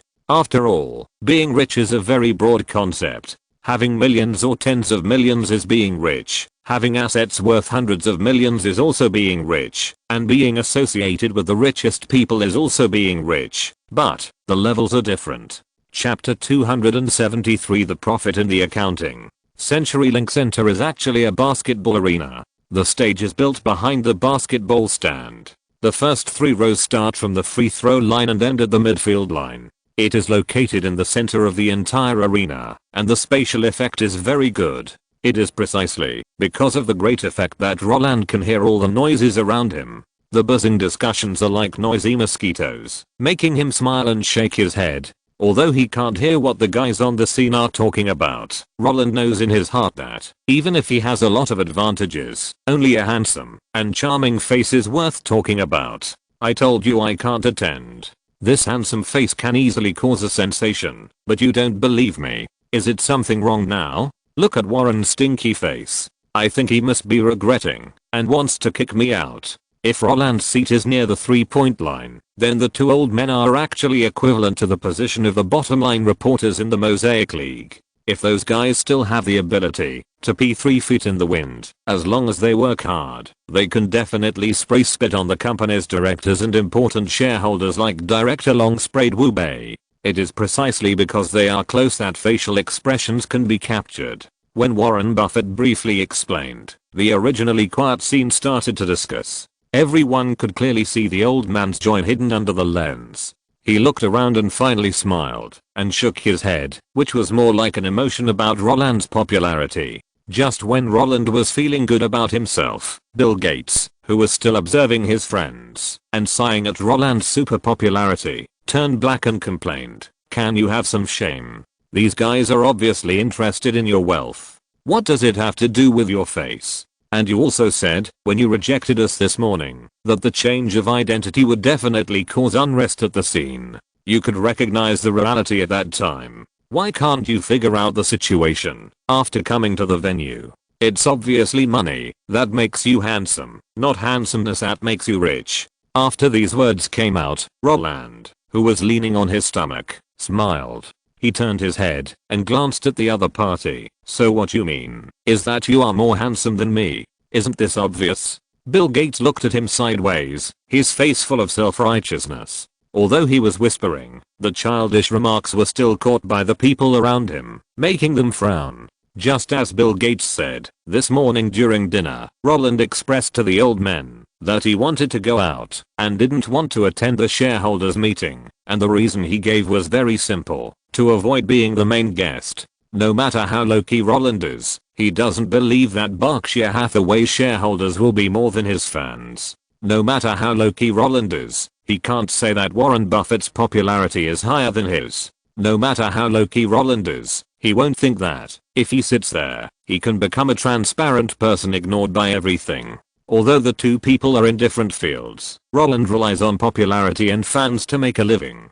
Putting them together is bullying, but the problem is that reality never allows two guys to compete fairly. In this way, Roland retreated in his heart, because he can guess what kind of energy will burst out when popularity and wealth come together. But the problem is that the old man refuses to believe in evil and has to pull him over. Not only that, he also said nakedly that coming to Omaha but not attending the shareholders meeting is not giving him face as a profit. After the old man activated Shanks's innate skill, Roland gave in and followed him. Well, I can't go on. The real reason is that the old man has never seen Roland's appeal, and he wants to see what it looks like when the whole audience exclaims for him. As an old man who obviously relies on long-term management and compound interest, but is smeared by the media as a stock god who chases ups and downs. Although he gave R&K a valuation of $5 billion, it does not mean that all investigations can be terminated. Before the two parties officially reach a cooperation agreement, necessary verification must be done. Although the box office appeal and fan purchasing power cannot be calculated accurately using conventional business formulas, the amount of voices that can be snatched in one's own territory is actually the best reflection of value. The guys who came to attend the Berkshire Hathaway shareholders meeting were either practitioners in the investment field or their own loyal believers. In this case, the more calls Roland received, and the more discussions he caused, the more it would prove that his actions could arouse a great response. Although these things are still virtual, but isn't goodwill also a potential economic value? And brand value, isn't it that the brand, as an intangible asset, is calculated at a certain point in time using a similar tangible asset valuation method, and cannot be truly quantified, but it exists in reality? Therefore, after hearing the unexpected exclamation at the scene, the old man's eyes flashed with satisfaction, and when he found that these rational investors could take their eyes away from him, the desire to make this deal became stronger.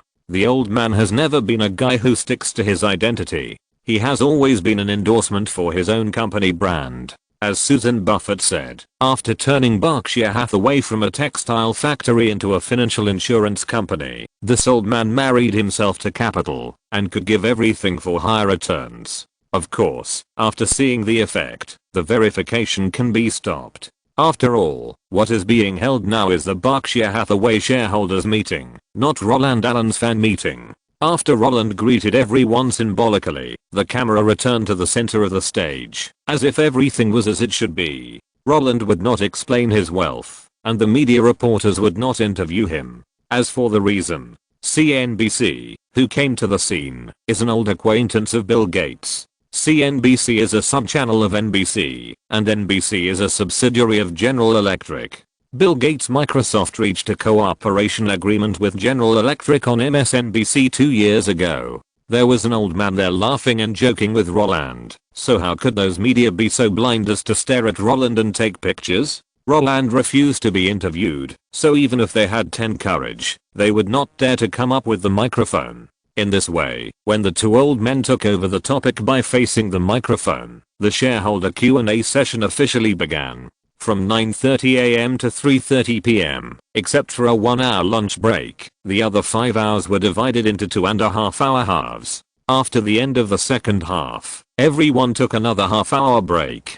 After the final summary report was handed in, the shareholders meeting was over. It seemed to be very long and the content should be very rich, but in fact, it was actually very boring. Introductions to board members, minutes of board meetings, public issuance of shares, board elections. All these things were brought to the table. Then in the question and answer session, the first shareholder asked about the price-earnings ratio, the second shareholder asked about the problem of the efficient market hypothesis polluting business schools, the third shareholder directly recommended the book he read, Digest of Outstanding Investors, and the publisher Henry Emerson. The fourth shareholder talked about the screening criteria for Investment companies. The fifth shareholder even talked about the internal talent reserve at Berkshire Hathaway. What made Roland speechless was that the eighth shareholder's question was who chose the color of the cover of Berkshire Hathaway's annual report. The 13th shareholder's question was to ask Warren Buffett and Charlie Munger to recommend some of their own books.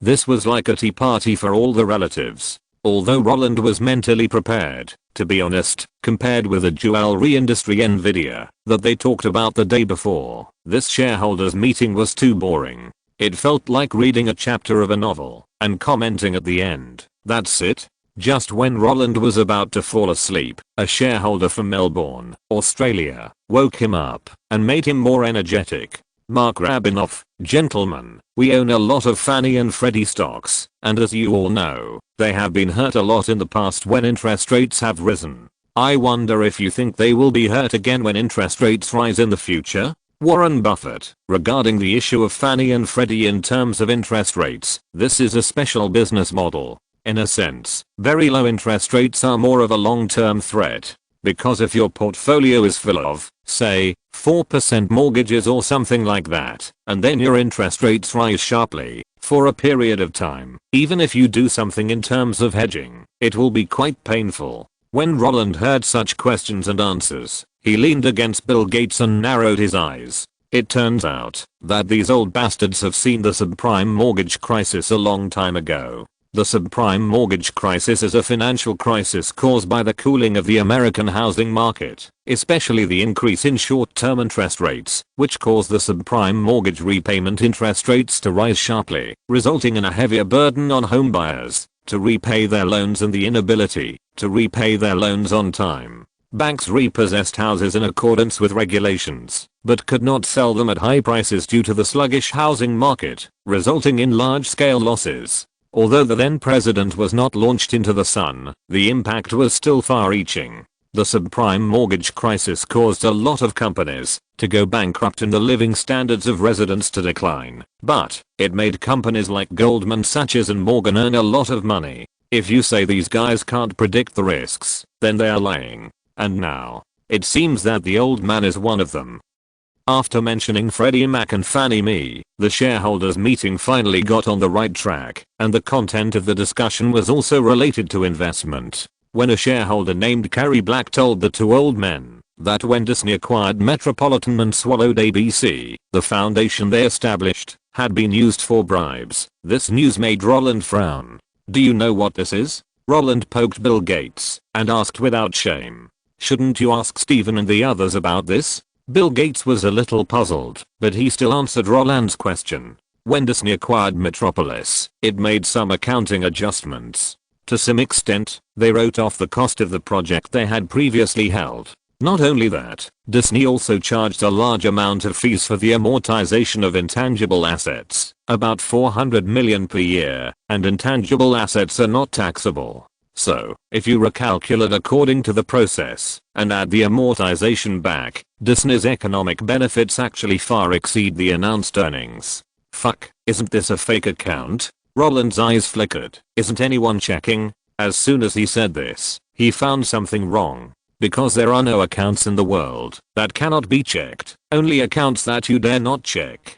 So he changed the topic and asked, how many shares does the company hold in Disney? It's almost public. This question is not confidential, and Bill Gates answered quickly. That's about 5%. Roland wrote down this number in his mind. Although he didn't know what these things were for, it was related to Disney after all. Of the 5 hours of shareholder Q&A, only half an hour was useful to Roland. The point is that all the doubts caused by the questions were answered by Bill Gates. The two old men on the stage basically talked about this and that, perfectly demonstrating what it means to call a horse a zebra. Even though Roland was just an outsider, he knew from his memories of his previous life that if he followed the advice of the two old men to invest, he would die miserably because they had already eliminated the correct answer for you from the beginning. However, if you think about it simply, it feels normal. Because Roland would not tell Bill Gates that the future internet would not be dominated by portal websites at all. The Internet of Things they planned was too advanced. After the shareholders meeting, there was a picnic from 5:30 to 8 o'clock. All shareholders could participate, and it was very similar to a buffet. When Roland arrived, the guys who had not figured out the situation before came forward one after another, wanting to know more. Facing those guys who wanted to get to the bottom of it, Roland just walked around and was scared away by the wild enthusiasm. The style of the male paintings is quite normal. Roland, when did you buy Berkshire Hathaway stock? How many years have you held the stock? Why did you choose it? Are you friends with Bill Gates? You sat together during the shareholders meeting. As for the women, they approached quietly while asking high-sounding questions. After approaching, they decisively showed their fangs and wanted to take off his clothes and pants under the banner of verifying his identity. LUOBO. Let mom see if you are real. Damn. Is there another man as handsome as me in the world? You fake fan. On Sunday, which is the second day of the shareholders meeting, there will be 5,000 meter running, table tennis, bridge and other activities. Roland can't play bridge, but he is not afraid of table tennis. Even if he can't play the special effects that the Japanese players who have a good time have, it is definitely enough to bully the old man.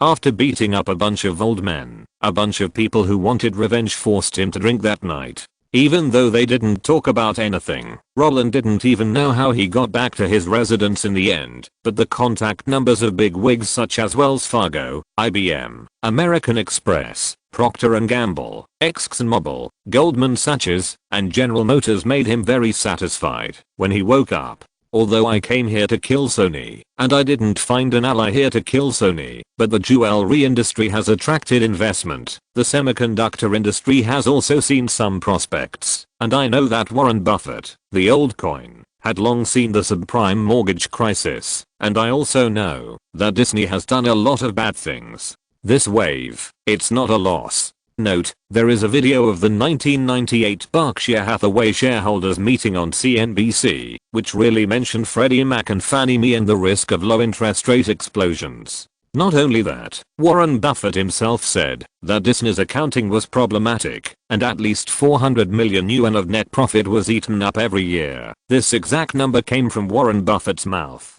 As for where the money went, Warren Buffett and Charlie Munger did not say. They just said that if Disney adjusted back, future earnings would soar. Shareholders meetings are actually very boring. Those old men never answer questions directly, and those previous shareholders meetings were not broadcast, live to the public, so all the news was strangled in them. Chapter 274 The first step to change the world. So, see you next year. What do you mean by see you next year? Aren't we talking about our project this year? Oh, sorry, I drank too much last night. Okay, don't rush him, he still has a lot of work to do. Besides, if he really forgets, you can also ask Charlie to find him on the set. He will be filming in New York in the second half of the year anyway. On May 4th, after Warren Buffett, Charlie Munger, and Bill Gates came back from their CNBC show, Roland, who had said goodbye to them formally, boarded the plane and rushed back home.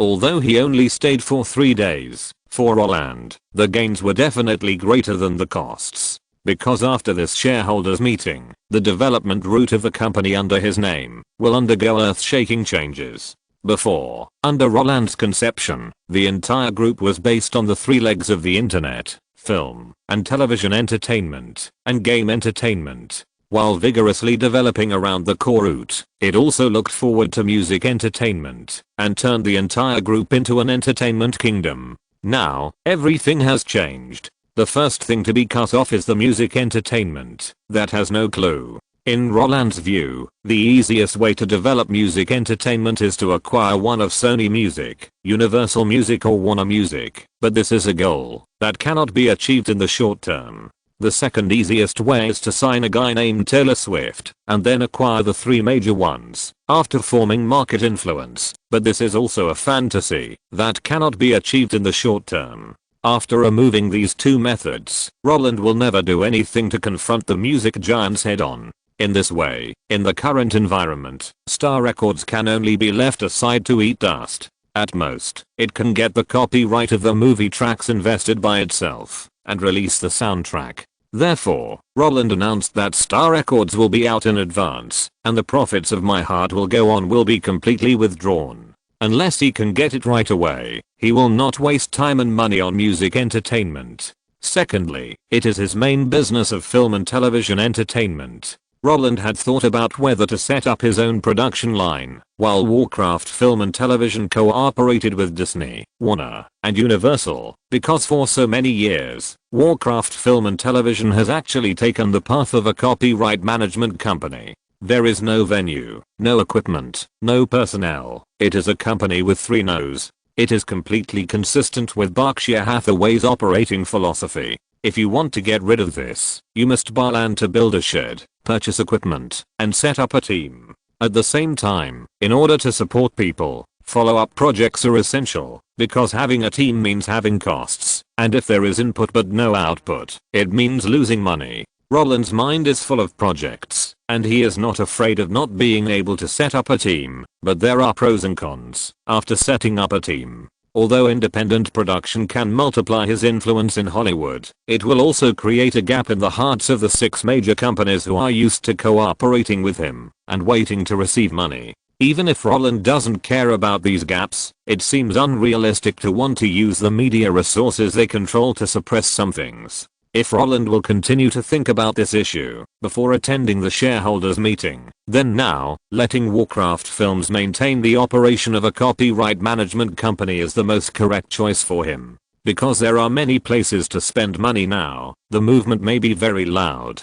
If Roland fell out with the big 6 that controlled the media at this time, then he would not be able to develop in a low-key manner as before. Under the media's propaganda, his actions would definitely become a thorn in the eyes of some people. In this case, film and television entertainment, which was previously identified as one of the 3 thighs, must continue to lurk. In the form of a copyright management company, it can get the corresponding profits, while giving benefits to the big 6, and also obtain the cheapest, but quite important public opinion protection from them, so that the development of the group company can disappear from the public eye as much as possible. Of course, freezing the development of Star Records, and allowing Warcraft Film and Television to continue to operate in its current form is actually to avoid making enemies in Hollywood, where the class has been solidified, and the submissiveness here is for the purpose of striking hard in other fields. First of all, it is the content provider Blizzard Entertainment.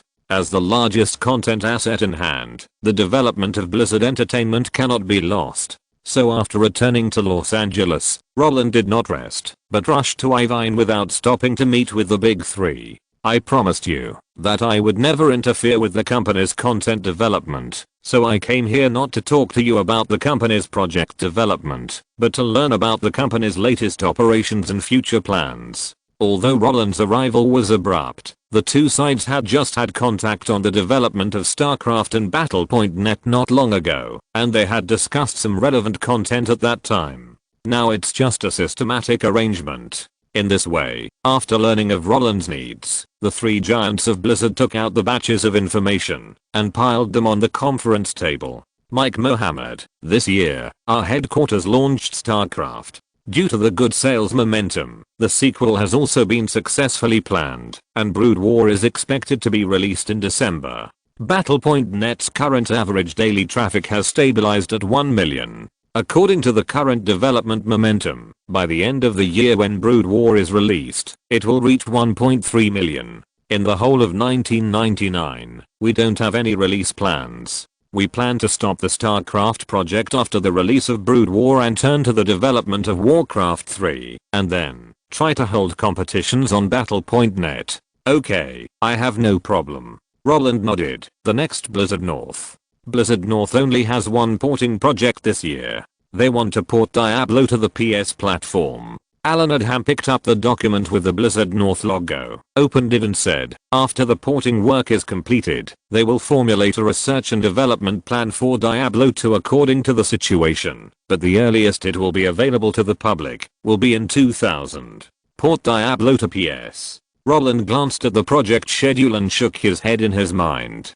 In his memory, Blizzard seemed to be born with a conflict with consoles. None of the games developed by Blizzard were suitable for consoles, and all of them failed miserably. It was precisely because of the disastrous failure of Diablo, after it was launched on PS, that the headquarters in Blizzard North quarreled. The headquarters believed that focusing on PC was the best choice, while Blizzard North did not admit its mistakes. Then, Blizzard happened to be in the hands of Vivendi at the time. Because of the crazy expansion, Vivendi had financial problems, so they kept saying that they wanted to sell the game division to EA. After learning the news, North, who did not want to be deprived of the right to speak on the product, went to negotiate with the headquarters. However, due to different ideas, the headquarters did not tell them that Vivendi gave up selling the game business group because EA offered to lower price and turned to find a buyer for Universal. Therefore, North, with asymmetric sources of information, submitted its resignation to Vivendi and threatened them not to sell Blizzard to EA.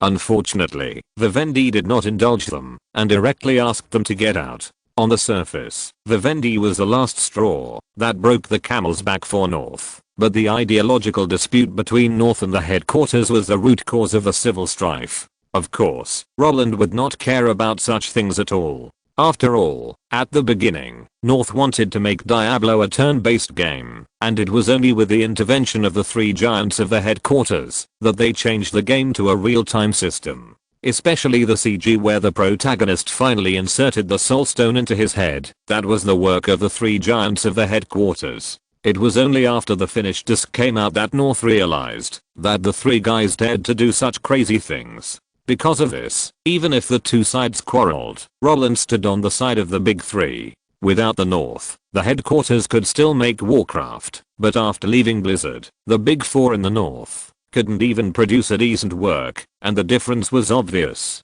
In addition to the headquarters in the North, Naughty Dog, which was acquired from Universal, will release a sequel, Crash Bandicoot 3, this year. The remaining studios had no projects in 1998. In 1999, there were more, including GTA, London Guild 1969 and GTA 2 by Rockstar, Siphon by Ben Studio, and Rocket by Sucker Punch, and Rocket was built for the Nintendo 64 platform. There was no way they signed a contract with Nintendo before the acquisition. And CD Projekt, which was also acquired, they are now concentrating on being an agent. Roland had no objection to these project arrangements. The only point he wanted to emphasize was the development platform of each company. Headquarters and North only develop PC games. Naughty Dog, Rockstar, Ben Studio, Sucker Punch only develop games based on the PS platform. If possible, we can actually sign a 5-year supply contract with Sony, ending in 2001. As for CD Projekt, let them set up their own game development team while doing European distribution. As the most important content provider, it is natural to do both.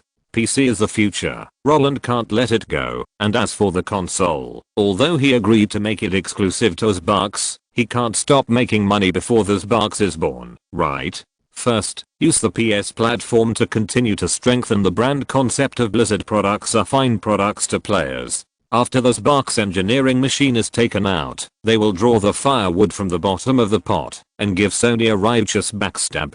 Oh, that's right, I'm talking about Capcom. Since they have decided to fight Sony, they have to let them taste the sweetness first, and then turn around and vote for their opponents. Only in this way can their revenue be affected in a short period of time. After all, the 3 series of GTA, Siphon and Crash Bandicoot have a single generation sales of 5 million at the lowest. There are only so many masterpieces in a generation. If you cut off 1/3 and 1/4 of them directly, it would be a pity to say that you don't feel pain. Of course, the radicalization of game entertainment is not the end, but just the beginning. After confirming the company's platform path with the 3 giants of Blizzard, Roland asked them about the news of 2 acquaintances. Are you still in contact with Larry Page and Sergey Brin? Hearing Roland's question, Frank Pierce immediately said, them? Aren't they working on Google in college? Huh? Has the company been established? Roland's eyes lit up. No, they just got a domain name of google.com with the help of Stanford. Now they are just like us who started a business with credit cards. They are paying for servers and search engines with their own money. Why, are you interested? Mike Mohami asked. No, it's Amazon that's interested in them. Roland smiled, hiding his intentions. Jeff Bezos found that with the increase in merchants, the merchant search function within the website must be put on the agenda, and the current search engines on the market are too rubbish, so they want to hire someone to write it themselves. Didn't you tell me at the annual meeting 2 years ago that they wrote search software for him? So I asked. Alan had understood and said, but now they have registered the domain name. It seems a bit inappropriate to poach people, right? It's a bit inappropriate. Roland nodded and said in agreement. But then, he changed the subject. But it doesn't matter. If we can't recruit people, we can cooperate. Can you help me ask, do they lack startup funds? If they do, I can invest. Of course, like you, I won't interfere with their development ideas, let alone merge them into Amazon. At most, I will help them contact each other when both parties have needs. Roland felt that he was very sincere, but after he finished speaking, the faces of the three giants of Blizzard all flashed with weird smiles. Do you really want to invest in them? Mike Mohami asked. Of course. Is there any problem? Roland was very surprised. It's a big problem. Frank Pierce smiled and said, because they are now a startup company supported by Stanford. Generally speaking, they will not accept investment from outsiders. That's right. Like Amazon, Google did not start from scratch. In September 1997, the domain name of Google was born, and because it was registered with the help of the school, Google naturally fell under the umbrella of Stanford. It is said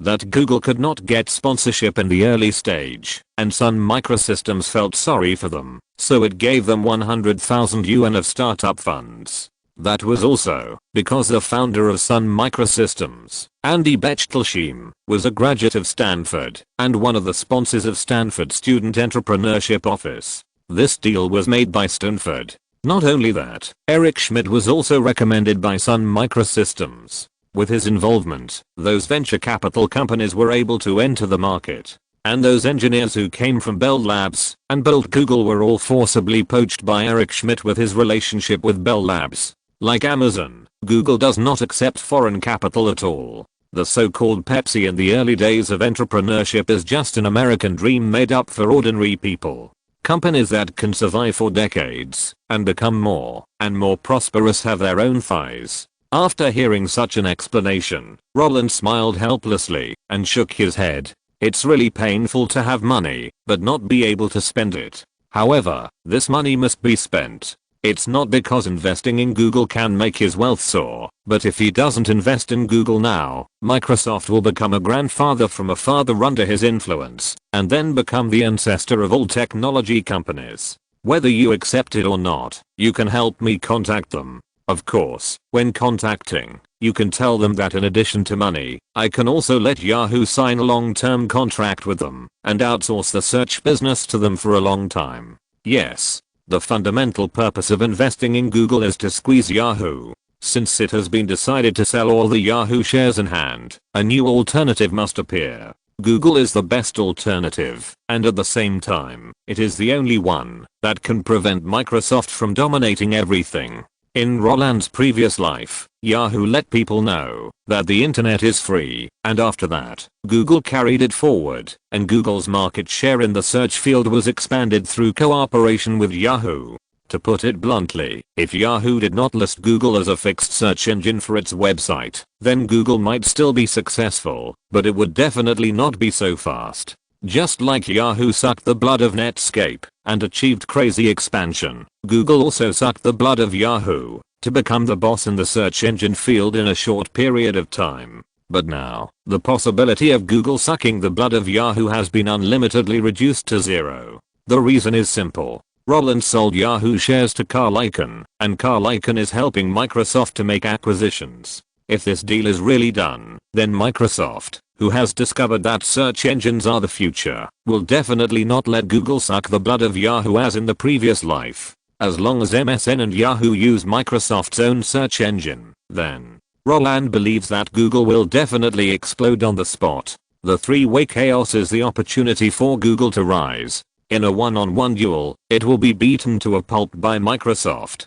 After all, the success of each product is not based on whether the product is easy to use. In the face of monopoly, even if consumers are served a pile of shit, they have to hold their noses and eat it. And if Microsoft eats the portal website first and then the search engine, then such a company can no longer be sanctioned. What is too big to fail? Microsoft, which controls the data of netizens, swallows up government orders, and cooperates with the US military, is too big to fail. Windows plus YAHOO plus MSN plus SEARCH engine. Which company can beat this special code? With a flap of butterfly wings, Bill Gates has directly become the Napoleon of the world. Microsoft has become a giant that controls both the operating system and the internet. Isn't he the most shameful time traveler? He does nothing, and Microsoft finally becomes the winner? Isn't this a case of operating like a tiger, but the record is 0 and 5?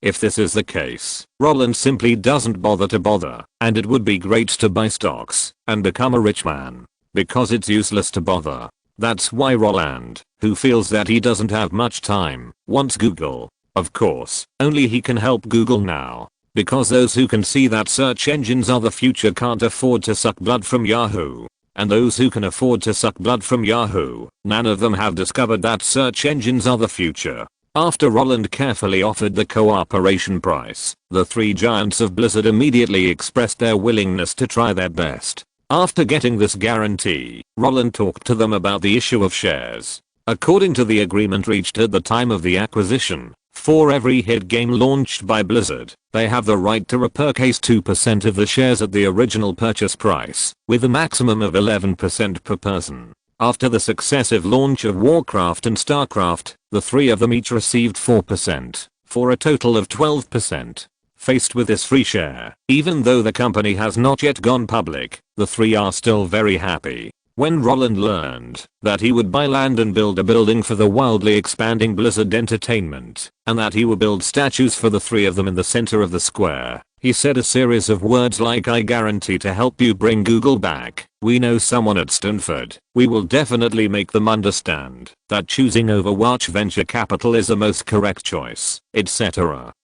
As if he didn't want money. Hey, that's right. Roland was very satisfied with their promise. At the same time, he was also looking forward to the final result. As long as they can successfully invest in Google and squeeze Yahoo, Microsoft will not be invincible. Note, Google is indeed not something that everyone can invest in, or in other words, except for Yahoo, those companies that are still alive and growing bigger and bigger are not something that venture capitalists can invest in. Just like Tencent's investment in Tim Hortons this year, when they invested, the trend they spread was if you invest in it, it will be considered a success. While helping Google, Stanford also received 0.7% of its shares, 1.8 million shares at the time of IPO. The so-called asking Yahoo for help was just because Yahoo also graduated from Stanford. As for other non-Stanford companies and venture capitals, these people would not even bother to look for them, even if they were willing to pay. Amazon really wanted to acquire Google at the beginning, more than Yahoo, but was scared by the sky-high price of $1 billion. This is what Dr. Wu Jun wrote in the Google Blackboard. Chapter 275. So Nissan, it seems you really have to die. So, you mean that Warren Buffett values the R&K that is being established at $5 billion? After dealing with the two matters of game entertainment and search engine, Roland declined the dinner invitation of the big three, hurried back home, pulled Kate and David into the study, and talked to them about jewelry. When Kate heard the valuation of $5 billion, her forehead, which was originally very flat, suddenly bulged with ravines. But when Roland told her the old man's estimated market share, the clouds of surprise that covered her brows immediately dissipated, and a smile of understanding appeared on her face. Eat up 80% of the jewelry market in America within 5 years. Eat up 50% of the global jewelry market within 10 years. He wants to maximize your influence. No. He counts me in too. Kate's reaction made Roland a little puzzled. What do you mean? He really didn't understand the jewelry industry and was willing to ask questions without shame. But Kate felt that her man had fallen into a misconception of thinking. What is the most important thing for a jewelry brand? The story, right? But after mastering the story, a lot of publicity is needed to let those who have not heard of the brand story understand the content and to deepen the impression of those who have heard of the story. Is the R&K brand worth 5 billion? I personally think that, if you look at the brand alone, it is definitely not worth it. However, if we add the two of us, the situation is different. When I say different, it is not because of the beautiful fantasy we have given to the brand, but because of the invisible resources behind the two of us. You have the entire Hollywood behind you. Your good relationship with the 6 major brands can increase the brand's value, just like people got to know Tiffany through Breakfast at Tiffany's, Bulgari through Cleopatra, and Harry Winston through Gentlemen Prefer Blondes. No matter when, almost all jewelry brands like to place advertisements in Hollywood movies. And when female stars and jewelry appear together, the potential influence is unparalleled. If those jewelry brands could cooperate with the 6 major brands before, then now, when we launch R&K, we can cooperate with the 6 major brands. After R&K, which brand do you think the 6 major companies will choose to cooperate with first? If Disney releases a youth film, will it choose other brands for the diamond ring that symbolizes love? You are currently working on the Lord of the Rings trilogy. If the Lord of the Rings is successful, you still have The Hobbit. And if Time Warner releases a love film, will it choose other brands for the jewelry that symbolizes love? Harry Potter has Steven because of you. If Universal releases a fashion film, the big name jewelry in the most conspicuous position will definitely be R&K, because this kind of thing is harmless to them. Since they can choose anyone, why not choose a partner with whom they have a good relationship? Because of your existence, those brands that were able to advertise in the movie before have lost an important marketing channel. Not only that, your relationship can also make R&K dominate on the red carpet. The actresses who participate in the projects you lead will take the initiative to bring R&K's jewelry. Those actresses who are eager to get resources will also be very tactful to pay money to support it. And how many projects can you influence? In the case that Steven treats you as his own son, our brand does not need to find a spokesperson at all, because everyone is a spokesperson. This kind of advertising effect cannot be explained by 1 or 200 million, and as long as you are still active in the circle, those smart actresses will continue to bring endless influence to our brand, because for them, the project is the most important. One less endorsement is just one less money, but if you miss an opportunity because of an endorsement, they will cry to death. And for other brands, this is the biggest bad news. You are in control of the Hollywood channel that can bring the most goods. How can other brands stand out? The point is that this does not touch the antitrust law at all. With the precedent of De Beers, as long as R&K can take up the market share, other brands can only die. Okay, Roland finally understood. It turns out that the valuation of 5 billion also includes his influence in Hollywood. How much influence do Hollywood movies have on jewelry sales? There is no precise number for this potential calculation. However, Anna Karenina, starring Keira Knightley, increased Channel's jewelry sales by 3% that year. Carey Mulligan's outfit in The Great Gatsby led Tiffany to launch a special The Great Gatsby jewelry series. The Harry Winston diamond earrings worn by Jennifer Lopez in Made in Manhattan became a hit that year. You should know that the price of that pair was $3,999. And then they were sold out. Is there any justice in this? Hollywood movies have a huge influence on jewelry because many potential buyers simply don't have time to see all the new products of all jewelry brands that year. But if they like it while watching the movie, then they don't have to choose, because the star halo and love in their hearts will make these potential customers make the most rational choice. Before, every brand could get a share of Hollywood movies. Now, Roland can at least guarantee Fox, Universal, Warner. Well, as long as Roland continues to operate Warcraft films with the concept of a copyright company, he can influence the 6 major companies plus DreamWorks and other miscellaneous film companies. Although this influence cannot be quantified, the acquisition of R&K means the loss of all other brands. Hollywood, which controls the public opinion and spreads ideology, only advertises for R&K. Big brands can survive. Small brands can only die. With their death, the market will be vacant, right? What about you? Roland, who understood what Warren Buffett was looking for, followed Kate's idea and drew inferences. Don't tell me that Warren thinks he can get a royal badge from the British royal family through you? HMM. Kate laughed as soon as she said this. What do you think? Prince Charles has the right to grant a brand the royal badge, although the procedure is very troublesome. Fuck. Looking at Kate's half smiley eyes, Roland silently cursed in his heart. So the market embezzlement that the old man talked about turned out to be this kind of embezzlement. That's right, a brand story is worth 5 billion. Warren Buffett is not crazy. The reason why he thinks R&K is worth 5 billion is because Roland can make this brand achieve a pseudo monopoly in publicity. That's because Kate can make this brand more stylish. What is the most important thing for a jewelry brand? That's style and story. With stories that the public yearns for, more ordinary consumers can be driven to buy it. Adding style to the story will attract consumers of all classes. The easiest way to get style is to let the old men and women in the British royal family give the brand a seal. Just like Asprey, a British luxury brand that has remained the most distinguished after 200 years. Victoria, Elizabeth, Margaret, Woolworths, JP Morgan, one name after another makes the brand full of style.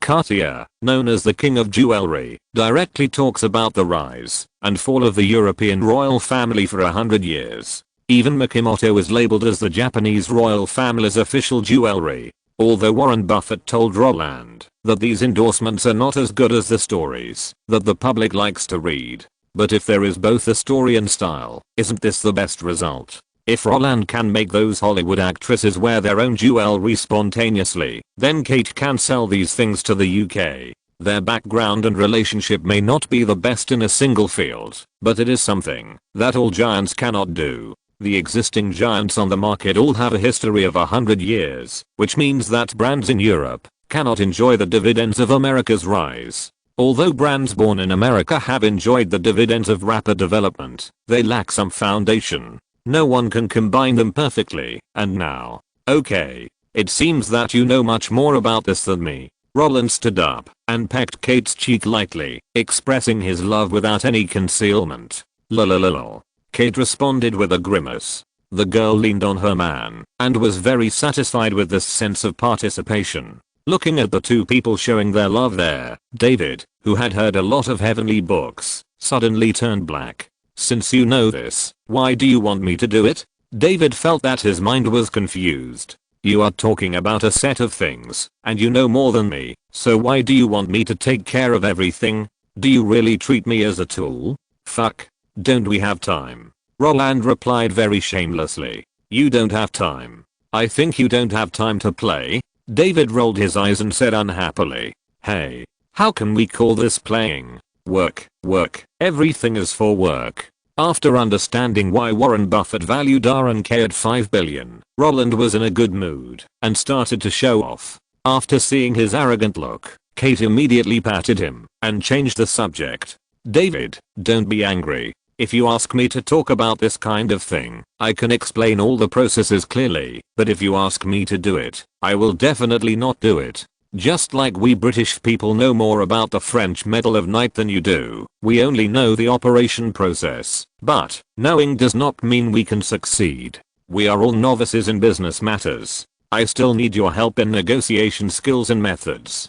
Kate said this, and David felt much more comfortable. Well, he was even more uncomfortable. Thinking back to the brand concept that Roland told him at the end of last year, looking at the two people who loved each other now, a split made him feel very painful. Roland kept saying that he did not believe in love, but under the bondage of interests, he now loved Kate more than anyone else. When a man told himself that he must love a woman in this life and must not cheat, this natural emotion was really a great irony. But at the same time, David had to admit that this was really love. It was the kind of love that countless external forces could not destroy. This is really funny.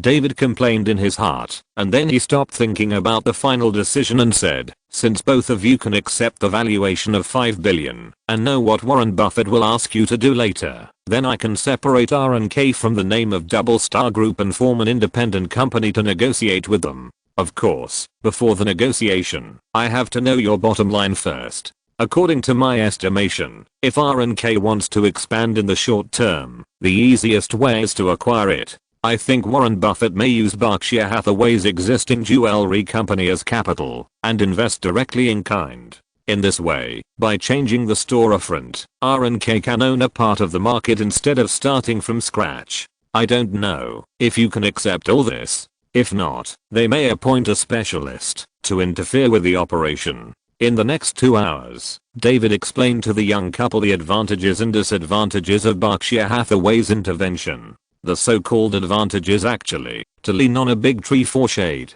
With Warren Buffett's resources, the brand can achieve crazy expansion. With his investment, those who intend to take action against the brand will have to think twice, because now sniping the brand is not attacking Roland, but fighting with Berkshire Hathaway, which has tens of billions of cash. Of course, the disadvantages are also very obvious, that is, the other party will definitely interfere with the operation. However, after a careful discussion, the three felt that the problem was not big. Because only if the young couple walks through life together, the value of the brand can continue. No investor will seize power. Everyone understands that when squeezing the two and kicking them out of the company, the brand will no longer exist. This is a brand born of people, and no one can take it away. After confirming this, things will be much easier. Because they are not married, after R&K is independent from Double Star Group, Roland and Kate each hold 48% of the shares, and the remaining 4% is sold to David at a price of $50 million. Although compared with the current price of $200 million, $50 million is half of the $5 billion valuation. David has been busy for this for a long time, so there is no reason to let him work for free. What's more, the future development of the company will be a matter of negotiation between him and Warren Buffett's people. As the external facade of Roland and Kate, the work he handles will definitely increase exponentially. No one can find fault with it. After talking about R&K, Kate wanted to leave when she found that Roland had something to say to David. But just as she stood up, Roland pulled her back. I will only marry you, and you will only marry me, so there is nothing to hide. Roland won a kiss with a perfect answer. After Kate climbed up the recliner that David said Roland's mother liked to sit on when his father talked about things, David shook his head at the overlapping memory. Isn't R&K your biggest gain this time? What else do you want? Atty. Go ask them for me. Are they willing to sell? Money is not a problem. Roland not only wants Atty, but also AMD, but AMD is too expensive now. A company can't afford it with more than $60 billion, so he can only plot Atty, hoping that Microsoft and Nvidia will inject vitality into the company after the fallout. Of course, he also hopes that Microsoft will still have room to survive after it becomes bigger. It's funny to say that when he invested in Yahoo, he really just wanted to raise money, and the purpose of raising money was to strip Disney's pants and take Marvel into his arms. But when things really happened, a chain reaction appeared. Microsoft, which wanted Yahoo, became the best buyer, and Roland also started to plot Sony again. Because he invested in Apple and owned shares in Sony, Amblin and Warcraft Film and Television Overseas Distribution Company, and could provide game support to Microsoft. So he became friends with Microsoft. But while they became friends, he was worried that if Microsoft won the console war and swallowed up Yahoo, it would become extremely powerful. So he wanted to survive in the gap after the war. So the semiconductor industry was arranged. The search engine that took over the Portal website was also targeted by him. And Disney, the original target, didn't know where it had shifted to. He himself was speechless about this kind of back and forth behavior, but there was nothing he could do. This was life. Plans can never keep up with changes. After entering the game, he had no choice but to keep running, unless he took the initiative to admit defeat. But before killing Disney, Roland would not admit defeat. In this way, tossing and turning was the only choice. After 12 hours of arrangements, the development plan of Roland's company also underwent earth-shaking changes. Originally, he planned to walk on the three legs of the internet, film and television entertainment, and game entertainment. Now, luxury jewelry and the internet are the two most important claws on the crab, and game entertainment, film and television entertainment, and semiconductors are the three legs for walking. Music entertainment was completely forgotten. It seems that these 5 major business groups are unrelated to each other, but if you look closely, you will find that they are inseparable. Semiconductors are upstream industries, and the internet is the feedback terminal. Game entertainment and film and television entertainment are terminal content, while luxury jewelry is a derivative of entertainment monetization. Roland couldn't figure out why he, who wanted to work in the media, was running all the way in the direction of the entire industry chain. He felt that he was now very much like Microsoft. Since everything was good, why not make it his own? This unconsciously rising ambition made Roland confused, but also made him extremely fortunate.